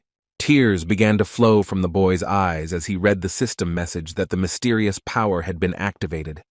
His mouth dropped open in surprise as he learned that the predator ability had been cancelled and he couldn't use it.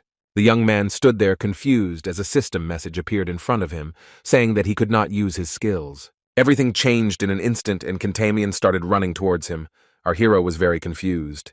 The monster realized that the guy was confused, so it immediately began to attack him. Lim stood on the ice fence. She stretched her hands forward and began to call the guy's name very loudly. The young man dodged the monster as best he could and thought about what had just happened. Kentamion was beating up Kim, and he was thinking about how that guy came out of nowhere and was blocking all of his skills. He remembered the stranger's words that the power was not his. This was nothing new to him, since he knew this from the very beginning. Then the king gifted him with power. Our hero remembered perfectly well that he was awakened, and it was by the will of someone else's choice. The monster attacked the guy, and he thought that the power that was given to him could not be simply taken away. Our hero looked at Kentamion and thought that this was too much, and the monster screamed that it would kill him. The guy thought that if this was going to happen anyway, then what was the point of trying? What was the point of continuing to fight for? When Lim Ayan rushed to the young man's aid, she saw that the monster was just a little bit away from killing him. Kim was very surprised when he saw the girl in front of him. He wondered what she was doing there. Lim said that she would buy time, and he must get to the saint by any means necessary and be healed. These words surprised the young man very much. He stood there at a loss. And then he asked Lim what she was saying, because she wouldn't be able to resist the monster, and she needed to run. She screamed that this was exactly why she wanted to buy time, since the only one who could defeat the monster was him. Ayan asked Kim if he wasn't here to stop the dungeon from being destroyed. The young man looked at her intently and grimaced. He didn't know what to answer her. And he himself thought about that creature. He was interested in what its purpose was, and came to the conclusion that now was not the time to worry about why his skills were taken away.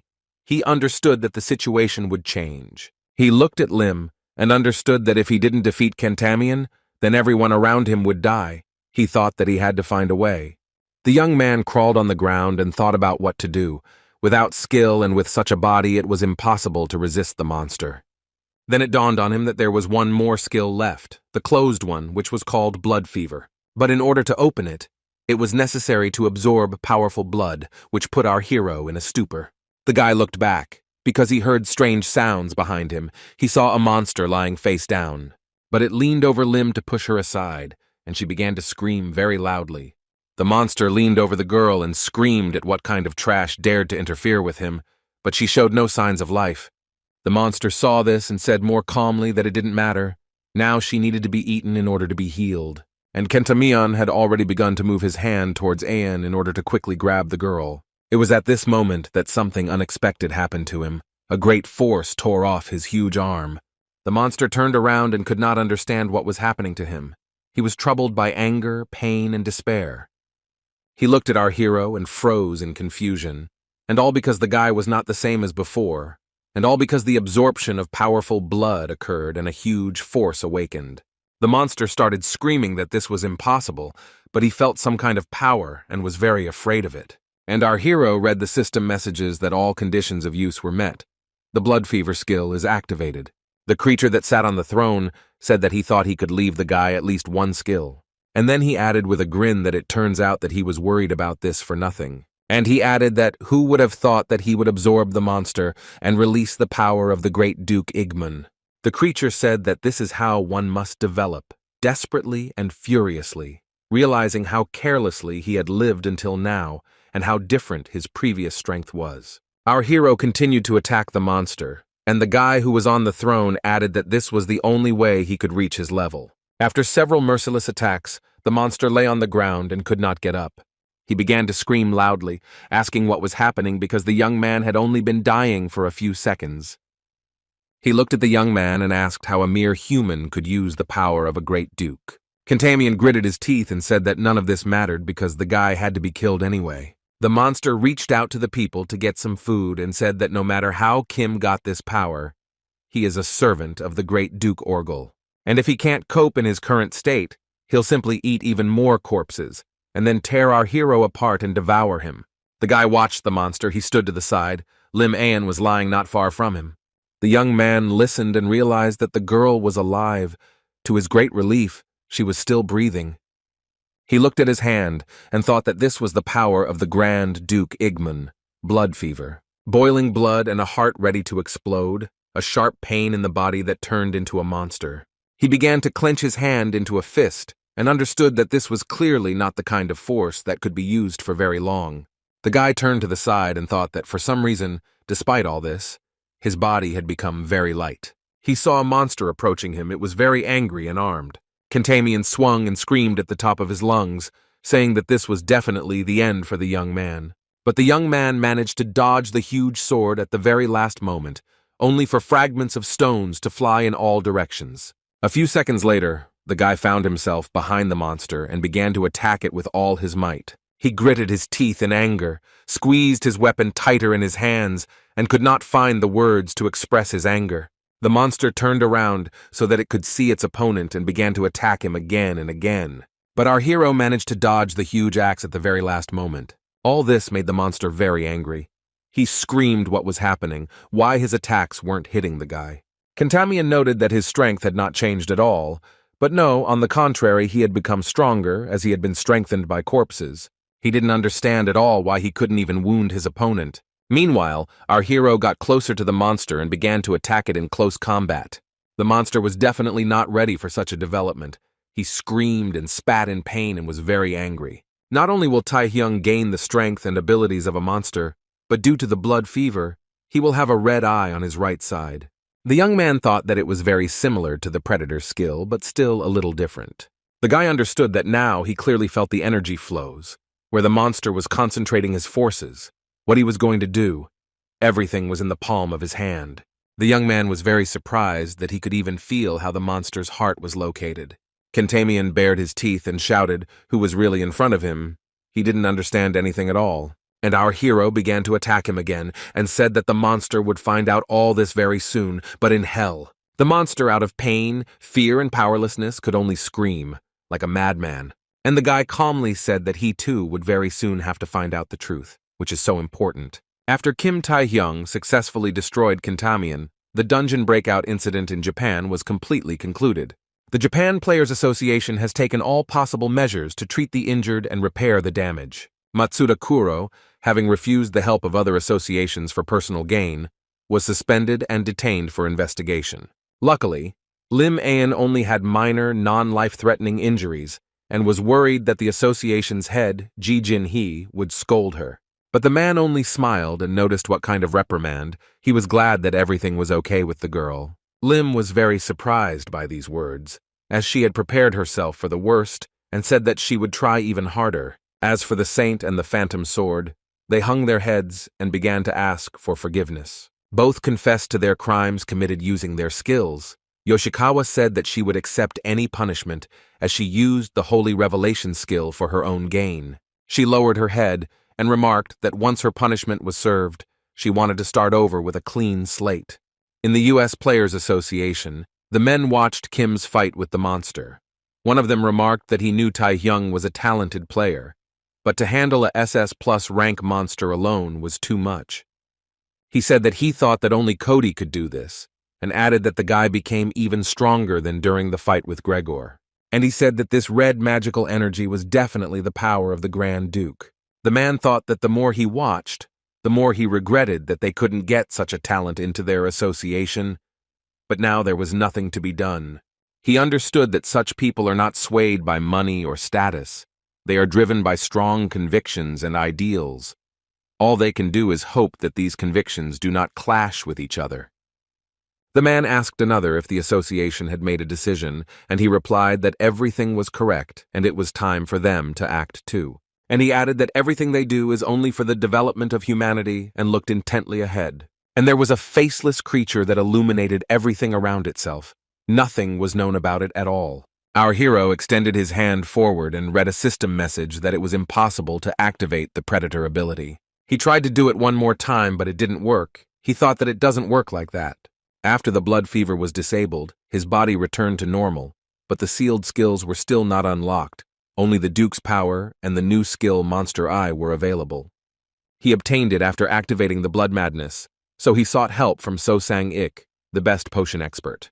The man asked if it was a failure again, because he had so believed that it would work out this time. He was not only an S-rank player, but also the head of the alchemists. So Sang-ik's main skill is creating potions.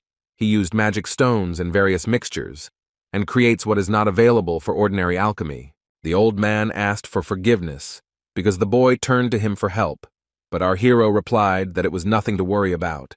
Apparently, the curse was stronger than they had expected, and he himself thought that even if So Sang-ik's power didn't help him, then in such a situation there is only one way out, that is doppelganger. He himself is not going to remove the curse. The alchemist approached the young man and asked what he planned to do now. Kim replied that he would have to go abroad.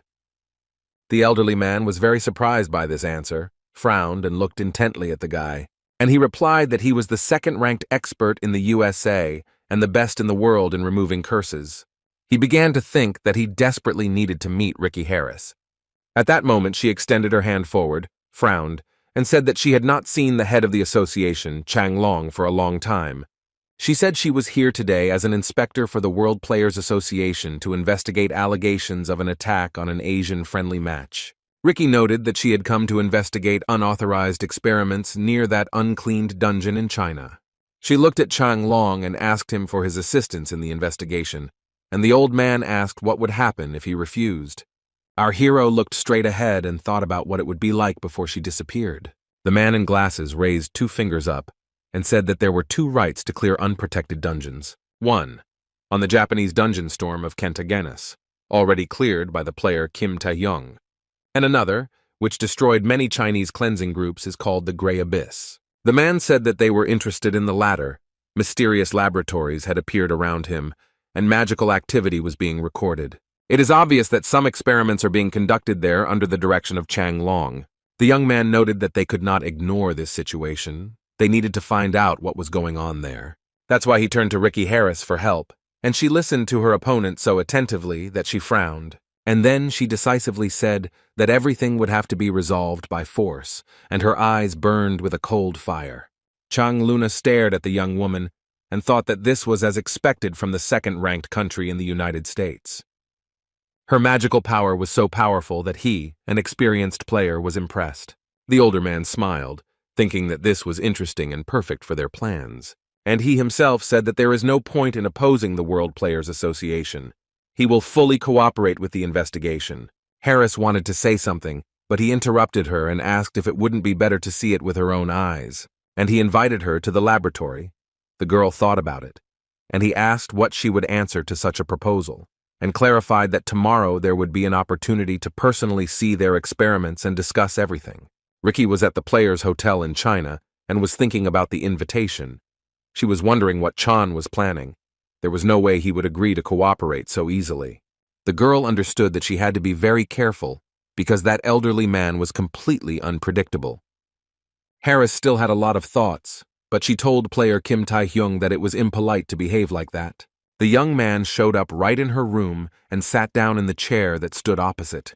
The girl noticed that it was unethical to burst into a ladies' room in the middle of the night.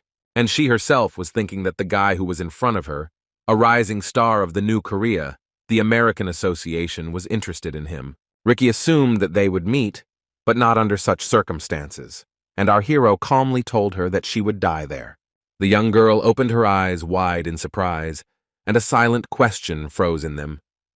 The guy looked at her intently. He knew perfectly well that this was Ricky Harris, the second-ranked player in the United States, a national-level player. She has worldwide fame, and her most famous skill is Cancel, which can even remove the Oath of the Awakened. Kim knew that at the moment he couldn't use any skills except Monster Eye and Blood Frenzy. He knew that Ricky Harris's skill was needed to clear the dungeon, but she doesn't negotiate with outsiders. According to his memories from his past life, Ricky Harris will die in the Guangzhou dungeon. It was such a high-profile case that the whole world was discussing it. However, like all people, she must take care of her life. She must somehow attract her attention, Kim thought. And the girl asked what of it. The young man opened his eyes wide in surprise, as he certainly didn't expect such a reaction. Ricky looked at him slyly and said that players were always in danger and could die at any moment, adding that with great power came great responsibility. The young man asked her if her own life was not dear to her, because it is dear to any person, and the young woman became so upset that she got up from her chair. Harris asked if a being who could control power like hers could be called human. She pointed her index finger to the side and noted that with one click she could destroy not only the room, but also all the people in this building, and added that she was no different from monsters, just like him. Ricky said that this is why players need something to channel their power into, whether it's a greater goal, a mission, a dream, or money, something to hold them back. She looked intently at our hero and asked him what was holding him back. The girl came closer to him and asked who he was, a man who could control himself. She was silent for a while and asked if he was a monster who was intoxicated with desires. The guy thought about her words. The young man chuckled and replied that he was surprised, adding that although not as much as the villains, players often lose their humanity in endless battles. And he noticed that the young woman turned out to be more principled than he thought, and then he said that he was the same. The girl lowered her head and said that since he came here, it means he needs something. The guy said that most of his skills were currently sealed, but before he could finish, Harris noticed that he was asking a lot, as for someone they had just met. And then she asked what she would get in return. Kim said that their main goal now is to help possible victims in Guangzhou, and asked if that was not enough. The blonde smiled and asked if he thought she would need his help for this. The young man looked her in the eye and replied that they still had to figure that out. And then he asked if it was bad to have backup. The young people were standing at the gates of Chang Long's secret laboratory. The two girls greeted Ricky and noticed that they had been waiting for her and asked who had come with her. The beauty adjusted her hair, as she did not expect such an answer and did not know what to say. Harris thought for a moment and replied that her bodyguard was next to her. No one had any additional questions, and the young people calmly walked into the room. The young man thought that only Ricky Harris had been invited to the secret laboratory. They certainly wouldn't have let another high-ranking player in. He understood that after clearing the dungeon in Japan he became famous, so he had to disguise himself as a bodyguard. Achan noted that it is very strange that a national-level player is in the role of a bodyguard. It is very unusual. The girl smiled and remarked that extra caution wouldn't hurt, and remarked that she hoped that he didn't mind, and the guy thought that this was Chang Long. Our hero thought that it was he who organized the assassination attempt on the participant of the Asian tournament and could become the source of the catastrophe. The lab worker said that before entering, one must take the oath of the awakened one.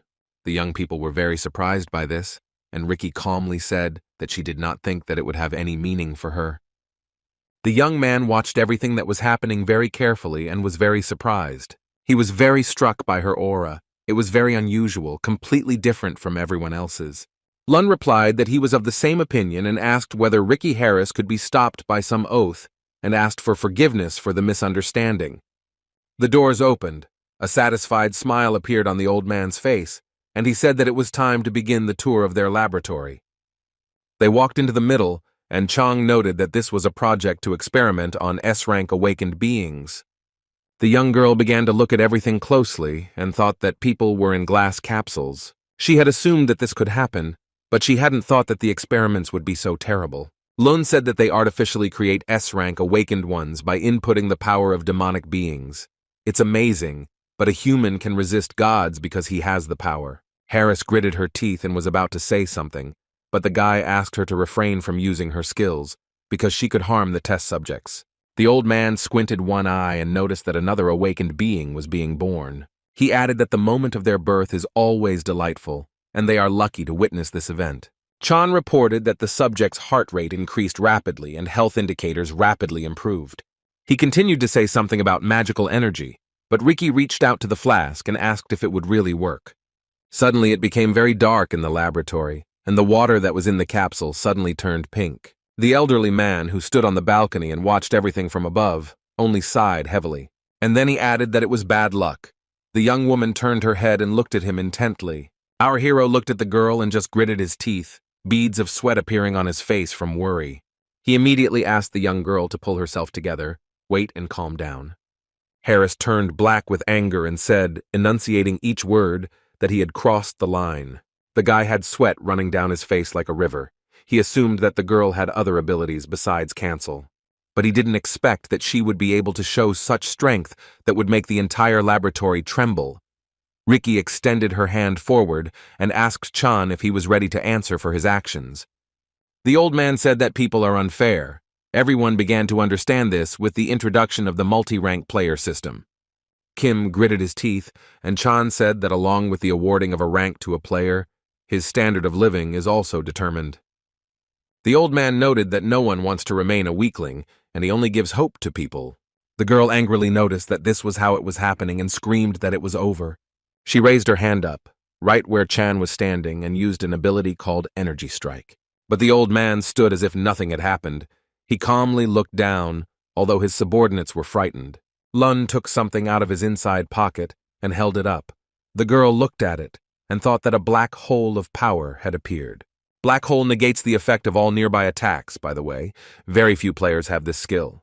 The young men's faces were covered in beads of sweat, and they wondered where the old man got such a difficult-to-use ability from. Ricky thought that his strength was definitely superior to hers, so he was deliberately pretending to be weak in front of her. The old man said that a person needs to know how to use tools, and the black hole is one of his main techniques. And then he smiled and added that he had one more gift. He looked at the young people, paused, and added that he hoped they would like it. Kim and Ricky were very tense. They understood that they had fallen into a trap that had been set up for them in advance. Our hero frowned, clenched his teeth, and began to guess something, while the girl opened her mouth in surprise. The young man noted that he was initially confused by the fact that the laboratory was located in the basement, and then he added that it was all arranged this way because the gray pit portal opened right under the sides. The guy thought that they chose the location of the laboratory, so it is easier to attract hellish energy underground. Most of the power must come from that bastard. The old man said he was very sorry, and he was sure Ricky Harris would be able to understand. And then he noted that he and Kim Tae-hyung seemed to have some unresolved issues. The guy was very surprised and thought about the fact that Chan knew all this time who was in front of him, and the older man said that the young man was now finished. Lun turned to his assistant and told him to close the portal. He said in fear that there were scientists and test subjects left down there, but the old man asked what happened. He frowned and added that they still had enough test subjects and scientists, and then looked at the young people, and he added that the death of several people is a good retribution for the reprisal against these two. Kim noted that it seemed like they were trapped, and the girl agreed with him, saying that it seemed true. Harris said her skills don't apply here, and it will be a bit of a challenge since this is her first time dealing with something like this. She wanted to say something else, when the laboratory workers started shouting very loudly. A huge monster appeared in front of them. The young people began to examine it and realized that it was an orc. The workers were shaking with fear, and began to talk about the monster that came out of the portal. They realized that it was an orc, and came to the conclusion that they would be able to deal with it. The monster stood and stared at the people standing in front of him, his eyes burning with fire. One of the men looked at the monster in surprise. A drop of sweat appeared on his face from fear. The young people suddenly screamed and began to move away from the orc. They realized that he was infected with parasites. But it was too late. One of the lab technicians had already become infected. His face changed beyond recognition in a few seconds. When a parasite enters the body, a person loses his mind and is left with only fighting instincts. He infects other people, everyone around him turns into monsters whose minds are controlled by parasites. One of the lab technicians broke out in a sweat, frowned, and began shouting very loudly for people to be careful. The guy said that if they come into contact with the toxins that this monster releases, they will also become infected. And at that moment, the monster folded his hands into a castle and began to destroy everything in his path. Dust and dirt began to fly in all directions. Our hero grabbed the girl in his arms as she was thrown to the side by the shock wave. The young girl looked intently at the guy and opened her mouth in surprise. She asked the guy how he managed to use power, and this left her dumbfounded. And the lab assistants who stood aside changed greatly under the influence of the parasites that the orc secreted. Kim thought that these parasites could not be allowed to infect the remaining people because their main task was to prevent them from spreading beyond the laboratory, and they needed to be detained here. He understood that in order to stop further infection, he only needed to deal with the leader who gave orders to all the parasites. And the guy rushed to him with the thought that everything would end if he got rid of that bastard. He stared ahead and saw the one who had taken up residence in the orc's brain, the main parasite. The young man did not think for long, but immediately began to attack the huge monster. He thought with surprise that the monster was able to dodge his attack. How agile he was. The guy understood that he couldn't just leave it like that, and the monster began to walk towards the laboratory workers. And they began to run away from him with all their might, because they did not want to get infected and turn into monsters. Our hero gritted his teeth and understood that he couldn't allow the number of infected to increase, and he began to attack the huge monster again and again in order to delay it at least for a while. Kim attacked him hard and said that the orc should have received a very bad bruise from such a blow. But literally a few seconds later, the monster stood before him, whole and unharmed. It began to attack Taehyung, and the young man suddenly began to guess that he was the orc's target. Suddenly, there was a huge explosion, and debris from building materials and dust began flying in all directions. The young woman covered her mouth with her hand and squinted one eye as she peered ahead. Harris was very scared. She was in shock and began to quietly call out to the player Kim. There in the distance, the girl saw the silhouette of a young man, above whom clouds of dust and dirt were swirling. She gritted her teeth and thought about the guy being under the toxins. If they really took control of a player of such rank, then it was very dangerous. Ricky understood perfectly well that not only the people in this laboratory, but no one in the world could survive against this monster. But our hero ran up to the monster, put his hand on his head, and said that he was caught. The guy grabbed the orc exactly where the parasite was. He wanted to tear it out. He pulled it with all his might. The young man had a satisfied smile on his face, and he asked the monster where it was going to run. And the orc began to scream in pain as blood began to gush out of his head. Ricky stood to the side and watched everything that was happening carefully. She was in shock. And our hero adjusted his glasses and began to walk away from the monster, who had fallen from his enormous height. The guy looked at the young woman, who had not yet recovered from the shock, and asked her if she was ready. He took off his glasses and noted that now it was time to catch Chang Long and deal with him. One of the guards asked the old man what they would do if those bastards managed to stay alive.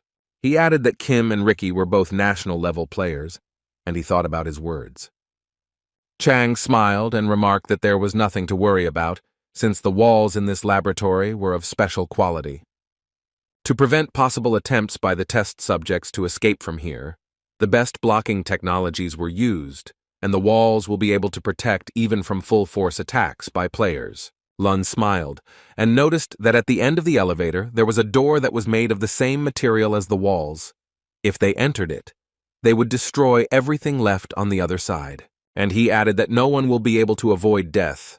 The players will not be able to dodge and will die fighting with the endless monsters that come out of the portal. Suddenly they heard some sound. One of the guys asked what that just happened. They were very surprised when they saw a young man in front of them. This happened after a strong explosion. Chang, who saw Kim, asked in surprise how he was able to get through the blocking wall here. He smiled and replied that they still had an unresolved question and looked intently at the elderly man. One of our hero's eyes glowed red. It was a terrifying sight. The gray-haired man gritted his teeth and thought that Kim Tae-hyung was ruining everything again. And the young man thought about the fact that Chang Long had never acted alone before. He thought that the old man didn't do this because he had no skills at all. Lun began to attack back and asked if the boy thought that was enough. And the fight began. The men began to attack each other. The tension only increased. Kim was very surprised because the old man defended himself from the blood fever with his bare hands. Chan attacked the young man. He coughed and could barely stand on his feet, gritting his teeth in pain. The young man thought that at first he did not understand why such a powerful force was coming from the old man. But after looking through the demon's eye, he understood everything. And all because the old man infused his body with the power of demons. So now he is half a monster of the underworld. The guy gritted his teeth and thought that he, of course, suspected that something was wrong here. He looked at his opponent. He was worried that he was so crazy that he was conducting experiments on his own body. Lun said he had not originally intended to act on his own, but the little bugs forced him to. His eyes were burning with a mad fire. He extended his hand forward and with a sly smile on his face told the baby to go and drink some milk. Kim frowned and thought that just a little bit more and she should get here. The old man clenched his fists. He was in a very warlike mood and wanted to deal with the enemy as quickly as possible. Suddenly he fell to his knees and began to think that his strength was fading, and he clenched his teeth in anger. Lun thought about how these things were sucking all the strength out of him and began to look at his hands. And our hero, hiding his joy, said that finally she was here and looked intently ahead. It was Ricky who reached out her hand to help the young man. The girl apologized and asked if she was late, and then said that she could not move as quickly as he did. And then she added that she had to spend a little time to deal with the guards. Harris looked at her hands and said that somehow it impressed her very much and asked the guy how he was able to use the technique while in a black hole. She was also curious about how much power he had to overcome that wall and noticed that judging by the chains, he had a lot of good techniques. She wanted to know what else he could surprise her with. The young man looked at her intently and said that she thought too highly of me. The old man broke the chains and shouted that these bastards were wrong to think that he would give in so easily. Kim looked questioningly at Chan and noticed that he still had some strength left. And he noticed that the old man was unkillable, like a cockroach. The young people were looking at him intently. Lun didn't waste any time, but immediately rushed into the attack, while the guy and the girl calmly watched him. Ricky put her hand forward and told the old man not to run at people. It was ignorant and uncultured. Kim immediately attacked the elderly man, who literally lost his arm within a few seconds. The young man flew over the girl, apologized for his tactlessness, and used his skill. He attacked Luna with such anger that he cut off his second hand. The guy was driven by hatred. Harris watched everything that was happening carefully and thought that Chan certainly had unique abilities. Then she looked at Kim and began to realize that he was the one who clearly stood out from the crowd of ordinary players. At that very moment, the elderly man dodged our hero and rushed towards the young woman who was standing to the side. She was not prepared for such a turn of events. The girl fell and hit her back very hard. The young man saw all this, became very angry, and began to attack the elderly opponent with all his might. The young man began to cover his face with his hands as the old man began to attack him. Lung was very pleased as he used the body regeneration skill and his arms were restored. He noticed with a smile on his face that all their attacks were useless for him. He started screaming like a madman that his body was constantly regenerating and started laughing very loudly. Kim sat to the side. He gritted his teeth and thought that because he had repelled the attack with his whole body, his hand was shaking very badly. He did not know whether he would be able to resist the enemy further. The old man stroked his beard, asked the boy if he was able to repel his attack, and then added that he liked his strength and noted that it was somehow a pity for him to just kill the boy.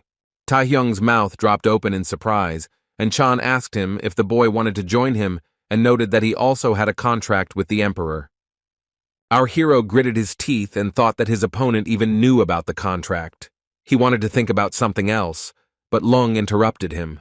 The man said that a national-level player means absolutely nothing, and added that all people are just pathetic bugs. His eyes glowed red, and he noticed that it was not they who served the emperor. Our hero continued to hold his hand, which hurt, and Lung told him to become his right hand. The young man looked his opponent in the eye and said that he would beat all this nonsense out of him. He wanted to say something else, but the girl extended her hand forward to unlock the absorption. Our hero began to attack the old man and told him that they were completely different. The old man opened his eyes wide and thought that he was finished, but he could not understand what had happened. Chan had no idea how it happened that he lost to some brat, because it was he who successfully evolved into a new race, having received power from the underworld. The old man understood that everything was pointless and thought that even greater strength was needed. They answered him that then this body should be sacrificed to him, when suddenly our hero heard some movement behind him. He turned to look at it and barely managed to dodge the monster. The boy looked down and realized that the monster was spewing acid as the floor beneath it dissolved. The young man immediately realized that all this was the work of that monster, who was in a warlike mood. He didn't think for long, but began to attack all the people who were in the room and destroy the walls. Ricky covered her face with her hands, coughed, and thought about how she had seen a huge number of monsters in her life. But this monster could not be compared to any of them. She had never seen anything like it. Suddenly, our hero rushed to her and began to shield her from the acid that the monster was spewing. After they found themselves in a secluded place, the guy said that he was hesitant at first, but after looking at him, he seemed to understand who it was, and he added that this is the owner of China's secret dungeon, the Grey Abyss, whose name is Grey Venom. The news of the expansion of the Chinese secret dungeon became known to the whole world even before his awakening. Venom infected a huge number of people to use them as slaves. Cheng Long wasn't satisfied with experimenting with turning other people into monsters. He also sacrificed his own body to do it. Kim told Ricky that she should get out of here first. Since she had just used the cancel skill on him, she must have very little power left. The guy said that he would buy time for her to escape, and once she escaped, he would need to call other players for help, and Harris noted that he would then be left alone. The boy frowned and said that he would be fine, adding that he would not be able to protect her while he fought them. The girl frowned, pressed her lips tightly together, but said nothing. A drop of sweat ran down her cheek. Ricky put her hand on the young man's shoulder and said that she was counting on him.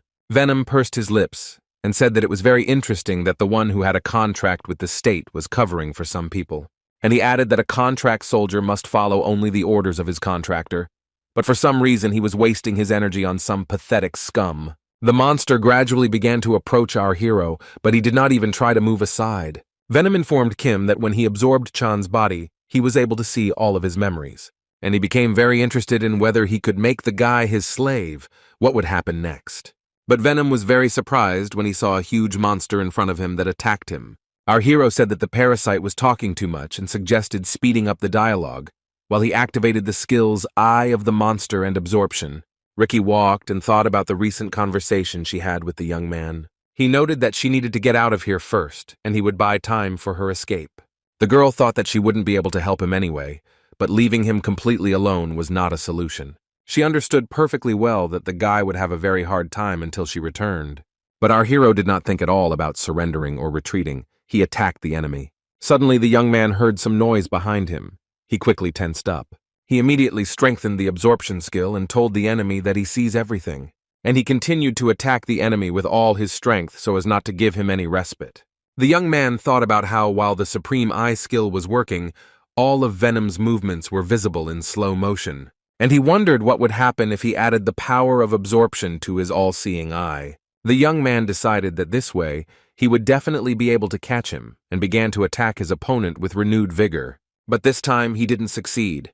Venom began to attack him with renewed vigor. Taehyung gathered his strength and decided for himself that he would not fall into the same trap twice. He put all his strength into the attacks, and then he began to understand that one more blow and the job was done. The young man understood that now his opponent would definitely come to an end, because he was fighting with all his might. Suddenly there was a very strong explosion. Stones, dust, and rock flew in all directions. Kim sat down near the wall and thought that all his strength was almost gone. He looked at his hands and thought about how he hadn't been able to fend off a single attack from Venom. The guy began to look around and wondered where his opponent had disappeared to. He wondered if that was all. Suddenly, he heard someone standing behind him. He heard Venom's voice. He was definitely not prepared for such a development of events. The monster began to talk about the Emperor's servant, and our hero gritted his teeth and wondered how the enemy had survived such a blow. Venom wondered if this was really all the young man could do and immediately began to attack him. The young man was not prepared for this and began to cough heavily and then spit out blood. Venom grabbed Kim by the neck, and he mentally cursed and thought that his opponent's strength and speed had increased even more. He narrowed his eyes and began to understand that he would not be able to defeat the enemy, since he was absorbing magical energy from the atmosphere. The guy thought that this was a special energy that could only be felt in this shelter. The monster began to bare its mouth, laugh merrily, and said that Tai-hyung would not be able to defeat it here and that he would subjugate it. Our hero gritted his teeth, squeezed Venom's paw with all his might, and thought about how his body had hardened. The young man thought that this was very similar to the fear of death. He began to calm himself down and realized that he had long since gotten used to all this. That's why I decided to use my special skill again, and that's why the toothy monster appeared. Venom just laughed cheerfully and began to ask if the young man was really hoping for this nonsense again. The monster said that judging by how his dragons had shrunk, his strength was completely gone, and added that he expected this from an ordinary human. Then he added that with such power he would never catch up with the body's regeneration process. Our hero rubbed his neck and said with relief that he thought he was already dead. Venom couldn't understand what the guy was talking about, and he said that he never thought that such a thing was possible. He held his neck and said that he used an ability he didn't know about. The monster thought about his words. Only now did the monster realize that the dragon had been biting him all this time and taking away his strength to pass it on to the young man. Tai-hyung raised his finger up and informed Venom that he now had his power, and a huge number of messages appeared in front of the guy. The monster looked at the boy and told him to continue showing what he was capable of. And then he added that no matter how much the opponent takes from him, as long as there is an energy channel, his strength is infinite. After these words, the young man suggested checking whether it would also be infinite in the other world. Venom was silent for a moment, and then asked the young man where it was. The monster looked around and said that he was already sending insects here and noted that this could drive one crazy. He paused for a moment, then noted that he didn't think they had ever crossed paths. Venom looked at the opponent in front of him and said that he felt a mysterious energy and asked who it was. They told him that they weren't allowed to ask questions and called him a larva of a pathetic insect. Venom wondered how his opponent could laugh at his master and asked if it was a duke sitting in front of him. The creature got angry, asked how much longer he would open his stinking mouth, and ordered him to get out of here. The monster told the boy that he had made the wrong conclusions about him and said that he was Grey Venom. His paws were wrapped in chains, but he did not notice this and said that there was no place that he could not destroy. And he added that not to mention some kind of dungeon of the Duke, he was so self-confident. And the creature that was sitting on the chair propped its head up with its hand and simply looked at its opponent. And then the guy on the throne used a skill called Unknown Power Resistance. Venom tried to move, but he couldn't. He thought that this couldn't be happening. The monster twitched in different directions and said that he received his strength from Mr. Velbob. The guy was very annoyed by the fact that Venom was talking about something non-stop and asked if he would finally shut up or not. The man stood near the destroyed building and looked at it. He could not gather the courage to go inside. Montel Roman, the 5th-ranked U.S. national player, frowned and asked what was going on. The guy was assigned to guard the inspector of the International Players Organization, but Ricky refused the young man's help and only laughed. So confident was she in her abilities. The girl told Roman that she did not need his services, and noted that she had already found herself a bodyguard. Montel thought that several hours had passed since they had entered the laboratory, and there was still no news. The man was bothered by the waves of energy coming from there, and he didn't like it at all, so he decided to act. The young woman extended her hand forward. She wanted to use her skill. She looked very tired. The guy immediately rushed to her aid and began asking if everything was okay with her. Ricky looked at him and was able to say his name. The man immediately asked what happened, since such a strong girl like her was hurt. Harris could barely get out that the lab was conducting illegal experiments to turn people into monsters. She looked towards the dungeon and said with a hint of bitterness that they had failed to save the people. Montel suggested that Ricky leave the area first, and that she would tell the organization all the details, but she noticed that there was one more person who needed to be saved. Roman asked who she was talking about, and the girl lowered her eyes and said that it was the player Kim Tae-hyung. The man was definitely not prepared for such a turn of events. He repeated our hero's name and froze in bewilderment. Suddenly the girl turned her head to the side and said in fear that it was an aura. It became very quiet. They saw the glow and the huge number of monsters that were walking towards them. The players in unison thought that the dungeon had collapsed. Roman came to his senses with lightning speed. He immediately shouted at the girl to hide behind him, and he himself quickly used a special skill, so a huge number of weapons appeared. Genocide Bullet summons countless magically created firearms. The man shouted that he didn't know why Ricky ended up with Kim, and then he added that if the monsters broke through the dungeon, then the probability that the guy remained alive was very small, and the girl only gritted her teeth. The young people raised their heads and looked up. There was a huge number of different monsters. Roman gritted his teeth, cursed, and noted that there was no end to these bastards, and added that if he had known that there would be so many of them, he would have asked for help. Harris replied that she would help. She fought off the attacks of the monsters and thought about whether Kim Tae-hyung had really lost to that freak. The girl was distracted from her thoughts by a very loud cry from a young man. He screamed so loudly that the veins on his forehead bulged. She responded, looked to the side, and finally saw the monster approaching her. The monster stretched out its huge paws towards the girl, and she was confused and did not know what to do. Montel rushed to her aid, but did not realize how in an instant they were surrounded by a whole crowd of monsters. Suddenly, the young people heard some sound. They began to look around, but the monster blocked their entire view. Ricky smiled as she saw our hero safe and sound and called him by name. The young man landed on the ground and immediately reported that Venom was killed and did not pose any danger. The guy squeezed the dagger tighter and said that now it was time to deal with the remaining bugs. The breakthrough of the storm of Kentaginous dungeon was immediately followed by the breakthrough of the Grey Chasm. At any moment, the entire territory of Asia could face a large-scale catastrophe. But these two events could only be stopped by one person, and that was the player of the New Korea, Kim Tae-hyung. Now, it's not just Asia and the U.S. Players Association that can rest easy as the young man has dealt with a global problem. People all over the world began to closely follow what the young man was doing.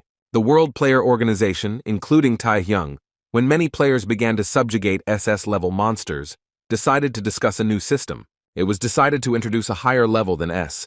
Now there is an SS level for players. The young man in the gas mask frowned and said that it was very impressive. He noted that his opponent had become much stronger since they last saw each other, and he replied that it was true.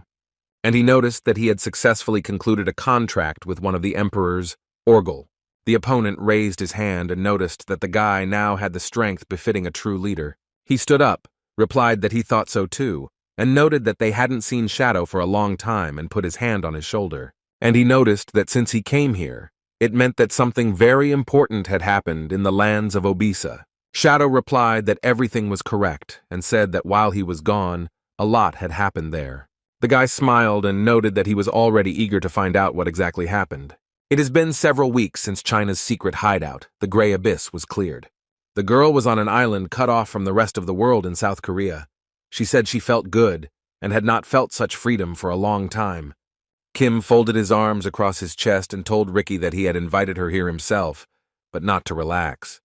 She took a sip of her cocktail and asked if he forbade her to rest, and noted that she had worked so much that she had almost gone crazy, and added that she needed to enjoy the moment while she could. But the young man only frowned and did not answer the young woman. Ricky Harris, as an inspector for the World Players Association, brought all the evidence of illegal experiments on turning into monsters that were carried out in the laboratory. Chang Long, the mastermind behind all this, went missing, and most of the evidence was damaged due to the monsters destroying the shelter, so the girl had a lot of trouble. Kim thought that Ricky blamed himself because the people who were experimented on could not be saved. The young man lowered his head and thought about the fact that everything had turned out much better than in his past life. Then, having fallen into Chang Long's trap, Harris disappeared without a trace, and the elimination of Venom failed. And soon an epidemic of an unknown disease broke out, from which many people suffered. The young man thought that he had originally come to Ricky to simply remove the seal from his skills, but the result of their meeting exceeded all his expectations, and he himself told her that she could rest, but only today. Ayan said that she knew that Taehyung said that he was going somewhere on business with Harris, but he went on a date with her. Ricky laughed and asked the girl if she was jealous of her towards Kim, and he noted that it was not what she thought. And you said that, as far as he remembered, no one invited her here and asked why she came here. The girl laughed nervously and noted to check it out and started to talk nonsense about renting a space that belonged to her. Our hero noted that he had paid generous rent, and Ayan noted that given what he was doing, money alone would not be enough. Ricky laughed and told the young man that he was a popular guy, and noted that she understood perfectly well that she shouldn't take up too much of his time. She straightened her hair and suggested that they move on to unfinished business immediately. The young people were in some room, and Yu noted that the walls of this shelter could withstand the blow of even an SS-Rank monster. This was the alchemist's opinion. She also pointed out that it was far from the city center, so it was a safe place to organize something big, adding that it was rarely used, and asking why Kim and Ricky needed it. The young man thought that the skill seal had already been removed, but he understood perfectly well that this was not enough. He remembered that event and understood perfectly well that that bastard could interfere with him again by taking his body. Our hero understood perfectly well that such a risk was now unacceptable, and he decided that it had to be ended before an even larger battle broke out. Taehyung said that it might explode. Yu asked him again what he was talking about, and clarified if he meant the explosion of skills. The young man reported that he almost noticed that only with this explosion could reason disappear. He thanked Ayan for seeing them off and said that he wanted to ask her for something, and Yu looked at him with bewilderment. The guy said that if something suddenly goes wrong, she should join forces to stop him. Yu told Ricky that she would never understand what was going on in that guy's mind. She was silent for a moment, and asked Ricky if she knew what the young man was talking about. The blonde laughed and replied that she didn't know. Harris thought about how when she had organized the undo in the lab, she had seen Kim's power in all its glory. She noted that among the skills, one stood out in particular. She wondered if it was the Duke's power. She wondered if she would be able to find out anything from what was going to happen. The room became very quiet. Everyone was thinking about their own things, and then the young man said that it was time to begin. He looked at the screen of his mobile phone and noticed that if he thought about it, this was the first time he was trying this method. It was absolute hypnosis, and our hero's mobile phone fell out of his hands. A satisfied smile appeared on his face, and the guy noticed that his decision had been correct. The guy got there, and to the creature he was striving for, he, as before, sat on the throne. He laughed and asked Taehyung if he had learned to use his head for its intended purpose. And then he noticed that he thought that the young man was trying to get him on his side, and he replied that before inviting him over, he should at least get to know him. Our hero noticed that his opponent's face was exactly like his, as if he were his double. And he asked the creature on the throne who he was, and he smiled and asked if there was any reason why he should answer. Kim replied that he did not expect him to be friendly, and said that he had no desire to carry a bomb inside himself that could go off at any moment.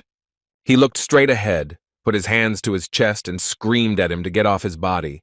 The opponent laughed and asked what would happen if he refused such an offer. Our hero put his hand forward and noted that he would have to drive it away himself. The creature on the throne also extended its hand forward and said that it was impossible to drive it away. So they stood in front of each other for a long period of time, until our hero's opponent decided to use the saturation skill. Yu asked Rika what the vibration was, and then noted that it could be an earthquake. Harris looked at the girl intently and told her it wasn't what she thought. She was silent for a while and noticed that most likely what the young man was talking about had begun. The young women looked at the guy whose floor began to crack under his feet. Ricky yelled at Ayan to get ready and noted that she felt like things weren't going to go very smoothly. And indeed, the creature descended from its throne to Taehyung, and a fight began between them.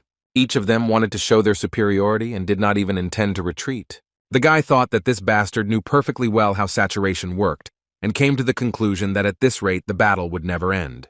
The creature smiled and noted that it knew what Kim was thinking, and noticed that since the king's power alone was not enough, the guy decided to use his own skills. He smiled slyly, and noted that even they did not belong to him alone. Our hero looked intently ahead and could not understand what it was, and a system message appeared in front of him saying that the overthrow of the monarch had occurred. Taehyung couldn't even imagine that that bastard could use the same skills as him. The creature looked straight ahead and wondered if this was not natural. And he added that this weapon of his was ultimately obtained through the power of the king. His eyes glowed red, and he asked our hero if he really thought he couldn't control it. The guy listened to him attentively, laughed, and remarked that this was even very good. He himself didn't want to admit it, but he understood that the bastard was strong, since he had already defeated several opponents that he didn't know how to deal with. Kim thought that he had prepared several schemes to defeat this guy, but now they all lost all meaning. He wondered why this was happening. The opponent stated that his thought process could be heard even around him, and noted that there was no point in resisting. He extended his hand forward and told our hero to give in and start using his own skills. The young man thought that he knew it wouldn't be easy from the moment he came here, but until he tried everything he had, he wouldn't think about giving up. You noticed that Kim Tae-hyung had just released an uncontrollable burst of energy, a huge flow of magical power. Riki thought that something like this couldn't just be called huge, a magical power that rivaled her own, which she was proud of as the best magician. The young woman understood perfectly well that that power was several times greater than her own. Harris told Ayan that they needed to start taking action slowly, because if they continued to drag their feet, it could become a big problem. She looked at her closely and noted that she would use her skill for now, but before she could finish speaking, the two of them had to use their skills, as Kim began to attack them. Riki gritted her teeth and said that it had already started.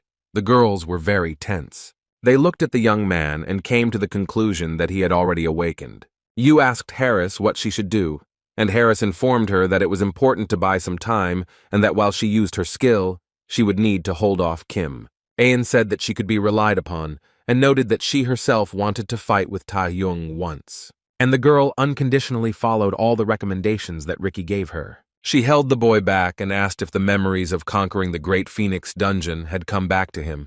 Her eyes were burning, beads of sweat appeared on her face, and Yu noted that the situation was exactly the opposite back then. She screamed that this time, no matter what, she would bring him to his senses and held him back as best she could.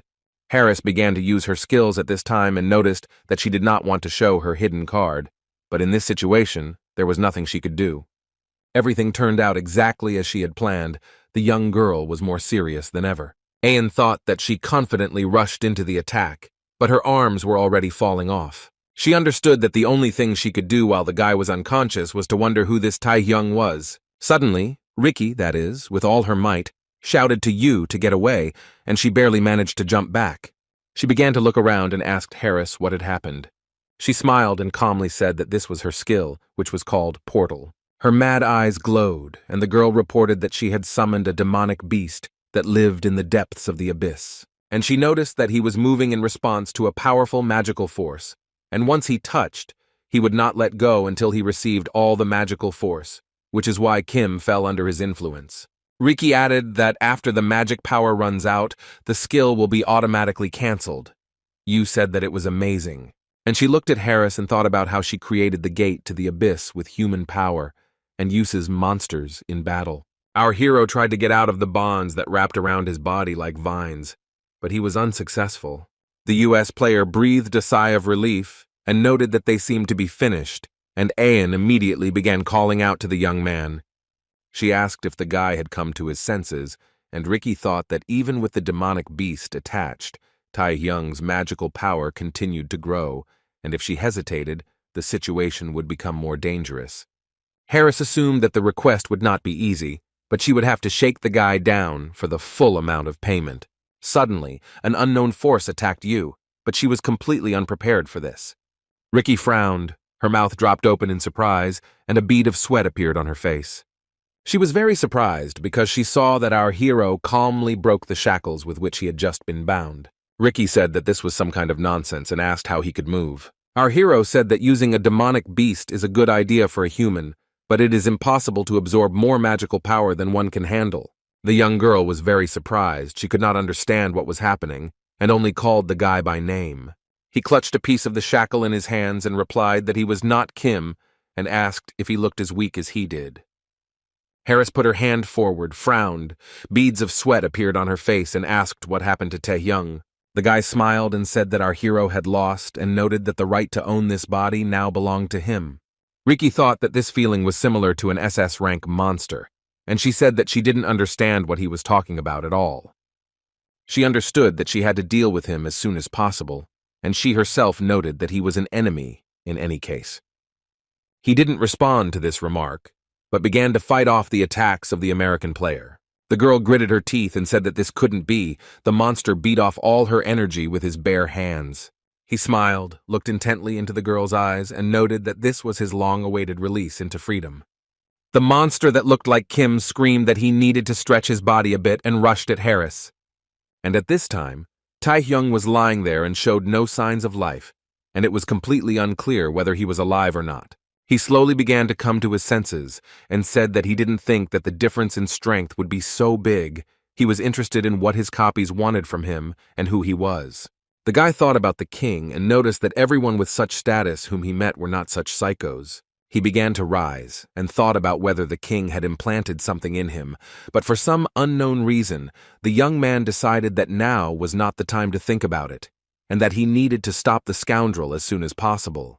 Our hero could not get back on his feet, and he was worried about the best way to do this. He frowned, clenched his teeth, and began to understand that there was only one way, and his double at that time was strangling Ricky. She was wheezing, and the monster was saying that these were all her abilities, and noticed that the girl had disappointed him, and noticed that she could not escape from his hands. She gritted her teeth and noted that he was the first person to talk about her like that, and noted that she was a national-level player.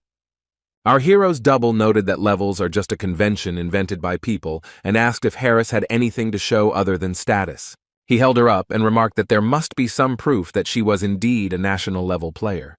Suddenly, Yu grabbed the double and noted that he was not the real Kim and asked him to let Ricky go. She began to shake the creature, which looked like Kim, and told him to come to his senses. It is not clear what influenced him, but he took and let go of the blonde. She gasped in surprise. And Ayan stood and looked at such a familiar and at the same time alien face. She was surprised. Literally a few seconds later, the young man hit her with all his might, and she fell to the floor. The creature waved its hand, called the girl a worthless weed, and asked how she dared touch it. Yu wanted to get up, but the creature used force and told her to sit still until it was her turn, because soon he would kill her. Ricky let out a heavy breath and noted that trying to get Kim back was probably a mistake. She said the guy was asking her to show him something worthwhile, raised her hand and screamed for her opponent to look at her. The girl noticed that although the spell had already disappeared, the powers that had been sucked out of it were still with her. Kim's double laughed and asked Harris if she had released and concentrated all the power she had received, and she thought that if this monster came out to people, the consequences would be much more serious than in the case of the destruction of the shelter, and the blonde could not allow this. Ricky mentally apologized to Kim for having to be his companion and told him to let the enemy see her full power. He looked at her intently. The pupils of his eyes narrowed so much that they became like dots. Harris asked what happened and how it all happened. The opponent pressed his lips together. Then he got a sardonic smile on his face and remarked that it was a good try, and then asked if that was all she could do. The girl stared ahead and thought that this was impossible and he couldn't just stop it. The creature said that Ricky would now receive a reward for amusing him, and then he added that she would become his first-class snack. The girl began to scream in fear, and he began to stretch out his hand to her. The face of this creature was crazy. He was happy with his superiority. But literally a few seconds later, everything changed. The guy's expression was no longer so joyful. The blonde had resigned herself to her fate and wasn't even going to do anything or run away anywhere. When suddenly the monster gritted its teeth and began calling Kim, no one was prepared for such a turn of events. Our hero's double changed, frowned, and began to shout that he was a scoundrel. The young man laughed, lowered his head, and asked if his opponent had returned. He was very angry and shouted if Taehyung was thinking with his own head, and asked why he applied saturation to his own body. Our hero replied that apparently his guess was correct, and his goal was something he was connected to, and not the body itself. And the young man came to the conclusion that his death was not beneficial for him, and the double asked if he was going to threaten him, and asked if he thought that such trifles worried him. The young man laughed and remarked that he had returned immediately as soon as he felt a threat to his body. Copy Kim thought for a bit and told the guy not to get cocky, and noted that he was unlikely to be lucky a second time. Our hero asked whether he was talking about the time he died and then received a second life as a bonus. and he firmly said that if he had no chance to correct the situation, then it was better to die. The double noticed that he had underestimated Taehyung and said that he had won this time. And he noted that the young man must remember that the reason he is still alive is because of his connection with his goal. And then he told him to keep fighting to join the king, and then realized that he couldn't do it. The copy said that one day something would happen that would swallow him up in that very second without a single hesitation. Kim smiled, covered his face with his hand, and asked why he thought he would let him do that. A system message appeared in front of the guy, and he thought that the AA-level skills had increased to AAA. Suddenly, he heard one of the girls ask if Taehyung had finally come to his senses. The young man looked ahead and saw Ricky lying on the floor. He called her name. He ran up to her and asked if it was really him who had tormented her so much, and the girl exhaled and answered in the affirmative. The young man looked to the side and saw Yu. Harris told him not to worry, since they were no longer in any danger. The blonde told Kim that he was a scary guy because he always hid this inside himself. She thanked the young man for stopping him and noted that she would keep everything that happened a secret, but they would consider that the young man owed her. And she added that when she needed help, he would give it to her, and noted that she was sure that she would definitely need someone like him to cover her back. Ricky noted that she would remember this promise, and the young man continued to hold her in his arms. Fortunately, despite the extent of the disaster, the girls did not have any serious injuries that could prevent them from continuing their work. But they needed to be observed in the hospital for some time. Kim fed Yu and thought that he was ashamed in front of them, so he tried to somehow make amends. Ayan ate and said that it was delicious, noted that it was unlikely that she would be able to taste the fruits that Taehyung himself cut, and then added that she needed to mutilate herself more often. The young man noted that the action was a one-time thing, and even if she broke all her limbs, he would not feed her, and he himself thought that the girl's words made him feel even more guilty. Ayan said that it would be nice if Ricky could also enjoy this kind of vacation, but she left so suddenly. Kim noted that she probably had some important things to do. Yu thought about it and said that it looked like it and remembered that the SSS-Rank awarding ceremony was coming soon. And she added that Ricky was nominated and asked the guy if he remembered that the World Players Association was preparing something very diligently. The girl stood up as if she were on stage, and then asked the young man not to dare to do anything there. He took a bite of the apple and replied with a smile on his face that not everything depended on him alone. A huge number of players arrived for the award ceremony, and the host greeted the esteemed members. He noted that they were facing the threat of extinction due to the emergence of the abyss. The assembled listened attentively, and the man noted that thanks to the joint efforts of each country and the brilliant skills of the players, it was possible to deal with many monsters and dungeons. Vincent Chan, president of the World Players Association, said they had achieved peace and harmony they had never known before. The man said that there are now more and more players with stronger and more impressive skills than previous generations. He added that the main council analyzed the players shown in the latest incidents and came to the conclusion that they cannot be evaluated according to the old scheme. It is time to introduce the SS rank. Vincent said that today, in this place, he would be happy to introduce the 10 heroes who had been honored to receive the SS rank. The young man said that those present in the hall should greet them with loud applause. The president of the World Organization said that these are Coley Wood, Montel Roman, Ricky Herrick, Dylan Gray. He continued the list of players. He continued to name names. These were Aidan Simon, Sergei Karamzin, Thomas Probane, Daniel Harrington, and also Alexandra Peju. The very last name to be called was that of our hero, who at that very moment was adjusting his suit. Chan said that from now on, players will officially receive licenses of a new rank in recognition of their invaluable contribution to maintaining peace throughout the world. Kim stood on stage, looked at the audience, and thought that he had finally succeeded. These were pleas for a fucking awakening, S-rank international player level, and that was the highest level a player of his regression could reach. They handed him a box of weapons, and the guy thought that in the past he could not even imagine that he would reach such heights. But he was not going to stop there. For him, obtaining a license was just one of the stages. And all because he was trying to uncover the secret of the Duke, the Double, and the King, because of whom he regressed. The young man understood that for this he needed to continue moving forward. Someone tapped the guy on the back and said that they congratulated him, and added that he never thought he would live to see such an event. And now there was a Korean player involved. Kim told Ji that it was painful, The head of the association was surprised that an SS rank would feel pain from being punched by some old man. Go told our hero that Jinwi, more than anyone else, was expecting a talented player like him to appear in Korea. And he noted that since they have such a strong player, it means that soon their country will rise to the level of the World Association, which will help them reach new heights. Ji said that thanks to Taehyung, they can count on the support of the World Association in various matters. He was very grateful to the guy from the very beginning of their acquaintance. Our hero noticed that he was just doing his job. Ricky came up to them and said that it was nice to see how friendly the people from the Korean Association were. Harris smiled at Taehyung, waved her hand and asked how he was doing. The guy approached her and asked how she was feeling. The girl replied that sometimes it still hurt a little, but not critically, and noted that she needed to be more careful.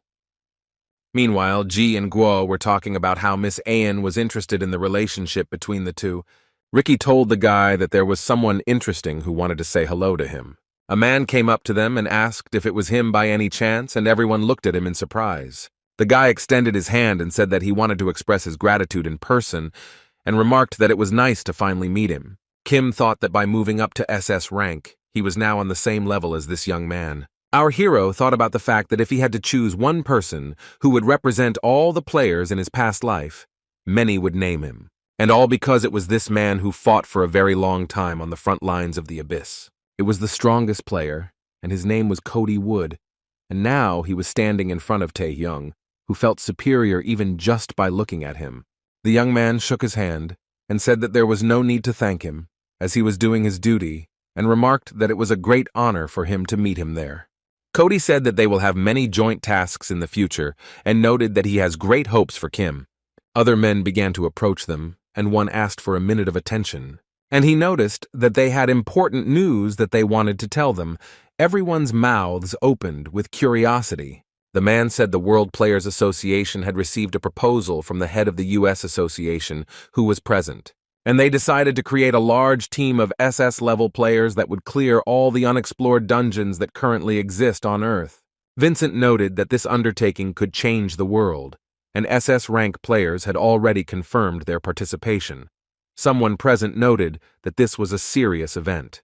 US players agreed to participate, and that's half of all SS-rank hunters. Chang noted that he asks Kim and other SS-rank players to carefully consider this proposal, as they all must unite to create peace throughout the world. Ji frowned and thought about whether the alliance to restore peace was as innocent as it was presented. Everything had turned out too perfectly. Jinwi thought that half of the SS-ranked players were representatives of the US Association, and with their dominant position, they could determine the plans of the entire world organization. The man was worried that this could be a ploy to show who was the leading country here, while Korea's strength was very weak, even with Taehyung. But Ji knew they had no choice at the moment except to follow the other old guys, and at that time, England player Daniel Harrington said he also wanted to take part. The mustachioed man raised his hand and asked that the French player be taken too. Someone mentioned that Russia would also take part. Vincent rubbed his hands and asked who else wanted to take part. Our hero raised his hand and declared that he also wished to join the Union. The man asked again if Korea really wanted to join the Union, and Ji closed his eyes and a drop of sweat rolled down his cheek. And Kim replied that they would have fun, but only separately from the Union, and laughed cheerfully. Everyone present opened their mouths in surprise and stared at the young man. The head of the association only exhaled loudly. Everyone present could not understand what was happening. Cody Wood frowned, pressed his lips together, and looked at our hero with disdain. There were two people on the plane.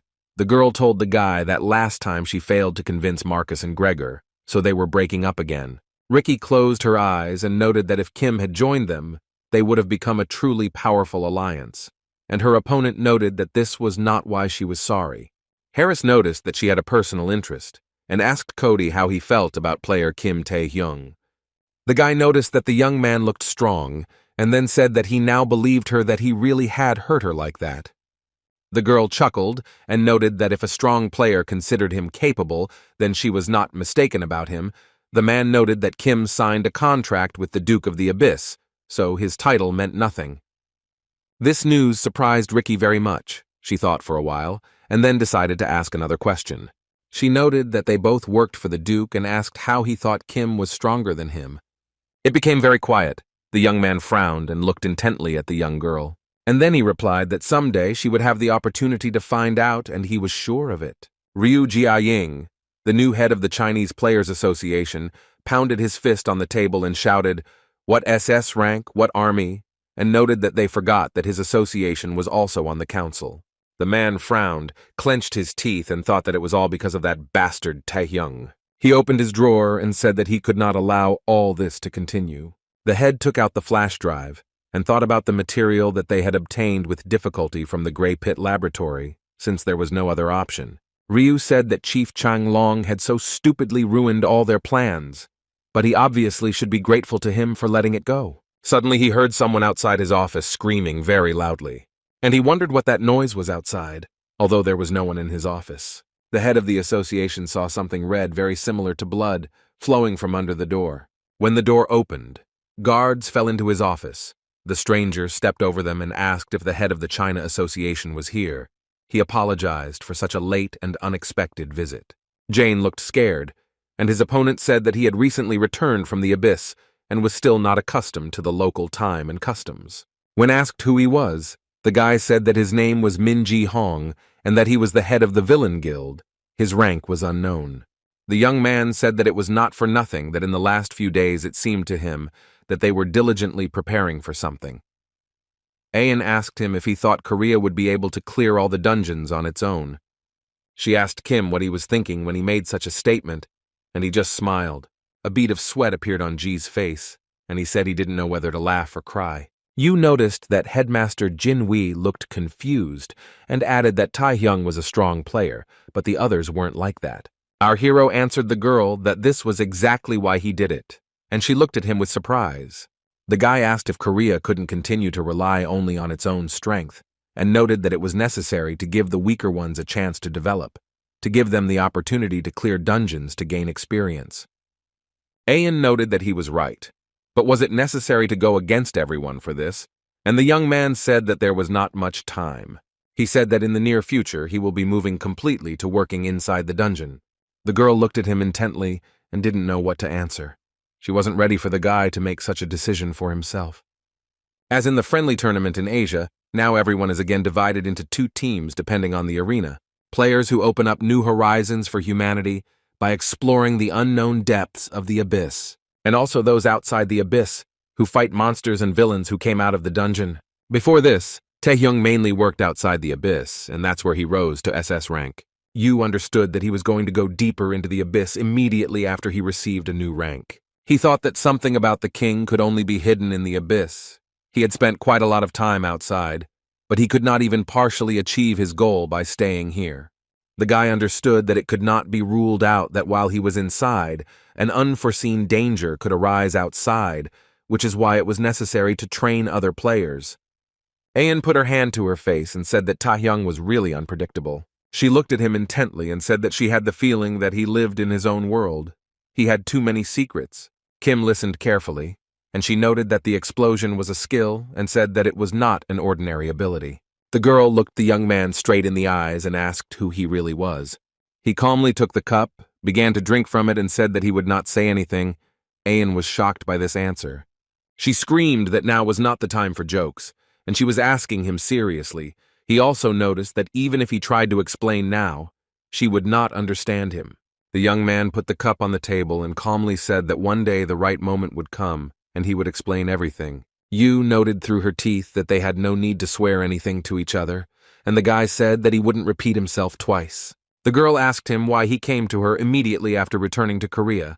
He replied that he wanted to include her in the new Korean National Army, and he noticed that she already had enough to do. Yu said that because of someone she couldn't get out of bed for a month, and during that time a lot of things had accumulated. The young man said he needed advice on who could be taken onto the team instead of her. Ayan said that she thought that only that one player would be suitable, although she was upset and fell silent for literally a few seconds. She noted that his diligence pleased her and asked if he wanted to get her permission.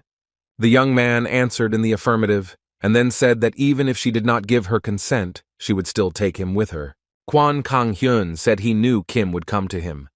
The man received healing from the Holy Spirit for his lost arm and returned to his position as the best defender in Korea. Park Sungjin adjusted his glasses and said that they seemed to have some big deal coming up. He was still the central figure in Korea's defense among the S-rank players. Seo Han-gil folded his hands in front of himself and said that he didn't even know if he could be on Kim's team after betraying Korea once, and Kwak Si-yang said that he should be grateful for such an idea. The players became known for their development after the friendly tournament, where all the best players gathered in one place. Lim approached them, looking very nervous, and asked if she could be her sister's replacement. Tae-hyung thanked everyone for their quick response. The thing is that the call was unexpected for everyone. He also asked whether they had been given the full gist of the situation. The guy looked at everyone present and said that he wanted everyone to unite into one team. Everyone gathered silently stared at the young man. They were not prepared for such a turn of events. Pak said that it was an honor for him to be chosen as an SS-rank player. But what was the point of all this? The man noted that he had heard that all the currently unopened dungeons were at least SS-rank, and the players present here, other than Kim, were only S-rank.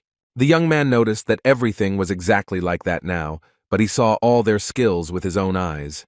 He said that no matter whether it was national level or SS rank, everyone gathered had potential. And he added that they can outpace even the strongest players, and during the dungeon clearing, they will be able to see this for themselves. Tae-hyung looked at Lim An and said that it also applies to her. She opened her eyes wide in surprise. She lowered her head and began to mutter something inarticulate under her breath. And Kim thought that he didn't just say this to calm her down, because all the players gathered here were very talented warriors who were SS ranks in their past lives. He understood perfectly well that he had to help them so that they could improve faster. Kwon was very happy and said that everything was fine and called the guy his brother, which surprised those present. The young man said that if they went into the dungeon now, they would die right now.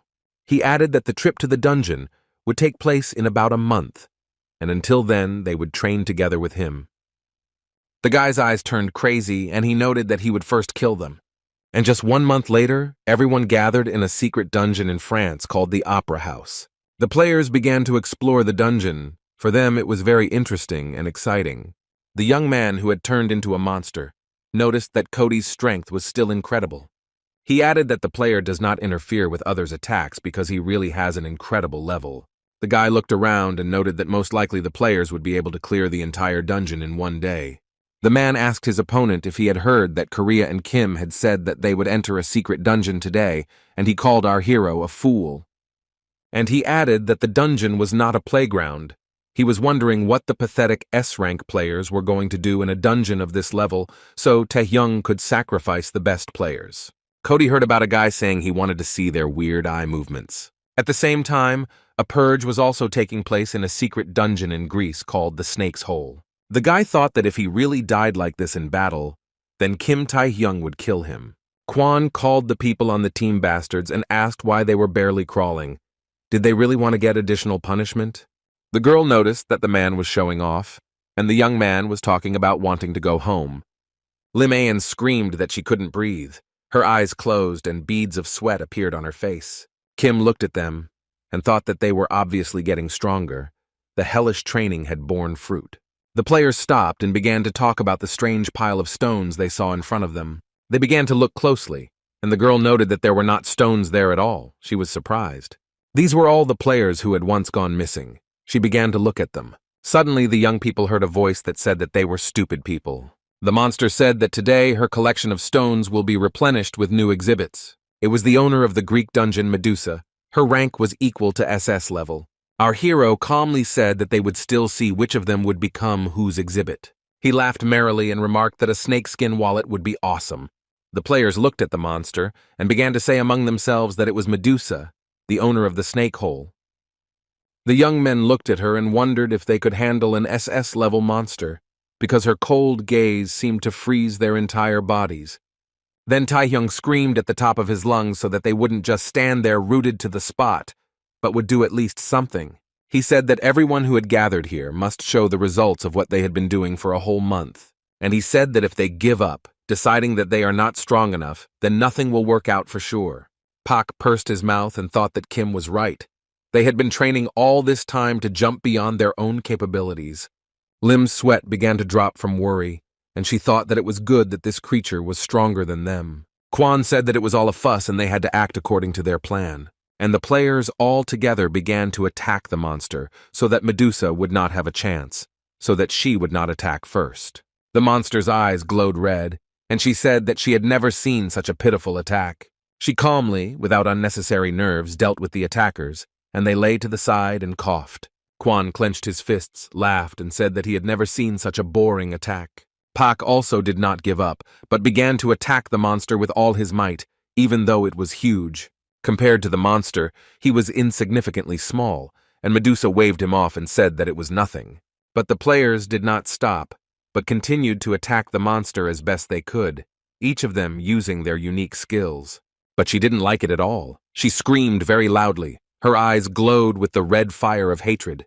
Medusa tightened her grip on the weapon she was holding and screamed that they were all vile little bastards. Our hero watched everything that was happening and thought about how SS-level monsters could take damage from players like them. Kim saw that the wizards Quiak Shi Yan and So Han Gil were attacking from a long distance, constantly blocking the enemy's view. At this time, Quan Kang Hyuk protected them from the monster. The man also used his skills. The young man appreciated the work of Park Sung Jin and Lim An. They hit the enemy at close range, hitting their weak points. Thus, Medusa gradually received damage. Although it was small, it still affected her. Kim frowned and wondered how much longer their enemy would put up with all this. At that very moment, the monster screamed like a madman. She screamed that they had played, but now that was enough. The monster screamed that she was going to kill everyone here, and our hero noticed that all her movements had become excessively sweeping. She looked ahead and saw 2 players, then asked where the other one was. Quan picked up speed and pounced on the monster, saying that while he was waiting, he almost died of boredom, and he activated the beast defense skill. Medusa began to fight off the attacks. She became even more angry at the uninvited guests who came to her dungeon. Taehyung watched what was happening carefully and thought that one powerful attack was still hidden. The players gathered their strength, each of them began to use their skills, and they pounced on the monster. Literally a few minutes later, she no longer posed any danger and was simply lying on the ground. Seo Han Gil asked if they had defeated Medusa. Quiak Shin Yang remarked that she couldn't believe it, and Quan laughed cheerfully and remarked that his new technique had worked. Someone put a hand on Lim An's shoulder and said that they were all great. The girl looked at him in surprise. Kim said he believed everyone was good enough to handle this monster. Quan wondered if it was too cruel, since he himself hadn't even lifted a finger and noticed that they had cleared the dungeon without his help.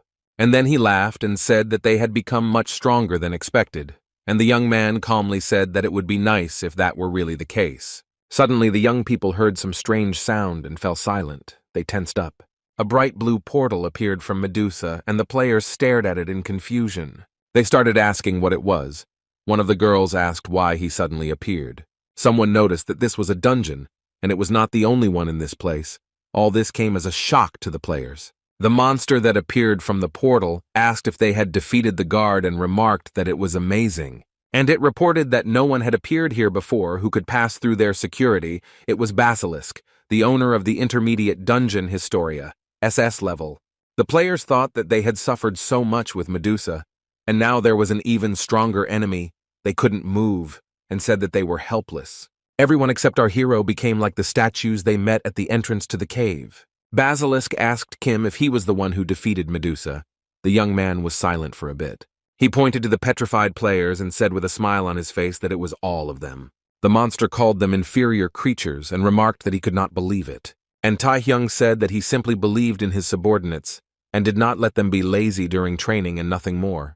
The guy smiled and noticed that the monster was someone's slave, and then asked what difference that made. The monster raised its head up and roared that the little man didn't know what he was talking about. The basilisk opened its mouth wide and began to cough very loudly, and various feathers flew out of it. He told our hero that it was an image, but the guy folded his arms across his chest and calmly looked at the monster, who said that he would soon find out which of them was the lower being. The young man took out his weapon and was ready to attack the monster. He was collected and serious. The monster screamed that he was a bastard and incapable of fighting, and the young man simply looked at him. The basilisk did not calm down, but yelled at the guy that he was just running around like a bug, and that's all. And he replied that the monster was angry because he couldn't even catch an annoying fly. And he added that basilisk is a snake that only knows how to wriggle and try to present him with something. The monster said that the boy possesses the power of Igmun, but imagines himself to be someone great. A few minutes later, the monster screamed at the top of his lungs so that the young man wouldn't get cocky. And he said that not only did the young man enjoy the Duke's favor, but the boy looked at him in surprise. Basilisk noted that the enchanted sea was the true power of Jormungandr of all the dukes. He added that the waters of this sea are boundless, they suppress everything in their path. And he asked if the guy still believed that the power of the vampire lord would help him defeat him. Our hero smiled and calmly replied that the Duke's power had nothing to do with it, and noted that it was the king's power. Quan stretched out his hand and screamed like a madman. His pupils narrowed greatly and his gaze was like that of a madman. He started to stutter and then asked where this one had gone. The players from his team couldn't understand what he was talking about. Kim came up and said that since they were numb with shock, he himself dealt with that reptile. He smiled, folded his hands in front of him, and noted that the expedition to the secret dungeon of Greece had come to an end. Lim thought that it was obvious that this was a monster much higher than the SS level, and Kim dealt with it single-handedly. She became curious about who this guy even was. Quan rushed at Taehyung and shouted why he didn't tell them right away that it was a double dungeon. The young man was surprised by this question, and then replied that he had no information about it. Kvyak Shinyan noticed that he knew everything about the dungeons. He replied that he couldn't know such a thing, and there was no point in arguing about it, because in the end they did everything perfectly, and he also achieved his goal. The young man said that everyone was great and their abilities exceeded all his expectations, and he himself thought about the fact that he knew that the Greek dungeon consisted of 2 stages, but he still chose it for the test, so that they could prove themselves while being on the verge of death. Kim said he had hopes for them in the future and understood that they would grow over time, and someday they will become reliable defenders of this place when he leaves it. A huge number of people gathered. There were also journalists and video cameras filming all of this. One of the journalists noted that they had cleared out a dungeon in Paris, where for so long no man had dared to set foot, and asked the leader to talk about his emotions. Someone asked if there were any wounded. People were interested in the next target. The man laughed and said that he would answer all questions, but he asked that they address him one at a time so that it would be easier to answer. Suddenly, one of the young men present put his mobile phone to his ear and screamed at the top of his lungs. Other journalists also started talking on the phone and were told something about South Korea. The man with the beard smiled sarcastically and remarked that most likely bad news had arrived. The guy in glasses looked at the screen of his mobile phone and calmly noted that his opponent was wrong. And he said that they had cleared the secret dungeon. He watched this news live. But the man with the beard shouted that he was joking, because how could they clear the snake's hole without a group of national players, but only with a bunch of S-class? His opponent interrupted him and noted that this was not the end, since the dungeon turned out to be double. And then he added that he couldn't believe that there were no wounded, and asked if South Korea had always been strong. At the same time, Kim opened his mouth in surprise when he heard that someone had been beaten. The man said that initially all the attention was supposed to go to their American association, and then he added that in that case they had no choice but to hurry. After the news was broadcast that Kim Tae-hyung had assembled a new army for South Korea, the American alliance and other world players, as if competing with him, began to attack all sorts of dungeons. And despite the original cause, the world finally returned to its former calm. The masked men shouted at the young man to leave, because no one would get in here without permission. But he didn't stand on ceremony for long, but immediately attacked them. They were not ready for such a development of events. The strong man made a fist and said that he could do something like that here with one blow. It was S-rank player Lee Jong-soo, the chairman of the Taesan Guild, who asked the guys who they were trying to block the passage to. He walked into the middle and noticed that it didn't look like they had left the place open for them to come in at any time. And he added that the Guild of Villains, not to mention their uselessness, since they had also become extremely insolent, as if they did not know why he came here. Lee shouted that their first condition was to get rid of Kim Tae-hyung, but that bastard had already reached SS level, and now they couldn't even lay a finger on him. Someone under Jones's command noticed that they had also created a new army that competed with the 4 great guilds, and because of this, they had lost their former place. Guild Chairman Taesan gritted his teeth and noticed that his idiot son, to whom he was going to entrust the management, imagined himself to be a demigod and could not come to his senses. He clenched his fist and screamed. How much longer were they asking him to endure this? Lee froze when he heard that they answered him that they understood why he was angry. The masked man noted that he had said this before and asked if Daesung didn't see the big picture. The boys couldn't understand what was happening to them and started calling the chairman for help. And he gritted his teeth and thought about how the young man managed to end up behind him. The opponent replied that Kim Taehyung's extraordinary growth had exceeded their calculations, but they would not stop because of this, and the scoundrel would collide with them. He extended his hand to Lee and offered to talk about business, and said that he had the item they stole from the Chinese Players Association and the information about the experiments they took from it.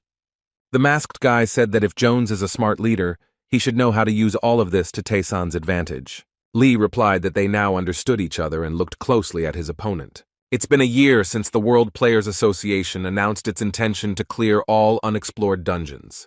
With the conquest of the new Koreas by the gates of Mexico, there were no more direct sources of danger left on Earth. And that was the end of it, said Park Sung-jin, but at first it seemed impossible. Kwon Kung-hyuk said that he had just gotten a taste for it, and he was sorry that there was nothing more. Kwak Shi-yan asked the man if he was not the head of the Onjumiro Guild.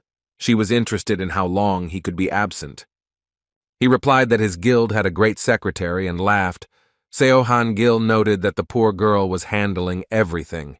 Lim Ayan ran up to everyone. She was excited and suggested that they all go together. Now that all of South Korea's players had reached the national level, Kim slowly approached them. He thought that at this rate, reaching SS rank was only a matter of time.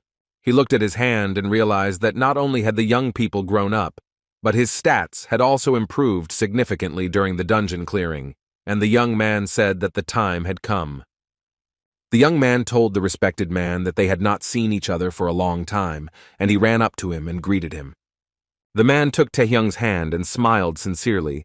He was very glad to see him here. Kim said that he heard that his opponent had become the head of the association's skills research department and congratulated him, but he just laughed. He took a sip from the vessel and noticed that the old man, who had once lost all hope, could now thus atone for his guilt, and noted that what was happening still seemed like a dream to him.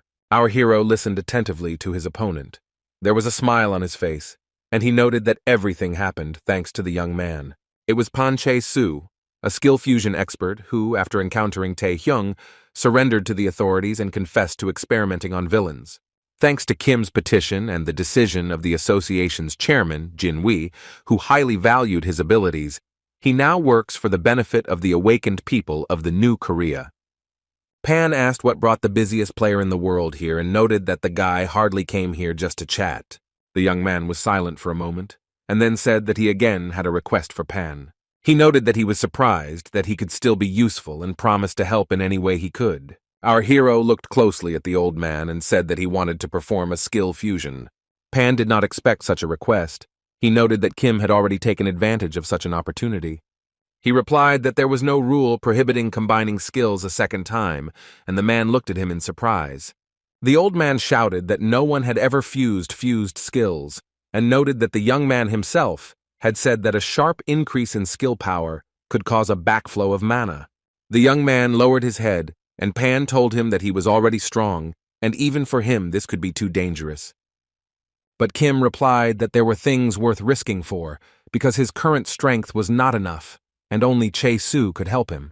He smiled and told the old man not to worry, as he had prepared his body and it could withstand it.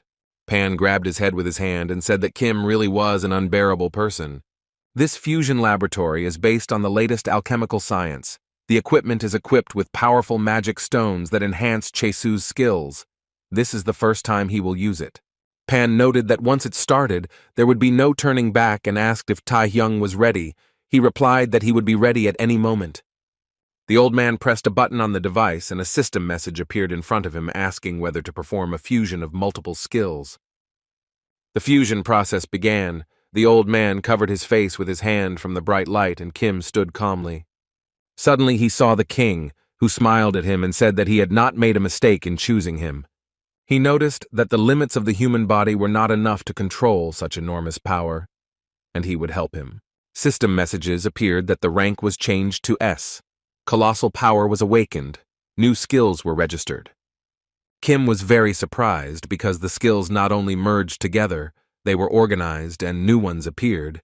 He wondered if he was able to acquire them thanks to the increase in rank. People ran into the labs. They were very scared and asked if everything was okay. Go saw Park Chae-soon kneeling near the instruments and asked him if everything was okay. He replied with a trembling voice that everything was fine. Tavuk came closer and shouted what was inside. He was very excited. Pan said that they most likely witnessed a historic moment. After that, Kim got a little bit of a scolding. The head of the association told him that he couldn't damage the association's equipment. The young man asked for forgiveness, and Ji said that he would settle the matter, and noted that the boy had done the unthinkable. The man asked if the guy felt any changes. He answered in the affirmative and thought that his body was overflowing with strength. He wanted to go into the abyss right now. He was thinking about how he had acquired skills for aerial combat, and was eager to try them out, and the chief wanted to ask something, but said that he couldn't detain a busy man any longer. And then he added that Kim received a request and asked what to do with it, and noted that it was from the World Players Association. Our hero asked what was there. Ji said that they want Tae-hyung to be the examiner for the new SS-Rank players. The guy asked with a smile that it was already time to select SS-Rank players, and noted that time flies very quickly. The young people looked at our hero, and wondered if this was really the same Kim Tae-hyung, the one who was not inferior to Cody Wood. The guy looked at them calmly, and the players thought that this was the famous SS-Rank player. One of the men thanked Kim for agreeing to their proposal. It was the president of the World Players Association, Vincent Chan, who noted that everyone was now here. Also arriving was player Thomas Provine, the man noticed. He also had an SS rank. The president noted that player Cody Wood was already there, and by the way, he also has an SS rank. With 3 top SS level players as examiners, there's no better test than this. Chan asked what format of the exam they preferred, since the association offers a point system for each player. But Kim calmly asked why complicate things and immediately used his special skill. The association president was not prepared for this turn of events. He clenched his teeth and the veins on his face bulged. And Tae-hyung noticed that the player only needed fortitude and strength, and then he noticed that they would just check whether they would break or not. And he himself thought that they would also test their skills. Vincent screamed at him to wait. He noticed that it was too cruel, and beads of sweat appeared on his face. Cody noticed that this was very interesting, paused for a moment, and said that he was also in on the deal. The president understood why Kim had done this, but he wondered why Wood was doing it too. The exam organizer noting that it would ruin all their plans. The young people were shaking. They thought that this was a very difficult level of exam, and that it was not normal. Vincent Chan raised his hand and said that they would use the method that the examiners had chosen. And he told the SS-level players to divide all the participants among themselves, and they looked closely at the president. He continued that the first training room would be used by player Kim Tae-hyung, and the second by Thomas. But he was interrupted by a man who said that the examiners were nasty. They were just showing off because they just managed to get an SS-level license before them. The girl asked Jeffrey to stop because he would be heard, but he said that it was true and that such a rank only appeared last year, and they simply did not have time. He added that these guys no longer let other players get close to them, and then he noted that Sarah can't remain in the teacher's shadow all the time.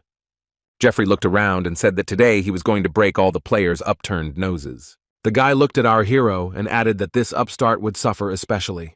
Kim calmly approached the players and said that he was glad to see them there, and noted that thanks to the Players Association, he had been honored to become their examiner. He said that the rules he had made were dead simple. All they had to do was hit the right way, and asked if that wasn't too difficult. The young people were surprised. Someone said that they did not expect the exam to be so difficult, and the guy noticed that it seemed to him that this would be unrealistic for them, and suggested that they all attack him together. This proposal greatly surprised those present, and they didn't even know what to do. Suddenly, Jeffrey became very angry. He called our hero a bastard and rushed towards him. He was screaming at them for how long they could be mocked, and Sarah was screaming at the guy to stop. But Jeffrey didn't understand who he was attacking. Our hero, without further ado, hit the guy and he flew back several meters. A few seconds later, he was lying on the floor and no longer posed any danger. Tae-hyung looked at the other players, made a fist, and calmly said that Jeffrey was out. Sarah shouted for those present not to rush at Tae-hyung in a fit of emotion, and noted that everyone needed to calm down. Someone shouted that they needed to attack the man at the same time so that they could hit him at the moment he was confused. One of the players attacked our hero, but he calmly repelled the attack, even though he tried to attack unnoticed. Other young people surrounded our hero, but he was absolutely calm. Kim fought off the attacks with absolute calm, despite the fact that there were a lot of players. Sarah told the players who didn't attack that they wouldn't be able to even touch him, especially if they rushed him mindlessly, and they asked her if Kim was a monster. And the guy walked past the players who had just attacked him and said that they had not lived up to his expectations at all, and that those who had not rushed at him were better than those idiots, since they had not fallen for the pathetic provocation. Then he asked what would change if they just stood there and did nothing. The young man asked if they would continue to wait for better weather, and the players just gritted their teeth. Sarah, who was standing in front, said that she could share one of her ideas with them. The girl was very serious. She folded her hands into fists and went to meet our hero. She used some skill and began to stare intently into the young man's eyes. And Kim was thinking about what they were talking about so seriously, he was wondering what skill she had that was worthwhile enough to go straight to her. He himself became interested in testing it, and the young men engaged in battle. The guy attacked first. Sarah surprised him very much. Taehyung even exclaimed, "Could she really stop his blow?" The girl held him with both hands and screamed for the other players to attack him right now. Kim looked around and thought about the fact that she had decided to keep him at any cost, while taking all the brunt on herself. Our hero understood what they were up to, so he used his skill, which was called Apocalypse. One of the attacking players started shouting what was going on, because he couldn't see anything. The second one started screaming that he couldn't breathe, and they wrapped chains around him. They screamed to be saved. World of Monarchs, Spirit of the Monarch, and Chains. And if you take into account all the original skills, you get 6 skills collected into one. Someone started saying that it was a scam, and he refused to participate. The feeling was dulled. The increased gravity pressed him to the ground, and under the action of the chains, the body lost all strength. Kim knew that the weaklings had no chance to survive, but he noticed that Sarah was holding up very well, and that surprised him. The girl replied that it was all thanks to the teacher, who once explained to her that you can't give up, because then a chance will definitely appear. The guy understood that she was feeding on magical power from outside and converting it into her own, was able to withstand his attack, and now absorbs the mana of other people. The girl clenched her fists and screamed with all her might that this was her chance now. Taehyung watched in bewilderment as parts of the chains flew in different directions. Suddenly, Sarah froze, saying that her body was not moving. She could not understand what was happening. There were players lying near the young man who were trying to hit him, and he said that even though the fist didn't touch him, if you evaluate his skills, you can count it as one hit. And he said that Sarah McQueen had passed. She had the Terrafoman skill. She was called the future hope of America. She seemed special to Kim from the very beginning. The guy felt the presence of a person behind him and thought that it was the girl's teacher, so he congratulated him. Thus they stood for several minutes. He looked intently at his opponent and informed him that his student had passed the exam. Cody Wood stood in front of him and stared at our hero. He didn't answer him. After some time, the president was informed that all exams had come to an end. He asked in surprise that it was all over, and then asked what the result was. He was told that one person had passed, and that it was Sarah McQueen from America. The president gritted his teeth and asked again if it was really only one person who passed the exams and noticed that it was a failure. He thought that due to Kim Taehyung's willful actions and South Korea's continued growth, the influence that the World Players Association should have had diminished greatly, and he wanted to use the exam to reduce the situation. Vincent Chan thought that our hero had one passer, and Thomas and Co. didn't have a single passer. Most likely they were in too much of a hurry when he was called. The assistant claimed that Cody Wood, under the pretext of training with player Kim Taehyung, wants to book a top-class training gym. After a short period of time, the young people stood there and stared at each other. The young man told the blonde that his student had passed the exam, and he congratulated him on it. He folded his arms across his chest and noted that Cody hadn't come here for this information and asked what they wanted. He said that the boy felt thirsty and noticed that there was no one there who could satisfy him. Then he put his hands in his pockets and noticed that they were birds of a feather, and therefore, as equal opponents, they should measure their strength. Kim had expected them to clash in battle someday, but he hadn't expected it to happen like this. He made a fist and thought about how he didn't know what Cody really wanted, but it was a good deal, because he wondered how powerful his own skills were now. Our hero was interested in fighting with the strongest player in this world. The guy asked the men what they should do with them, because Cody Wood and Kim Tae-hyung are ranked first and second in the world, and these two are going to fight. Should they stop them? Vincent said that they should be allowed to do as they wish, but that they should be told that the entire battle would be recorded.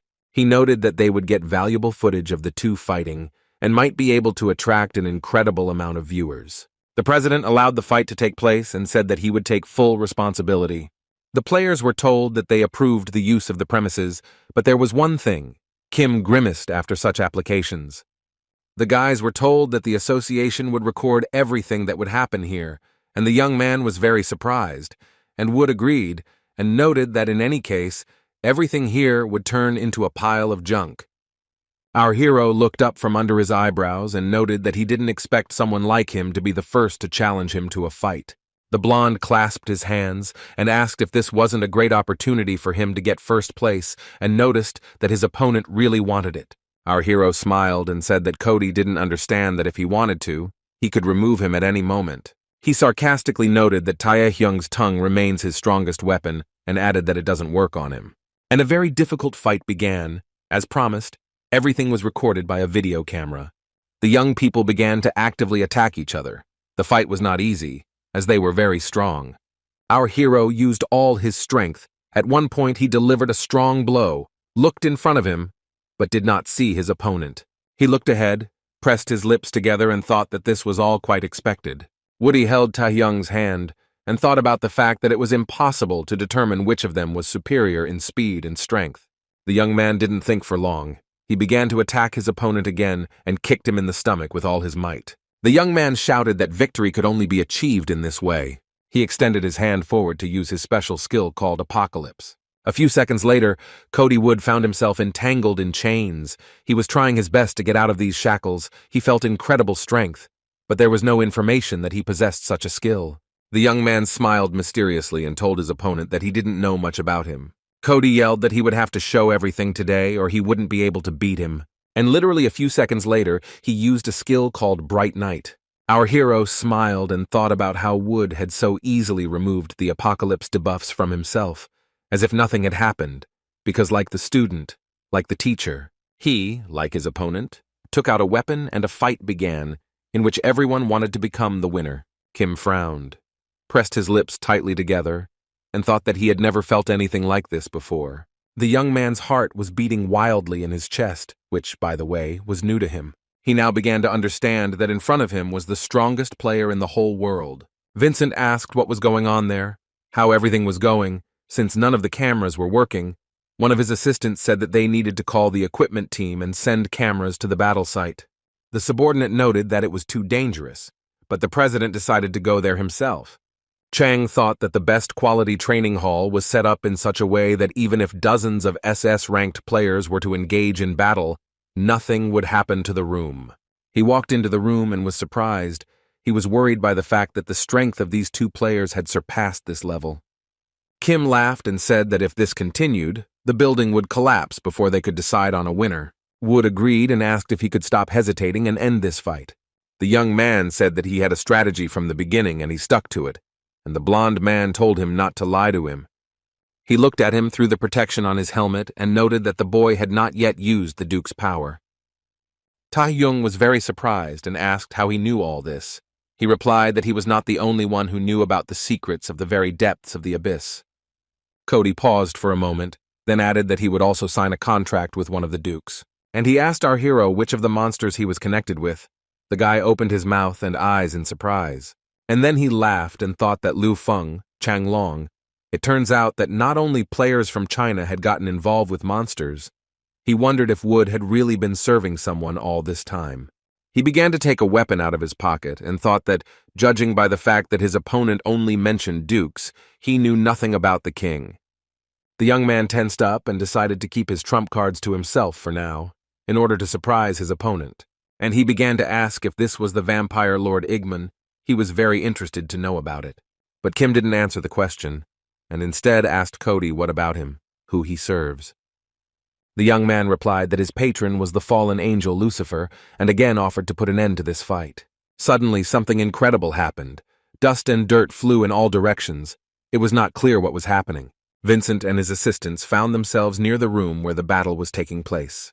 The president gritted his teeth and called out to Cody, then asked what was going on with Kim Tae-hyung. Wood calmly said that it seemed that they finally had an audience. Our hero completely agreed with him and looked intently at his opponent.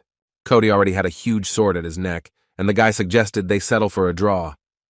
The blonde lowered his eyes and said that so be it, but the next time they would meet in the abyss. The young man looked intently at Wood and suggested that they settle everything there. Vincent stood at the entrance to the room and shouted at the top of his lungs, asking if all the players were okay.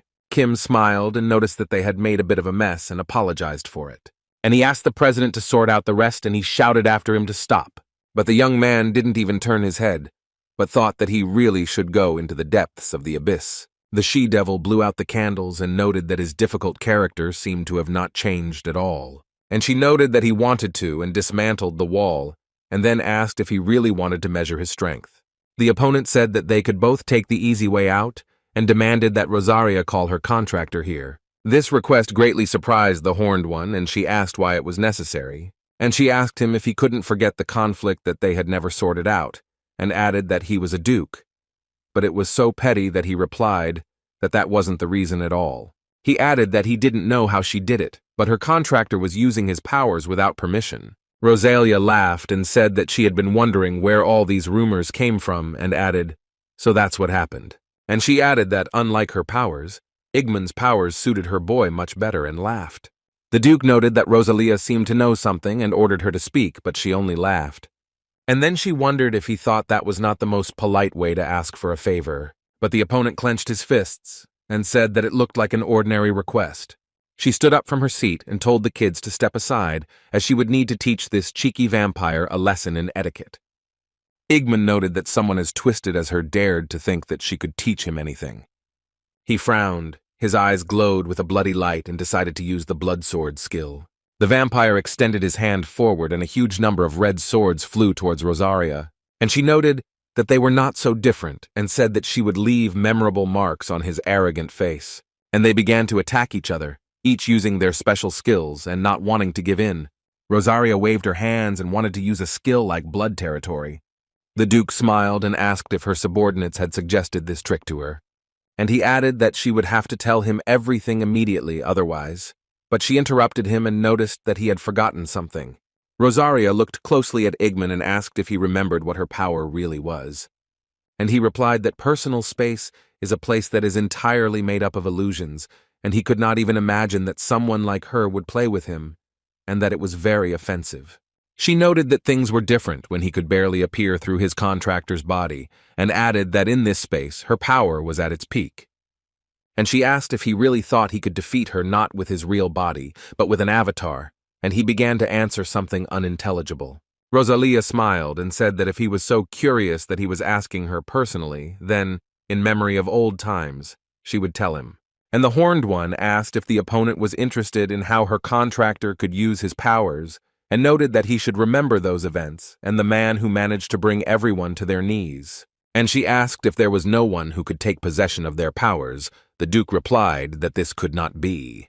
Rosalia smiled and said that it was that same control, and her contractor was the key to this person. Kim approached the group of men and asked them why they were all gathered there. They did not expect to see him here. The guy recognized Marcus Gore, who rushed to him and said that they had all been waiting for his return and were trying to contact the worldwide organization of players. The young man looked intently at the man and asked what they wanted from him. He lowered his head and said that he would get straight to the point, since the situation that had developed was difficult. Ji Jinwi and Go Taewook, who were also in the room, listened as the American Players Association formally requested Kim Tae-hyung's help. Our hero opened his mouth and eyes wide in surprise and did not know what to answer the American player. After a few minutes, he noted that it sounded like something serious had happened. Marcus adjusted his glasses. Beads of sweat appeared on his face, and he noted that one of the players had reached the depths of the abyss and disappeared without a trace. They joined forces with the World Player Association to launch a search operation, but the squad, which consisted of 4 SS-ranked players, was wiped out. The man listed all the names and noticed that they all died in the depths of the abyss, and the young man opened his mouth in surprise. Gore said they couldn't be sure the missing player was alive, but Cody said he couldn't give up until he saw for himself, so he went into the abyss alone. The man noticed that there was a high probability that Wood was also in danger, so they turned to him because they needed help. Kim thought that the incident where 4 SS-ranked players were killed in the depths of the abyss, he clearly remembered. Even in his past life, it was extremely shocking, and he asked his opponent who they were trying to find, since he did not remember who the missing player was. Marcus was silent for a moment, a drop of sweat appearing on his face from worry, and he said that it was SS-rank player Ricky Harris, and the room became very quiet. Kim opened his mouth in surprise and thought that in his past life it was an incident in which many players died. Now they say that it happened during a search operation. He understood that this was all because he sent Riki, who was a unique player, to the vanguard. The guy knew that the girl shouldn't have been there at all, but went because she was a participant in the plan, and he was the one who twisted her fate. Marcus said that Ricky and Cody are members of the American Players Association, but they are also irreplaceable for all of humanity. He noticed that 4 had already died and they couldn't afford to lose these 2. Gore said that if Taehyung accepted his requests, then in the future their association would recognize him as a key ally and provide all kinds of support. He noted that there were enough explanations and asked where he should go. And then G shouted, "He called our hero's name very loudly." The man asked the guy to think again. He noticed that several SS ranks had already been killed and that more thorough preparations were needed. But the young man interrupted him and said that if everything was so dangerous, then perhaps right now, while he was hesitating here, the players were fighting on the brink of life and death. Kim remembered that conversation with the girl, where she said that he would help her when she needed it. The young man thought for a moment and said that he had a debt that he needed to repay. Go Taewook said that they should trust Taehyung, because so far he has always exceeded their expectations. The head of the association frowned and replied that he knew everything and knew perfectly well what blind faith leads to. But our hero did not hesitate for long, but immediately went into the abyss to look for Riki, who was lost. Go Taewook told the head of the Korea Association that Kim was not like him, and pressed his lips tightly together. Ji agreed with him, but he was very worried about the young man and thought about something, and then added that this was an old man's concern. Cody Wood, who had been in the abyss for a long time, held a weapon in his hands. With its help, he fought monsters. It was hard for him, and the guy said that no matter how many of them he kills, they never end. When he suddenly heard the proposal that they all needed to be demolished at once, the young man was very surprised.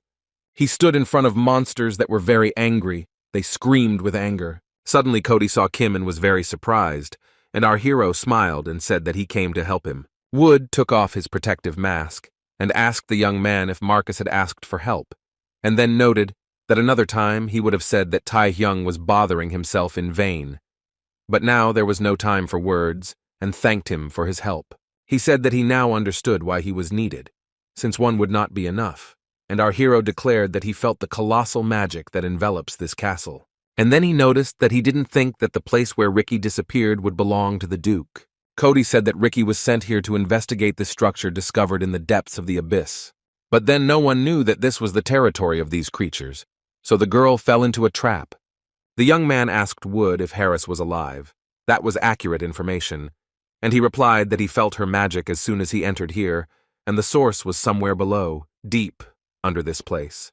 Taehyung said that on the way there they might meet the Duke himself, and if they do cross paths, the chance of winning is less than 1%.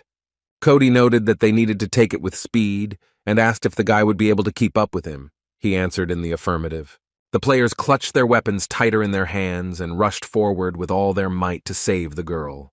The young man looked at his opponent and noticed that this was a man who had just barely dealt with one of the creatures.